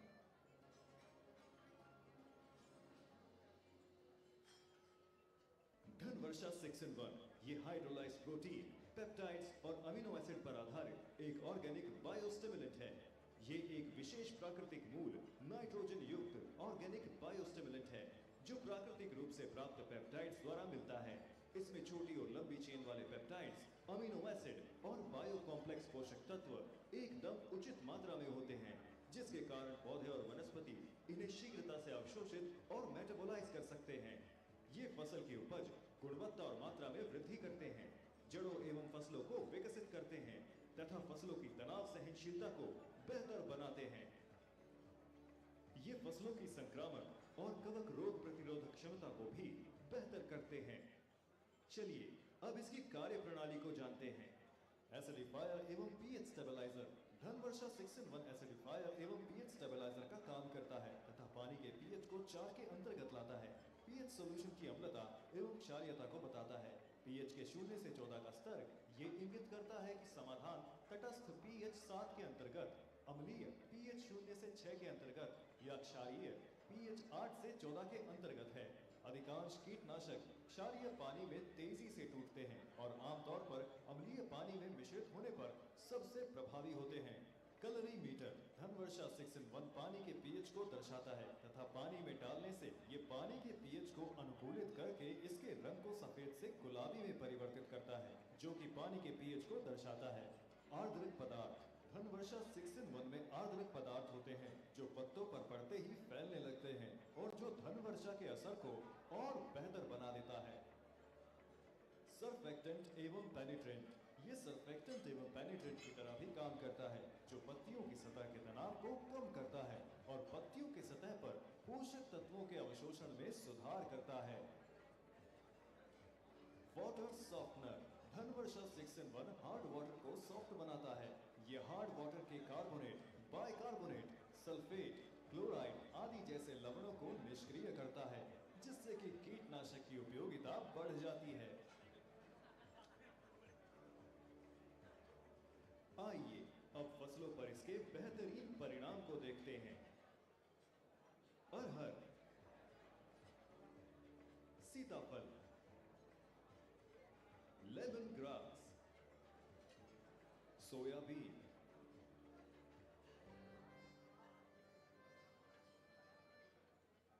भारत के दिल में जहां लहलहाते हैं हरे भरे खेत, जहां किसानों का गर्व फसलों के रूप में खिलखिलाता है, जहां नृत्य करती हुई एवं उल्लासित हरी भरी फसलें हैं, हम प्रतिबद्ध हैं अपनी भूमि पर अधिक उपज एवं बेहतर खाद्य गुणवत्ता प्रदान करने के लिए। हजारों सपनों को नया रंग देने के लिए पेश है धानुका एग्रीटेक लिमिटेड। वर्ष 1980 में स्थापित धानुका एग्रीटेक लिमिटेड 56 वर्षीय धानुका समूह का एक भाग है और ये ऐसी कृषि रसायन कंपनियों में से एक है जो भारत में तेजी से अपनी पहचान बना रही है। नित नए कदमों, स्थिरता और वैश्विक सहयोग पर पर्याप्त रूप से ध्यान केंद्रित करने के साथ ही धानुका आज पूरे विश्व में कृषि रसायन उद्योग में एक विश्वसनीय ब्रांड के रूप में स्थापित हो गया है। हमारी कई प्रकार के अत्याधुनिक परिसरों में विद्यमान विभिन्न सुविधाओं जैसे पूरी तरह से सुसज्जित 3 एग्रोकेमिकल फॉर्मुलेशन परिसर, एक तकनीकी संयंत्र, एक अत्याधुनिक अनुसंधान केंद्र, 90 से अधिक उत्पाद, 30 से अधिक गोदाम और 6,500 से अधिक प्राथमिक और 80,000 से अधिक माध्यमिक वितरण चैनलों के एक अखिल भारतीय वितरण नेटवर्क के साथ आज धानुका 10 मिलियन से अधिक किसानों के जीवन में उपयोगी परिवर्तन लाने में सबसे अग्रणी है। आज पूरे विश्व में भारत कृषि रसायनों के लिए सबसे तेजी से बढ़ते हुए मार्केट में से एक है, क्योंकि भारत विश्व में कृषि रसायनों का 5वां सबसे बड़ा उत्पादक एवं चौथा सबसे बड़ा निर्यातक है। महामारी के बीच भारत में कृषि उद्योग अपनी शानदार प्रगति एवं समृद्धि का प्रदर्शन करते हुए आशा की किरण बनकर उठा है। इसने वैश्विक विनिर्माण केंद्र के रूप में भारत के लिए नए आयामों के लिए भी मार्ग प्रशस्त किए हैं। हम जो कुछ भी करते हैं उसके केंद्र में किसान के साथ हमारे मजबूत संबंध हैं। इसी विचार को और मजबूत करते हुए हमने हाल ही में इंडिया का प्रणाम हर किसान के नाम अभियान का शुभारंभ किया है, जो पूर्णतया किसानों के लिए समर्पित है एवं हमारे समाज में उनके अतुलनीय योगदान को प्रदान करता है। वर्ष 1997 में स्थापित किए गए फार्मास्यूटिकल विभाजन के साथ हमने एक नई यात्रा शुरू की। वर्ष 2020 में ऑर्किड फार्मास्यूटिकल के अधिग्रहण के साथ हमारा फार्मास्यूटिकल दुगने से अधिक बढ़कर $130 मिलियन हो गया है। इस अधिग्रहण से न केवल अमेरिका, यूरोप और जापान जैसे वैश्विक फार्मास्यूटिकल मार्केट में कंपनी ने अपनी उपस्थिति दर्ज कराई है, बल्कि कंपनी के मौजूदा पोर्टफोलियो के मूल्यों में भी वृद्धि हुई है। वैश्विक बाजार की जरूरत को पूरा करने के लिए हमने हाल ही में गुजरात के दहेज क्षेत्र में एक अत्याधुनिक तकनीकी संयंत्र शुरू किया है। आप सभी के सहयोग से ही हम और सशक्त बनते हैं। हम कृषि के माध्यम से भारत का पुनर्निर्माण कर रहे हैं। हम धानुका एग्रीटेक लिमिटेड हैं और हम सभी किसानों एवं खाद्य सुरक्षा से जुड़े सभी संस्थानों एवं व्यक्तियों को उनके अतुलनीय योगदान के लिए प्रणाम करते हैं।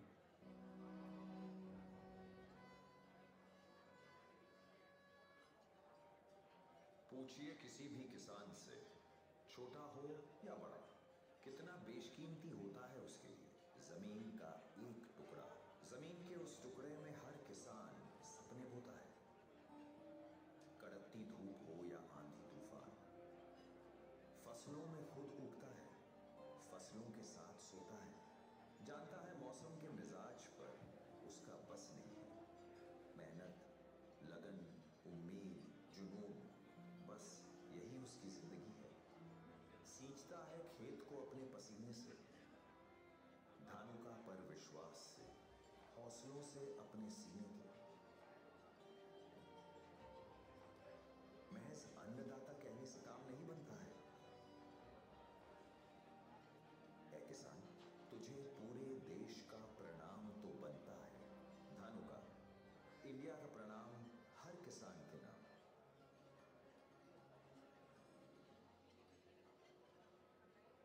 धन वर्षा 6 in 1 ये हाइड्रोलाइज्ड प्रोटीन, पेप्टाइड्स और अमीनो एसिड पर आधारित एक ऑर्गेनिक बायोस्टिमुलेंट है। ये एक विशेष प्राकृतिक मूल नाइट्रोजन युक्त ऑर्गेनिक बायोस्टिमुलेंट है जो प्राकृतिक रूप से प्राप्त पेप्टाइड्स द्वारा मिलता है। इसमें छोटी और लंबी चेन वाले पेप्टाइड्स, अमीनो एसिड और बायो कॉम्प्लेक्स पोषक तत्व एकदम उचित मात्रा में होते हैं, जिसके कारण पौधे और वनस्पति इन्हें शीघ्रता से अवशोषित और मेटाबोलाइज कर सकते हैं। ये फसल की उपज, गुणवत्ता और मात्रा में वृद्धि करते हैं, जड़ों एवं फसलों को विकसित करते हैं तथा फसलों की तनाव सहनशीलता को बेहतर बनाते हैं। ये फसलों की संक्रामक और कवक रोग प्रतिरोधक क्षमता को भी बेहतर करते हैं। चलिए अब इसकी कार्य प्रणाली को जानते हैं। एसिडिफायर एवं पीएच स्टेबलाइजर। धन वर्षा 6 in 1 एसिडिफायर एवं पीएच स्टेबलाइजर का काम करता है तथा पानी के पीएच को 4 के अंतर्गत लाता है। पीएच सॉल्यूशन की अम्लता एवं क्षारीयता को बताता है। पीएच के 0 से 14 का स्तर ये इंगित करता है कि समाधान तटस्थ पीएच 7 के अंतर्गत, अम्लीय पीएच 0 से 6 के अंतर्गत या क्षारीय पीएच 8 से 14 के अंतर्गत है। अधिकांश कीटनाशक क्षारीय पानी में तेजी से टूटते हैं और आमतौर पर अम्लीय पानी में मिश्रित होने पर सबसे प्रभावी होते हैं। कलरीमीटर। धन वर्षा 6 in 1 पानी के पीएच को दर्शाता है तथा पानी में डालने से ये पानी के पीएच को अनुकूलित करके इसके रंग को सफेद से गुलाबी में परिवर्तित करता है, जो कि पानी के पीएच को दर्शाता है। आर्द्रक पदार्थ। धन वर्षा 6 in 1 में आर्द्रक पदार्थ होते हैं जो पत्तों पर पड़ते ही फैलने लगते हैं और जो धन वर्षा के असर को और बेहतर बना देता है। सर्फेक्टेंट एवं पेनिट्रेंट। ये सर्फेक्टेंट एवं पेनिट्रेंट की तरह भी काम करता है, जो पत्तियों की सतह के तनाव को कम करता है और पत्तियों की सतह पर पोषक तत्वों के अवशोषण में सुधार करता है। Water softener. धन वर्षा 6 in 1 हार्ड वाटर को सॉफ्ट बनाता है। ये हार्ड वाटर के कार्बोनेट, बाइकार्बोनेट, सल्फेट, क्लोराइड आदि जैसे लवणों को निष्क्रिय करता है, जिससे कि कीटनाशक की उपयोगिता बढ़ जाती है। आइए अब फसलों पर इसके बेहतरीन परिणाम को देखते हैं। अरहर, सीताफल, लेमन ग्रास, सोयाबीन,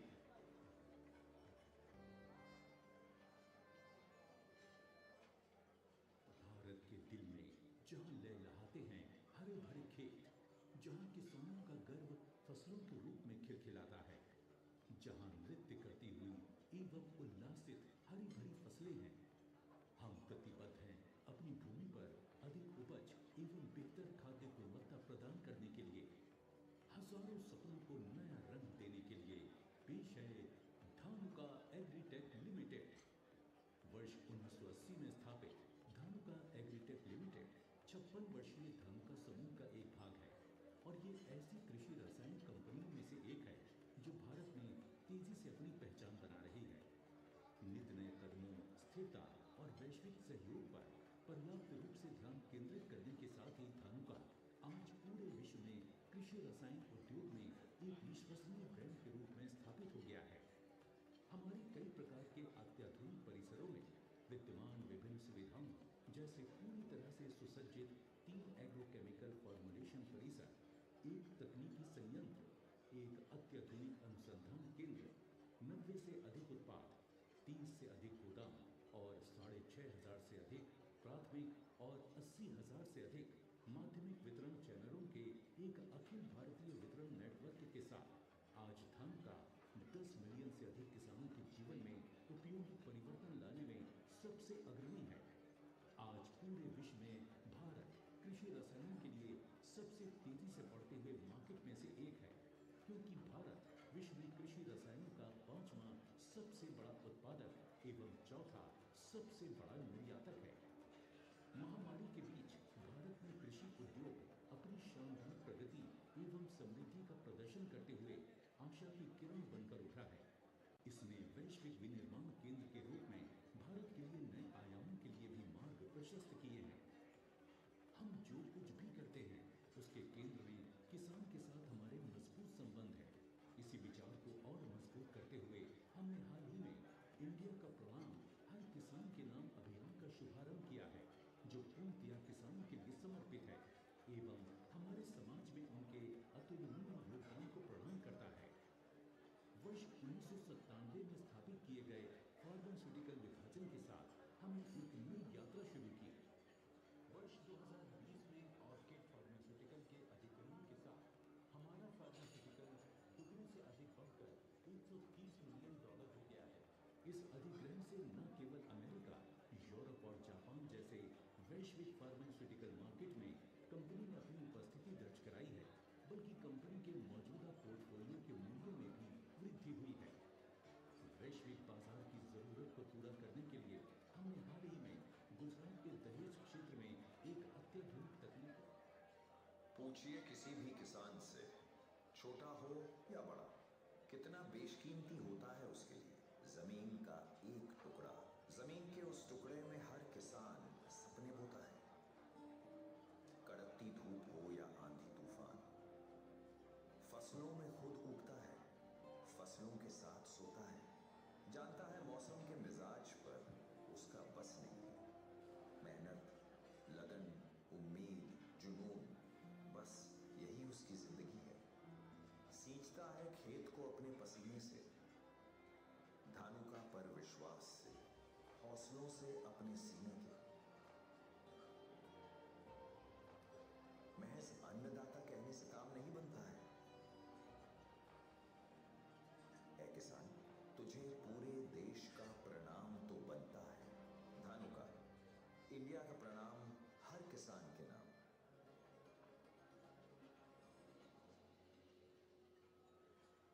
धन वर्षा 6 in 1 ये हाइड्रोलाइज प्रोटीन, पेप्टाइड्स और अमीनो एसिड पर आधारित एक ऑर्गेनिक बायोस्टिमुलेंट है। ये एक विशेष प्राकृतिक मूल नाइट्रोजन युक्त ऑर्गेनिक बायोस्टिमुलेंट है, जो प्राकृतिक रूप से प्राप्त पेप्टाइड्स द्वारा मिलता है। इसमें छोटी और लंबी चेन वाले पेप्टाइड्स, अमीनो एसिड और बायो कॉम्प्लेक्स पोषक तत्व एकदम उचित मात्रा में होते हैं, जिसके कारण पौधे और वनस्पति इन्हें शीघ्रता से अवशोषित और मेटाबोलाइज कर सकते हैं। ये फसल की उपज, गुणवत्ता और मात्रा में वृद्धि करते हैं, जड़ों एवं फसलों को विकसित करते हैं तथा फसलों की तनाव सहनशीलता को बेहतर बना। भारत के दिल में जहाँ लहलहाते हैं हरे भरे खेत, जहाँ किसानों का गर्व फसलों के रूप में खिलखिलाता है, जहाँ नृत्य करती हुई एवं उल्लासित हरी भरी फसलें हैं, हम प्रतिबद्ध हैं अपनी भूमि पर अधिक उपज एवं बेहतर खाद्य गुणवत्ता प्रदान करने के लिए। हजारों सपनों को नया रंग देने के लिए पेश है धानुका एग्रीटेक लिमिटेड। वर्ष 1980 में स्थापित धानुका एग्रीटेक लिमिटेड 56 वर्षीय धानुका समूह का एक भाग है और ये ऐसी कृषि रसायन कंपनियों में से एक है जो भारत में तेजी से अपनी पहचान बना रही है। नित नए कदमों, स्थिरता और वैश्विक सहयोग पर पर्याप्त रूप से ध्यान केंद्रित करने के साथ ही धानुका आज पूरे विश्व में कृषि रसायन उद्योग में एक विश्वसनीय ब्रांड के रूप में स्थापित हो गया है। हमारे कई प्रकार के अत्याधुनिक परिसरों में विद्यमान विभिन्न सुविधाओं जैसे पूरी तरह से सुसज्जित 3 एग्रोकेमिकल फॉर्मुलेशन परिसर, एक तकनीकी संयंत्र, एक अत्याधुनिक अनुसंधान केंद्र, 90 से अधिक उत्पाद, 30 से अधिक गोदाम और 6,500 से अधिक प्राथमिक और 80,000 से अधिक माध्यमिक वितरण चैनलों के एक अखिल भारतीय वितरण नेटवर्क के साथ आज धान का 10 मिलियन से अधिक किसानों के जीवन में उपयोगी परिवर्तन लाने में सबसे अग्रणी है। आज पूरे विश्व में भारत कृषि रसायनों के लिए सबसे तेजी से बढ़ते हुए मार्केट में से एक है, क्योंकि भारत विश्व में कृषि रसायनों का 5वां सबसे बड़ा उत्पादक एवं चौथा सबसे बड़ा निर्यातक है। महामारी के बीच भारत में कृषि उद्योग अपनी शानदार प्रगति एवं समृद्धि का प्रदर्शन करते हुए आशा की किरण बनकर उभरा है। इसने वैश्विक विनिर्माण केंद्र के रूप में भारत के लिए नए आयामों के लिए भी मार्ग प्रशस्त किए हैं। हम जो कुछ भी करते हैं उसके केंद्र में किसान के साथ हमारे मजबूत संबंध है। इसी विचार को और मजबूत करते हुए हमने हाल ही में इंडिया का प्रणाम हर किसान के नाम अभियान का शुभारंभ किया है, जो पूर्णतया किसानों के लिए समर्पित है एवं हमारे समाज में उनके अतुलनीय योगदान को प्रणाम करता है। वर्ष 1997 में स्थापित किए गए फार्मास्यूटिकल विभाजन के साथ हमने एक नई यात्रा शुरू की। वर्ष 2020 में ऑर्किड फार्मास्यूटिकल के अधिग्रहण के साथ हमारा फार्मास्यूटिकल दुगने से अधिक बढ़कर $130 मिलियन हो गया है। इस अधिग्रहण से न केवल अमेरिका, यूरोप और जापान जैसे वैश्विक फार्मास्यूटिकल मार्केट में कंपनी ने अपनी उपस्थिति दर्ज कराई है, बल्कि कंपनी के मौजूदा पोर्टफोलियो के मूल्यों में भी वृद्धि हुई है। वैश्विक बाजार की जरूरत को पूरा करने के लिए हमने हाल ही में गुजरात के दहेज क्षेत्र में एक अत्याधुनिक तकनीकी संयंत्र शुरू किया है। आप सभी के सहयोग से ही हम और सशक्त बनते हैं। Hello, ladies and gentlemen. Hope you guys enjoyed your meal. We'll be starting our technical session 1 very soon, so kindly join us back.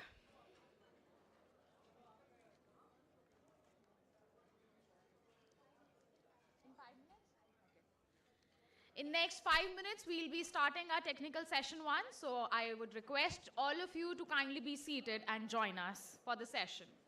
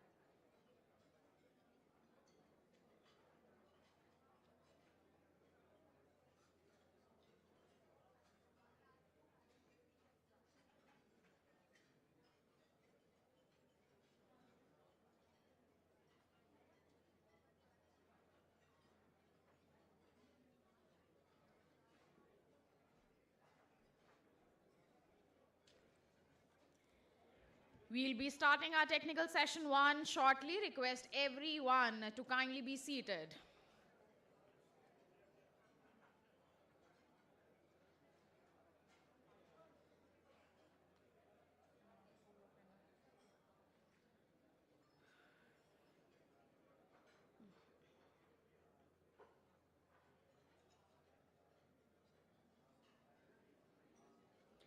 In few minutes, we'll be starting our technical session 1. So I request each one of you to kindly join us and be seated.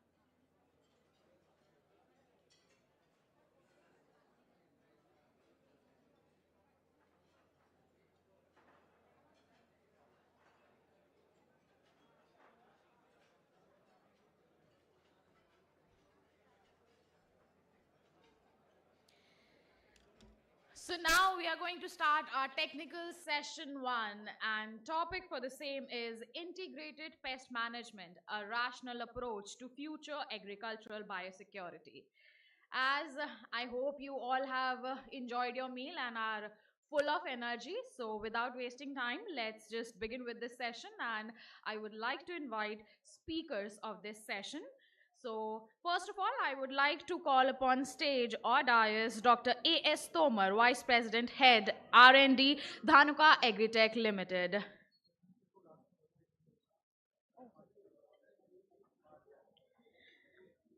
Dr. Subhash Chandra, Director, ICAR, NCIPM, Pusa Campus. Dr. Subhash Chandra. Dr. S.P. Datta, Director, ICAR, Indian Institute of Soil Sciences. Can we have Dr. D.K. Yadav, ADG Seed, ICAR, Ministry of Agriculture and Farmers Welfare, Government of India. Dr. D.K. Yadav.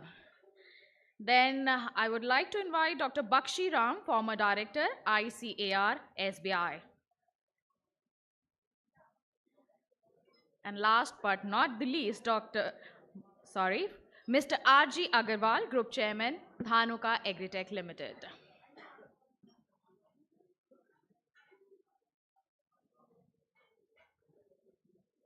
Can we have Dr. D.K. Yadav on the dais, please? ADG Seed, ICAR, Ministry of Agriculture and Farmers Welfare, Government of India.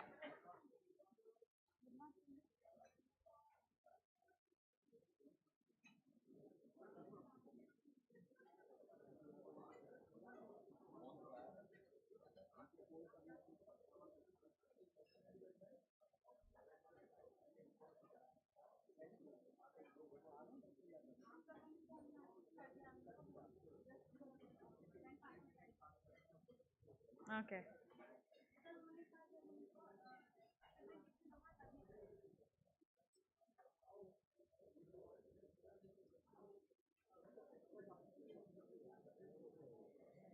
So I would like to request Dr. A.S. Tomar, Vice President, Head, R&D, Dhanuka Agritech Limited. Sir, request you for the welcome address.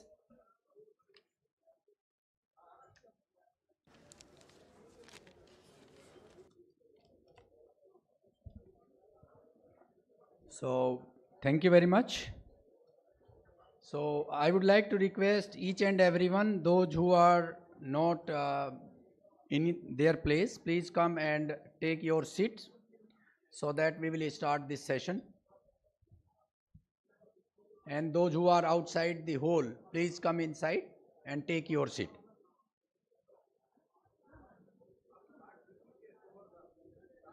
Okay. So, a very good afternoon to everyone. Trust you have enjoyed first half, everyone, and I am sure that that has helped everyone to gain insight about the role of new technology in agriculture. So many speakers, they have already talked about the new technology in agriculture, how they are going to play important role. Moving on this post-lunch session, I would like again to welcome you all. And this is the very special technical session where the theme is that integrated pest management, a rational approach to future agriculture biosecurity. So which is very important topic, and I would like to request please be attentive. And we have a speaker here like Dr. Subhash Chandra, who is the Director, NCIPM, an eminent entomologist who has been known for his simplicity and closely working with the farmers at field level. So Dr. Saab has very good experience at farmers level, and he has been honored with prestigious awards such as Sukumar Basu Memorial Award, Dr. Krishna Mohan Singh Memorial Award, ICR Bharat Ratan Dr. C. Subramaniam Award. So in brief, Dr. Saab has a very great experience and he is promoting integrated pest management in the country. Next speaker is Dr. S.P. Datta, Director ICR, Indian Institute of Soil Science. He has developed a program, portable low-cost digital soil test fertilizer meter for soil testing at farmers' doorsteps. So which is very cheaper, very effective, very popular among farmers. And Dr. Datta made outstanding contribution in the chemistry, diagnosis and developing novel fertilizer products for elevating micronutrient deficiency in soil and plant. He has been honored with prestigious award like Jawaharlal Nehru Award in the field of soil science, Dr. B.C. Dev Memorial Award, Dhiru Morarji Memorial Award, Bharat Ratna Dr. C. Subramaniam Award, and many more. The third speaker, I think Dr. D.K. Yadav. He is going to join us very soon, as we have already informed. So he is on the way. So Dr. Yadav is an eminent known breeder in the field of Brassica since last 25 years. And he has been honored with the various awards like Dr. B.P. Pal Memorial Award, Rafi Ahmad Kidwai Award, and many more awards. Dr. Bakshiram, former director ICR, Sugarcane Breeding Institute. He is an eminent sugarcane plant breeder who has been awarded with Padam Shri Award on 74th Republic Day on 26 January 2023. So I think let's applaud for Dr. Bakshiram. And I am not taking much time, so I would like to request Dr. Subhas to deliver his presentation. Yes, I think you can use that mic, right?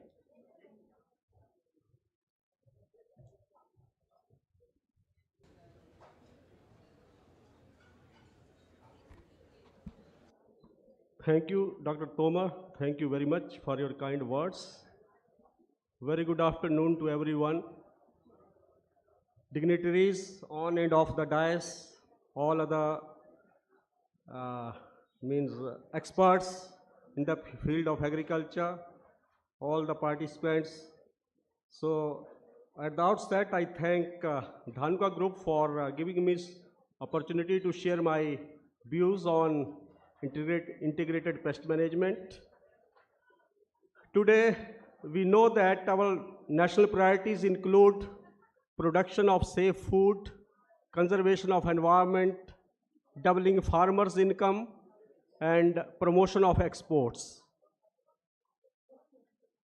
I think that effective crop protection and environment-friendly crop protection has its very crucial role to play in all these objectives. IPM has been our cardinal policy of the country since 1980s.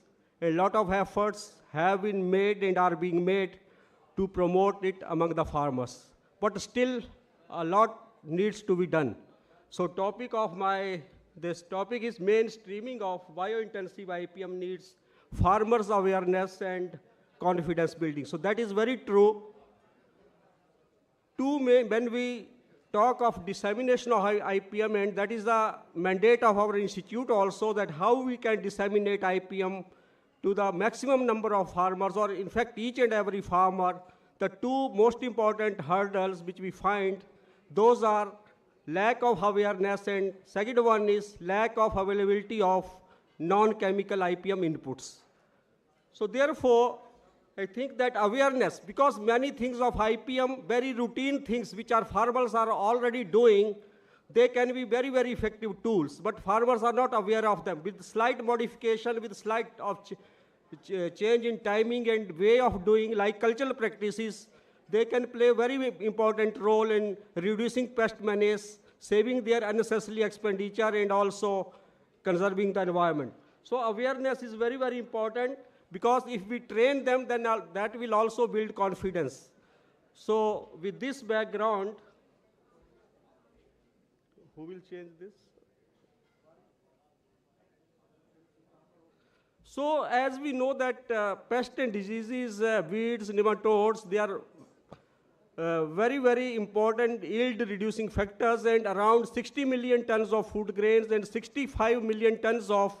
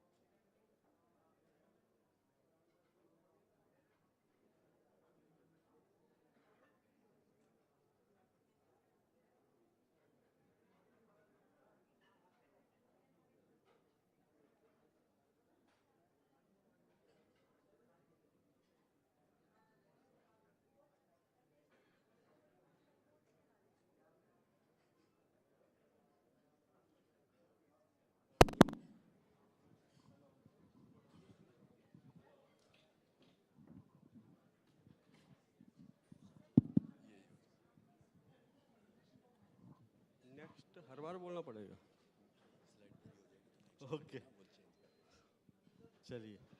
So as we know that during the Green Revolution, this fertilizer and pesticides, they have played very, very important role in helping us to realize the yield potential of modern techniques, but maybe due to indiscriminate use of these chemicals or due to spurious pesticides, several problems such as development of resistance in the pests, then adverse effects on non-target organisms, then pest outbreaks, and then contamination of food, and the adverse effect on exports, contamination of food chain, all these things, they have made the matter worse. So therefore, Government of India adopted IPM as a cardinal policies in 1985. Next.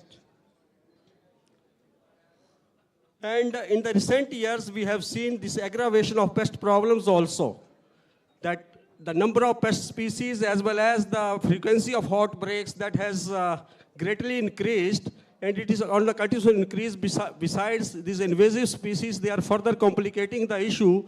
So we have to be very, very alert in quick detection and containment of these species so that losses can be avoided. Next.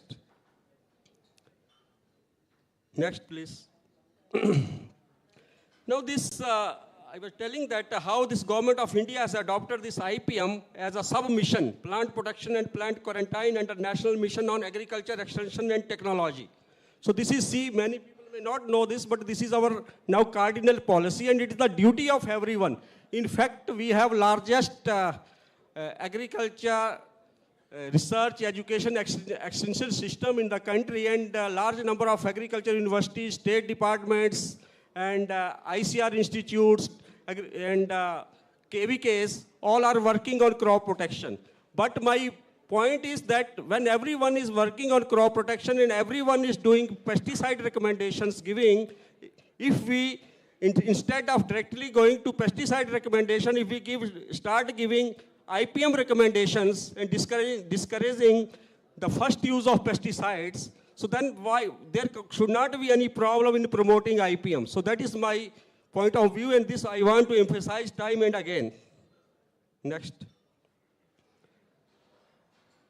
So IPM, I believe, has the potential for effective solutions. But only thing is awareness, communication, biosecurity. Of course, we have to be very, very alert. What is happening today, many invasive species, they are entering our country. And once it is reported from one place, suddenly reports start pouring in from all parts of the country. It means it had already arrived and established in different parts of the country. So therefore, quick detection and containment is not there. So we need to strengthen our capability in this networking and quick detection and containment so that we can prevent their spread. And then availability of IPM inputs. Next, please. So this is like, I have already told that these are the two main factors which we have come across, and therefore convergence of different plant protection agencies, and then how can we tackle this lack of availability of IPM, that is need to create entrepreneurship among rural youth and farm women, mass production of biopesticides and biocontrol agents. So many people are doing, but very limited scale. Problem of registrations are also there. Problem of quality strains, that is also there. But we need to focus on these areas. Next. Pest diagnostic is very, very important. One should realize or appreciate that we don't have only pests in the field. We also have useful organisms, which is nature's gift to us. Predators, parasitoids, many pathogens, but we are harming them through our indiscriminate cultural and chemical practices. So we need to conserve them, and we should be able to differentiate which are the good ones, which are the harmful ones, and how to conserve the useful ones. And we should also realize that pesticides kill all the organisms, beneficials or harmful. And this excess use of pesticides and fertilizers that aggravates pest problems, that increases farmers' unwarranted expenditure as well also aggravates pest problems. So judicious use of these chemicals is very, very important. Next. One practice which is also started by FAO in different country, Asian country, we are also doing farmers field school is very, very important tool, which we have also adopted, through which we are training farmers on good agriculture practices, good crop production practices, and when to use which chemical when it is needed or not, and how to use fertilizers, water, and it gives practical experience to the farmers. So we wish to make them decision makers, not simply followers. And second thing is we wish to create their linkages with input agencies, with pesticide dealers, so that they get good quality pesticides. They do not have to purchase the spurious pesticides. Good seed is available to them. With marketing also. So means bringing them into cooperatives. So that is this very good concept we are promoting, and if through this we can create awareness among farmers. Next. Yes, Dr. Sahab, we have 5 more minutes, so please summarize your this presentation in next 5 minutes. Okay. So pest surveillance is very, very important, and we directly can monitor our crops, but pheromone traps are very, very useful tools. And they are very, very available to the farmers, and farmers also appreciate them, but availability is the problem. So how to make them available to the farmers? So pheromone traps, very useful tools, and we have in Mewat area, we have tried that how farmers, they were convinced with the use of pheromone traps, and how they got a higher price for their produce, and also means they could reduce pesticide applications. Next. Fruit fly traps, very difficult pest to control, but fruit fly traps, they can very effectively manage these pests. But again, availability, so how to make them available? Then ICT is very important for pest surveillance and advisory, and very important in reaching far-flung areas where it is not possible, and otherwise also there is a dearth of manpower for extension services. So always our center is promoting this ICT-based surveillance in Maharashtra and Haryana, and we are approaching different states so that come and we provide them advisory. Their scouts, they send us data, based on that we advise them and they implement it based on presence of the pest in the field. We have prepared many mobile apps which are farmers using. Just now we are moving towards artificial intelligence-based mobile apps where that will quickly diagnose the pest and provide the solution to the farmers, advice on the spot. So these are the areas which need to be promoted. Next. Resistant varieties are very, very important, and if resistant variety is available, then need for other control measures is very reduced. They are also promote the natural enemies, but only thing is again, seed availability to the farmers. Next. Large number of varieties are available for vegetables, field crops, everything, but seed available to the farmers, that has to be ensured. Next. Cultural practices, farmers are already doing them very easy, but slightly change in sowing time or this crop refugia, destruction, tillage, intercropping, farmers are already doing, but slight modification in their practices can reduce pest population. But lack of awareness is that without any extra expenditure, these can be easily implemented, practiced by the farmers. Next. Maize crop is emerging very, very good barrier crop against white flies and against sucking pests in vegetables and other crops, to preventing them. And ICR institutes like Indian Institute of Horticulture Research, our crop in cotton also we have practiced it. So they are very useful tools to prevent these vectors of these crops. Next. Mechanical methods mean certain pests and diseases or pests, they lay their eggs in clusters like Spodoptera litura, cabbage butterfly, rice stem borer. If we are able to collect those larvae, only few plants, then spread of the pest can be easily prevented from the fields. Very, very easy. Only thing is we have to spend some time. We ask farmers to use these practices. They say we don't have time, who will go? But in IPM, I think it's a very systematic process. We have to do it surveillance and monitoring, and then these practices, they can help us to reduce pesticide applications in a very effective manner. And one more thing I want to say, farmers are using excess use of nitrogen fertilizers and water, for example, in rice fields. That leads to BPH outbreak, which is a very, very notorious pest. And farmers only come to know when hopper-1 symptoms appear, because monitoring is not done. So, but we say that these pesticides, this judicious use of nitrogen fertilizer and water, that can prevent this outbreaks of BPH. And it also helps in reducing climate change mitigation, because you know what are the sources of these greenhouse gases for methane is the rice fields, transplanted like continuous flooding of the fields, and excess use of nitrogen fertilizer that leads to nitrous oxide emissions, which are very, very potent greenhouse gases with much more warming potential than CO2. So IPM not only helps in reducing pest incidents, it also helps in mitigation of climate change effects. Biological control, again, very, very important, but we are having them to conserve. These are simple techniques, ecological engineering, putting simply flowering plants around the ones. Very, very simple to conserve them and enhance their populations. So, and it has been tried at different flowering plants, they help in this way. Next. Biopesticides. Use of biopesticides in India is relatively poor than other countries. It is projected that by 2020 to 28 in the world it will grow by 134%, but India it will only grow by 101%. So we are lagging behind in use of biopesticides. So we need to look in this area. Neem is highly underutilized in India, neem. We ask farmers, a lot of neem trees are there, what you do with nivoli or neem seed? They say we don't do anything. So we try to sensitize them that you can use. It is a very good, multi-purpose and multi-action biopesticides.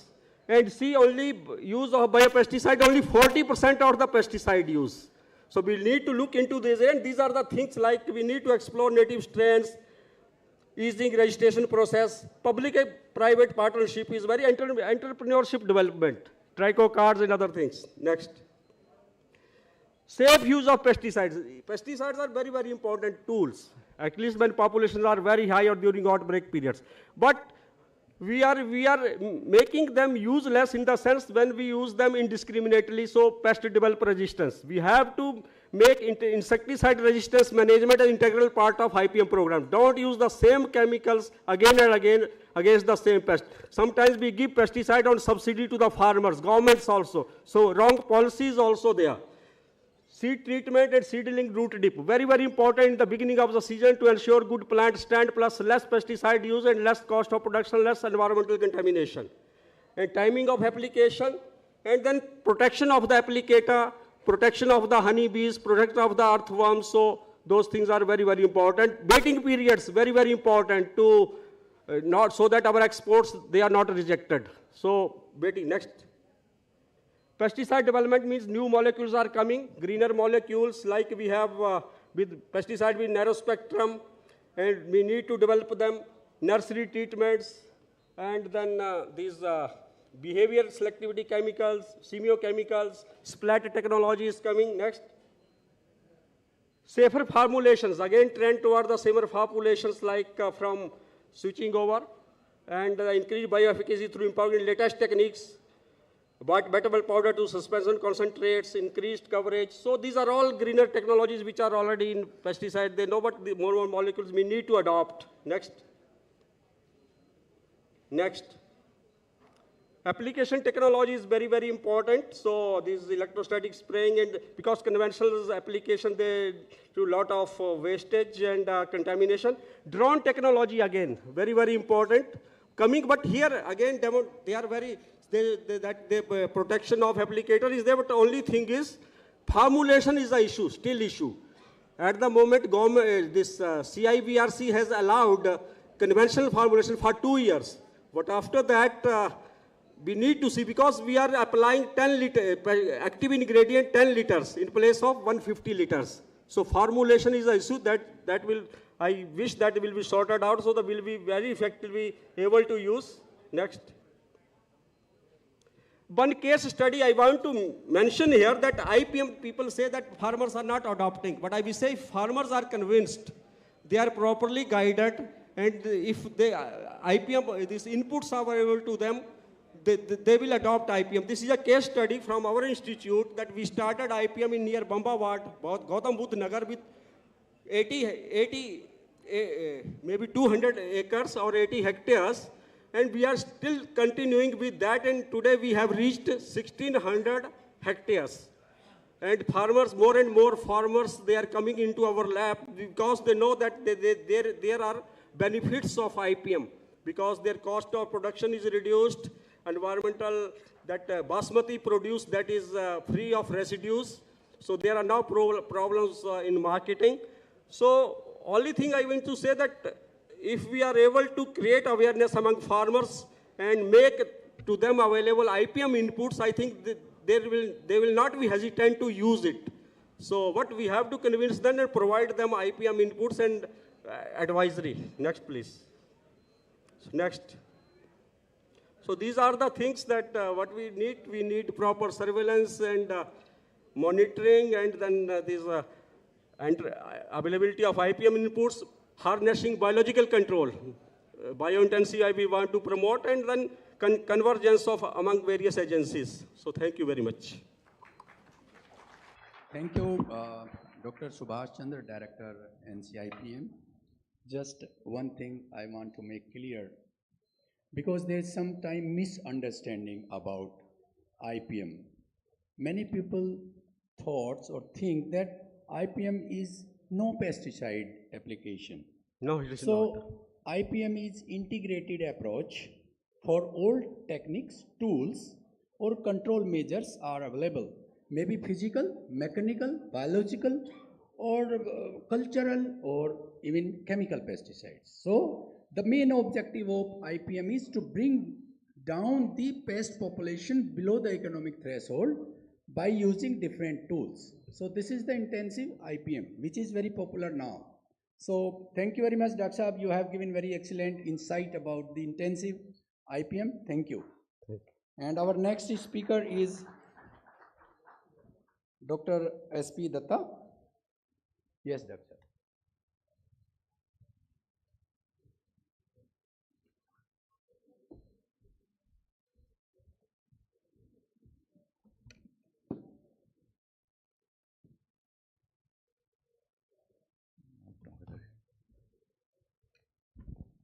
Hello. I would like to request Dr. S.P. Datta also that because of time constraint, so we would like to complete your presentation in 10 minutes or maximum 15 minutes. Okay. Thank you. Okay.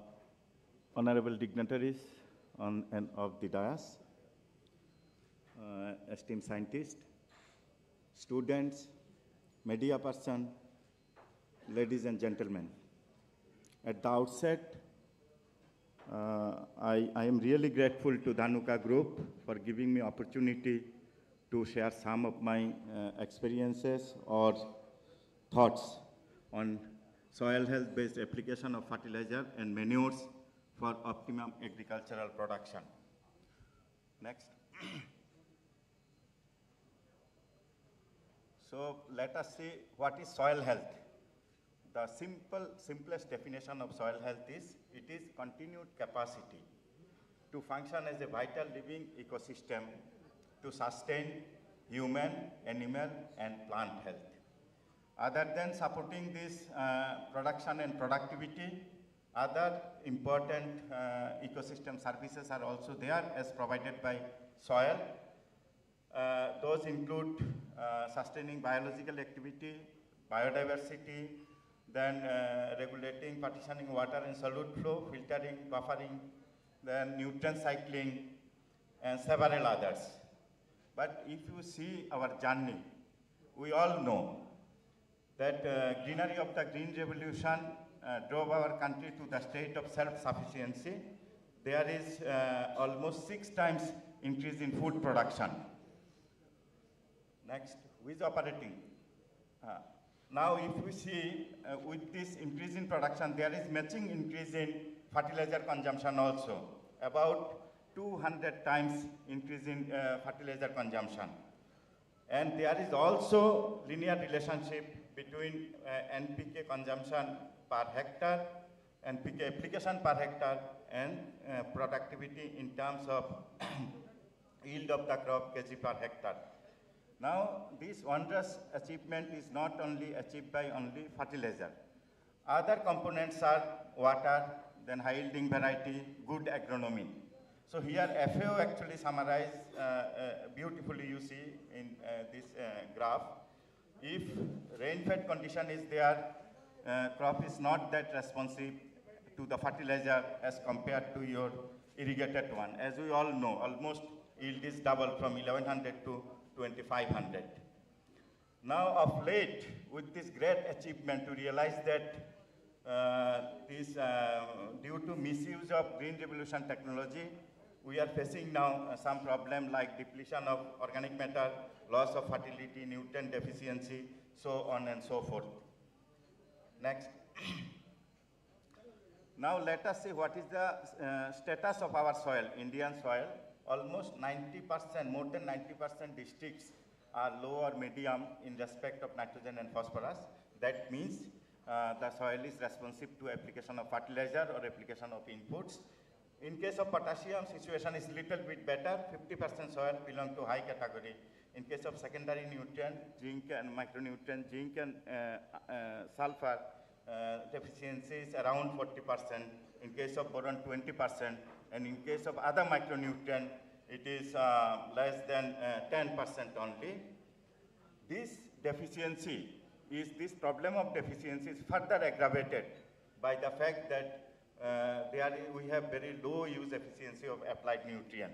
In case of nitrogen, it is maybe on an average 30 to 35%. In case of phosphorus, it is 15 to 20%. Potassium maybe, it is good in case of potassium may go up to 75%. In case of micronutrient, it is less than 2% only. But now at this juncture of time, we face actually bigger challenges as compared to what we had earlier. Those are, we have to actually increase the production. By 2050, we need 35% more food, and that too from a fixed area under cultivation. Then our forest cover is 25%, that has to be increased actually up to 33%. And we committed to reduce emission of carbon dioxide from 33 to 35%.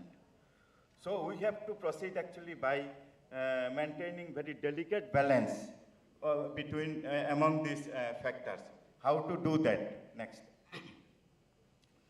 Now, what lesson actually we learned from our long-term experiment, fertilizer experiment? If you see, here it is clear that application of even balanced application of fertilizer can enhance can maintain the organic carbon level in 3 major groups of soil. Only in case of Malizal, it is cannot be maintained, but application of NPK with farmyard manure could maintain the initial level of organic carbon.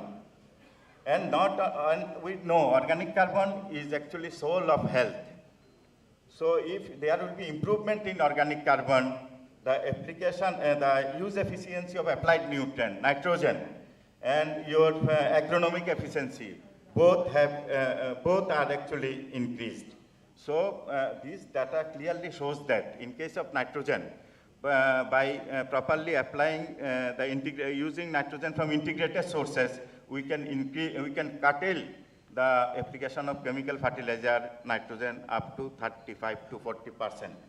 Next. So now, here actually, but let us see actually the Katial and Chaudhary 2021 recently, they have actually gone for very critical analysis. Up to what extent our organics sustain the productivity vis-a-vis chemical fertilizer. It is very clear that even after 36 years also, application of FYM could not sustain the productivity. What can be sustained by NPK fertilizer? And this is 20 years data actually in case of your rice and in case of your maize, where this rice and maize, initially actually the yield gap between organics and chemical fertilizer is very wide, but with progress of time, that too after 12 years or 15 years, the gap is narrowed down. Of course, in case of rice, actually, the organic surplus the productivity of chemical fertilizers. Now, what is the reason? Reason we have worked out, actually, our data clearly indicate that it is the flux of nitrogen in soil, which could not be maintained by the organic alone. That's why which is reflected in the nitrogen content in plant, and in turn that is reflected in the yield. Next. So now, as I am advocating that proper integration between chemical fertilizer and organics, let us see what are the organic resources we have.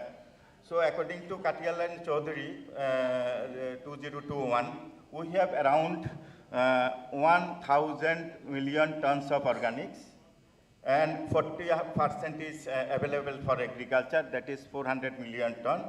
And from this, if you will surprised to know that this NPK, total NPK, in terms of NPK, it is 25 million ton. It is close to whatever NPK we are using from the fertilizer, but available is only 9 million tons. And then another problem we have, this 9 million tons we can use actually in integration with chemical fertilizer. Another very serious problem we have actually, that is nutrient mining. You see, over the year, we have the gap of addition and removal around 8 to 10 million tons, and with 9 or 10 million tons, but out of that 10 million tons gap, that is actually mainly attributed to potassium. Potassium is more important for soil health than plant health and our health also. So if this thing continues and we allow to go, then what will happen? Our data shows that there is, in long-term experiment, there is a distortion in elite mineral. This is not at all desirable. If this is happen, then what will happen? Your use efficiency of applied nutrient will further go down. What is the answer? What is the actually remedial measure? What remedial measure we should take? That is, we should retain as much as possible crop residue. That is very high source of your potassium. Next.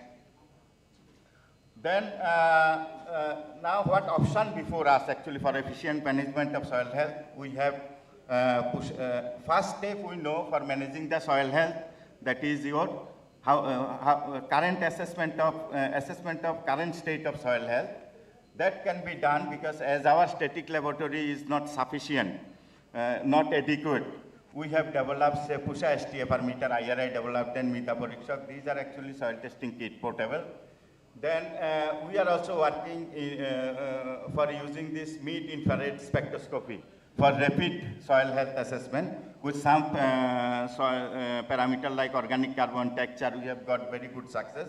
Other parameter we are working with. Then we have generated GIS, GPS-based soil fertility map, micronutrient atlas covering 640 districts of the country. Then multi-nutrient efficiency map. These will be very useful in formulating the customized fertilizer and for balanced application of fertilizer. Both will be very helpful in enhancing the nutrient use efficiency. Next. Other area is biofertilizer. This is another potential area. And if we properly use this biofertilizer, we can curtail up to 20-25% chemical fertilizer. Then there is another way, municipal solid waste we are working, use potential is there. Organic actually, this manure has such low in nitrogen, phosphorus and potassium content. So we have prepared enriched fertilizer. This is very, this can be commercialized also. We are trying actually with private company. Then another is waste mica. We know we are completely dependent on import for potassic fertilizer. So waste mica, this is a very good source. We are trying to use it with crop residue and microorganism. Then gluconide, this is another source of potassium. We have prepared nanogluconide, next, and next one, and nano rock phosphate. So very good success we got, and we are trying to commercialize it. Other than this residue retention, as we are making mention, but problem is the decomposition type is not suitable. It does not fit to the narrow window we have between two crops. So to hasten the decomposition, we have developed ICR IIS. We have developed Excel decomposer. Similarly, Pusha have our Pusha Institute have also Pusha biodecomposer, and these already commercialized. Then another is potassic fertilizer, phosphatic fertilizer. This is very costly input. Subsidy is less. There is no subsidy as compared to nitrogen. So here, if we simply skipping the application of phosphorus in Rabi crops, Kharif crops, we can actually save up to 50% of phosphorus. Then PSB biofertilizer, that is also, if you use the phosphatic fertilizer with PSB, we can curtail 50% of phosphatic fertilizer. Then other is novel fertilizer product. Actually, we are working, this is working in IRI, that is NCPC, nanoclay polymer composite. We could enhance the actually use efficiency of micronutrient from 2 to 10%, 5 times increase is there. In case of zinc and boron, these are at the verge of commercialization. With Coromandel, we are working. Then similar work we are doing with nitrogen, phosphorus, and nitrogen and phosphorus also in IRI. Now I left IRI, but my team is there. They are working. Next. Sir, only 2 minutes. Can you conclude? Yes, I will conclude. Then here another is actually, you see, micronutrient, there is no dearth of micronutrient in soil, but only problem is of solubility. So several actually micronutrient solubilizer, the microorganism, there is scope we are using to improve the use efficiency. Then friends, I will come to the conclusion, very sharp 4 conclusion only I have done. First one is, we all know also, soil test-based balanced application of plant nutrient is key to the sustenance of soil health and crop productivity. This is adequately taken care of by our government in terms of implementing soil health card mission. Then there is no other way but to integrate the use of chemical fertilizer, organic resources, and natural resources, which is indispensable for curtailing the dose of chemical fertilizer as well as sustaining soil health and maintaining the crop productivity. Third one is research should be intensified on regenerative agriculture, organic, that is such as organic farming, natural farming in respect of soil, plant, human health, as well as productivity of the crop. Final one is whatever we are developing, whatever we are doing in institute, for development as well as upscaling, we should have very strong linkage, that is PPP linkage with public-private partnership mode. We should work. In the morning also several speakers, they were telling, they were speaking on this, that very good, this is fact. At this juncture of time, we should have very strong public-private partnership for development of our technology, this as well as for dissemination of our technology up to our end user, that is our farmers. That's all. Thank you very much. Thank you.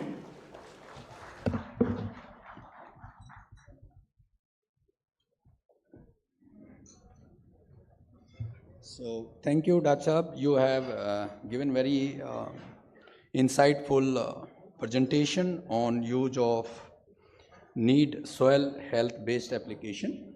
So it's really, if soil is not healthy, we cannot produce healthy crop. So soil health is very, very important if we want to increase the productivity in our country. When our chairman has presented that our productivity as compared to China and other countries are very low, this might be one reason that we have to look into how we can improve the soil health so that we can get maximum benefit. Thank you very much, Dr. Saab.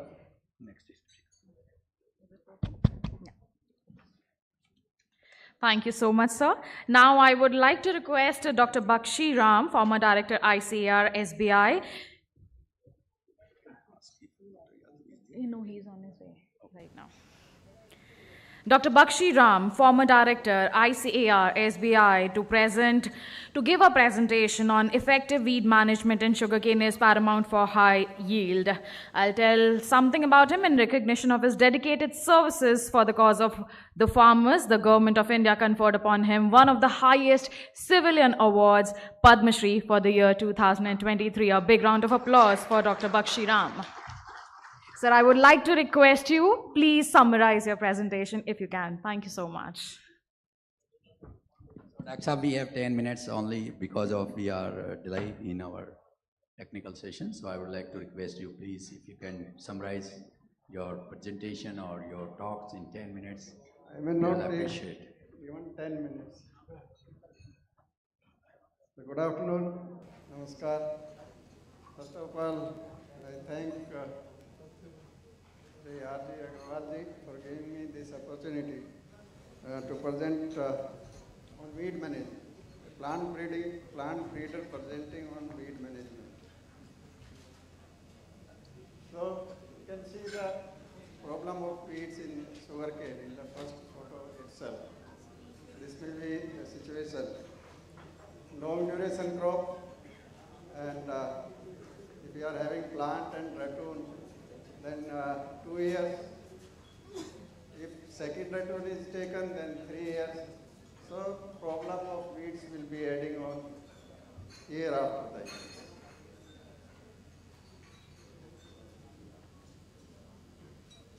So everybody knows that any undesirable plant is a weed, and in sugarcane more than 200 weed species are reported associated with sugarcane crops in the country. Next.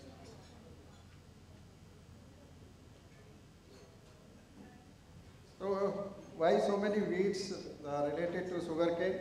Of course, row spacing is wide, starting from 75 centimeter to up to 4 feet or 5 feet. Even sometimes it is more than 5 feet also. And it takes more time for germination. So sometimes means 30 to 45 days. So that is the time of germination phase in sugarcane. So weeds get enough chance to germinate before the germination of the crop, sugarcane crop.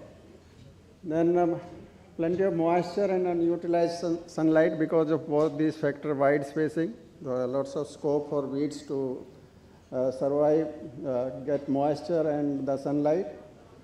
And as a result, there is a loss to yield of the sugarcane crop. And weeds should be managed before the germination. That is the best practice if we can manage the weeds before germination of this. And the critical phase are the tilling phase.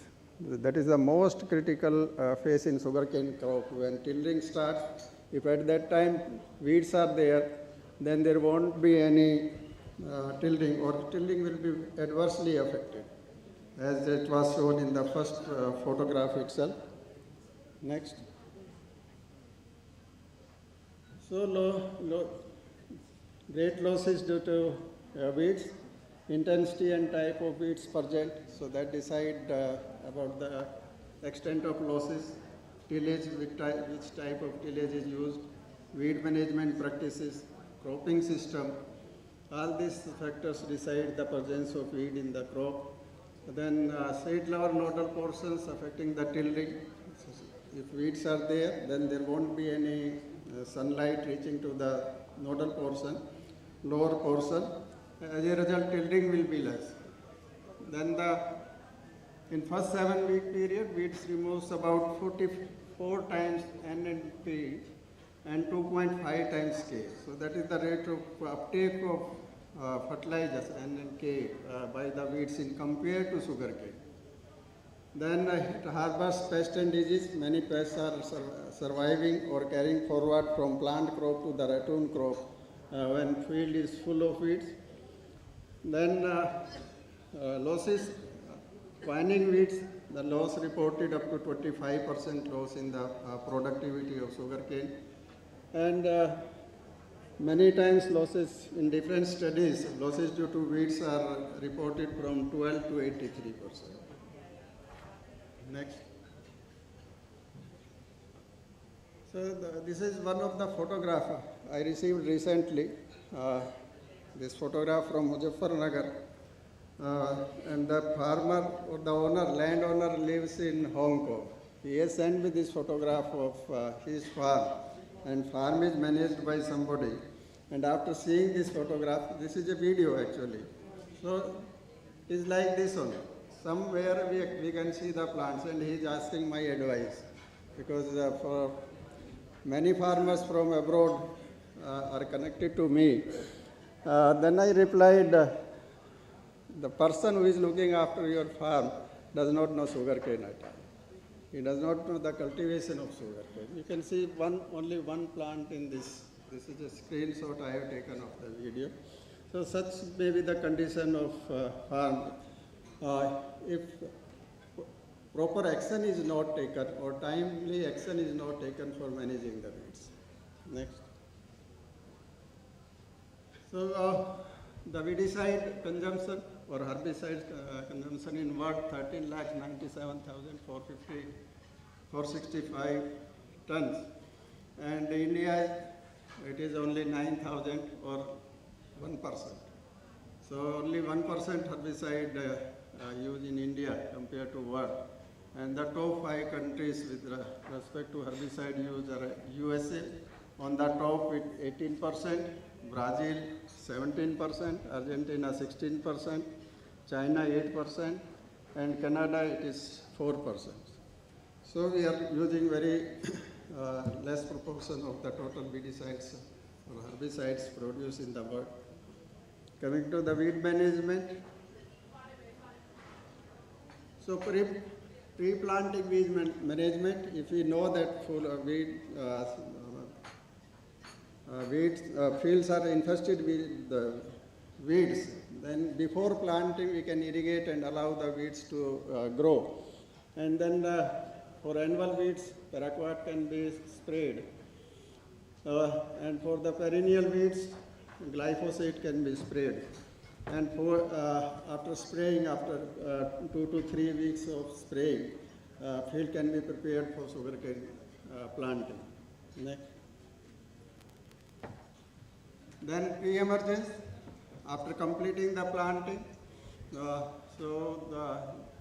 immediately after planting, we can have this control measure for pre-emergence of the weed. The root absorbed selective herbicides could be used. Any selective herbicide which are released or recommended for the sugarcane crop can be used for as pre-emergence. Atrazine is the most commonly used herbicide as pre-emergence, 2 to 2.5 kg per hectare. Metribuzin is there, and all these, any of these insecticide herbicides can be used for managing the weed as pre-emergence. This up second day or third day of first irrigation, farmer can spray these weedicide for controlling the weeds. And for most of the category, the Anuka is producing herbicides. Next. And these are the 2 recommended weedicides for if a farmer is growing intercrop along with sugarcane, then these herbicide can be used, oxyfluoride and pendimethalin. Next. Then the post-emergence, generally manual weeding can be done, but shortage of labor is there. Then mechanical with animals or tractor-drawn implements. And third is chemical, selective most emerging herbicides is like metribuzin or 2,4-D. These are the 2 most commonly used chemicals as post-emergent. And the chemicals directed spray or non-selective foliage herbicides like paraquat and glyphosate, generally because we should not recommend, but the field which one photograph I saw of Muzaffarnagar, such type of condition is there. Then using the hood, these non-selective weedicide can be sprayed for managing the weeds. Next. This is the first weed in sugarcane crop. And I was involved when I was in Karnal in the evolution of this sempra, of course unofficially. You see the condition. And everywhere this is the first weed in sugarcane. If farmers are doing interculture in the first stage, then soil cover will be more on the planted sets, and that will adversely affect the germination. As a result, both germination and the tillering will be affected. If mechanically you control this weed. And this weed is very common, cypress is very common, particularly eastern UP and Bihar, and more particularly the bhat soils, which are having very fertile soil and retain the moisture. So there it is very serious problem. Most of the fields will be like this, what is shown here. So, but this sempra is very effective for managing the cypress.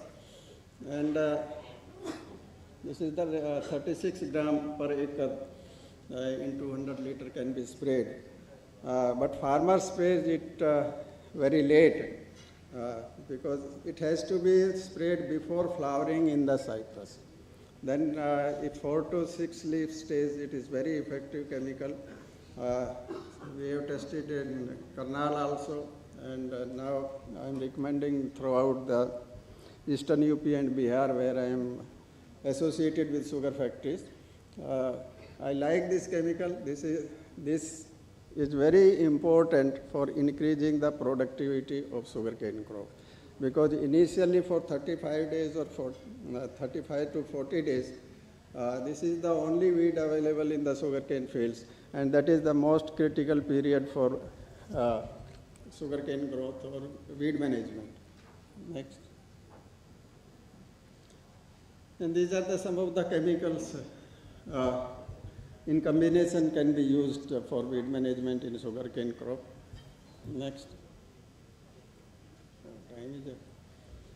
Then ratoon crop, because buds are covered in soil for plant crop, we are covering with soil, but ratoon crop, there may be buds on the above the ground crop. So buds will be exposed. So any pre-emergence recommended weedicide can be used for ratoon crop. Next.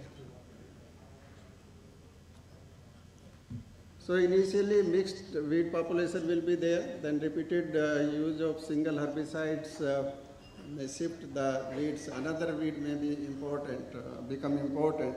Similarly for this cypress also or sempra also, for 30-35 days there won't be any weeds, but subsequently other weeds survives, comes up in a large number.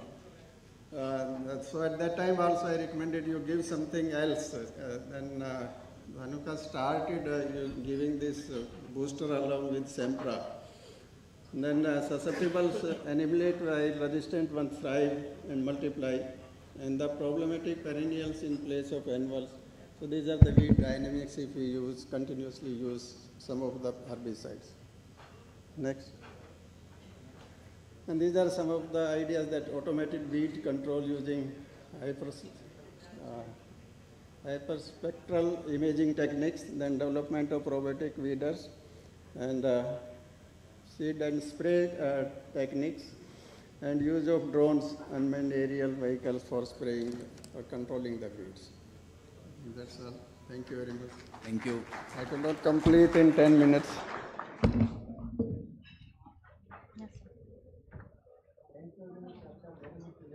Thank you very much, sir. And now I would like to invite Dr. D.K. Yadav, ADG Seed, ICAR, Ministry of Agriculture and Farmers Welfare, Government of India, and he'll be giving the presentation on seed treatment as national mission to ensure crop biosecurity and agricultural sustainability.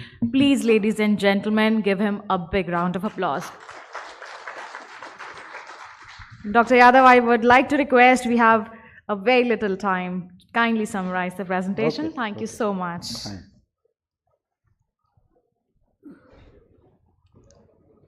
So presentation, somebody is.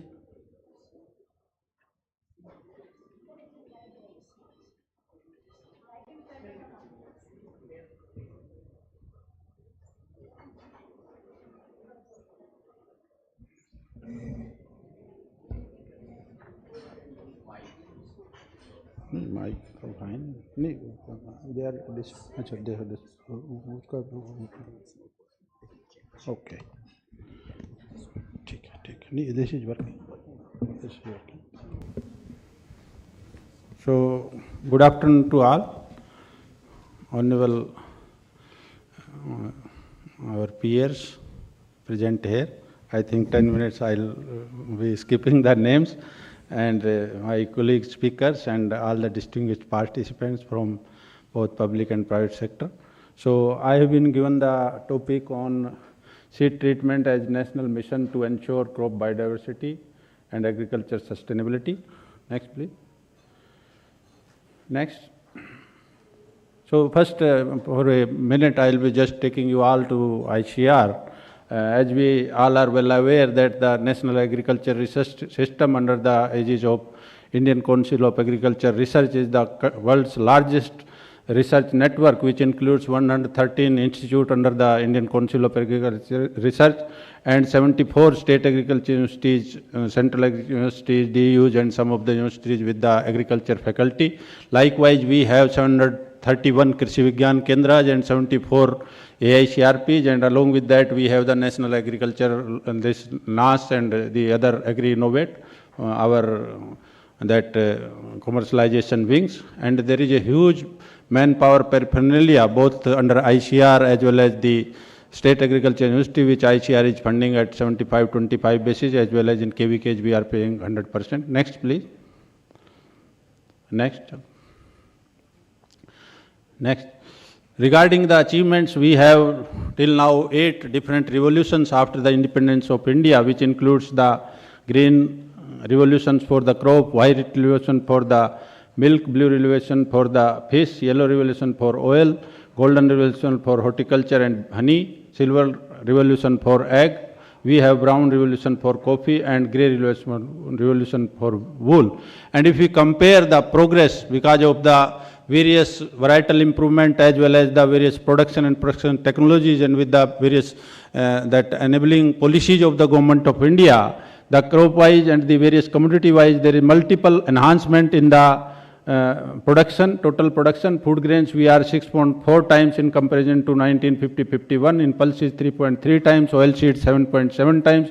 Likewise, in case of cotton 11.5, in case of sugarcane we are 8.2 times, horticulture 13.7%, and in almost all the commodities from 3.3 to 127 times enhancement is there under the different commodities. So that is the impact of the overall system of research as well as the government policies for the farmers. Next, please. If we talk of the varietal improvement program, so since when the Seed Act was initiated during 1966, so the varietal release system was started and the first release was done during 1969. From there, if we see total 6,124 varieties, they have been released and notified under the field crops since 1969. And if we talk of during last 6 years, so 9 years, so we have 2,279 varieties of different, almost 75 crops released. And amongst them, now the more stress is towards development of the climate resilient varieties, where we have 1,888 varieties, and for biofortification also, seeing the malnutrition globally as well as in India, we are having a large number of varieties under biofortification also, and total 114 varieties are there. Dr. Sandhu is there, so I think we initiated this all works when he was heading the crop science division, and we have now a large number of varieties of biofortification, and the seed production is also taken at a very large scale. Next, please.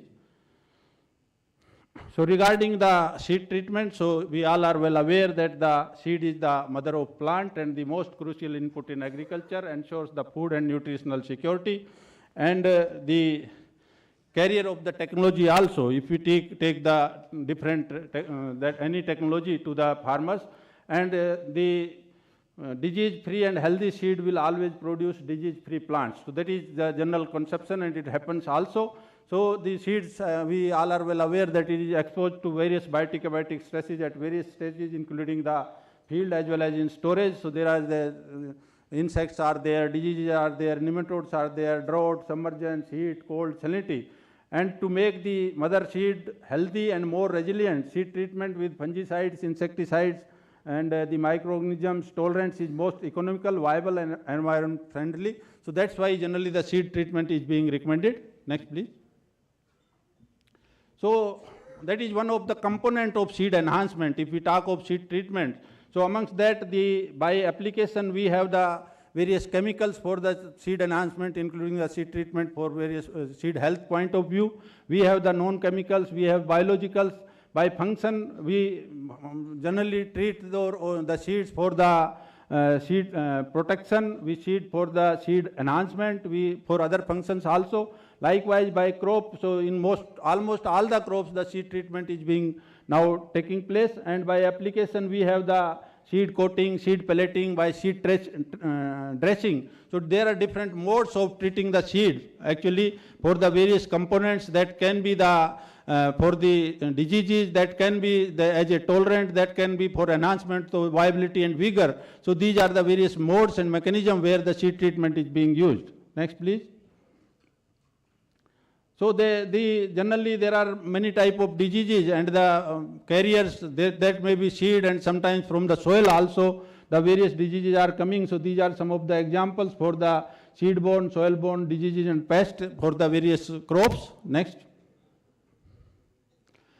So benefits of seed treatment, you all are well aware that in many cases this protects the germinating seeds and seedlings from the soil and seed-borne pathogens and diseases, helps in tolerating the various biotic stresses like high and low temperature, water stress, excessive water, problematic soils like salinity, alkalinity, etc. at germination and plant establishment stage, which is the most crucial stage for having the particular plant population, which leads to the potential of any of the variety which we are growing. If the population is not good at seedling stage because of any of the seed-borne diseases, generally we are not achieving the potential of that variety or that seed. Enhances the nodulation in legumes. Generally we go for the rhizobium treatment or the azotobacter in case of the cereals.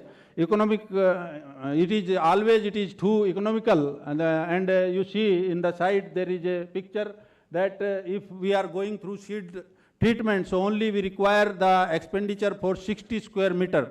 If we go for the through the trench, so it is 500 square meter, and if we go for whole of the field, we have to go for whole of the field. So the expenditure also increases in the same proportion, and it leads to better and the good germination, better seed germination enhancement, and optimum and uniform plant stand, and also protects the environment, as we are not using the very huge chemicals through spray and other operations. So definitely it is also protecting our environment also. Next, please.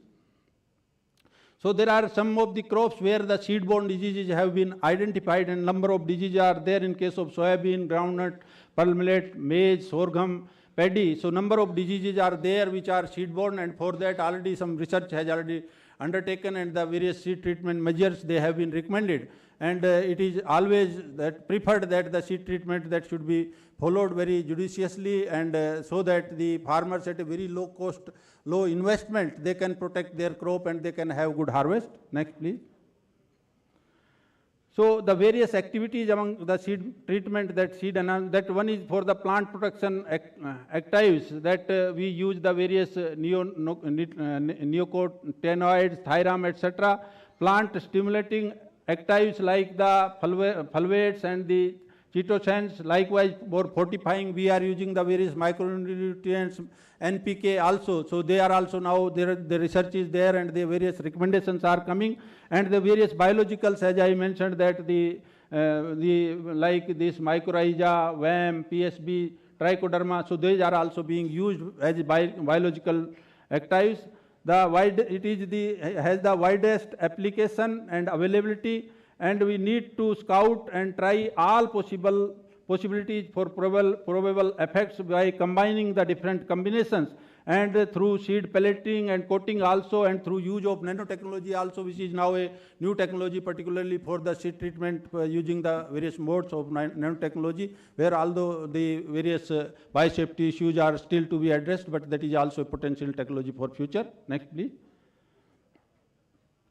So the various strategies that the first one is the availability of appropriate chemicals, biopesticides, and the various equipments for the seed treatment, the training and awareness about the various methods of seed treatment to the farmers, to the various dealers and all, and campaign mode, participation of multiple agencies like the public and private sector agencies, and in the seed health now, as we all are aware who are involved in the various regulatory affairs, that in the new seed bill, the seed health is one of the integral parts. So for that, definitely we'll have to go for the various health standards, seed standards for the various diseases, and in that case particularly then we will have to go for the standardization of the various seed treatments also for various seed-borne diseases. So that is going to be very important aspect. And ICR 12 institutions are involved in the various plant protection activities, including the seed treatment, and the Dr. Subhash Chand is here. So his institute has a major role in case of the various, I think, particularly the integrated pest management activities and the various seed treatments through the various components, botanicals and biologicals. Next, please. So the action plan proposed, though this is not a new concept, actually it is going on for a very long time.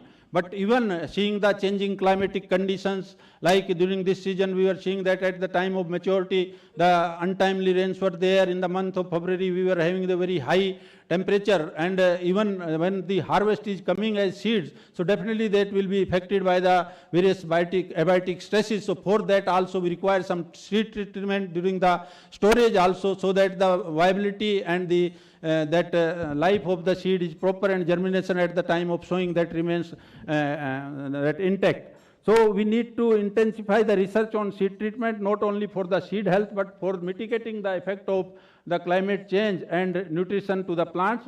Development of user-friendly operating procedures for seed treatment as a part of the good agricultural practices.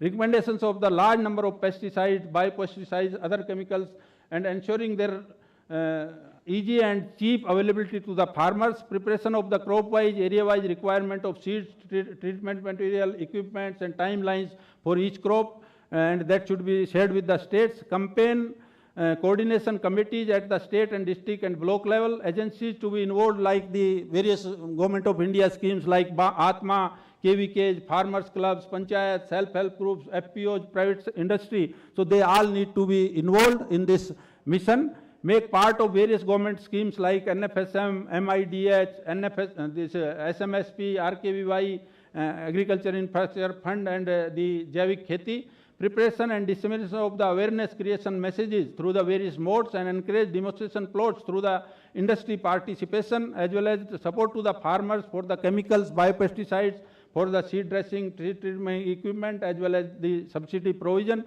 And seed certification agencies, seed corporations must ensure the treated seed supply when they are delivering the seed to the farmers. Next, please. So the Government of India is already having one scheme under the submission on seed and planting material, where the seeds village scheme is there. So under this scheme, the government is giving 50 to 60% subsidy for the certified and foundation seed, and in addition to that, they are giving the trainings to the farmer for seed treatment and other good agriculture practices. And for seed treatment, they are giving some amount, 3,500 to 5,000 for the seed treatment equipment. And till now, if we see a large number of support during last 9 years, almost 8,906 crores under this SMSP seed village scheme has been given, and 6.31 lakhs under the seed village program they have been covered, and more than 1,511 quintals of seed was produced, and 2.59 crores farmers they have been benefited out of this scheme. Next, please. So the industry like Dhanuka is promoting the seed treatment through their special campaign, and they have the vehicles for advertisement as well as the small machines for the seed treatment at the rural level. Next, please. So this is all about what I wanted to convey. Thank you very much. Thank you very much, Dr. Yadav, and I would like to thank all the wonderful speakers who highlighted all the agriculture aspects here and guided us. So it's time for the felicitation, and I would like to request Mr. R.G. Agarwal for the same. Kindly felicitate our wonderful speakers. First of all, Dr. Subhash Chandra, Director ICAR, NCIPM, Pusa Campus. Thank you very much, Dr. Subhash Chandra, for being here with us.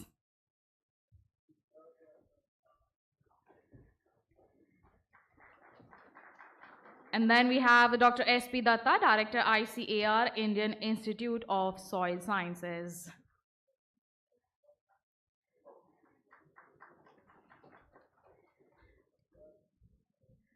Dr. D.K. Yadav, ADG Seed, ICAR, Ministry of Agriculture and Farmers Welfare, Government of India.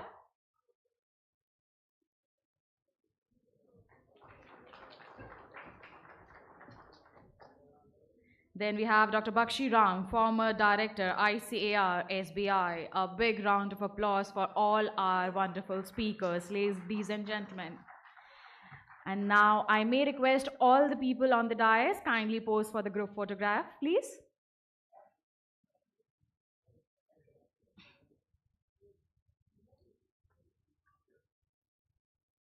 जोरदार तालियां हमारे session के speakers के लिए.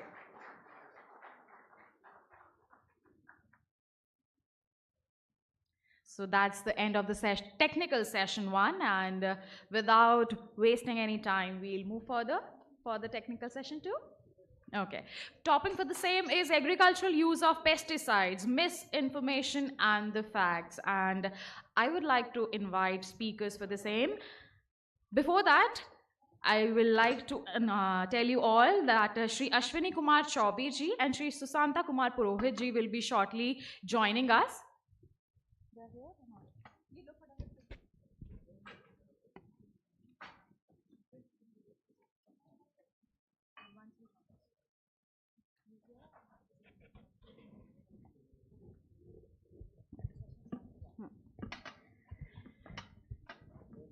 So I would like to invite Dr. P.K. Chakrabarti, Chief Scientific Advisor, Dhanuka Agritech Limited, former ADG, PP and BS and member, Plant Science, ASRB, Ministry of Agriculture and Farmers Welfare, Government of India.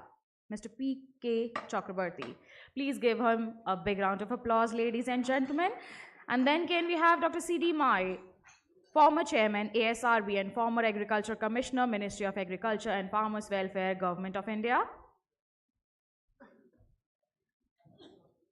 Dr. D. Kanungo, former Additional Director General, Ministry of Health and Family Welfare, Government of India.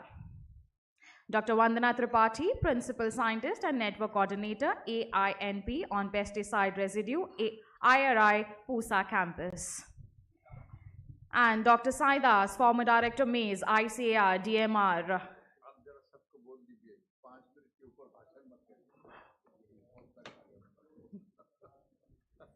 As our speaker is saying, we would like to request each one of the speakers to kindly summarize their presentation, and we are giving you the time limit of 5 minutes now. And I would like to call on stage Mr. Harsh Dhanuka, Executive Director, Alliances and Supply Chain, Dhanuka Agritech Limited.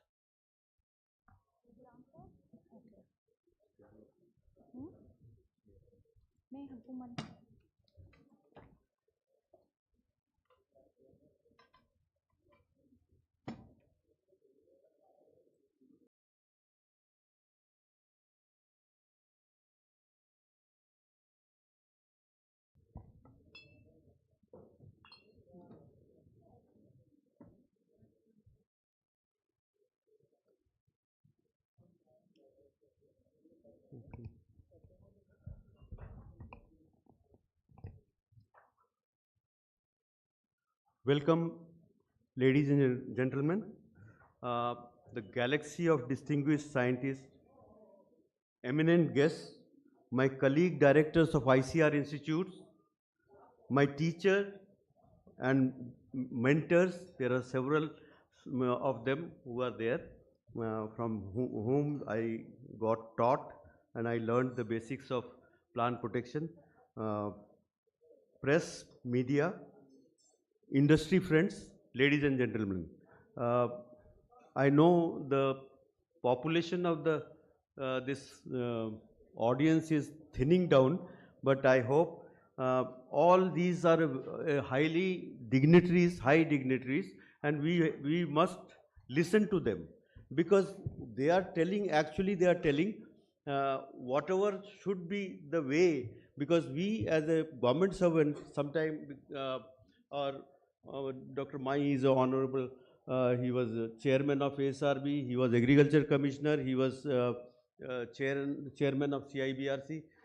Dr. Kanungo is additional secretary of health and medicine, medical and farmers welfare, and so all of them are very dignified people. So we have today with us our Dr. C.D. Mai, and he is my teacher, he is my mentor, he is an excellent administrator as well as he is an excellent scientist.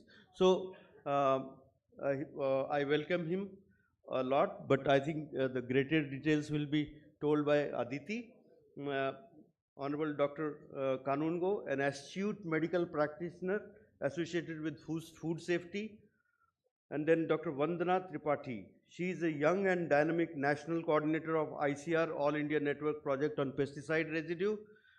Dr. Sai Das, he is a former director of Maize Research Institute, ICR, and he is known as a maize man of the country.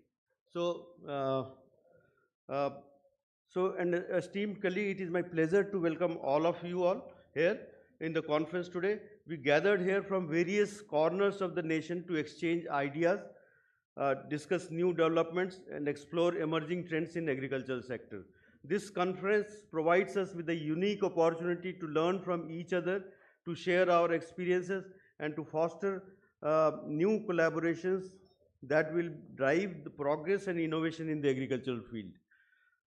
So once again, I welcome you all. I hope this conference will be both productive as well as enjoyable, and that you will leave here with new insights and new perspectives. So welcome all, and thank you. Thank you for coming here and gracing this session.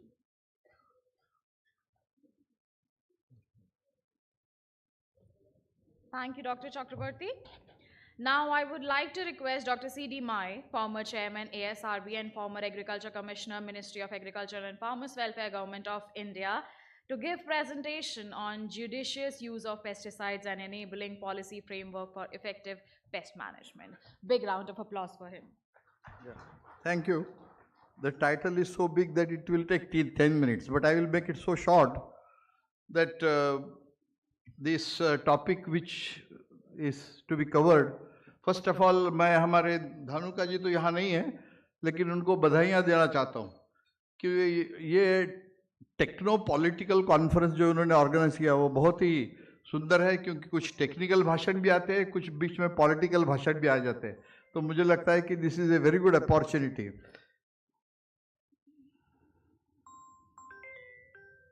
क्या हो गया ये? तो आज लेकिन मैं उनसे एक ही रिक्वेस्ट करना चाहता हूँ, क्योंकि इतने बड़े कॉन्फ्रेंसेस में it becomes very difficult to really say something which is relevant to the topic. ये मुझे लगता है sometimes it's like a fashion show, हम आ रहे दिखा रहे जा रहे, तो ऐसा होना नहीं चाहिए। उनको बोलना कि आगे चल के धानुका जी यहाँ होंगे, उनके कोई रिप्रेजेंटेटिव हो, उनको बताऊंगा कि don't crowd so much of sort of speakers, otherwise एक दिन में इतना मुश्किल हो जाता है। ये सारा प्रोग्राम जो है ये 3 दिन का है, लेकिन हमने एक दिन में क्राउड किया, इसलिए वो so that's why I had dropped my presentation and I will be just speaking कि भाई ये जुडिशियस यूज में क्या क्या करना चाहिए। अभी सबने बताया कि हमारे यहाँ सबसे कम पेस्टिसाइड यूज होता है, we are using hardly 2% of the pesticide. So the question is कि यूएस में हम करीब करीब हमारे यहाँ 15% यूएस में यूज होता है, 12% उधर होता है। ये इतने होने के बावजूद हमें जरूरत है कि फिर जुडिशियस यूज की? We are lowest consumption of pesticide, लेकिन फिर हम बोलते हैं कि जुडिशियस यूज करना है। क्यों? क्योंकि एक तो हमारी एक गलती है, हम एरिया डिवाइडेड बाय पेस्टिसाइड करने के बाद क्या आता है कि पर एकड़ तो हम इतना ही कर रहे हैं। अरे भाई आपका 62% एरिया इज रेनफेड है, उसमें पेस्टिसाइड यूज ही नहीं हो रहा है, तो how do you account for that? तो मैंने उसीलिए जब I calculated I found that the 65% of our rainfed area is using only 22% pesticide, and our 35% irrigated cash crop area is using 78% of the pesticide. Judicious use कहाँ होना चाहिए? हमें chillies में चाहिए, brinjal में चाहिए, टोमेटो में चाहिए, एप्पल में चाहिए, ग्रेप्स में चाहिए, कॉटन में चाहिए। हमें बाजरा जवार में कोई जरूरत ही नहीं है ना, because we are not using much. So this is where I think we are sometimes mistaken, कि भाई हमारी एक गलती है कि हम सोचते हैं कि नहीं हम तो बहुत कम यूज कर रहे हैं, और सारे पेस्टिसाइड वाले बड़े अभिमान से कहते हैं कि हमारा तो पेस्टिसाइड यूज बहुत ही कम है. No, our pesticide use in some of the crops जो ज्यादा यूज होता है वहां हमें जुडिशियस यूज की जरूरत होती है. And then what are our steps if at all we need to reuse? The first step would be that we have to educate the farmer.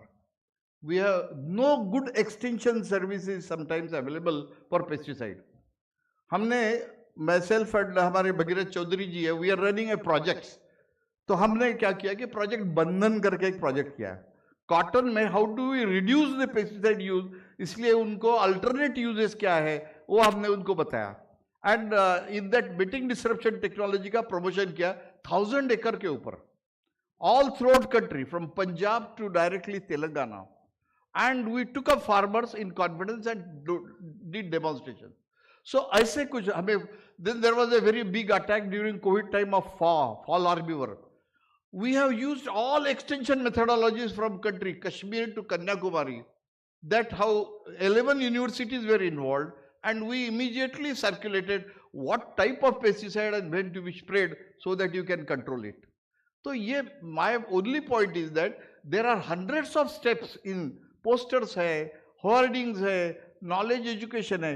So you encourage, you basically educate farmer, then you empower him, and then you encourage him. I think these are the three words of E. It is very important for judicious use. Now, the last point मेरा जो है judicious use है, beyond that they want policy framework. Very end. When I work with the farmers, I found that majority of the pesticides जो हम trial करते हैं और जो हम फील्ड में जाते हैं, they do not become effective at all. And one of the major reasons which we have written it to Dr. Chakravarti and to people, our farmers are complaining mainly because the pH of our water is more than 7. It is either acidic or it is more alkaline. आप कहाँ भी जाइए आपका soil water का pH है 8.5 and you mix any insecticide or fungicide, उसकी effectivity is reduced. Did our policy or CIBRC or the government of India, did they ask companies to write one word? Like in America, it is compulsory that when you use spraying, you have to use pH water of 7.0 or maximum 7.2 or 6.8. Now these are the conditions. This is what is effect of policy. मेरा ये कहना है कि ये जो हम इतना छोटा छोटा जो छापते हैं उसके ऊपर आपका लेबल होगा तो we'll do lots of information we give about, but we never give him information how to use spray in the field.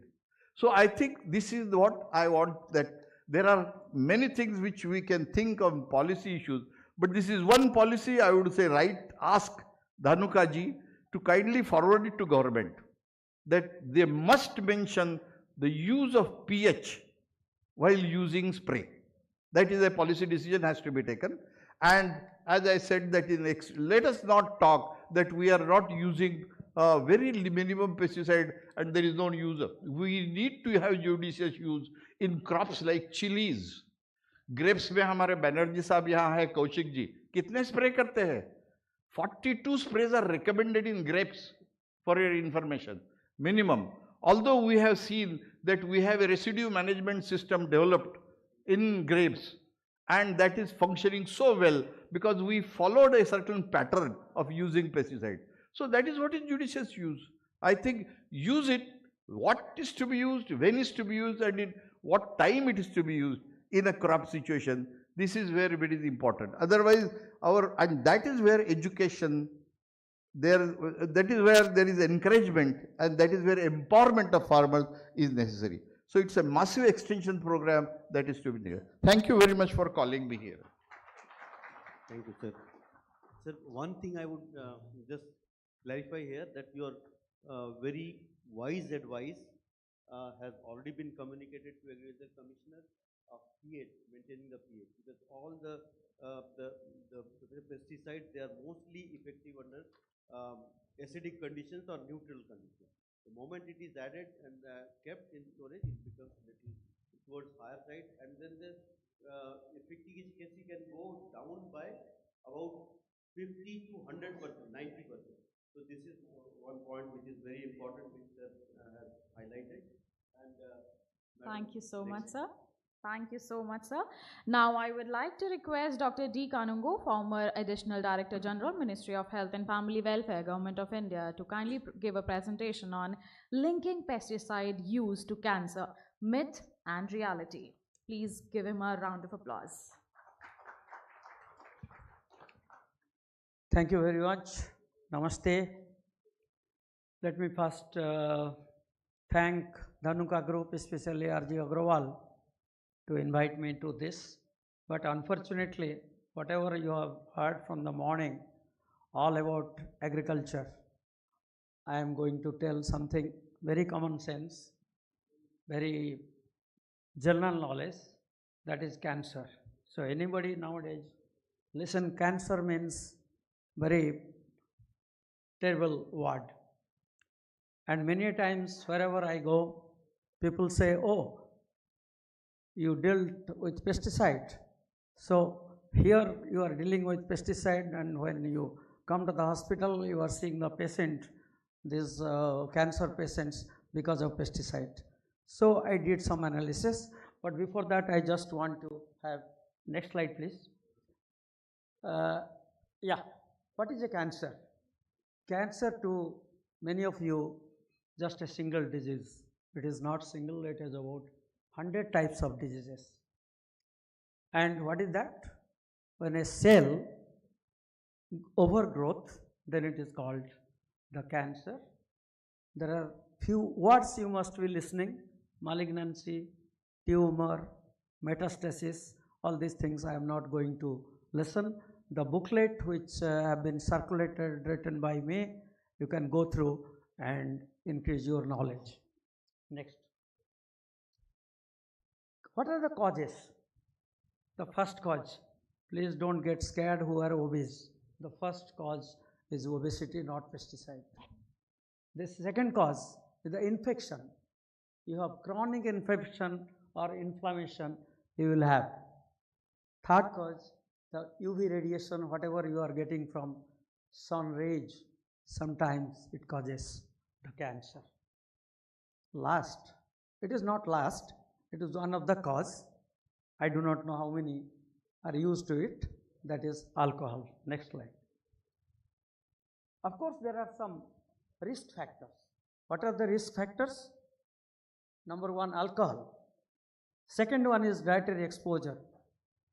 Third, environmental exposure, under which the pesticide comes. Hormones, different hormones. If there is a hormonal imbalance in the body, or you take some hormone for any other treatment, you may get cancer. Infection I have told, obesity I have told, occupational exposure and radiation. Next slide please. There is some general risk factor. The first one is old age. Those who are about 60, 65, they are more prone to the cancer. There is one cancer susceptibility syndrome. If your close relatives in your family, maybe your parents or grandparents, are having the family history of cancer, then you are likely to have cancer. It is about 5 to 10%. Are you using tobacco?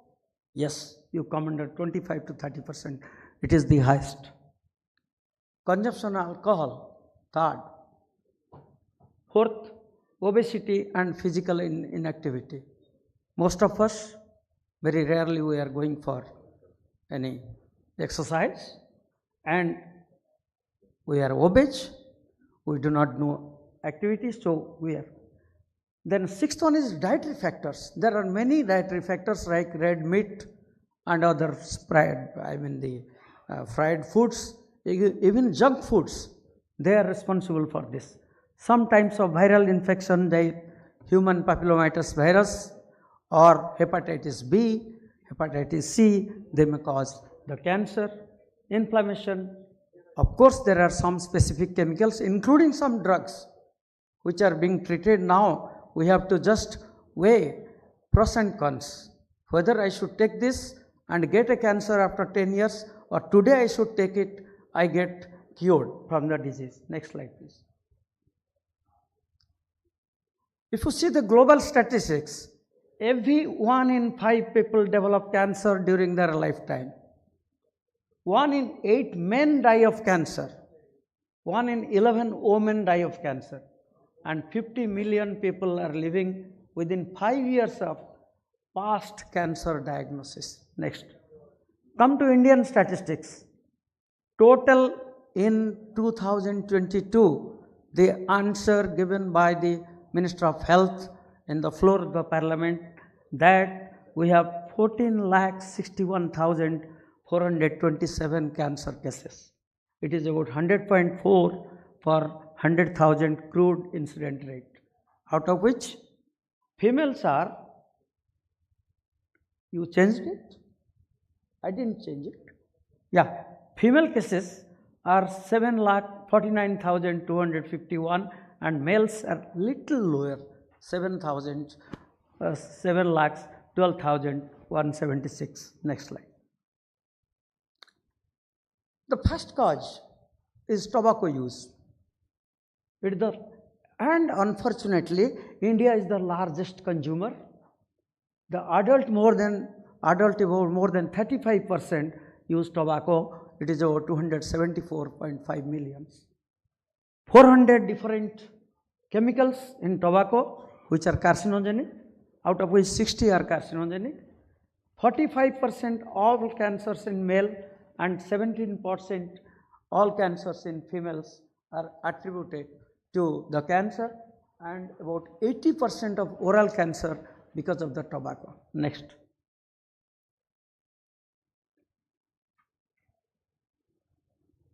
Let me come. The next cause is alcohol. What are the major factors of alcohol use and abuse? 14.6% among 10 to 75 years user of alcohol. It is the 17 times higher among men than women. So women must be very happy that women are taking the alcohol more than them.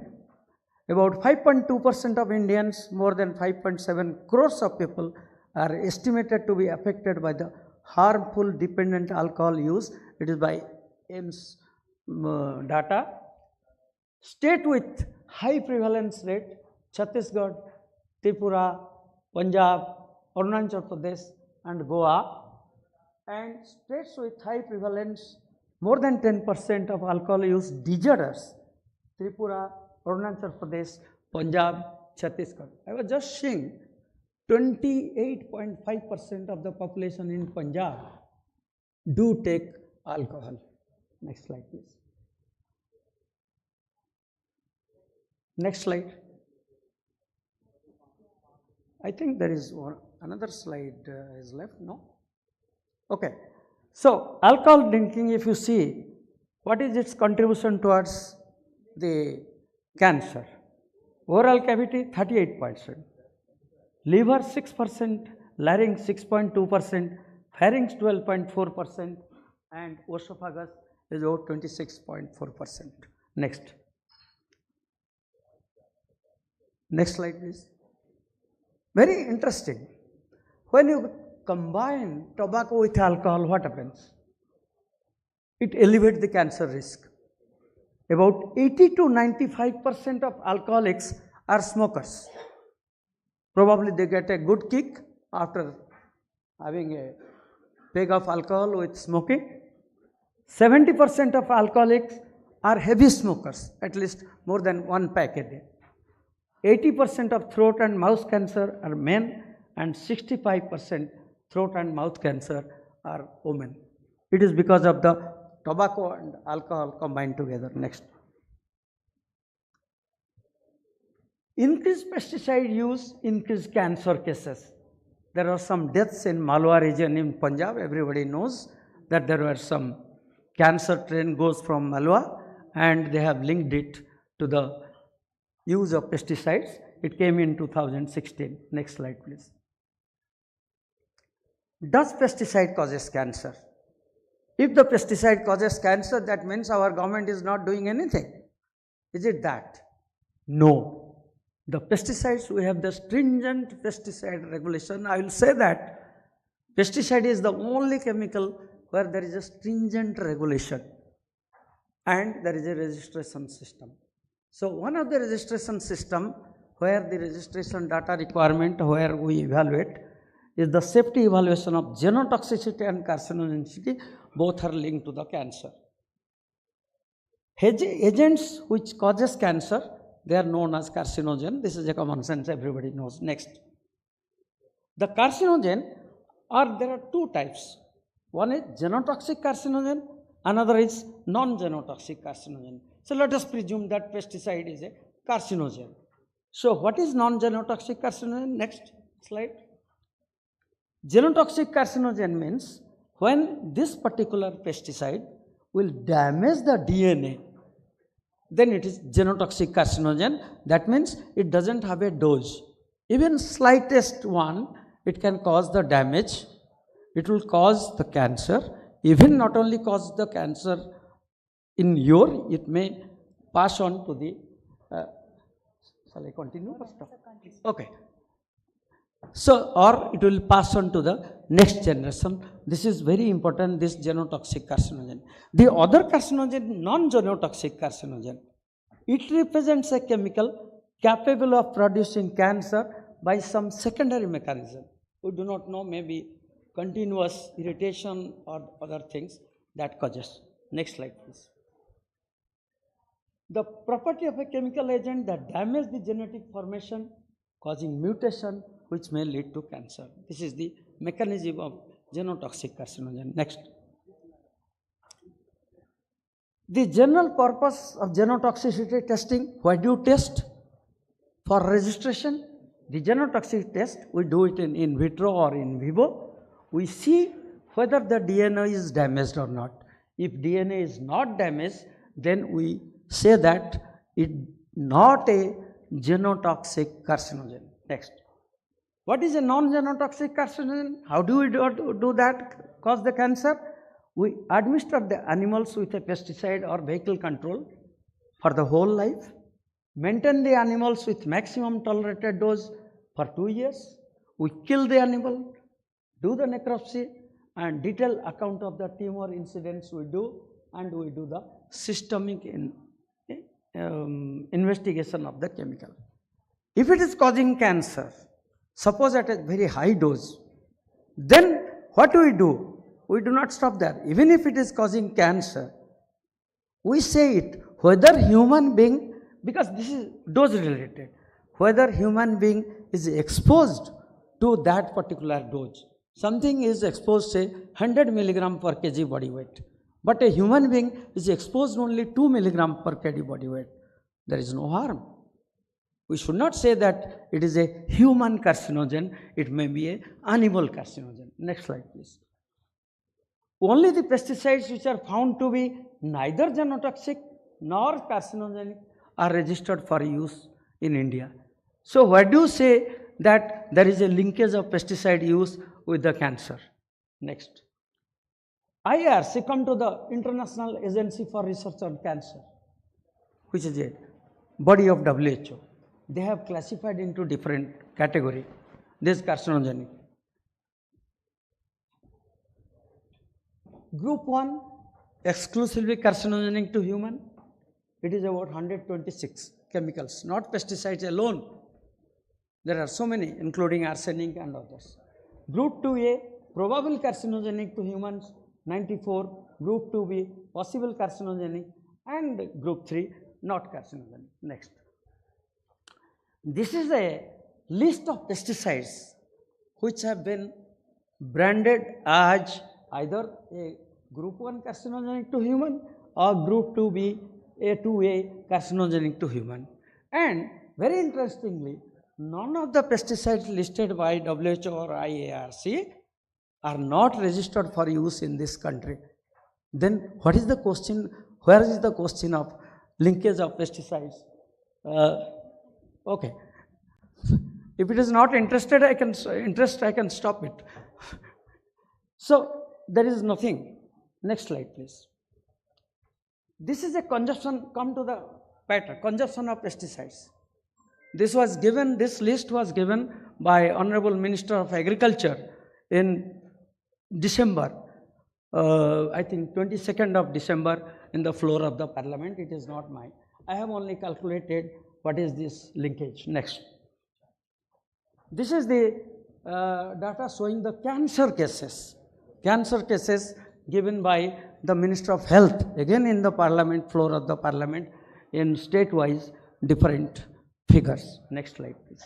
Because it is very small, I cannot. So this is a pesticide consumption vis-a-vis the cancer incidence.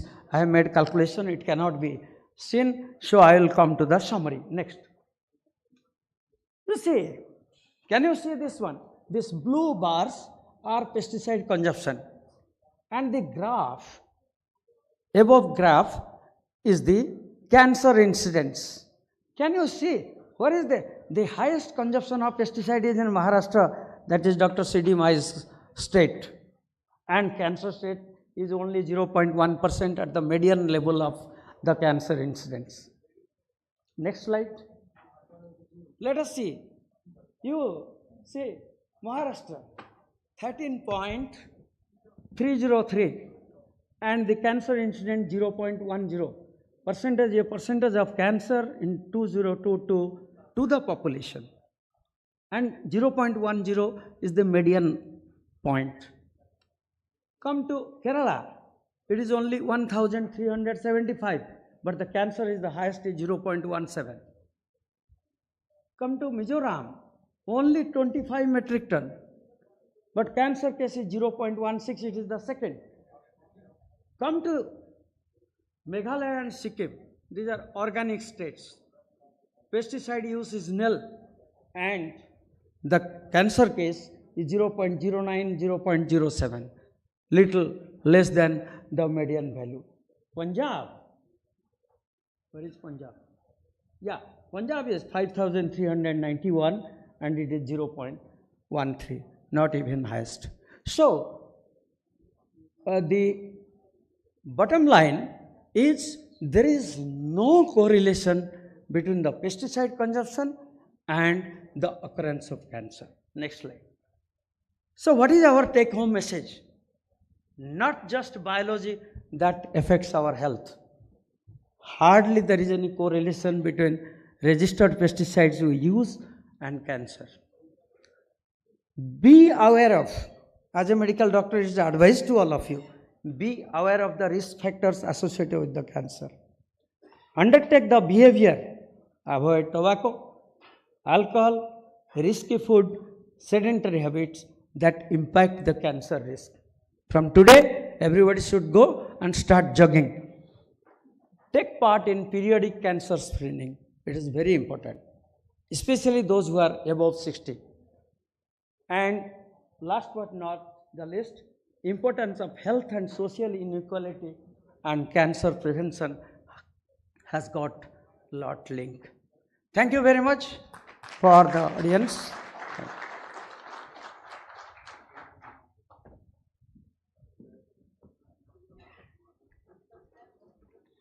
Thank you very much, Dr. Kanungo. And now I would like to request Dr. Vandana Tripathi, Principal Scientist and Network Coordinator, AINP on Pesticide Residue, IRI, Pusa Campus. She'll be talking about marginal increase of pesticide residue in crops beyond MRL does not render food unsafe.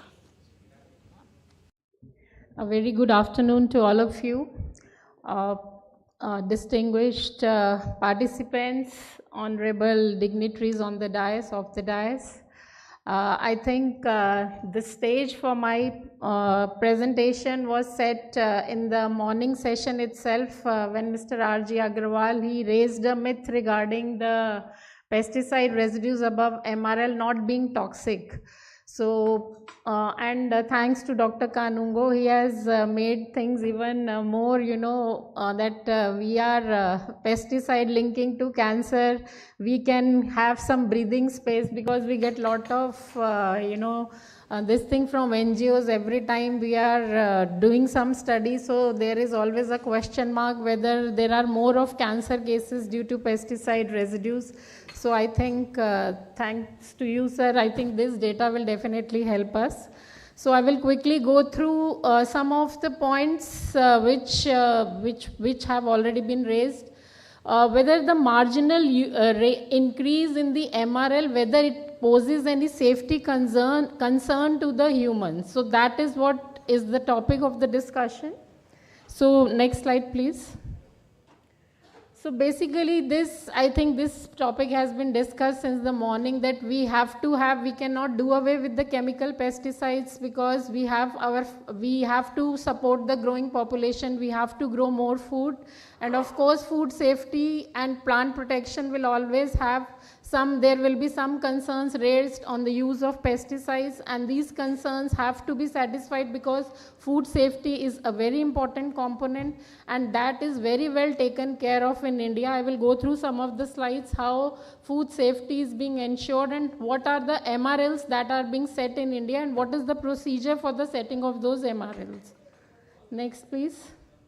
So pesticide residue levels in food, they are obviously a matter not just of food safety but also of trade, because when large consignments, they get rejected, it is a huge economic loss for the country. Today the minister in the morning said it is not only a loss for the goodwill for the companies, it is a loss for the goodwill of the country also. So this pesticide residues in food has to be controlled. And what is the level of pesticide residues? Because whenever a pesticide is approved for use in the country, there is a chance that some residues will be left on that produce. So what is the level of that residue which is there on the food that is safe for the consumers? So that has to be determined. So what is the limit? That limit is to be defined. Next slide. So very important question, what are MRLs and whether they are the safety limits or are they the trade limits? So many people say that MRLs are trade limits because these are the, yes, okay, sure. Sorry for the interruption. Our honorable guests are here. Once we'll welcome them, then we'll continue with the presentation. You can have a seat. I'll call you then. Okay.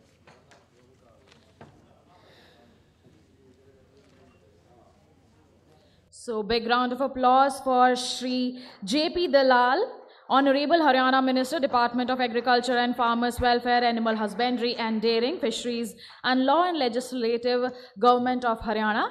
And also we have Shri Ashwini Kumar Chaubey, Honorable Minister of State for Environment, Forest and Climate Change, Consumer Affairs, Food and Public Distribution, Government of India. A big round of applause for both of the guests.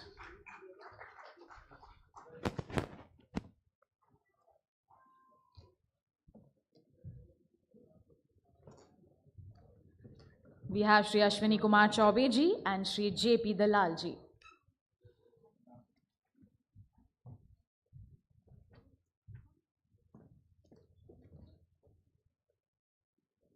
हमारे सम्मानीय अतिथि पधार चुके हैं और felicitation के लिए मैं मंच पर आमंत्रित करना चाहूंगी मिस्टर M.K. धानुका जी को, managing director Dhanuka agritech limited.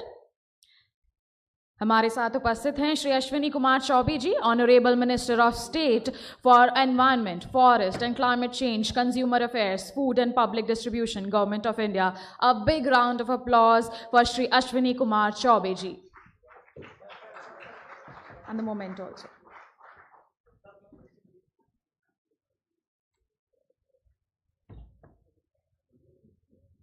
A beautiful memento to our wonderful guest.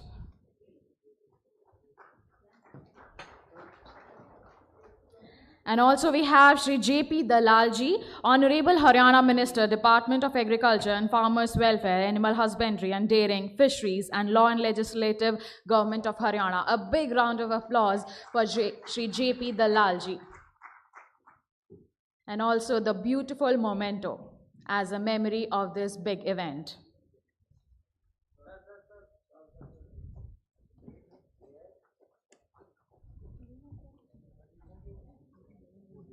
दोनों ही सम्मानीय अतिथियों का हम तहे दिल से स्वागत करते हैं।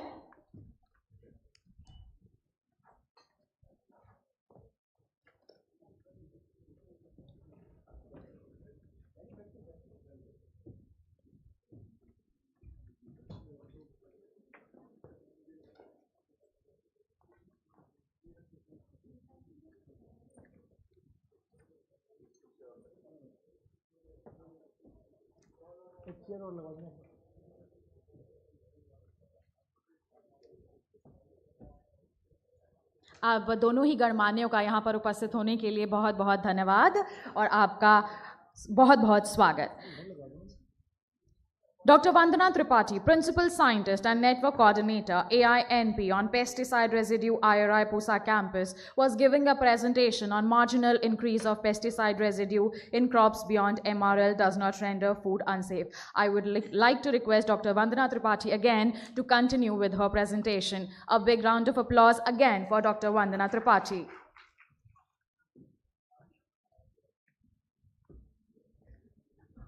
Honorable dignitaries on the dais, मैं जिस विषय में बात कर रही थी वो ये है कि अगर हमारे खाद्य पदार्थों में जो अवशेष हैं वो अगर एक नियमित सीमा से ज़्यादा होते हैं तो उससे हमारे हेल्थ पर क्या असर पड़ता है, तो इस विषय में बातचीत चर्चा चल रही थी। इस विषय में हम आगे बढ़ूंगी। तो बहुत बार ये क्वेश्चन रेज किया जाता है कि ये MRLs क्या है, जो मैक्सिमम रेजिड्यू लिमिट्स हैं किसी भी पेस्टिसाइड्स की, ये क्या है, क्या ये सेफ्टी लिमिट्स हैं या क्या ये ट्रेड लिमिट्स हैं। तो इसके लिए मैं आपको कुछ डेफिनेशन बताना चाहती हूँ। तो ये जो हमारी इंटरनेशनल एजेंसी है कोडेक्स की, उसने डिफ़ाइन किया है कि एक मैक्सिमम रेजिड्यू लिमिट वो लिमिट है जो कोई भी कंट्री फिक्स करती है किसी भी खाद्य पदार्थ में, जब वो कंट्री में उससे ज़्यादा लीगली टॉलरेट नहीं किया जाएगा कोई भी पेस्टिसाइड का अवशेष। और वो तय किस तरह से की जाती है, in accordance with the good agricultural practices.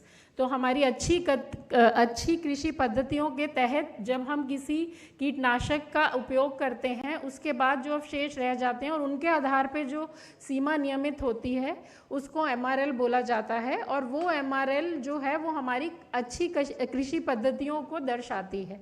तो ये है वो सीमा। Next slide please. Next slide. तो एक आपको इसको मैं एक उदाहरण के तौर पे समझाना चाहूँगी। क्या MRLs पूरे विश्व में एक ही होती हैं? अगर मैं एक पेस्टिसाइड का कोई एग्जाम्पल लूँ किसी एक क्रॉप पे, तो क्या वो MRL पूरी दुनिया में सब सेम है? तो हमारे पास ऐसे अनगिनत एग्जाम्पल हैं जिससे हमें ये पता चलता है कि जब हम किसी क्रॉप पर किसी भी कीटनाशक की ये सीमा देखते हैं तो वो सीमा सब कंट्रीज़ में अलग अलग सीमाएं हैं। तो इसका क्या मतलब है कि क्या जो रेजिड्यू, अगर वो रेजिड्यू यूरोप वाले में यूरोप वाला 4 को बोल रहा है कि वो रेजिड्यू ठीक नहीं है, वो सीमा ठीक नहीं है, और कनाडा वाला कह रहा है वो सीमा मेरी कंट्री के लिए ठीक है, तो क्या अगर ये सेफ्टी के आधार पर ही तय की जाती तो फिर वो सेम नहीं होनी चाहिए थी पूरे विश्व में? तो ये एक बहुत बड़ा क्वेश्चन मार्क है जिसका कि मैं आगे जाके अपनी आगे की स्लाइड्स में आपको बताऊंगी। Next slide please. तो जो हमारी ये सीमाएं तय की जाती हैं ये 2 स्टडीज़ के आधार पे तय की जाती हैं। टॉक्सिकोलॉजिकल स्टडी जिसका बहुत डिटेल में जिक्र डॉक्टर कानूंगो ने अभी किया, और एक है रेजिड्यू स्टडी।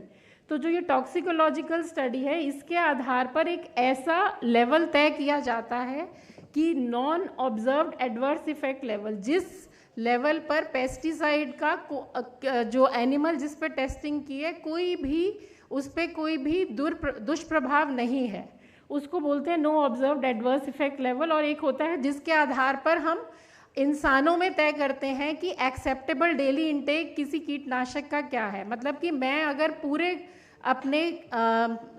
पूरे लाइफ टाइम में वो पेस्टिसाइड रोज़ खाऊंगी तो मेरी शरीर पे उसका कोई भी दुष्प्रभाव नहीं पड़ेगा, जिसको कि एक्सेप्टेबल डेली इनटेक बोला जाता है। और एक हम जब अपनी फील्ड में सुपरवाइज्ड फील्ड ट्रायल करते हैं गुड एग्रीकल्चर प्रैक्टिसेस के अधीन, तो उसमें जो रेजिड्यू आता है उसको हम देखते हैं कि वो रेजिड्यू के बेस पे हम MRL फिक्स करते हैं और देखा जाता है कि वो क्या रेजिड्यू हमारे लिए सेफ़ है इंडिया के कंज्यूमर्स के लिए। उसका मैं आपको जल्दी से एक वो बता दूंगी कि क्या उसका तरीका होता है, क्या प्रोसीजर है। Next slide please. तो ये टॉक्सिकोलॉजिकल पैरामीटर्स हैं जो मैं आपको अभी बता रही थी। Next slide. तो ये एक्सेप्टेबल डेली इनटेक है जो कि कोई भी ह्यूमन बीइंग पूरी लाइफ टाइम तक खा सकता है। वो पेस्टिसाइड अगर उसके खाद्य पदार्थ में हो तो वो उसको कोई नुकसान नहीं पहुंचाएगी। Next slide. तो MRL कैलकुलेट दोनों के बेस पे जो हमारा ट्रायल के बेस पे जो भी डेटा आता है उसके बेस पे हमारी MRL फिक्स होती है। और एक बहुत इम्पॉर्टेंट प्रोसेस जिसको कि साइंटिफिक रिस्क असेसमेंट बोला जाता है, वो सब कंट्रीज़ में इंक्लूडिंग इंडिया हम ये साइंटिफिक रिस्क प्रोसेस करते हैं, जिससे कि ये निर्धारित किया जाता है कि ये पेस्टिसाइड की जो भी सीमा तय हुई है वो हमारी कंट्री में हमारे कंज्यूमर्स के लिए सेफ़ है। Next please. तो अगर MRL इससे ज़्यादा होंगे, इस सीमा से ज़्यादा, क्या वो सेफ़ है या अनसेफ है? तो इसके लिए हर कंज्यूमर के दिमाग में क्वेश्चन मार्क है कि मैंने ये टमाटर खा लिया, इसमें पेस्टिसाइड जो था वो उस नियमित सीमा से ज़्यादा था, तो अब मुझे इससे क्या होगा? बहुत लोगों के दिमाग में ये क्वेश्चन बार बार आता है। Next slide. तो इसमें अभी मैं आपको बताऊं कि जब MRL तय की जाती है तो जो ऐसा लेवल होता है जिस पर कि ह्यूमन बीइंग में, जिसमें कि एनिमल में कोई इफेक्ट नहीं देखा गया था, कोई नेगेटिव इफेक्ट नहीं देखा गया था, उससे एक बहुत बड़ा सेफ्टी फैक्टर लिया जाता है जो कि एटलीस्ट 100 टाइम्स होता है। उस 100 फैक्टर लेने के बाद MRL फिक्स होती है। तो MRL और वो डोज जिसके जहाँ पर कि कोई भी नेगेटिव इफेक्ट किसी पेस्टिसाइड का नहीं था, उन दोनों के बीच में एक जो विंडो है वो बहुत बड़ा सेफ्टी फैक्टर होता है। और अगर कोई रेजिड्यू उस रेंज में आता है जो कि अबव MRL होता है लेकिन उस लेवल से नीचे है जहाँ पर वो लेवल जहाँ से वो residue non observed adverse effect level था, तो वो रेजिड्यू हमारे लिए सेफ है। Next slide. इसके लिए मैं आपको एक एग्जांपल देना चाहूँगी कि ये एक एग्जांपल है कि मेरा एक पेस्टिसाइड है पैराक्लेस रोबिन कुकुम्बर में, उसकी MRL है 0.2 mg पर kg, और वो हमने जो फूड में जिसमें मैंने वो खीरे में खाया वो था 2 मिलीग्राम पर kg। तो क्या वो 2 ppm जो मैंने उस खीरे में वो खाया जो कि 10 गुना है MRL से, जब हम क्या ये सेफ है खाने के लिए? तो इसके लिए हमने अपनी साइंटिफिक रिस्क असेसमेंट किया। जिस तरह से साइंटिफिक रिस्क असेसमेंट किया जाता है acceptable daily intake, residue, average daily consumption को लेके, और इसमें हमने ये देखा कि तब भी बहुत सेफ्टी मार्जिन बच रहा है। तो जो % ADI है तब भी ये काफ़ी सेफ है। एक दूसरा एग्जाम्पल और लिया कि यही खीरा हमने, एक तो रेजिड्यू 10 गुना थे, 10 times residues were present, and also we have taken that particular crop 3 times। मतलब वो खीरा जितना मुझे रोज़ खाना चाहिए था मैंने उससे 3 गुना खा लिया। In that case what is the risk? तो तब भी जब हमने रिस्क कैलकुलेट किया तो it came with in the % ADI। तो ये एक एग्जाम्पल था। एक दूसरे पेस्टिसाइड के लिए भी हमने ये टमाटर में चेक किया जिसमें कि जो पेस्टिसाइड थे उसमें 5 गुना थे MRL से ज़्यादा, and still we found after the scientific risk assessment that the residues which were there in that tomato, they were safe for consumption. Next. So and in both the cases we have taken both the scenarios। एक में residues बहुत high थे और एक में हमने जो food खाना था एवरेज डेली उससे ज़्यादा खा लिया, and in both these cases the residues were found very much safe with in the limits. Next. So now the government of India, Bharat सरकार इस बारे में बहुत जागरूक है. आज जैसे सर भी कह रहे थे कि कंटिन्यूअस मॉनिटरिंग करना, कंटिन्यूअस निगरानी करना इन खाद्य पदार्थों की बहुत ज़रूरी है कि जो हमारे इंडिया के कंज्यूमर्स खा रहे हैं ये क्या फूड, इसमें कितने पेस्टिसाइड रेजिड्यूज हैं, किस किस लेवल पे हैं. सो ये एक स्कीम थी जो कृषि मंत्रालय ने 2005-06 में स्टार्ट की थी और इस स्कीम में अब तक हम लोगों ने 3 लाख के करीब सैंपल टेस्ट कर लिए हैं. और ये जो स्कीम अगर आप देखेंगे तो ये इसमें भारत के 8 विभाग हैं मंत्रालय के, अलग अलग मंत्रालयों के. और इसमें जो क्या कहते हैं हमने नेक्स्ट स्लाइड, ये सारी हमारी लेबोरेटरीज़ हैं जो इसमें इन्वॉल्व हैं. ये पूरे इंडिया में 33 ऐसी लैब हैं जो इसमें इस स्कीम में इन्वॉल्व हैं. नेक्स्ट. और ये सारी कमोडिटीज़ हैं जो कि सारे खाद्य पदार्थ हैं जो इस स्कीम में एनालाइज होते हैं, जिसमें कि सब्जियां, फल, दालें, अनाज, हर्ब्स, मसाले, fish, marine, milk, meat, egg, tea, water, इस सारे के सारे सैंपल्स इसमें टेस्ट होते हैं हर महीने. और इसका अब तक ये 2008 से लेकर अब तक हमने 3 लाख के करीब सैंपल्स टेस्ट किए हैं और 2.5% सैंपल में हमको रेजिड्यू अबव एमआरएल मिले हैं, जिसमें कि 19% सैंपल्स में हमको डिटेक्ट हुए पेस्टिसाइड, जिसमें से अबव एमआरएल हमको 2.5% सैंपल में मिले हैं. Next slide. तो ये इस डेटा का भी जब हमने रिस्क असेसमेंट किया तो हमने देखा कि हमको इस रिस्क असेसमेंट के बाद हमने जो हमें जैसे कुछ हमने ऐसी सब्जियां सिलेक्ट की जिसमें हमको ज़्यादा रेजिड्यूज मिले. फॉर एग्जाम्पल ओकरा. Next slide please. तो इसका जब हमने रिस्क असेसमेंट किया बच्चों में भी और एडल्ट्स में भी, और हमने फिर देखा कि हमको क्या रिजल्ट्स मिल रहे हैं इसके. हमने सब्जियां और फल वो वाले चूज़ किए जिनमें हमको ज़्यादा पेस्टिसाइड डिटेक्शन हुआ है. Next slide please. So this is I am giving you an example of ओकरा, कि ओकरा में हमको इतने पेस्टिसाइड्स डिटेक्ट हुए और इतने पॉजिटिव सैंपल डिटेक्ट हुए. तो जब हमने ये सारी पेस्टिसाइड्स का हज़ार्ड कोशेंट वर्कआउट किया, जो रिस्क असेसमेंट किया, तो हमने देखा कि जो क्यूमुलेटिव रिस्क असेसमेंट है वो हमें ओकरा में 35% सैंपल्स में रेजिड्यूज डिटेक्ट हुआ था. और उन 35% सैंपल्स में वो रेजिड्यूज जब हमने पूरे इवैल्यूएट किए तो बच्चों के लिए भी और एडल्ट के लिए भी वो हमको सेफ मिला. Next slide please. So this is, और ये एक्सरसाइज हमने बाकी सब्जियों के लिए भी की है जिसमें हमको रिस्क नहीं मिला है. नेक्स्ट. और ये ऑलरेडी हमने पब्लिश भी कर दिया है जिससे कि पब्लिक डोमेन में भी ये इन्फॉर्मेशन जाए कि जो इंडिया में आ रहा है, डिटेक्शन आ रहा है, वो सेफ़ है इंडियन कंज्यूमर्स के लिए. नेक्स्ट. ये हमने चाय में भी इसका किया है. चाय में भी जो पेस्टिसाइड्स डिटेक्ट हुए हैं हमने उसका भी रिस्क इवैल्यूएट किया और उसमें भी हमको रेजिड्यू सेफ मिले हैं. नेक्स्ट. तो दिस इज़, हमको ये पता चल रहा है कि अभी फ़िलहाल जो भी रेजिड्यूज हम डिटेक्ट कर रहे हैं कुछ कुछ सब्जियों में और इसमें, ये हम अब सारी कमोडिटीज़ के लिए हम इस तरह की रिस्क असेसमेंट एक्सरसाइज कर रहे हैं. नेक्स्ट. तो कंक्लूजन के लिए मैं यही बोलूँगी कि हमको बहुत ज़रूरी है कि जो हमारी MRLs हैं वो हम अपनी कंट्री में, ज़रूरी नहीं है कि वो सेफ्टी लिमिट है और उसके बियॉन्ड अगर हमने किसी ने खा लिया तो वो बहुत, उससे कोई दुष्प्रभाव पड़ेगा या उसका कोई बहुत नेगेटिव इफेक्ट होगा. We have to conduct scientific risk assessment and in the country there is a scheme in which we are doing that scientific risk assessment.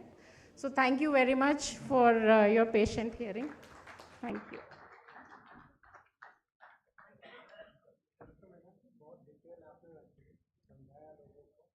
Thank you so much, Dr. Vandana Tripathi. And now, moving further, I would like to request Dr. Sai Das, former Director Maize, ICAR, DMR. Okay. Ministers will be? Okay. Pehले ministers will be, then I'll call. Okay, sorry. Okay. So we'll be having this presentation later on, but first of all, I would like to call Shri Ashwini Kumar Chaubey ji, Honorable Minister of State for Environment, Forest and Climate Change, Consumer Affairs, Food and Public Distribution, Government of India. If I'll talk about Ashwini Kumar Chaubey ji, he is working for disabled fight for eradication of dowry systems and drug addiction, cow conservation and cancer awareness. जोरदार तालियों के साथ स्वागत किया जाए हमारे मंत्री महोदय श्री अश्विनी कुमार चौबे जी का।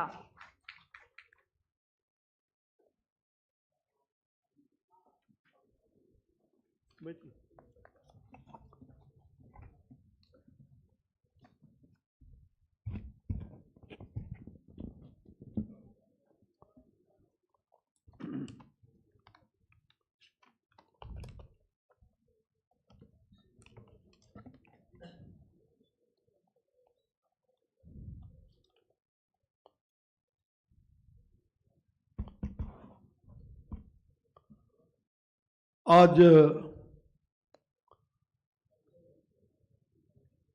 ये कृषि से संबंधित जो भविष्योन्मुख प्रौद्योगिकी भारतीय अर्थव्यवस्था के लिए आमूलचूल परिवर्तन कार्यक्रम में उपस्थित, यहाँ मंच पर उपस्थित हमारे जो हरियाणा सरकार में माननीय कृषि मंत्री श्री जेपी दालाल जी, यहाँ बहुत सारे पदाधिकारी भी उपस्थित हैं, कुछ पहले भी सत्र में रहे थे, मंत्री भी आए थे, मुझे जानकारी मिली।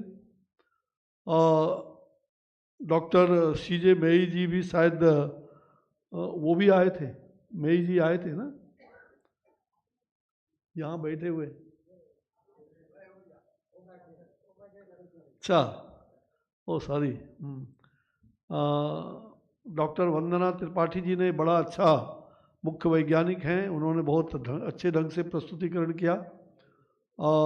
डॉक्टर डी कानूनगो जी, साथ ही डॉक्टर सेन दास जी, हमारे श्री हर्ष जी धानुका, जिन्होंने इस कार्यक्रम का पूरी तरह से कहा जाए कि एक अच्छा स्वरूप दिया है, और हमारे डॉक्टर पी.के. चतुर्वेदी जी जो प्रमुख वैज्ञानिक हैं, ऐसे बहुत सारे किसान के यहाँ जानने वाले वैज्ञानिक और जो कृषि उत्पादन को बढ़ावा देने के लिए विभिन्न संयंत्रों का जो उपयोग कर रहे हैं, ऐसे सभी आज के इस कार्यक्रम में पधारे हैं। मैं अभी हैदराबाद से तुरंत आया, पहले सत्र में आना था, लेकिन कुछ विशेष कार्यक्रम के कारण मुझे उस समय आना नहीं हो पाया।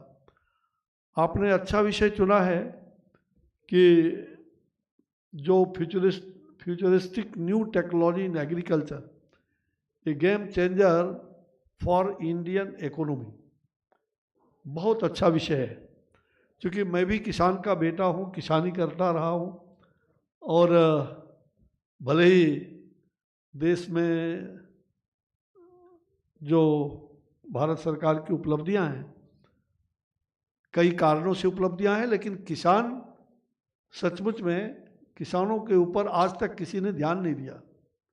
ये पहली सरकार है नरेंद्र भाई मोदी जी की कि जो आज के किसानों की हालात को सुधारने के लिए एक तो वैज्ञानिक ढंग से कैसे अच्छे तकनीकी का उपयोग करके अच्छी खेती कैसे हो, उसके संदर्भ में चिंता किया है। और आज हम कह सकते हैं कि देश के अंदर किसानों की हालात को सुधारने के लिए जो काफ़ी प्रयास चल रहे हैं, और पिछले 9-10 साल का जो ये प्रधानमंत्री जी का ये प्रयास रहा है, ये सचमुच में बहुत ही प्रशंसनीय है। आप सभी जानते हैं, हमारे सभी यहाँ बहुत सारे वैज्ञानिक लोग हैं, बहुत आप सबका मैं अभिवादन भी करता हूँ। जय जवान जय किसान, कभी लाल बहादुर शास्त्री जी भारत के प्रधानमंत्री जी ने कहा, और उसके बाद श्रद्धेय अटल बिहारी वाजपेयी जी ने जय जवान जय किसान के साथ जय विज्ञान जोड़ा,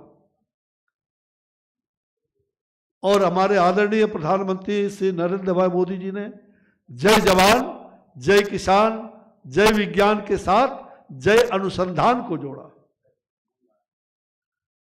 यानी किसानों की विभिन्न उपज को कैसे बढ़ाया जा सकता है, उसको उसके शोध का जो ढंग है उस तरीके को और कैसे अच्छा ढंग से किया जा सकता है।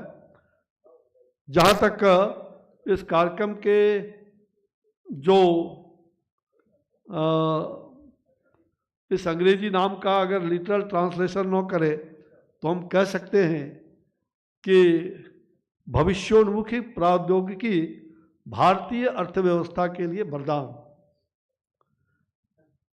ये अधिक उपयुक्त होगा। और मुझे लग रहा है कि आज मैं अपने संबोधन की शुरुआत भी तैत्तरीय उपनिषद के एक सूक्ति से करना चाहूँगा।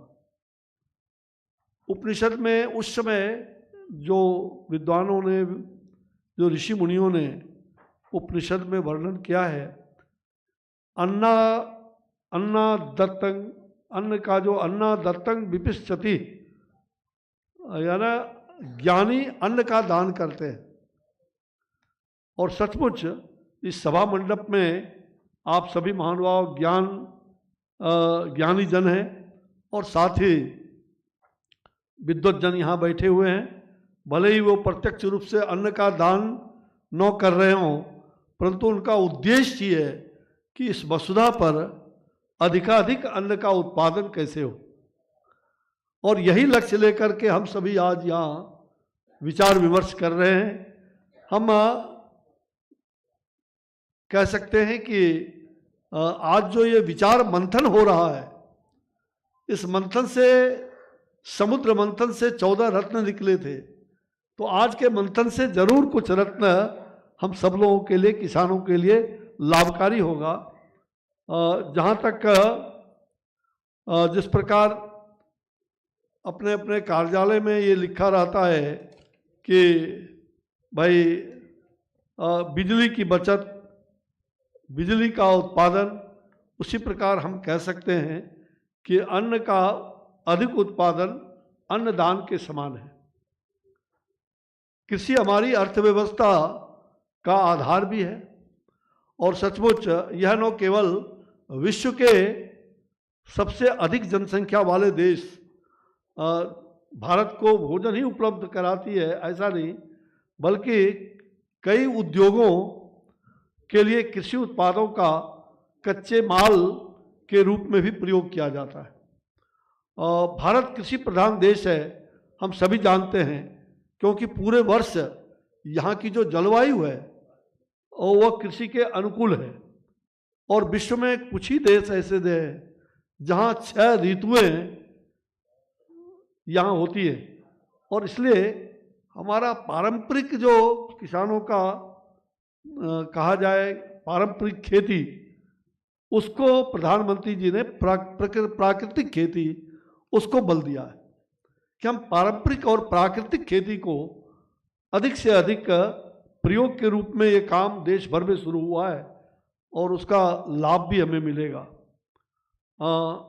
आप जानते हैं कि आज विश्व का सर्वाधिक खाद्यान्न उत्पादन देशों में भारत की भी गणना होती है। डेयरी के मामले में तो हम भारत दुनिया में प्रथम है और निश्चित रूप से, और भारत की जो विश्व की सबसे बड़ी अर्थव्यवस्था, 5वीं अर्थव्यवस्था के रूप में भारत ने अपने जो हम कह सकते हैं कि यूके को हमने पीछे छोड़ करके हम 5वीं अर्थव्यवस्था में पहुंच चुके हैं। जिसने हम पर साम्राज्य किया, आज वो हमसे पीछे चले गए और निश्चित रूप में हम तीसरी सबसे बड़ी अर्थव्यवस्था के रूप में बनने का हमारा संकल्प है। और आदरणीय नरेंद्र भाई मोदी जी ने जो $5 ट्रिलियन की बात कही है, और एक उसमें से $1 ट्रिलियन अभी धानुका जी कह रहे थे कि वो कृषि क्षेत्र से हमें करना है। एक नहीं बल्कि हम इससे भी बढ़ सकते हैं और इसको 1 से 2 भी हो सकते हैं, ये हमारी सदिच्छा है। और इसलिए इसमें सबका साथ, सबका प्रयास, सबका विश्वास जो प्रधानमंत्री जी का मूल मंत्र है, उसको अपनाने की भी ज़रूरत है। सबका साथ, सबका विकास, सबका प्रयास और सबके प्रति विश्वास, और इस लक्ष्य को पाने में निश्चित रूप से हम कामयाब होंगे। भारत खाद्यान्न उत्पादन में जहाँ तक हमारी मान्यता है कि विश्व का कहा जाए अभी तक नंबर 1 नहीं बन पाया, लेकिन वो नंबर 1, हाँ, अभी 2 तीसरे नंबर पर थे, फिर 2 आए, अभी 2 और 3 के बीच में, लेकिन हम नंबर 1 बन सकते हैं। और वह नंबर 1 बनने के लिए हमें कुछ स्थानीय जो परिस्थितियों का अनुकूल ना होना, यह भी कारण है। और आज जलवायु परिवर्तन, मैं पर्यावरण को भी देखता हूँ, जलवायु परिवर्तन, पहले पछिया हवा बहते थे हमारे दादाजी और सब लोग, या उस जमाने में तो बता देते कि वर्षा कितनी वर्षा होगी। आज मौसम विभाग भी नहीं बता पा रही है। वो भी ठीक उनके बताते हैं, लेकिन मौसम विभाग का भी आकलन फेल कर जाता है। लेकिन हमारे पूर्वजों का वो एक एक चीज के बारे में, चिड़िया किधर उड़ रही है तो वर्षा कहाँ होगी, कब होगी, कितने देर तक होगी, ये उस समय आकलन करते थे। ये है हमारे पारंपरिक। तो मुझे लग रहा है कि आज हम उस अनुकूल विश्व का पहला बनने के लिए हमें पारंपरिक खेती को भी बल देना पड़ेगा, और साथ ही लघु और सीमांत किसान, ये जो हमारे लघु और सीमांत किसान हैं, और तीसरा कृषि कार्यों में जो उन्नत प्रौद्योगिकी का न्यूनतम प्रयोग, ये 3 कारण हैं जिसके कारण हम आज नंबर 1 नहीं बन पा रहे हैं, जो उसको हमें ठीक करने की आवश्यकता है। अभी तक हम अपने कृषि कार्यों में जो तकनीक का अधिकतम प्रयोग नहीं कर रहे थे, अब पिछले 1 दशक में यह कहें कि माननीय प्रधानमंत्री जी ने, जो उनके नेतृत्व में सरकार बनने के बाद हमारा ध्यान इस पर ज़्यादा केंद्रित हुआ है। और आज मैं अभी जब आ रहा था तो मैंने देखा कि अब हमारे कृषि प्रौद्योगिकी का जो भरपूर उपयोग करके किसानों की आय को दुगुनी कैसे किया जाए, प्रधानमंत्री जी की ये चिंता है। और उस चिंता को हमारे बहुत सारे ऐसे औद्योगिक क्षेत्र में जो न्यू स्टार्टअप बिजनेस करके आपने इसको सफल किया है, इसमें मैं धानुका जी को विशेष रूप से, मैं अभी देख रहा था ऐसे ड्रोन मशीन को, एग्री बोट, गंगा में तो नाव चलता है, नदी में नाव चलता है, अब किसानों के खेत में नाव चलाने की जरूरत है। एग्रीकल्चर बोट है, ये एग्री बोट आपने नाम दिया है, और आपने दिया है कि ये इंडिया का, भारत का पहला इस प्रकार का DGCA से अप्रूव्ड ये मशीन किसानों के लिए बहुत हितकर होगा, इसमें कहीं दो मत नहीं। और मुझे लग रहा है कि अब हम कृषि में जो प्रौद्योगिकी का टेक्नोलॉजी का भरपूर उपयोग करके किसानों की आय को जो दुगुनी बनाने का हमारा संकल्प है, वो अब दिन आ गया है। कभी लिक्विड यूरिया प्रदान कर रहे हैं हम किसानों को, और लिक्विड यूरिया भी प्रदान कर रहे हैं, और उसको ड्रोन के सहारे हम कृषि कार्यों में उसका उपयोग भी कर रहे हैं। हमारे देश में 85% किसान ऐसे हैं, 85% किसान जिनके पास मात्र 1 से 2 हेक्टेयर जमीन है। वो कम कृषि भूमि होने के कारण और उस पर उन्नत प्रौद्योगिकी के प्रयोग में यह बड़ी बाधा डाल रही है। जब तक छोटे किसान, सीमांत किसानों को उसका लाभ जितना मिलना चाहिए, उस तकनीकी का लाभ वो नहीं मिल पाता है। और मुझे लग रहा है कि इसके लिए निजात पाने के लिए भारत सरकार ने जहां FPO का, खाद्य उत्पादक संघ बनाने का हमने कार्य किया है, और उसके माध्यम से हम इसको बल प्रदान कर रहे हैं। कृषि क्षेत्र में आमूलचूल परिवर्तन के लिए, कृषि उत्पादों के निर्यात को बढ़ाने के लिए और किसानों की आय दुगुनी करने के लिए हमने 16 पॉइंट की कार्य योजना कृषि मंत्रालय की ओर से बनाई है। और उसमें से जो इंफ्रास्ट्रक्चर की कनेक्टिविटी है, और साथ ही डिजिटल कनेक्टिविटी भी इसमें शामिल है, और सतत कृषि विकास, ये जो राष्ट्रीय मिशन है उसको हम कह सकते हैं कि ये कृषि उड़ान की योजना भारत सरकार ने बनाई है, और उसमें ये ड्रोन जैसे अत्याधुनिक जो संयंत्र है उसके माध्यम से हम इस कहा जाए कि कृषि के क्षेत्र में हम उतरे हैं। मई 2020 में भारत सरकार ने राष्ट्रीय कृषि बाजार के साथ 48 नई मंडियों का एकीकरण की स्वीकृति भी की थी।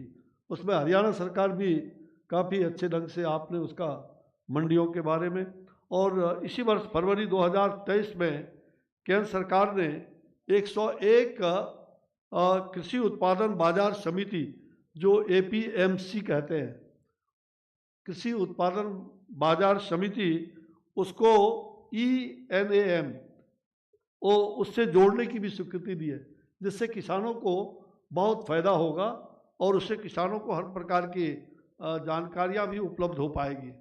मुझे लग रहा है कि जहाँ तक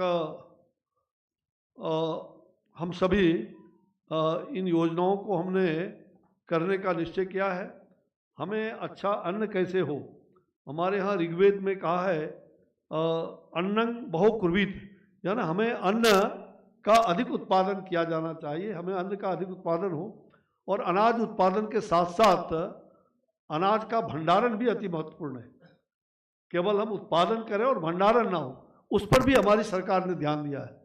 क्योंकि मैं खाद्य आपूर्ति मंत्रालय को भी देखता हूँ, आज मैंने हैदराबाद में पूछ रहा था कि भाई कितने तुम्हारे भंडारण हैं, तो उन्होंने कहा 48 भंडारण हमने बनाए कुल मिलाकर के।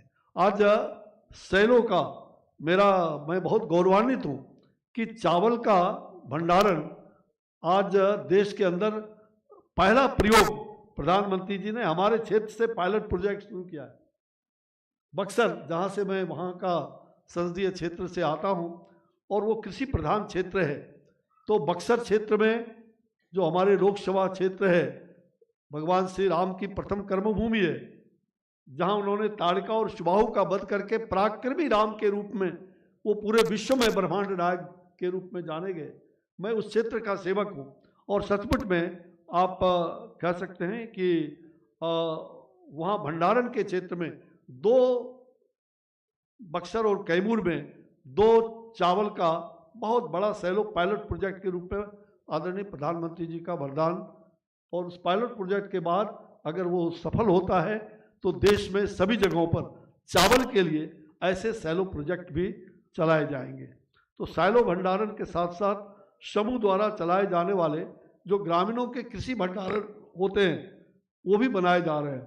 पैक्स के माध्यम से किसान का उत्पादन जो सरलता से कृषि मंडी तक देश के एक कोने से दूसरे कोने तक हम कैसे पहुंचा सकते हैं, इसके लिए किसान रेल भी चलाई जा रही है, और किसान रेल बहुत सफल रहा है। एक क्षेत्र से सब्जी आज मंडी, हमारे जो टमाटर हमारे यहाँ बर्बाद हो जाता था, अब वो टमाटर यहाँ से दक्षिण भारत को जाता है। तो ये बहुत सफल प्रयोग रहा है प्रधानमंत्री जी का कृषि रेल के बारे में।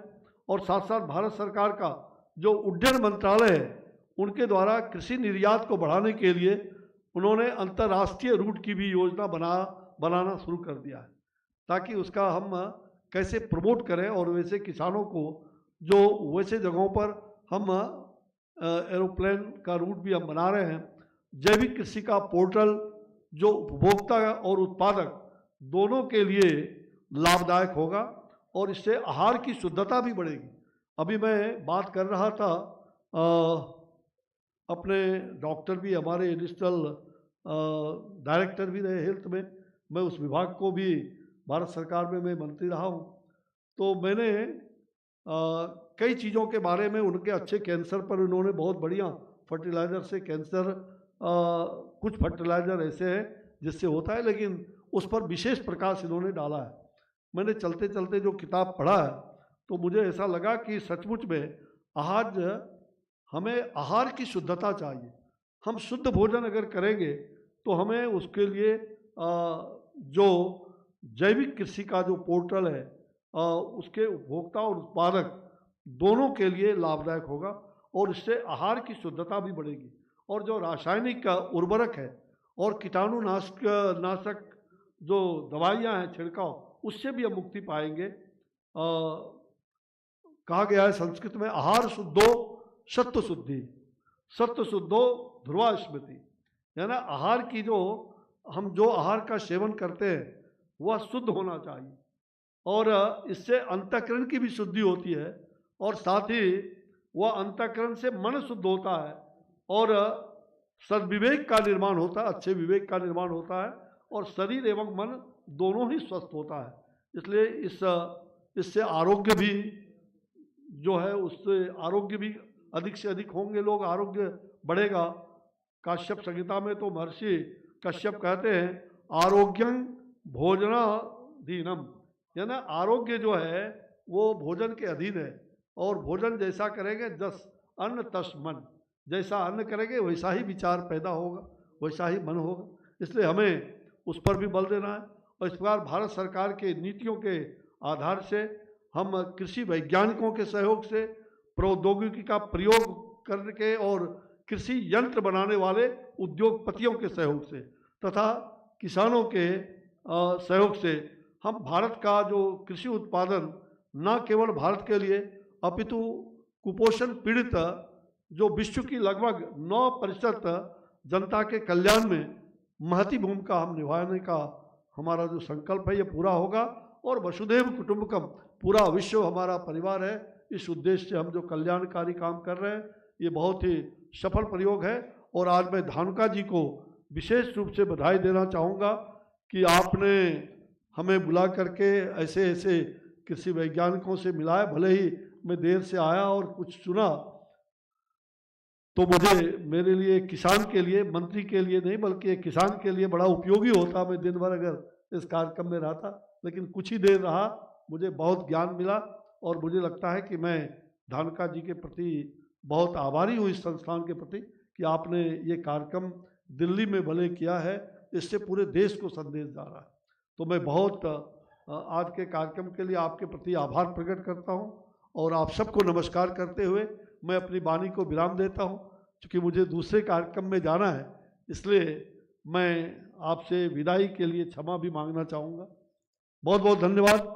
जय जवान, जय किसान, जय विज्ञान, जय अनुसंधान, ये फहराते रहेंगे तो भारत 2023 तक निश्चित रूप से उनकी आय को दुगुनी करके हम आने वाले 2027 तक तीसरी अर्थव्यवस्था किसानों के बल पर, और जो धानुका जी कहते हैं कि $1 ट्रिलियन नहीं बल्कि उससे भी अधिक कर सकते हैं, ये जब ड्रोन खेतों में जा कर के और हर प्रकार का छिड़काव, कहते हैं प्रधानमंत्री जी, 1 drop more crop, 1 drop more crop, तो इस 1 ड्रॉप मोर क्रॉप को हम सफल बनाने में ऐसे ऐसे संयंत्र का उपयोग करेंगे जो स्टार्टअप में मेड इन इंडिया, तो मैं इसके लिए आपको बहुत बहुत साधुवाद भी देता हूँ।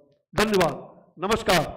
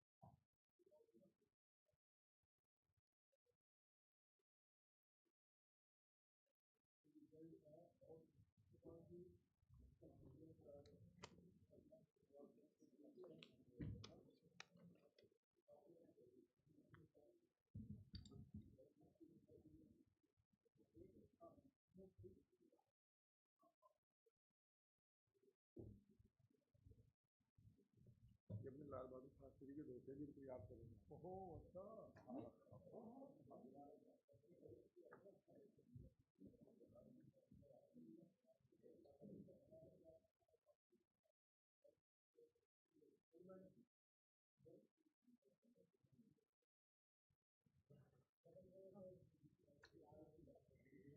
अब हम मंच पर आमंत्रित करना चाहेंगे श्री जेपी दलाल जी को, honourable Haryana minister, department of agriculture and farmers welfare, animal husbandry and,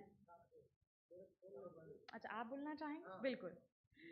हम जी महोदय हरियाणा का मॉडल इनको बिल्कुल, महोदय को हम आमंत्रित करेंगे, उनसे ज्ञान अर्जित करेंगे। अभी हमारे साथ डॉक्टर साईं दास उपस्थित हैं, फॉर्मर डायरेक्टर मेज ICAR DMR।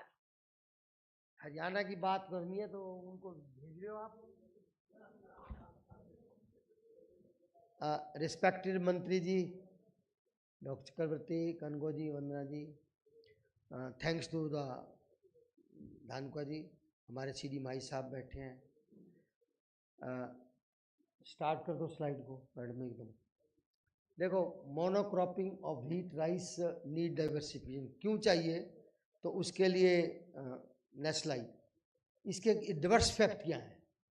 सबसे बड़ा डिवर्स फैक्ट ये है कि पहले हम मेज़, बाजरा, कॉटन, पल्सीज, ऑयलसीड लगाते थे तो हमें कोई समस्या नहीं थी। उनको लगाने जब से राइस व्हीट सिस्टम आया तो क्या हुआ, हमारा पानी का स्तर नीचे जाता रहा और उसके बाद सैलिनिटी भी डेवलप होगी, वाटर लॉगिंग होगी। साउथ हरियाणा के अंदर हमारा वाटर जो है ना अब राइस भी हो गया। और उसके बाद क्या हुआ, जो राइस हम लगाते हैं, ठीक है, फूड सिक्योरिटी इश्यू था हमारा समय में, जब जरूरी थी हमारे को उस टाइम, और अच्छा मॉडल था व्हीट राइस का, हमने देश की फूड समस्या को हल किया।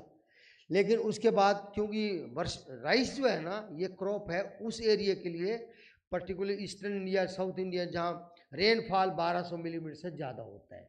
ये हमारे एरिया की रेनफॉल नहीं है जहाँ 500-600 मिलीमीटर रेनफॉल होता है।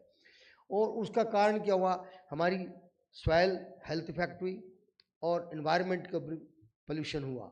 लेकिन इसके इतने प्रभावों को रोकने के लिए तो हमें नेक्स्ट स्लाइड, क्यों क्या नेक्स्ट मैडम, टाइम हो जाएगा। अब क्या है, इश्यू यह है कि हमारा फूड सिक्योरिटी इश्यू है। दूसरा इश्यू क्या है, प्रोडक्टिविटी बनाना है। तीसरा है कि हमको लॉन्ग टर्म सस्टेनेबिलिटी रखनी है। अगर लॉन्ग टर्म सस्टेनेबिलिटी होगी तभी हमारा आने वाले टाइम में फूड प्रोडक्शन और हमारा जो कंट्री की एग्रीकल्चर को प्रॉपर्ली हम कर सकेंगे। उसके लिए क्या है, सोल्यूशन है हमारे पास, आज भी सोल्यूशन है। क्या सोल्यूशन है? क्रॉप डाइवर्सिफिकेशन है। और क्रॉप डाइवर्सिफिकेशन वो क्रॉप लगाएंगे जिनको पानी की रिक्वायरमेंट कम है लेकिन प्रोडक्टिविटी ज़्यादा है, फार्मर की इनकम बढ़ती है। उसमें टेक्नोलॉजी हमारे पास है। वो टाइम चला गया जब हमारे पास मेज़ की हाई वैरायटियाँ 2 या 4 क्विंटल देती थी या बाजरा के देते थे। आज की डेट में एक किसान एक खेत के अंदर कम से कम खरीफ के अंदर 3 टन 30 क्विंटल तक मक्की ले सकता है और 20 क्विंटल तक बाजरा भी ले सकता है। और इसके अंदर बहुत अच्छा रोल हुआ है हमारे फार्मर का है, हमारे किसानों का और हमारे साइंटिस्टों का, वैज्ञानिकों का, हमारी गवर्नमेंट पॉलिसीज़ का, प्राइवेट सेक्टर का, जिन्होंने अच्छी इनपुट दिए हैं, एग्रीकल्चर के केमिकल भी दिए हैं और हाइब्रिड सीड प्रोडक्शन के अंदर भी अग्रसर हैं। और उसके बाद क्या है, government policy support. Government policy support जिस तरीके से व्हीट राइस को मिली थी, अगर वही policy support like Haryana state government अगर दूसरी क्रॉप स्टेट भी अडॉप्ट करती हैं तो we have the solution for all these things. Next, अब क्या, अब मोनोक्रॉपिंग से हमारे पास क्या फ़ायदे हो सकते हैं अगर हट करके डाइवर्सिफिकेशन में जाते हैं। तो पहला तो ये है कि हमारा जो केमिकल जो इतना यूज़ हो रहा है उसके अंदर रिडक्शन आएगा, इनोकुलम सॉइल के अंदर कम जाएगा, पेस्ट डिजीज़ का इंसिडेंस कम होगा और जिससे क्या होगा, हमारे को केमिकल यूज़ कम करना पड़ेगा, जिससे कॉस्ट ऑफ कल्टीवेशन भी किसान की घटेगी। और तीसरा क्या होगा, हमारे नेचुरल रिसोर्सेज का एफिशिएंट यूज़ होगा। जैसे ऐसी क्रॉप हम लगाएंगे जहाँ कम पानी चाहिए, उनका पानी और प्रोडक्टिविटी एट पार है जो क्रॉप हम लगाते हैं, जिससे किसान को नुकसान होने वाला नहीं है। और उसमें क्या होगा, जो ग्राउंड वाटर हमारा डाउन जा रहा है उसको हम रिचार्जिंग मिलेगा। जैसे कुछ स्टेट के अंदर जब बाजरा मेज लगाएंगे या बाजरा लगाएंगे या पल्स लगाएंगे, सॉइल फर्टिलिटी भी इम्प्रूव होगी, ग्राउंड वाटर रिचार्जिंग स्टार्ट हो जाएगा और डिप्लीशन ऑफ वाटर रुक जाएगा, जिससे कि हमारा बर्डन जो इलेक्ट्रिसिटी का इतना बड़ा बर्डन होता है जो सब्सिडी में देते हैं उसको हम रोक सकते हैं। इसी पैसे को हम गवर्नमेंट जो है ना दूसरे डेवलपमेंट प्रोग्राम में लगा सकती है। और इसके बाद क्या है, हम ऐसी क्रॉप लगाएं जिनकी हमको ज़रूरत है। जैसे ऑयल सीड की ज़रूरत है हमें, 1,25,000 करोड़ का हम तेल मंगवाते हैं घटिया क्वालिटी का ऑयल है। और मस्टर्ड का बहुत बड़ा पोटेंशियल है हरियाणा के अंदर। जितनी ब्रैकिश सॉइल या कंट्री में जितनी ब्रैकिश सॉइल है उसके अंदर मस्टर्ड को बहुत अच्छी तरह लगा सकते हैं और पूरे के पूरे हिंदुस्तान का ऑयल की रिक्वायरमेंट एक मस्टर्ड से ही पूरी कर सकते हैं। हालांकि और भी क्रॉप है, ग्राउंडनट भी है, सनफ्लावर भी है, लेकिन मस्टर्ड का जो है ना एरिया भी सबसे ज़्यादा है, एकदम बढ़ भी गया है अच्छी अच्छी वैरायटी के आने के कारण। और रिड्यूस जो व्हीट राइस हमारे पास बहुत है, सरप्लस भी हम एक्सपोर्ट भी कर रहे हैं। अगर राइस को एक्सपोर्ट करते हैं तो देखिए कितना है, व्हीट तो एक स्टेबल क्रॉप है ठीक है, लेकिन राइस को जब एक्सपोर्ट करते हैं तो हमारे डॉक्टर मंगल राय साहब कहा करते थे, भाई साहब भी, कि 2000 से 3000 लीटर पानी भी एक्सपोर्ट करते हैं। The water is more precious than even rice today to us. तो इन अगर गवर्नमेंट सपोर्ट की पॉलिसी देगी व्हीट राइस की तरीके से दूसरी क्रॉप को भी, तो डाइवर्सिफिकेशन ईजी है। नेक्स्ट अब क्रॉप डाइवर्सिफिकेशन डिफरेंट मॉडल हैं डिफरेंट कंट्री के लिए, जो कि जहाँ जहाँ सूट करता है वहाँ पर लगा करके फार्मर की इनकम बढ़ेगी, सॉइल फर्टिलिटी इंप्रूव होगी और वाटर रिचार्जिंग स्टार्ट होगा, ग्राउंड वाटर डिप्लीशन कम हो जाएगा। पहला हमने जो हरियाणा के अंदर या यूपी के अंदर जहाँ पानी जा रहा है, मेज व्हीट मस्टर्ड लगा, मेज लगाए, व्हीट लगाए या मस्टर्ड लगाए। व्हीट लगाता है राइस से, अगर मेज राइस से बाद व्हीट लगती है तो 15-10% ईल्ड घट जाती है, रिस्क हो जाता है टर्मिनल व्हीट इफेक्ट। अगर मेज के बाद व्हीट लगाता है तो उसकी प्रोडक्टिविटी 10% बढ़ जाती है।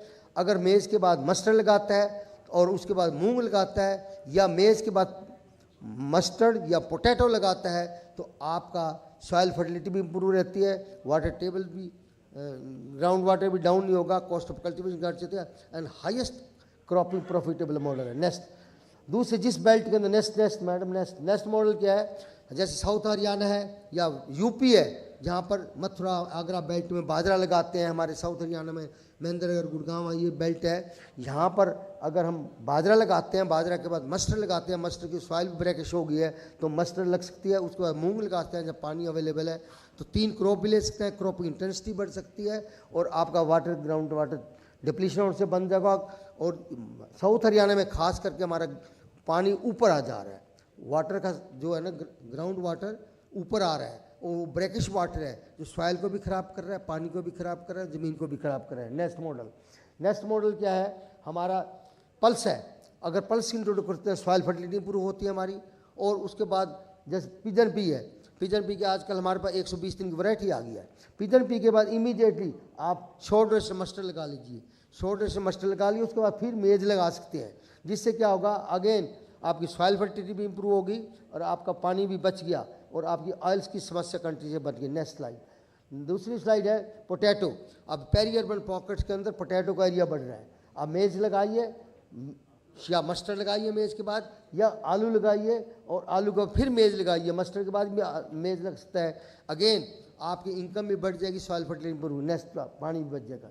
देखिए ये क्या है, डाइवर्सिफिकेशन साउथ इंडिया में जाते हैं, पहले वो राइस के बाद राइस लगाते थे, अब क्या हुआ, अब राइस के बाद जब मेज लगाना शुरू किया तो उनको क्या, Bengal, Orissa, south India, they are suitable for rice cultivation kharif season because rainfall बहुत आई है।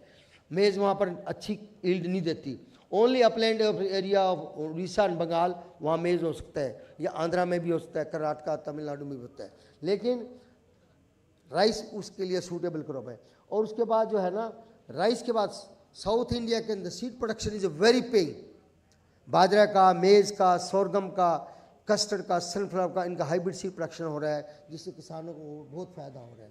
महाराष्ट्र में भी सीड प्रोडक्शन हो रहा है।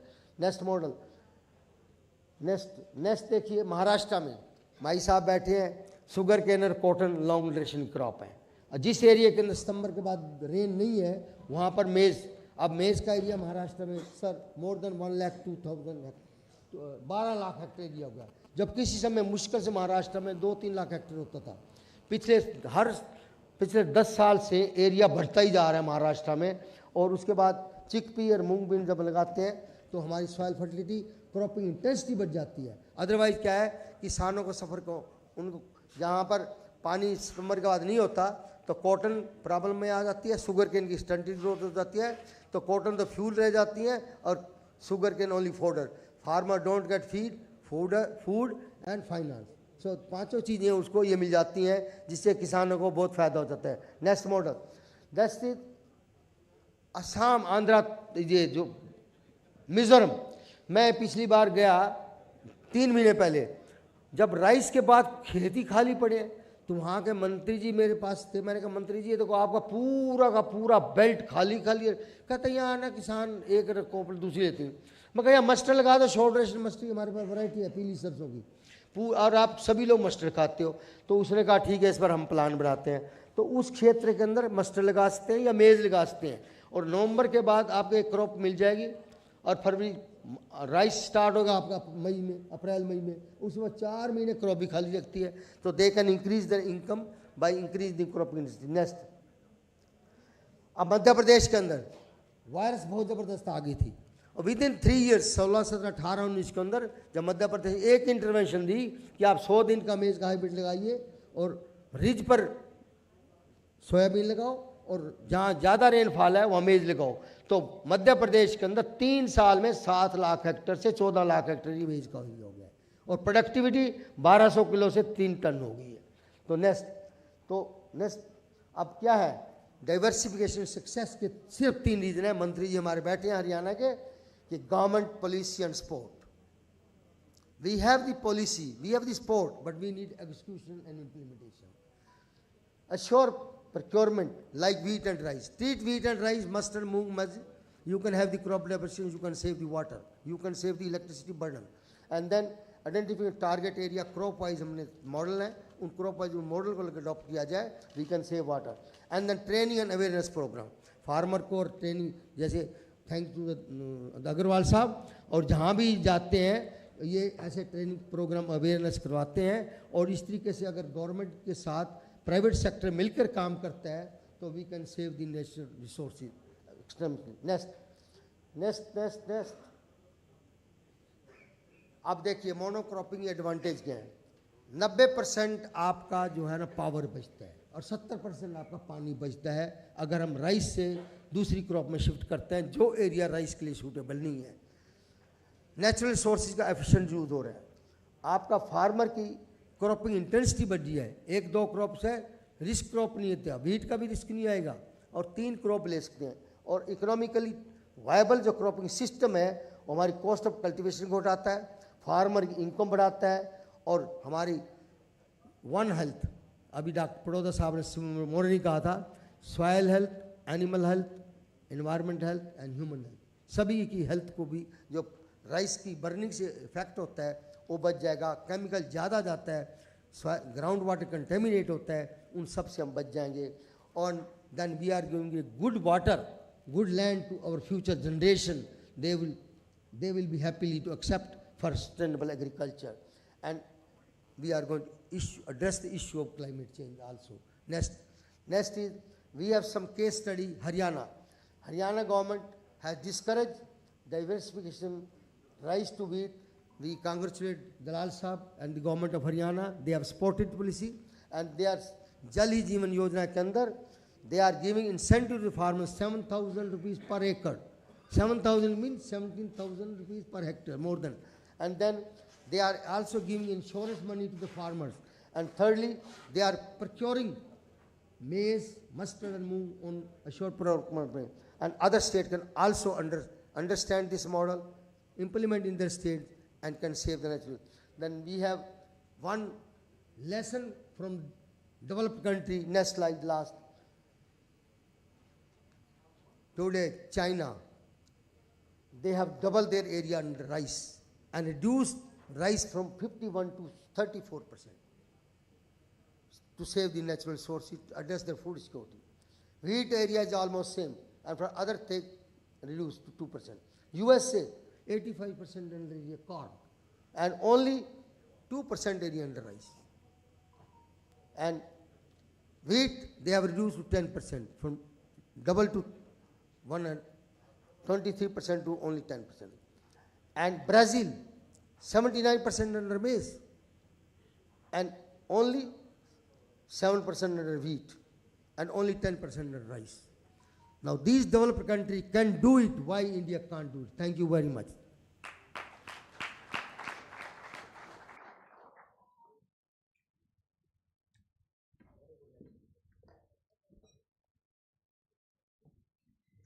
Thank you very much, Dr. Das, for the brief presentation.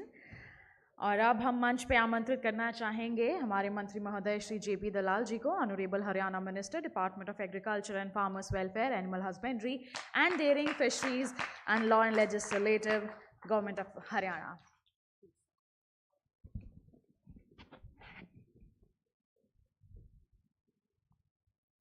आज धानुका ग्रुप के द्वारा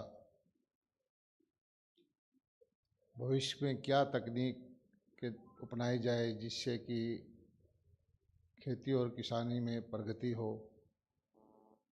एक बहुत ही इम्पोर्टेंट विषय पर आयोजित एक दिन की गोष्ठी में उपस्थित हमारे राम गोपाल जी अग्रवाल, जैन साहब, डॉक्टर साईदास, बाकी मेरे मंच पर बैठे हुए सारे प्रसिद्ध वैज्ञानिक, अलग अलग विषय के सारे जानकार, मेरे साथी, तो मैं आपको बधाई देता हूँ. पूरे दिन का आपने इस पर विचार विमर्श किया, चर्चा की, और इन चर्चाओं से ही निष्कर्ष निकलता है कि कृषि के किसान के लिए सरकार को भविष्य में क्या करना चाहिए, हमारे जो उद्योगपति हैं उनको क्या करना चाहिए, स्वयंसेवी संगठन है उनको क्या करना चाहिए, और इस दिशा में एक रोड मैप बनता है. हरियाणा कृषि प्रधान प्रदेश है. लगभग 2/3 आबादी हमारी किसी न किसी रूप से कृषि से जुड़ी हुई है. या तो डायरेक्ट खेती करते हैं, या खेत में काम करते हैं, या पशुपालन का काम करते हैं. और कि किस तरह से तकनीक के दम पर कृषि का उत्पादन, कृषि को बढ़ावा जा सकता है, हरियाणा एक इसका मॉडल स्टेट है. जब हरियाणा बना था 66-67 के दौरान, हमारे यहाँ कोई 26 लाख मीट्रिक टन अनाज पैदा होता था,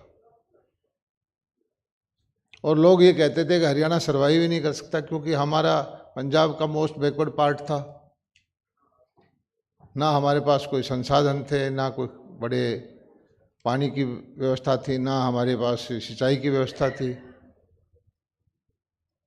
लेकिन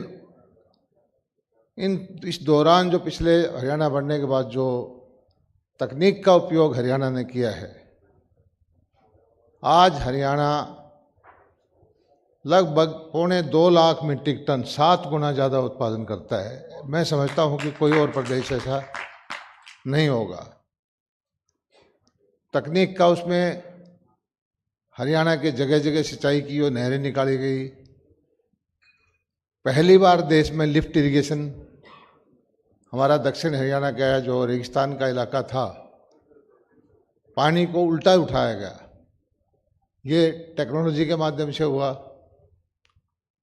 उसके बाद में जो है इजराइल की विधि से ड्रिप इरिगेशन आई, पॉली हाउसेज आए, मिनी स्प्रिंकलर आए. तो हमारे जो टेरिटरी 1/3 जहाँ पर सिंचाई नहीं होती थी, उसका अन्न उत्पादन में एक मेजर योगदान हुआ. हरियाणा का सारा एरिया हमारे देश का 1.34% है, लेकिन जो सेंट्रल पूल में हम अनाज देते हैं वो 15% है. हमारे जो आप इसी से अंदाज़ा लगा सकता है कि हरियाणा ने कहाँ से शुरू करके कहाँ हम पहुँचे हैं. और इसमें किसान की मेहनत, सरकार का योगदान, और जो हमारा उद्योगपति हैं धानुका ग्रुप जैसे, उन्होंने भी रिसर्च के माध्यम से जो पेस्टिसाइड, फर्टिलाइज़र या जो टेक्नोलॉजी किसानों को प्रदान की. और हमने भी, सरकार ने यूनिवर्सिटी हरियाणा में बनाई किसानों के लिए, चौधरी चरण सिंह कृषि विश्वविद्यालय हिसार, महाराणा प्रताप बागवानी विश्वविद्यालय करनाल, लाला लाजपत राय पशु चिकित्सा विश्वविद्यालय, वो अलग से. पूरे किसानों को सिखाने के लिए हमने 11-12 वो एक्सीलेंस सेंटर बनाए. और किसानों के लिए अभी भी पिछले 7-8 साल में जो समस्याएं हैं हमारी, हम काम कर रहे हैं। हमारे यहाँ समस्या है सलाइन वाटर की, खारे पानी की बहुत सारी ज़मीन है, उसके लिए किसानों के लिए हमने काम किया। आपको ये जानकर आश्चर्य होगा कि हमारे यहाँ ना कोई लेक है, ना कोई बड़ा दरिया है जो सारा साल चलता हो। एक जमुना का पानी 2 महीना 1.5 महीना आता है वो, लेकिन उसके बावजूद भी हम 2 लाख मीट्रिक टन मछली का उत्पादन करते हैं। ये किसी हरियाणवी को पता ही नहीं होगा। अभी हमने सरसा जिला, भिवानी जिला, फतेहाबाद जिला, जो खारे पानी की ज़मीन है जिसमें बारिश होती थी तो फसल हो जाती थी, और वो ज़मीन में कोई किसान कभी कभी फसल होती थी, उसका ठेके का रेट भी जो है सिर्फ 5,000 रुपये 7,000 रुपये साल का होता था। वहाँ पर हमने झींगा मछली का उत्पादन किया है। 2.5 एकड़ के अंदर 4 महीने के अंतराल में पूरी लागत आई 20 लाख, 9 लाख 8 लाख हमने सब्सिडी दी भारत सरकार और हरियाणा सरकार से, किसानों को ट्रेनिंग दी, और 90% किसानों ने 4 महीने में पूरी लागत को ले लिया, निकाल लिया, और 20 लाख 30 लाख रुपए घर लेके गए 2.5 एकड़ में। अब धानुका जी मुझे ये बताइए, आप उद्योगपति हैं, क्या इतना जल्दी रिटर्न ऑफ इन्वेस्टमेंट देने वाला कोई कारोबार है कि आप पूरी की पूरी इन्वेस्टमेंट निकाल लें और जितनी आपकी इन्वेस्टमेंट है उतना फ़ायदा भी कर लें?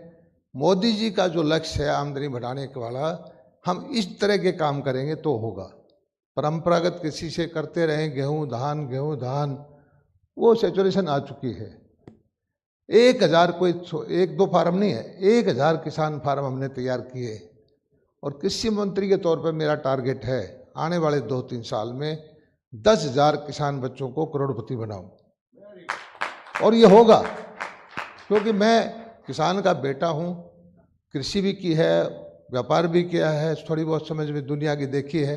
मैं उनको बोलता हूँ कि घाटा होगा तो मेरा दो, मैं कंपनसेट करूँगा, फायदा आपका, तब खुल के लोग आने शुरू हो गए।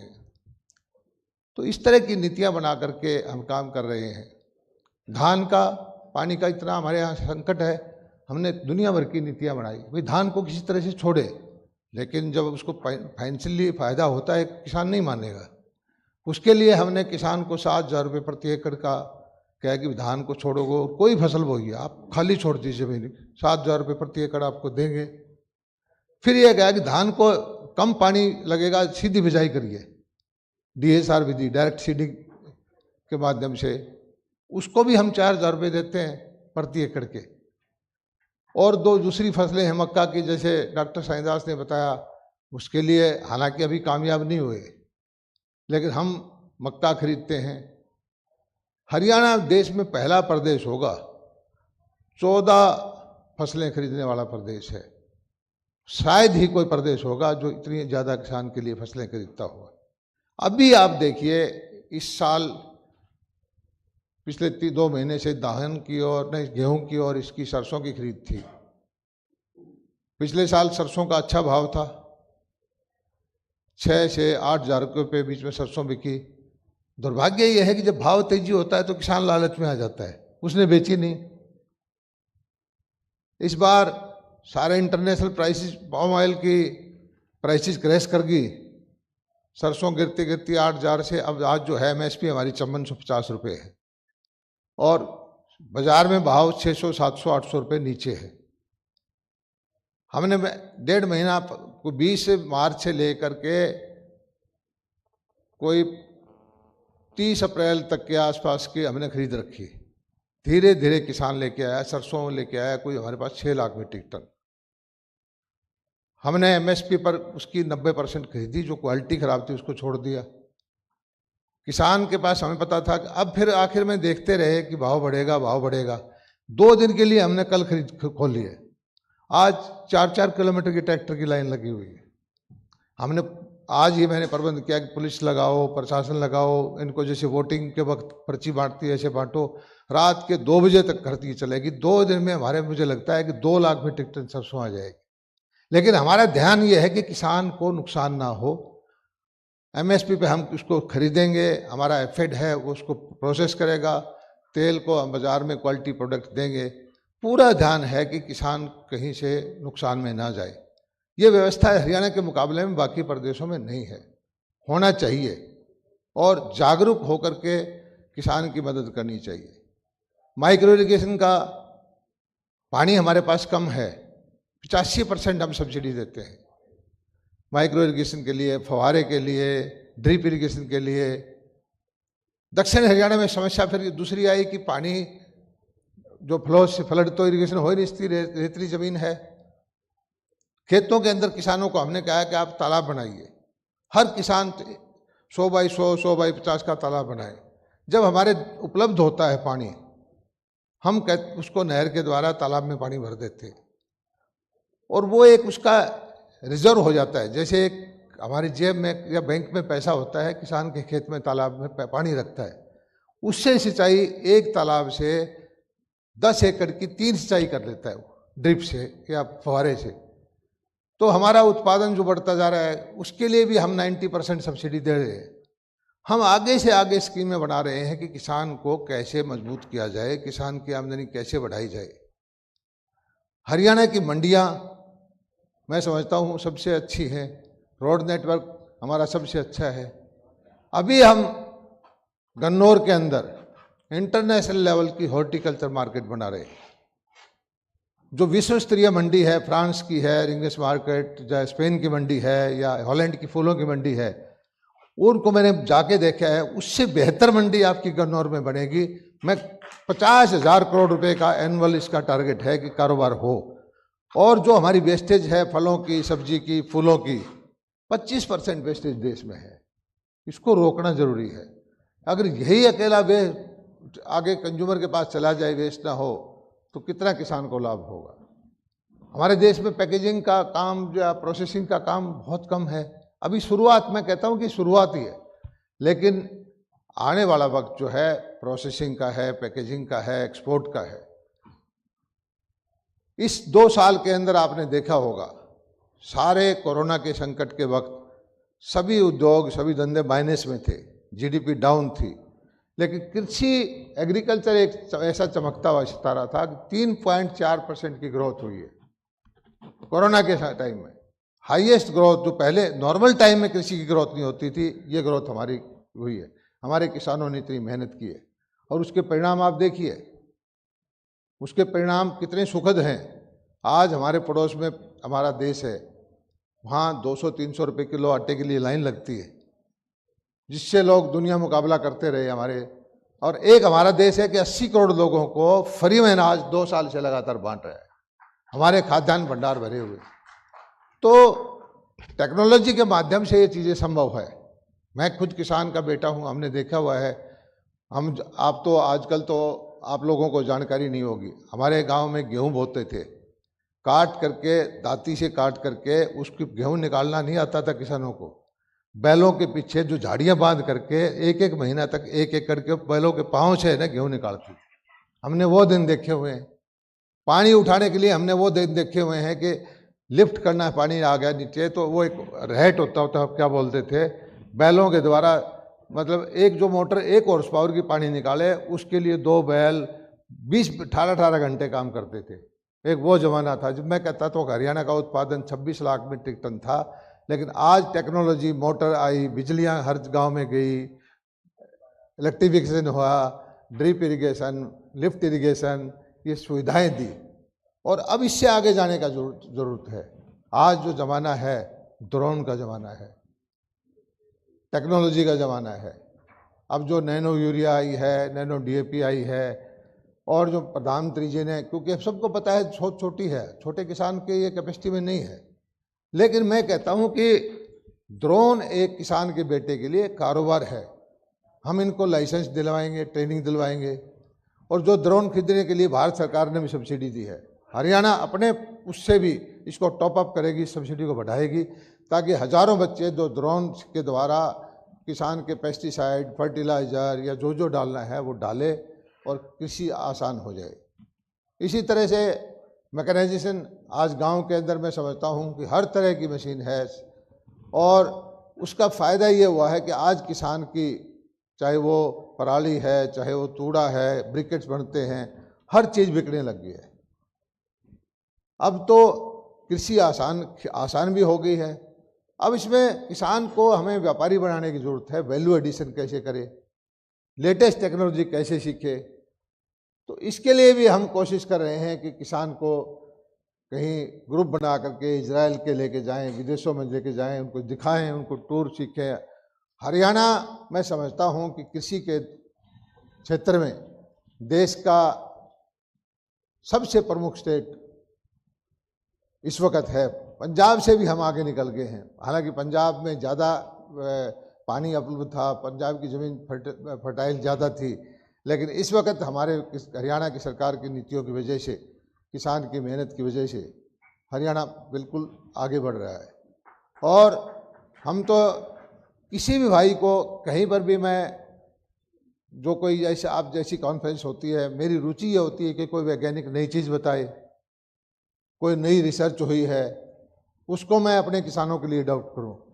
मैं खुद किसान हूं, सब्जी की खेती करता हूं, आज भी करता हूं मैं, और अच्छा खासा 150-200 एकड़ का फार्म में मैं अच्छी खासी सब्जी करके बेचता रहता हूं।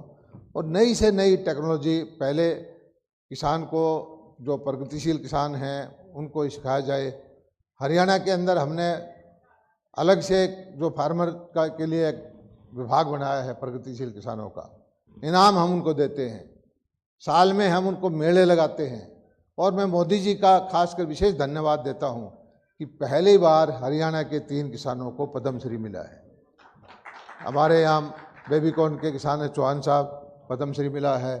एक जो मछली के किसान हैं उनको पद्मश्री मिला है। एक डेयरी के किसान हैं उनको पद्मश्री मिला है। पद्मश्री पहले गांव वालों के हिस्से में आता ही नहीं था। पद्मश्री ऐसी चीज़ थी कि ये किसी दूसरी क्लास के लिए, ऊंची क्लासों के लिए है, लेकिन मोदी जी ने एक आम गरीब मजदूर किसान के लिए भी पद्मश्री दे करके किसानों को प्रोत्साहित किया है, उत्साहित किया है। मैं उनको नमन करता हूं, धन्यवाद देता हूं। और मैं ये समझता हूं कि हम सब मिल करके किसानों को नई नई चीज़ें, नई नई टेक्नोलॉजी देंगे तो मेहनत के दम पर हमारा प्रोडक्टिविटी, भारत के किसान की प्रोडक्टिविटी किसी से कम नहीं रहेगी। और हमारा जो आज सेकंड नंबर पर बता रहे हैं इसमें अनाज उत्पादन में, हम दुनिया में पहले नंबर पे इस पे हो जाएंगे। और अनाज के साथ साथ अब जो मुद्दा यह है कि लेटेस्ट फ्लोरिकल्चर है, लेटेस्ट बागवानी है, लेटेस्ट सब्जियों की खेती है, पशुपालन का काम है, दूध का काम है, डेयरी का काम है, पैकेजिंग का काम है, ये सारे किसानों से जुड़े हुए मुद्दे हैं। बेहद स्कोप है, मार्केट भी हमारे यहाँ उपलब्ध है, क्योंकि हम बहुत तेज, दुनिया की सबसे ज़्यादा तेज गति से बढ़ने वाली अर्थव्यवस्था है। मिडिल क्लास से ऊपर बढ़ के अपर मिडिल क्लास में लोग आ रहे हैं, हायर क्लास में आ रहे हैं, उनकी परचेजिंग पावर बढ़ रही है, आज वो क्वालिटी प्रोडक्ट चाहते हैं। तो इन सब चीज़ों के लिए जो किया जा सकता है, मैं सब अपने वैज्ञानिकों से प्रार्थना करता हूं कि ऐसी ऐसी नई नई चीज़, टेक्नोलॉजी या खोज हमारे किसानों को दें, ताकि कृषि का वही सम्मान हो जो पहले किसी ज़माने में होता था। दुर्भाग्य की बात है कि पिछले 50-60 साल के अंदर किसानी से लोग पीछे हटने लग गए। किसान का बेटा कहीं सरकारी नौकरी में छोटे से छोटी नौकरी स्वीकार करने लग गया, और किसान उसमें घाटा था, इसलिए वो शहर की तरफ भागता था। ये देश के लिए शुभ नहीं था। अब मैं चाहता हूं कि गांव के अंदर ही जो कृषि आधारित उद्योग धंधे हों, और कोई ऐसे ऐसे रोजगार के साधन हों जिससे कि वो इज्जत की रोटी खा सकें, सम्मान से जी सकें, और कृषि जो है घाटे का सौदा ना होकर के लाभकारी व्यवसाय हो। इस दिशा में हरियाणा सरकार काम करती है। हम भी अब जो हमारे से बन सकती है, नई नई योजनाएं लेकर के किसानों की मदद करते हैं। चाहे मेरा पानी मेरा विरासत है, और अब जो है अंधेरे में वो तीर चलाने वाली सरकार नहीं है। हम एक एक इंच ज़मीन की मैपिंग करते हैं। मेरी फसल मेरा ब्यौरा में हरियाणा की पूरी ज़मीन का हमारे पास डाटा है, कौन क्या बिजाई करता है। वक्त बिजाई के वक्त हम किसानों से चढ़वाते हैं, वेरीफाई करवाते हैं, फिर उसकी नीति बनाते हैं, फिर उसके लिए मंडी तैयार करते हैं, ताकि फिर उसका किसान का प्रोडक्ट खरीदें, उसके लिए नीतियाँ बनाते हैं। और इसी का परिणाम है कि हरियाणा में जो है किसान धीरे धीरे करके, हमारे आदरणीय प्रधानमंत्री मोदी जी का जो लक्ष्य था कि किसान की आमदनी को बढ़ाना है, दुगना करना है, मैं कहता हूँ दुगना ही क्यों, जिस तरह ये कारोबार हैं, फिशरी के हैं, डेयरी के हैं, मशरूम के कारोबार करने वाले हैं या शहद का काम करने वाले हैं, आमदनी दुगनी नहीं 10 गुना, 15 गुना, 20 गुना, 100 गुना भी हो सकती है। और ये धीरे धीरे मुझे खुशी ये है कि आज जो पढ़े लिखे किसानों के बच्चे हैं इनकी तरफ आकर्षित हो रहे हैं।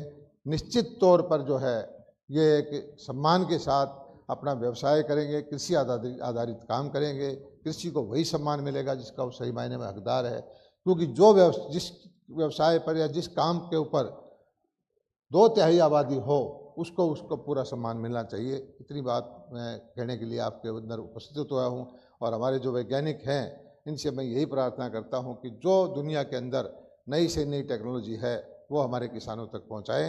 हरियाणा सरकार उस टेक्नोलॉजी को लागू करने के लिए जो नीतियाँ बनानी होगी हमेशा तत्पर है। आपका बहुत बहुत धन्यवाद। जय हिंद, जय Bharat.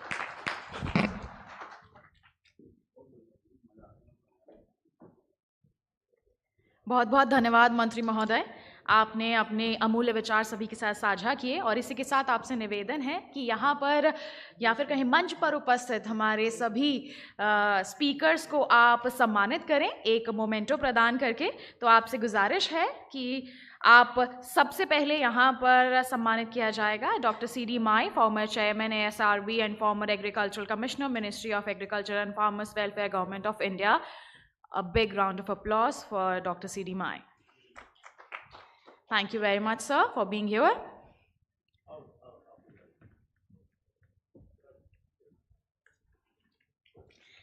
Then we have Dr. D. Kanungo, former Additional Director General, Ministry of Health and Family Welfare, Government of India. Thank you very much, Dr. D. Kanungo.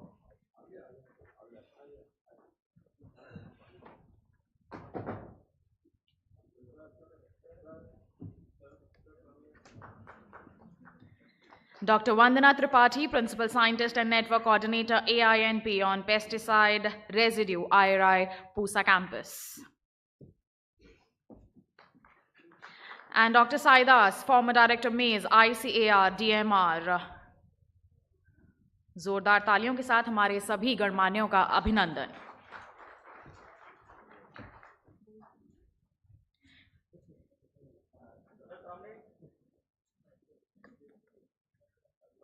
एक ग्रुप फोटो के लिए आप सभी से गुजारिश है कि कैमरा को देखकर चीज का पोज दीजिए।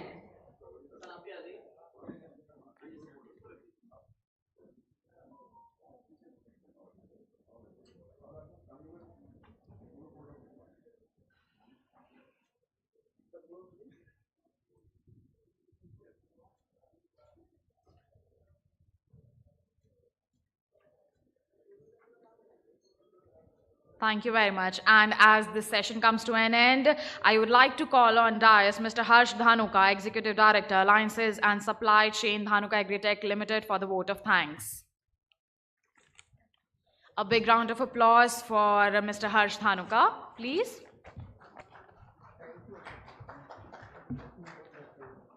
Good evening, friends. I, Harsh Dhanuka, would like to thank our honorable speakers for sharing their knowledge and experience with us. I would firstly like to thank Shri Ashwini Kumar Chaubey ji, who came, and the Honorable Minister of State for Environment, Forest, Climate Change, Consumer Affairs, Food and Public Distribution, for his enlightening words. Shri JP Dalal ji, Honorable Haryana Minister, Department of Agriculture and Farmers Welfare, Animal Husbandry and Dairying, Fisheries and Law and Legislative, Government of Haryana, for his address. Sir, जो काम हरियाणा सरकार ने किया है किसानों के लिए, I think वो बहुत ही सराहनीय है और पूरी आशा है कि बाकी प्रदेशों में भी इसी तरीके का काम खेती को बढ़ाने के लिए किया जाएगा। I specially acknowledge all our eminent scientist जिन्होंने हमें एड्रेस किया, doctor CD Mayee, doctor Kanungo, doctor Vandana Tripathi and doctor Saidas, जिन्होंने हमें अपने एड्रेस के साथ एनलाइटन किया। दोस्तों, धानुका किसानों को और खेती को नमन करता है और किसानों के अथक प्रयास को नमन करता है। और अंत में मैं यही कहना चाहूँगा कि इंडिया का प्रणाम हर किसान के नाम। धन्यवाद।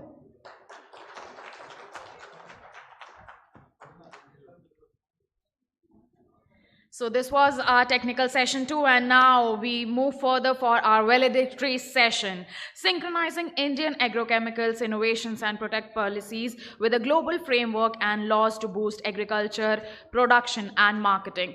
And बहुत-बहुत धन्यवाद मंत्री महोदय. And for the valedictory session, I would like to call on dais Dr. P.S. Brahmanand, Professor and Project Director, WTC ICAR IRI Pusa, New Delhi. Shri Sanjay Nath Singh Ji, Working President, All India Farmers Association, grandson of former PM Shri Lal Bahadur Shastri Ji. Dr. Vipin Bhatnagar, former Additional Plant Protection Advisor, Government of India. Dr. Shio Naik Singh, ex-principal scientist, agronomy and nodal officer, ICAR, Indian Institute of Sugarcane Research, Lucknow. And Mr. R.G. Agarwal, Group Chairman, Dhanuka Agritech Limited.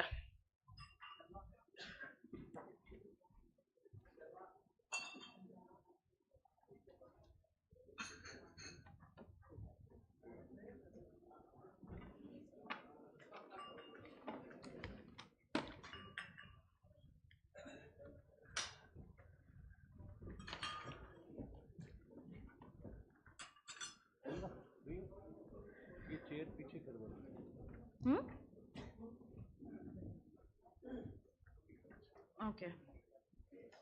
So everybody is here.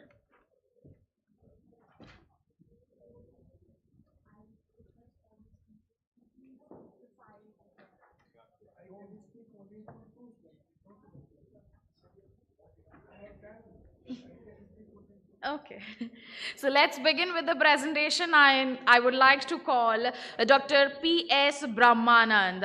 If I'll talk about him, he has a unique achievement of creating Guinness World Record in the category of longest speech marathon on science and technology for 33 hours and 46 minutes at KIIT University, Bhubaneswar in 2012. Please welcome Dr. P.S. Brahmanand.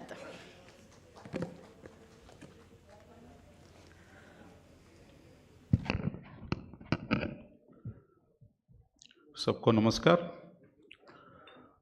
Most respected dignitaries on the dais and all other esteemed delegates and participants. So it's a great opportunity for me to interact with you on the topic chosen for today's this conference, the most important topic, that is futuristic agricultural technologies, a game changer for Indian economy. And every one of us knows that it is the water which connects almost all other domains. And if you can take care of water, and especially with a sustainability approach, then that will be the biggest answer for the futuristic agricultural technologies. You can move, please.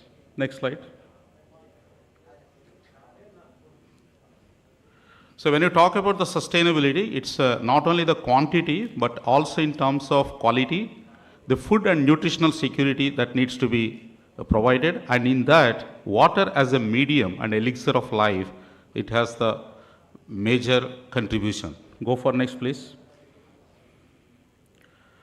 Here you can see at the global level, the total precipitation, whatever it happens, if you measure that, it is estimated that around 1,16,500 BCM is the total precipitation that happens, and out of which approximately 60% goes for the evapotranspiration. And irrespective of the continent, this value is almost nearer to 60%. Go for next, please. Next slide, please. If you see the Indian condition, out of the total, the annual rainfall, if you convert it into the BCM, then it is 3,840 BCM. And out of that, the water resources available, which we are taking as a per capita water availability, that is 1,869 BCM, is also a little bit higher figure. Because the initial slide which I have shown, that gives the 60% evapotranspiration once you estimate, the water resources, what have been estimated, they need to be even further cut down. So it gives us an idea that a concern is more Next slide, please. If you see the agricultural sector, it's taking almost like 83% of the total water demand. And in the in the future, from the energy sector, from the industry sector, the competition is far higher, the growth rate is far higher, so the pressure will be more. Next slide. Can you make it fast, please? Recently, we have celebrated the World Water Day, and the theme is that accelerating the change for solving the water crisis. And out of that, to accelerate that, what we require? We require the research efforts towards the sustainable water management. And how the sustainability is achieved? The sustainability can be achieved through the judicious use of the surface and groundwater resources, and at the same time, going with the precision approach, even the drone and satellite technology, to come up with the most efficient water resource utilization. Go for next, please. And to make that possible, we need to come up with some of the solutions. The first one is addressing the disparities in the irrigation percentage of different crops. Lot of disparity. If you take, we are celebrating the International Year of Millets. Take the case of sorghum, only 10%. Bajra is also 9.4%. Some of the crops we are having up to 96%, whereas some of the crops even 0.5% also in our country. So that variations, wherever possible, we need to address it. Interstate variations, especially in the micro irrigation. In the today's chief guest was expressing about the micro irrigation area needs to be enhanced. Now it is 13.46 million hectares in the country. And out of that, the states like Karnataka, Rajasthan, then Gujarat, Andhra Pradesh, these states, Maharashtra, they are having around only 6 states, they are contributing around 80%. So you can understand the skewness. Similarly, the climate resilient and sustainable water management practices, especially the in situ moisture conservation, need to be stressed, which was also stressed by the Honorable Minister of State for the Agriculture in the today's function. The conservation agricultural practices, especially the in situ moisture practices, need to be enhanced. So for that, we are coming up with some of the sustainable water management practices. Go for next. One of the technology which I would like to focus here is rubber dam. So this is the ICR Flexi Rubber Check Dam, which provides an advantage in terms of flexibility. The farmer can inflate it and can deflate it depending upon the either water storage or for flood control. He can have a better flexibility and it has a better life of around 20 years. It was tested in IIT Mumbai for its life cycle and installed in around 8 states in Indian states. Go for next, please. This is another picture where rubber dam can give the better conservation, soil and water conservation. Go for next. This is another technology. It is also awarded with a national award. It's a 2-stage rainwater conservation for small and marginal farmers. Out of the 14.8 crore operational holdings in India, it is 86% of the holdings are less than 2 hectares. Those farmers, they require such type of low-cost technologies. Go for next. This is the one which we are talking about, precision irrigation. And in that precision irrigation, especially for the small farmers who are having the dug well irrigation and supported with fertigation, that combination is required. We are talking about precision irrigation, we are talking about canal automation, we are talking about the drone technology, but few farmers only can get it in the beginning. We have to see about those 86% of the farmers. Go for next. This is the groundwater recharge in the groundwater areas where we need to catch the runoff and we have to provide it judiciously for the groundwater utilization. Go for next. This is for the wastewater treatment. Water Technology Center, ICR, IRI, has developed a technology, is a wastewater treatment already commercialized. The water from the Krushi Kunj nearer to Pusa, it's being treated. And you can have a look at it. I welcome you all with all the different mechanisms, integrated technology, including the biological phytoremediation. Go for next. This is the one which we are talking about in case of flooding areas, using the boat mount system, solar supported. the solar supported system, solar tree, they all can provide a better water management solution. Go for next. We are talking about sustainable technologies. This is in the post-flood management, especially in the eastern India, where the flood happens. The farmers have some of the options like Swarna Sabon rice variety, integrated rice fish with outfield refuse, which was awarded with the national award, the technology. Then water chestnut cultivation, then bio-drainage. Go for next, please. This is the over-aged rice seedlings. They have a better resilience in case of flood-prone areas. Next. These are some of the horticultural one, including states like Bihar. Now the farmers are coming up with the mango saplings in the flood-prone areas. Slowly, they are taking, that area is increasing. Go for next. This is the CREDA. ICR CREDA has developed the contingency crop plans. But for that, for flood-prone areas, we have come up with some of the post-flood management plans, and at the block level also we are developing. Go for next. So, along with these technologies, we need to diversify, which some of the speakers were talking, but where we need to diversify, we require the decision support system. For that, we worked out. Go for next. So, this is the one decision support system for rice crop.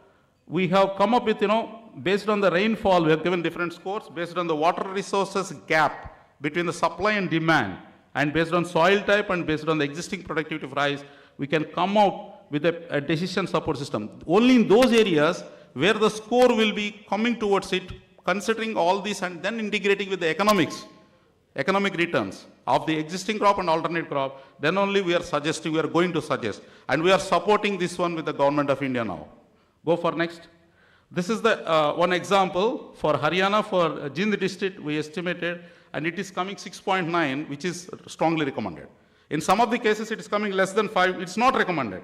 So let us call spade a spade. If it is not recommended, not recommended. It will not be successful. The problem is the blanket recommendation should not be there. Go for next. So what I conclude here is, in the scenario which we are facing, we don't have a luxury. We have to utilize whatever the shrinking water resources in a best manner. Precision irrigation can address only 10% of the farmers, not all farmers at this stage. We have to provide the in-situ moisture conservation practices, which the government has come up with different Pradhan Mantri Krishi Sinchai Yojana, Jal Shakti Abhiyan. These schemes need to be helped by us. So for that, the policy prescription will go from Water Technology Center and other institutes which are working in the ICR and other state agriculture universities. So judicious utilization of both surface and groundwater resources. Along with that, if you club the sustainable water management technologies and the crop diversification only in a phased manner, only 5 to 10% of area, and identifying those areas with the decision support system, then only we can provide the sustainable water management practice. And as Mahatma Gandhi, the father of nations, said once, that earth has given us enough resources not to satisfy the greeds, but to satisfy the needs of the people. And the directive principles of state policy also clearly mentioned in Indian Constitution. It is a growth with equity, equitable distribution. And if those things can be possible for water resources, if we can support the government flagship programs with the scientific interventions, and if we apply with the purity of mind, then only the sustainable water management practices will be implemented successfully, and finally we'll be able to come up with a good crop production as suggested in this conference. Thank you very much. I thank the Dhanuka group and Dr. Chakravarti ji, Dr. Agarwal ji for giving me this opportunity. Thank you very much. Thank you, Dr. Brahmanand. And now I would like to invite Sri Sanjay Nath Singh ji, Working President, All India Farmers Association.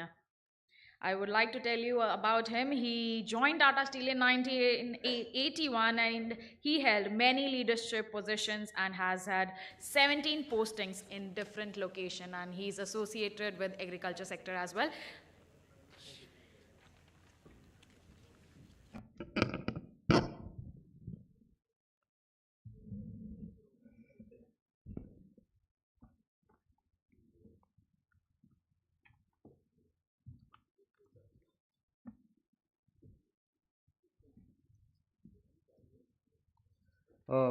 Good evening, everybody. I would like to thank Dhanuka Group, especially Mr. R.G. Agrawal, Group Chairman, for having invited me to give a talk over here. However, I converted my talk into a small presentation so that it becomes easier for me to communicate as well. Now, my subject which I had selected was agriculture and food security. Now, when we talk about food security, it is, let me tell you, it is the most crucial element of our national security.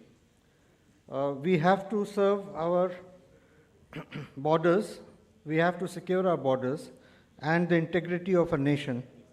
But to sustain it, we have to have food security. This is possible only through the farming and obviously through our farmers. I will talk a little about what the farmers want. I don't think I would and I don't think I'm competent enough to talk about the technology part of it and various other advancements which have taken place, which I'm aware of, but of course I'm not master of all that. So farming, I will just talk about a bit of the farming and the situations and things like that. So the importance of farming is something to be understood. Farming is at the service of other practices or other priorities. Its prime responsibility is towards the populations whose life depends on its success, that is the agricultural success, and failure. The responsibility for successful agriculture depends on the willingness of a farmer to stay in the village and work. Willingness of the farmer is crucial for a successful agriculture.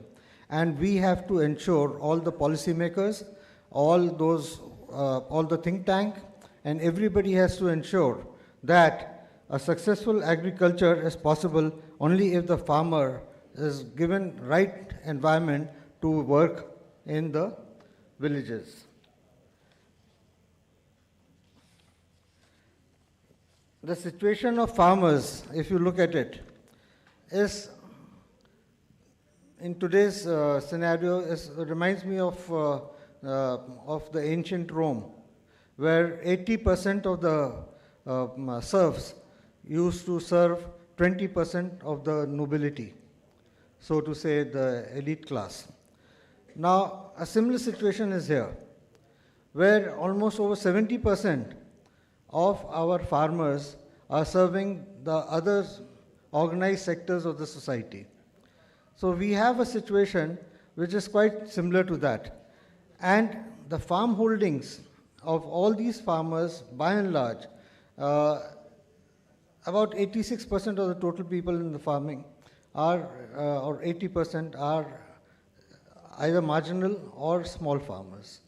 So this is a scenario to be understood. And if you give them a choice, most of these farmers would not like to continue because of unremunerative farming, to continue.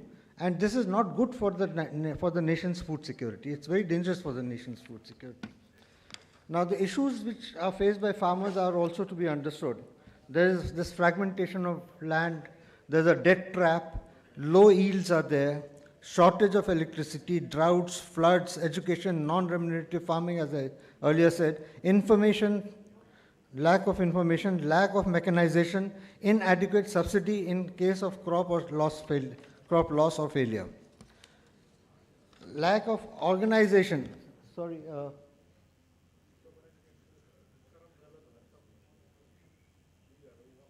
Yeah, next slide, please. Sorry, I forgot to. Lack of organization of farmers as a group is a major concern.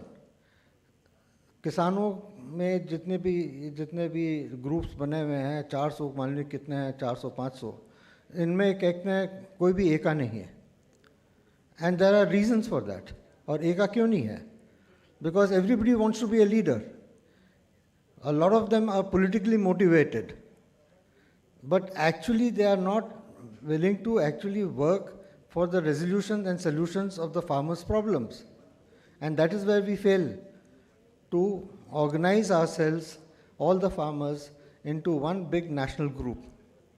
Every other sector you see, whether it's banking, you have a banking employee sector. They have cooperatives, they have unions, but there is nothing like that, so to say, on a national level as far as the farmers go.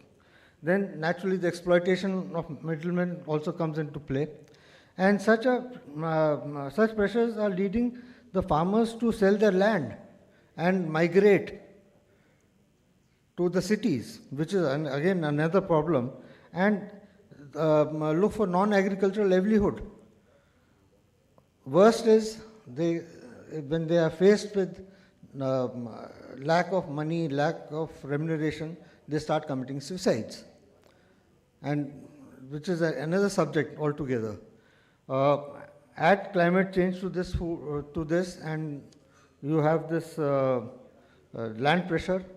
The pressure of land is there, population is going up, so, and lower yields with the climate change. As a result, the food security is in danger. We have talked about many things. Now, next slide, please. Now, grain saved, again forgot. Grain saved is grain produced. This is an old saying. And the crop losses due to insects, if you look at it, weeds and pests, is somewhere around 30% of our total produce. Our pesticide consumption has been talked about, 300 grams per hectare as compared to 4 to 5 kg in developed countries and 13.7 kg per hectare in China. We need latest pesticides.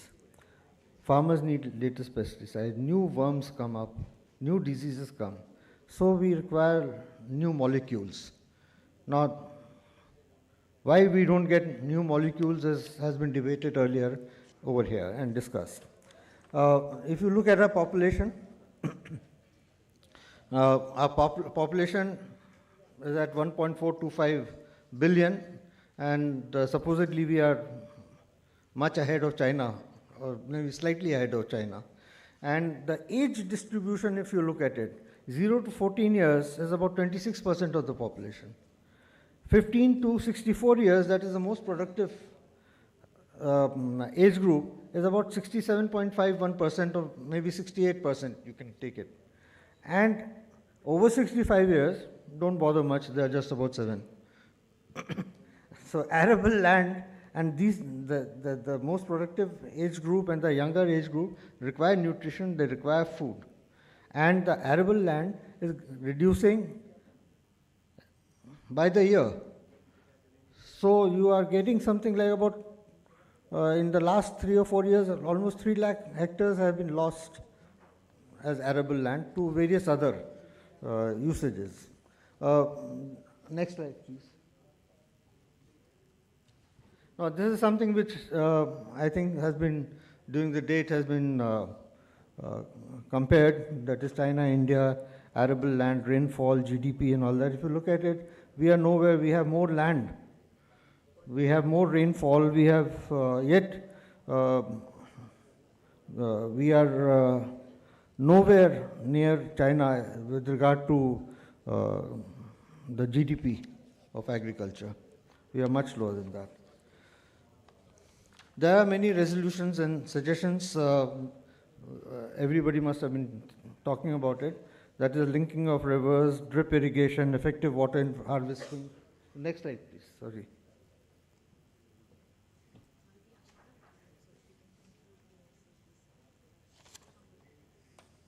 Okay. I won't take more than 2 minutes. There are many issues, farm mechanization, linking of Manrega with farming, so that 50% of the working days of Manrega be linked to the farming activity. Farm mechanization, information technology, best pesticides, market awareness, weather.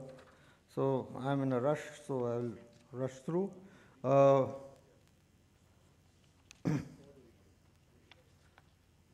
There are many other policy decisions to be taken which should encourage consolidation of land holding. The most important to my mind is Amul model of cooperatives for small and marginalized farmers. Review policies on maximum land holdings and all that is there. Technology, genetic technology is required preventive capacity to control pests, diseases and weeds, overcome water shortage and flooding, submersion, add proteins and vitamins, non-conventional energy is something which is required. You require compulsory insurance and compulsory direct cash subsidy, which is happening, but it's not reaching the last mile. Health policy, credit at low interest rate, poultry and meat, except pesticides as crop medicine, except fertilizer as soil medicine, abolish Essential Commodities Act, have a separate union budget for agriculture. This is a very important thing. Liberalize agriculture in terms of genetic seeds and all. What I would like to say about liberalization is that why can't the farmer decide on the technology that he wants? Nobody tells me which laptop to use. I'm not restricted from using a particular laptop. But why are we restricting the farmers from using the technology that he wants to? An important point everybody talks about, next slide please, minimum support price. Now this is something which evokes varying emotional responses. Now one must understand why it does so. Between 2004 and 2014, the fertilizer price increased 300%. Labor cost increased 400%. Pesticides went up by 500%. Diesel went up by over 200%. MPs and MLAs salaries increased by 500%. Government employees' salary increased by 300%. Steel, cement, cloth, soaps increased by 300%. But the price of wheat, paddy, cotton, oilseeds increased by only 100%. Why is this discrimination? So, farmers want either minimum support price or remuneration as suggested by Dr. M.S. Swaminathan in his report, or implement the laws and implement the conducive environment which give the farmers freedom to contract, sell at will, export their produce, use appropriate agri-inputs, technology as was given in the farm laws which had to be withdrawn due to certain groups. Have one national agricultural policy. You have an industrial policy. Why not a national agricultural policy? This is something which is very much required. There's a request, and I'm going to conclude very shortly in a few seconds or so. The society, including the policymakers, intellectuals, industry, media, and others, have to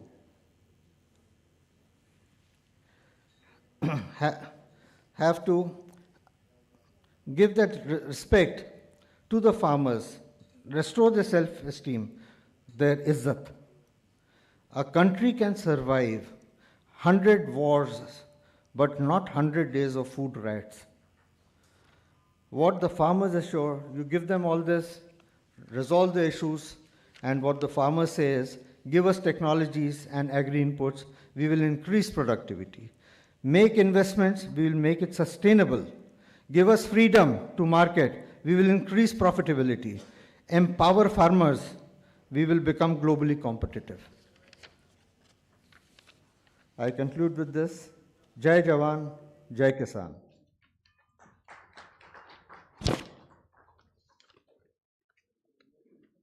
Ma'am, you gave me 4 minutes less. You gave me only 6 minutes instead of 10.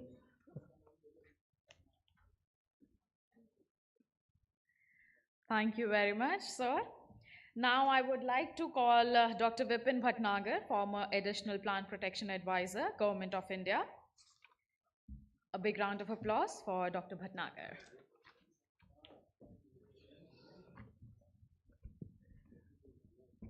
Good evening, everybody.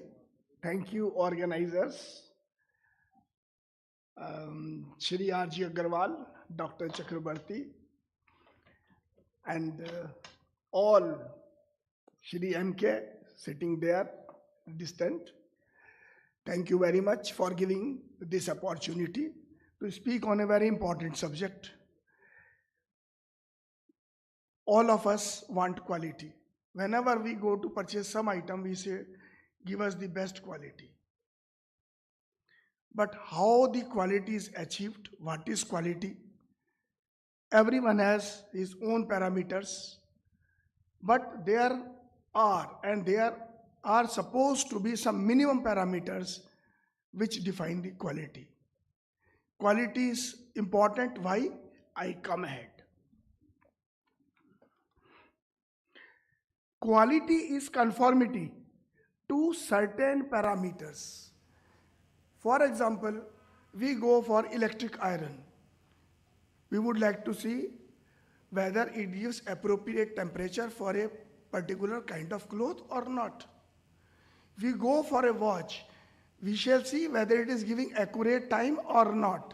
We go for different things and we see what parameters they are laid down, whether it qualifies to those minimum parameters or not. So it is quality is conformity to minimum a set of parameters to achieve the intended purpose. What is our purpose? It should meet that. If it meets that, and if it is above that, it is a better quality and nothing like best quality, because quality can always be improved. And then the set of those parameters is known as specifications. As we know, there are BIS specifications. Yes, they are the specifications.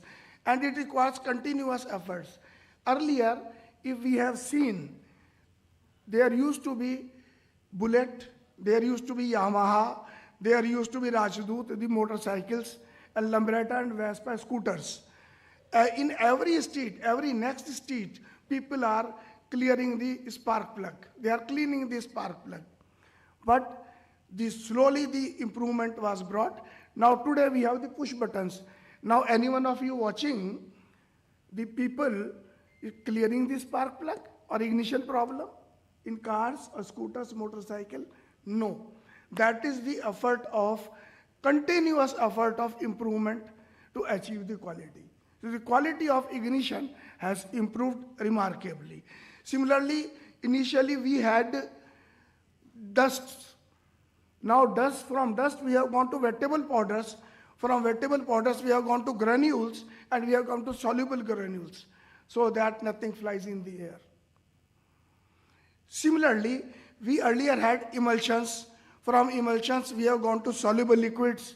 Soluble liquids we have gone to your emulsion, concentrated emulsions, EWs, and from EWs now it is microemulsions, slow release formulations, all kind of new things, better penetrating pesticides in the leaves and through the root, systemic, better insecticides. So new technologies, that is the result of continuous improvement in formulation and these things. Now what is the benefit of quality? Why do we want quality and why do we want to maintain it? Basically, it is the customer satisfaction. If the intended purpose is achieved, we are satisfied. So the quality gives that benefit. It gives the reliability on a product. It establishes the brand of a company, and also it increases the customer base. Once the faith is there, customer will go for that particular brand. I want this pesticide because this will be effective. Even if you bring something new, this will be effective. So you will have the marketability. And also, it helps in adoption of new technologies because you have developed faith in the consumer because of the good quality. Now there are basically 6 steps for achieving the quality. Number 1, visualizing the expectations or needs of the consumer, setting the standards of those expectations, and then setting the process. In setting the process, it is better if we have some quality management system. Nowadays, there are many. For offices, we have 9000 series. For your environmental things, we have 14,000 series. For laboratory inspection, auditing, testing, and all that, we have 17,000 series. All those series we have, if we have those, it will help us in standardizing our quality, and then training to the staff and continuous monitoring of the outcome through the data, documents, data, and review, and we continuous improvement. Now, quality control management, there are two facets. Number one, quality assurance, and another is quality control. Quality assurance even involves quality control.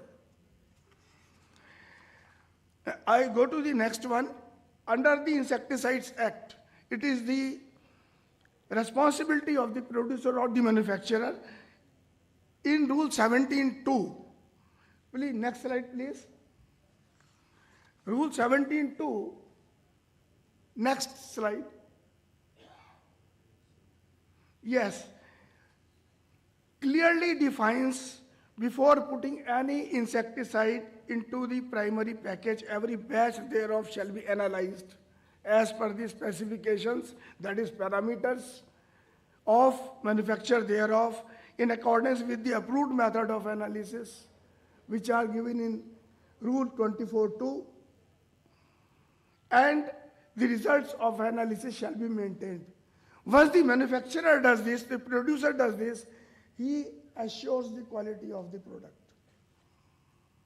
And then further transportation and all that. Now here, if we compromise slightly on the sealing cap, and that sealing cap is of, say, we take a cheaper one instead of the proper quality, pesticide leaks, so the wastage will be more.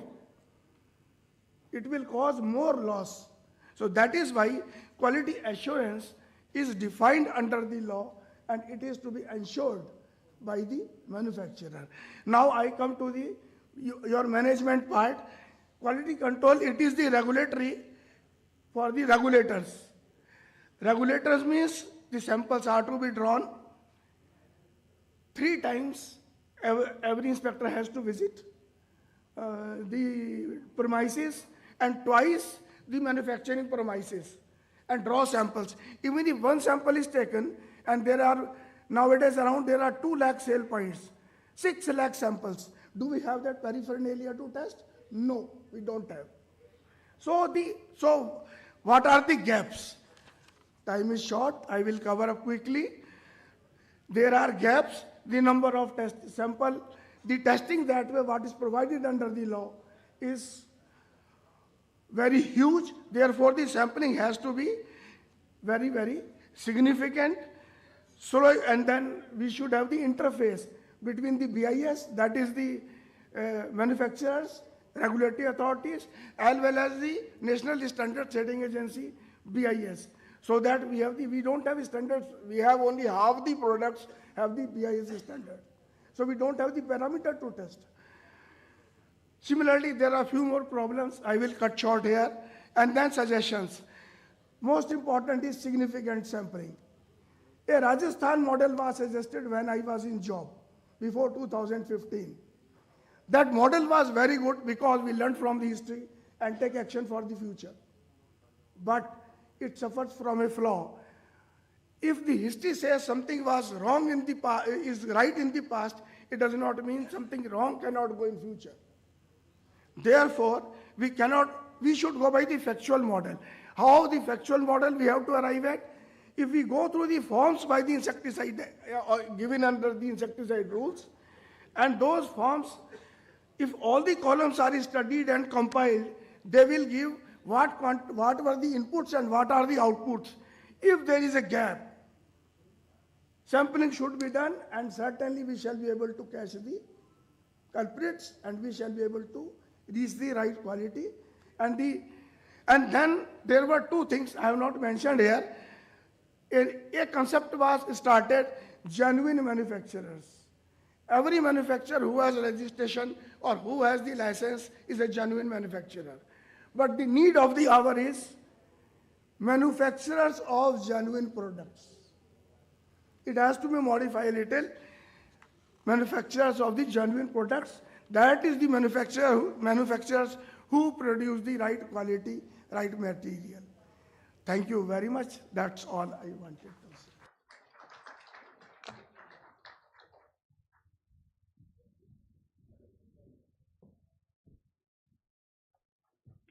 Thank you, Dr. Bhatnagar. And it's time for the last presentation of the day. I would like to request Dr. Shivnayak Singh, ex-principal scientist, agronomy and nodal officer, ICAR, IISR, Lucknow. Good evening. I am from Indian Institute of Sugarcane Research, Lucknow. So you know, the sugarcane acreage in the country in Uttar Pradesh is more than 50% of the total cane acreage in India. I'm sorry.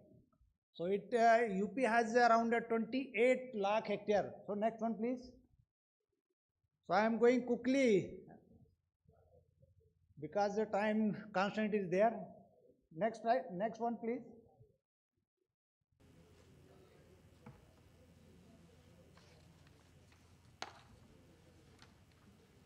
Yes. So coming to the sugarcane acreage, current acreage 22-23, it is around 28 lakh hectare.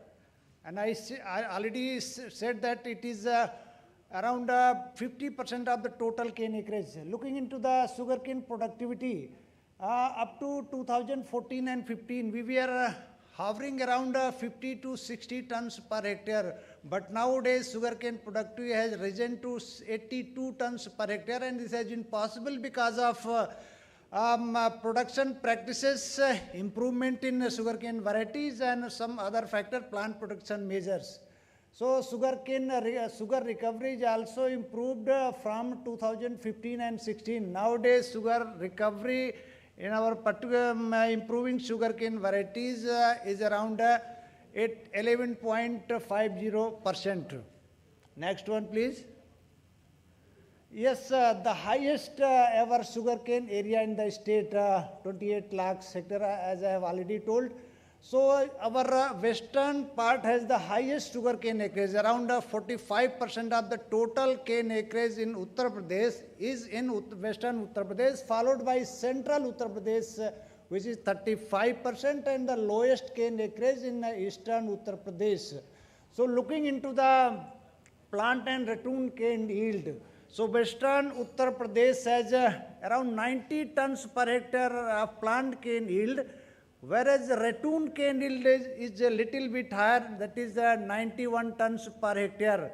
But when we go to eastern Uttar Pradesh, the plant and ratoon cane both has, I think, yes, 80 tons per hectare. No, it is 73 tons per hectare.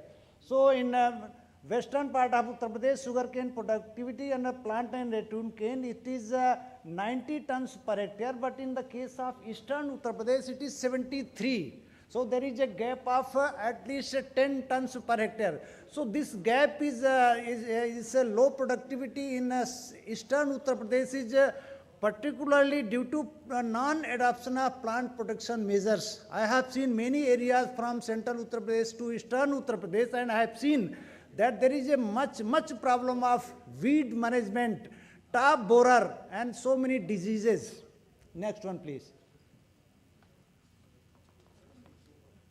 So there are so many constants in sugarcane cultivation, like biotic constants, abiotic constants, edaphic constants, technical constants, managerial constants, and economic constants. So I will not go into detail of it because it will take another 5 minutes. Next one, please. Yes, sugarcane production potential in spite of above constants.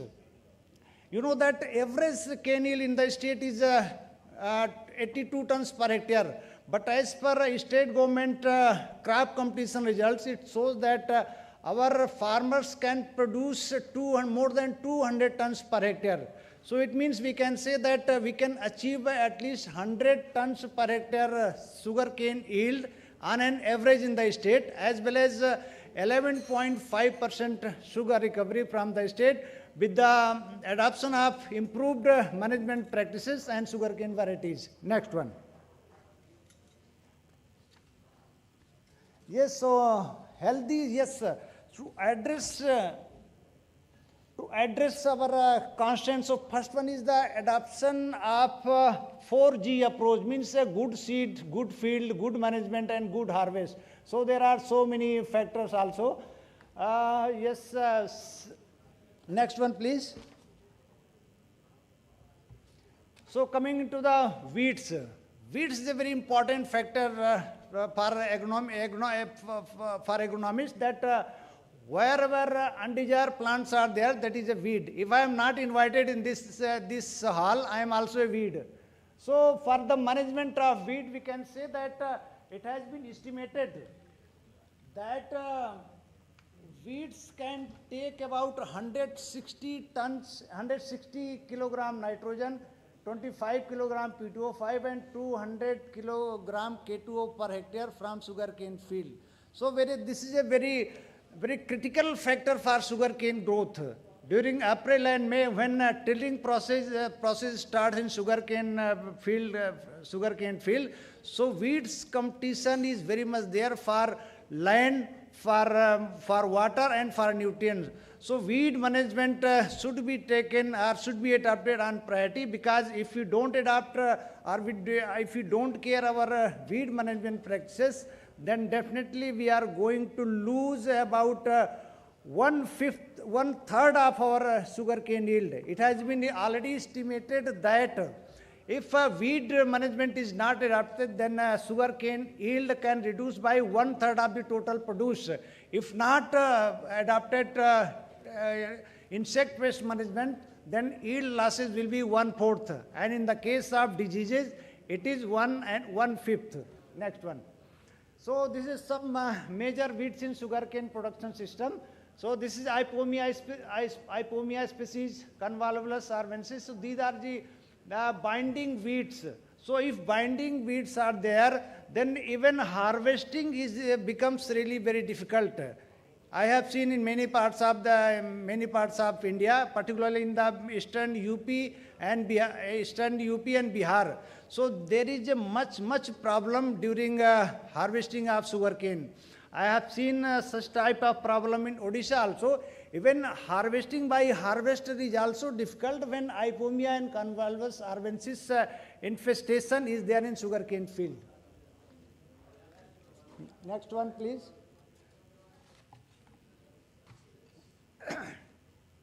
So there is a much problem damage caused by weeds on the part of farmers.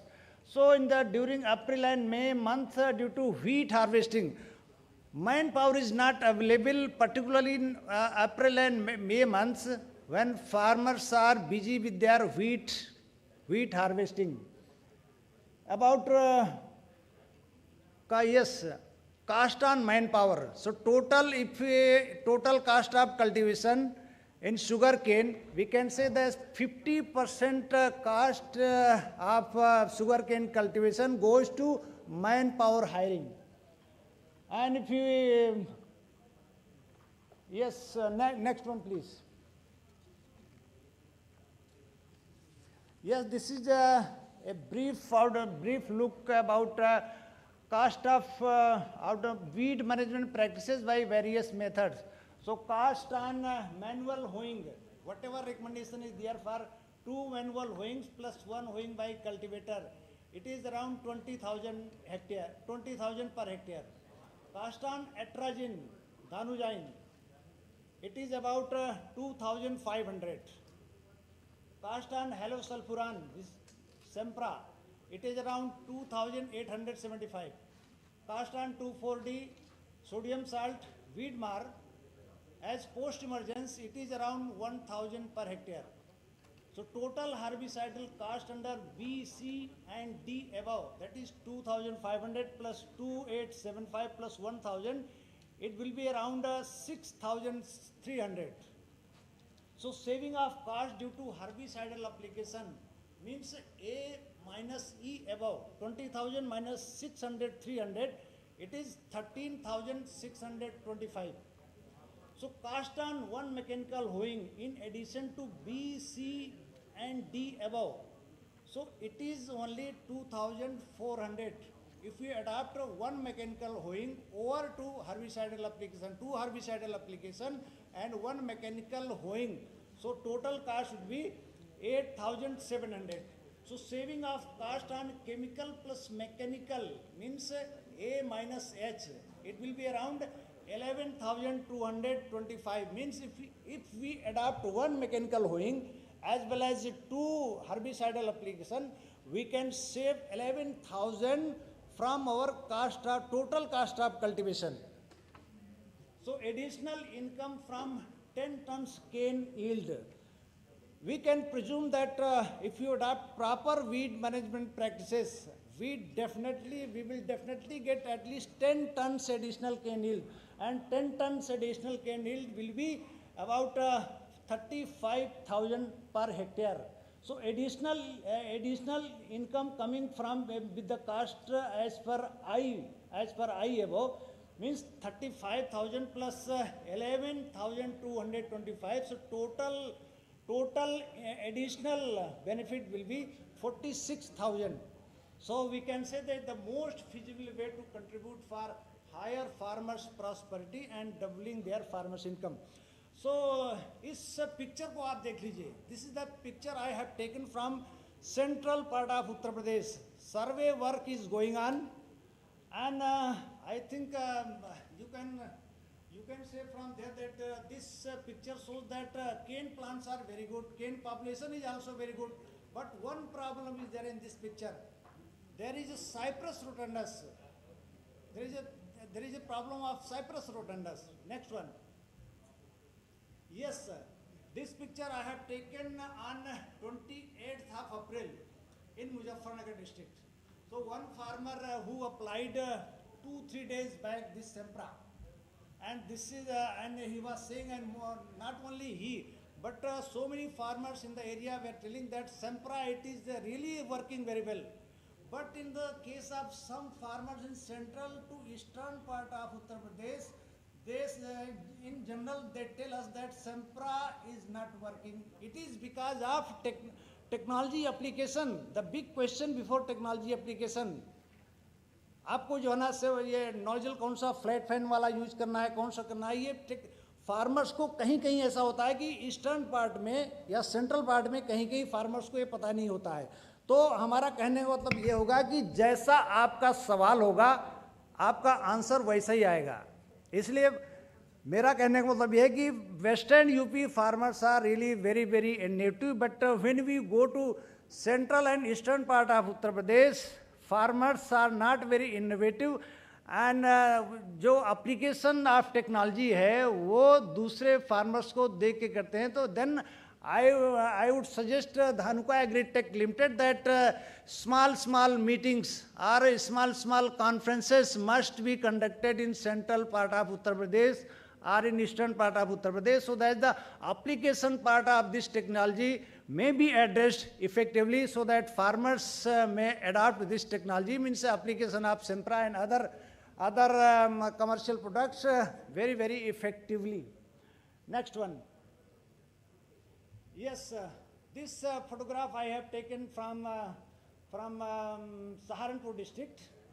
Yes, farmers have adopted mechanical hoeing, but one problem is that in this picture that line weeds in sugarcane rows, intra-row spaces, weeds in intra-row spaces are much more. So these weeds cannot be controlled by mechanical hoeing. For this control of weed management, we will have to adopt herbicidal application, and then we can control these type of weeds. Next one, please. Yes, this is the top borer. For the last 1 year, for the last 2 years, I can say that top borer has become a major problem in western Uttar Pradesh particularly. Before, yes, farmers were applying Furadon, this done, that done, but after that, with the introduction of this CO0238, farmers started applying Coragen, and I have seen for the last 2 years even Coragen is not working well. I have the example of western Uttar Pradesh, and farmers generally tell us that yes, Dr. Saab, we apply Coragen, but we are not getting results, and top borer is not getting controlled. Last year की बात बता रहा हूँ कि मैं Sitapur area को visit कर रहा था, तो देखा कि कुछ छोटे छोटे बच्चे जो है ना वो कोराजन की बॉटल्स को जो है ना इकट्ठा कर रहे थे, एम्प्टी कोराजन बॉटल्स. तो मैंने उनसे पूछा कि इसका क्या करोगे, तो देन उन्होंने बताया कि इन बॉटल्स को हम ले जाकर डीलर्स को देते हैं तो 50 रुपया पर बॉटल हमको देता है. So this is the situation. So I can say that there may be spurious chemicals being supplied by anybody or any firm.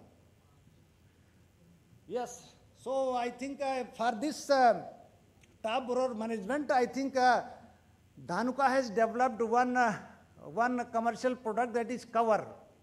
And cover is, I think, 300 or 250 rupees cheaper than that of Coragen. So we must go for application of cover for the management of top borer. Next one, yes, this is the red rot disease in sugarcane. This because of this disease, many of the promising sugarcane varieties become out of cultivation, and recent is the example of CO0238. CO0238 really a very good sugarcane variety for higher cane yield as well as higher sugar recovery. But our Uttar Pradesh, it has around 35% of the total cane area under waterlogged situations. So in waterlogged situation, any good variety, if you go in that conditions, so sugarcane varieties in such conditions become susceptible to red rot. So I have heard that one fungicides, Godiva Super. I have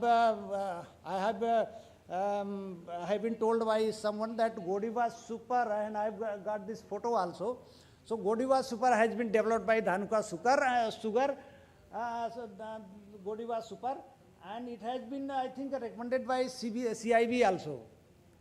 So this chemical compulsorily or mandatorily, I am going different sugar mills, and I am requesting all sugar mills that at least you should apply once in the month of May or June, because there is a problem in red rot management. Any fungicide is not capable of entering deeper into the layer of sugarcane stock. So that is why red rot in sugarcane is not controlled by any fungicides. So it's Godiva Super. Really, I think that this commercial product will definitely do very well. Next one. Yes, if you go with the sugarcane management practices, then definitely sugarcane will definitely brings back happiness and prosperity. Thank you very much.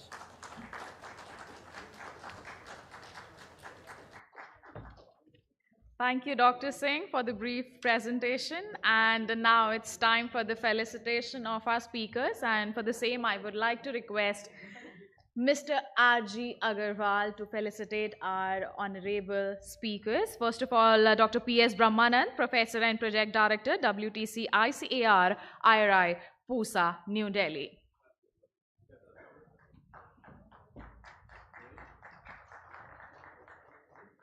Then we have Shri Sanjay Nath Singh Ji, Working President, All India Farmers Association, and also grandson of former PM Shri Lal Bahadur Shastri Ji.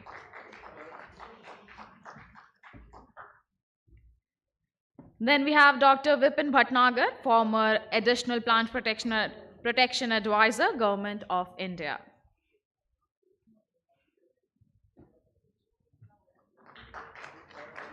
And last but not the least, Dr. Shionayak Singh, ex-principal scientist, agronomy and nodal officer, ICAR, IISR, Lucknow.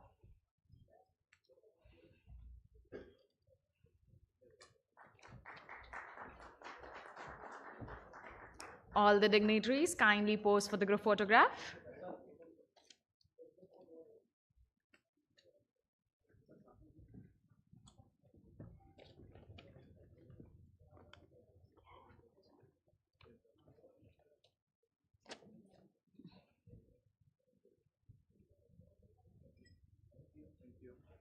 And as the day has come to an end and we had the successful conference, or we can say the program, I would like to call for concluding remarks and vote of thanks Mr. R.G. Agarwal, Group Chairman, Dhanuka Agritech Limited.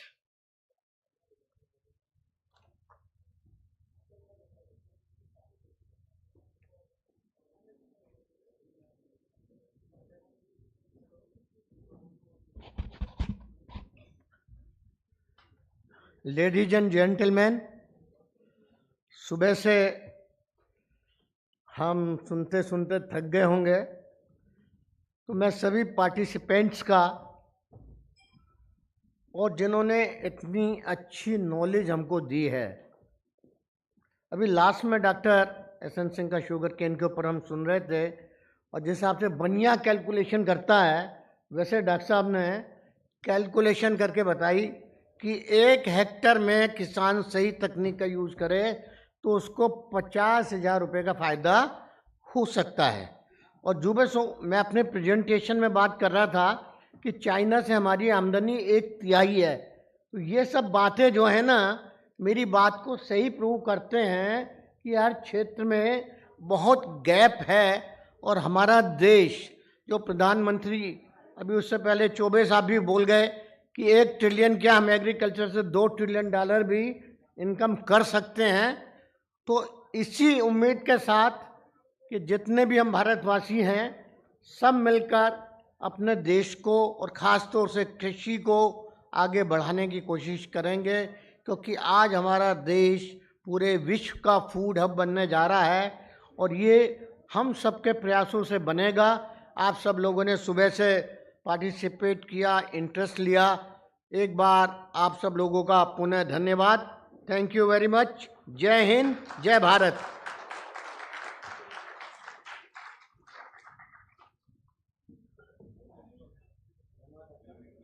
Thank you everyone for being with us throughout the day.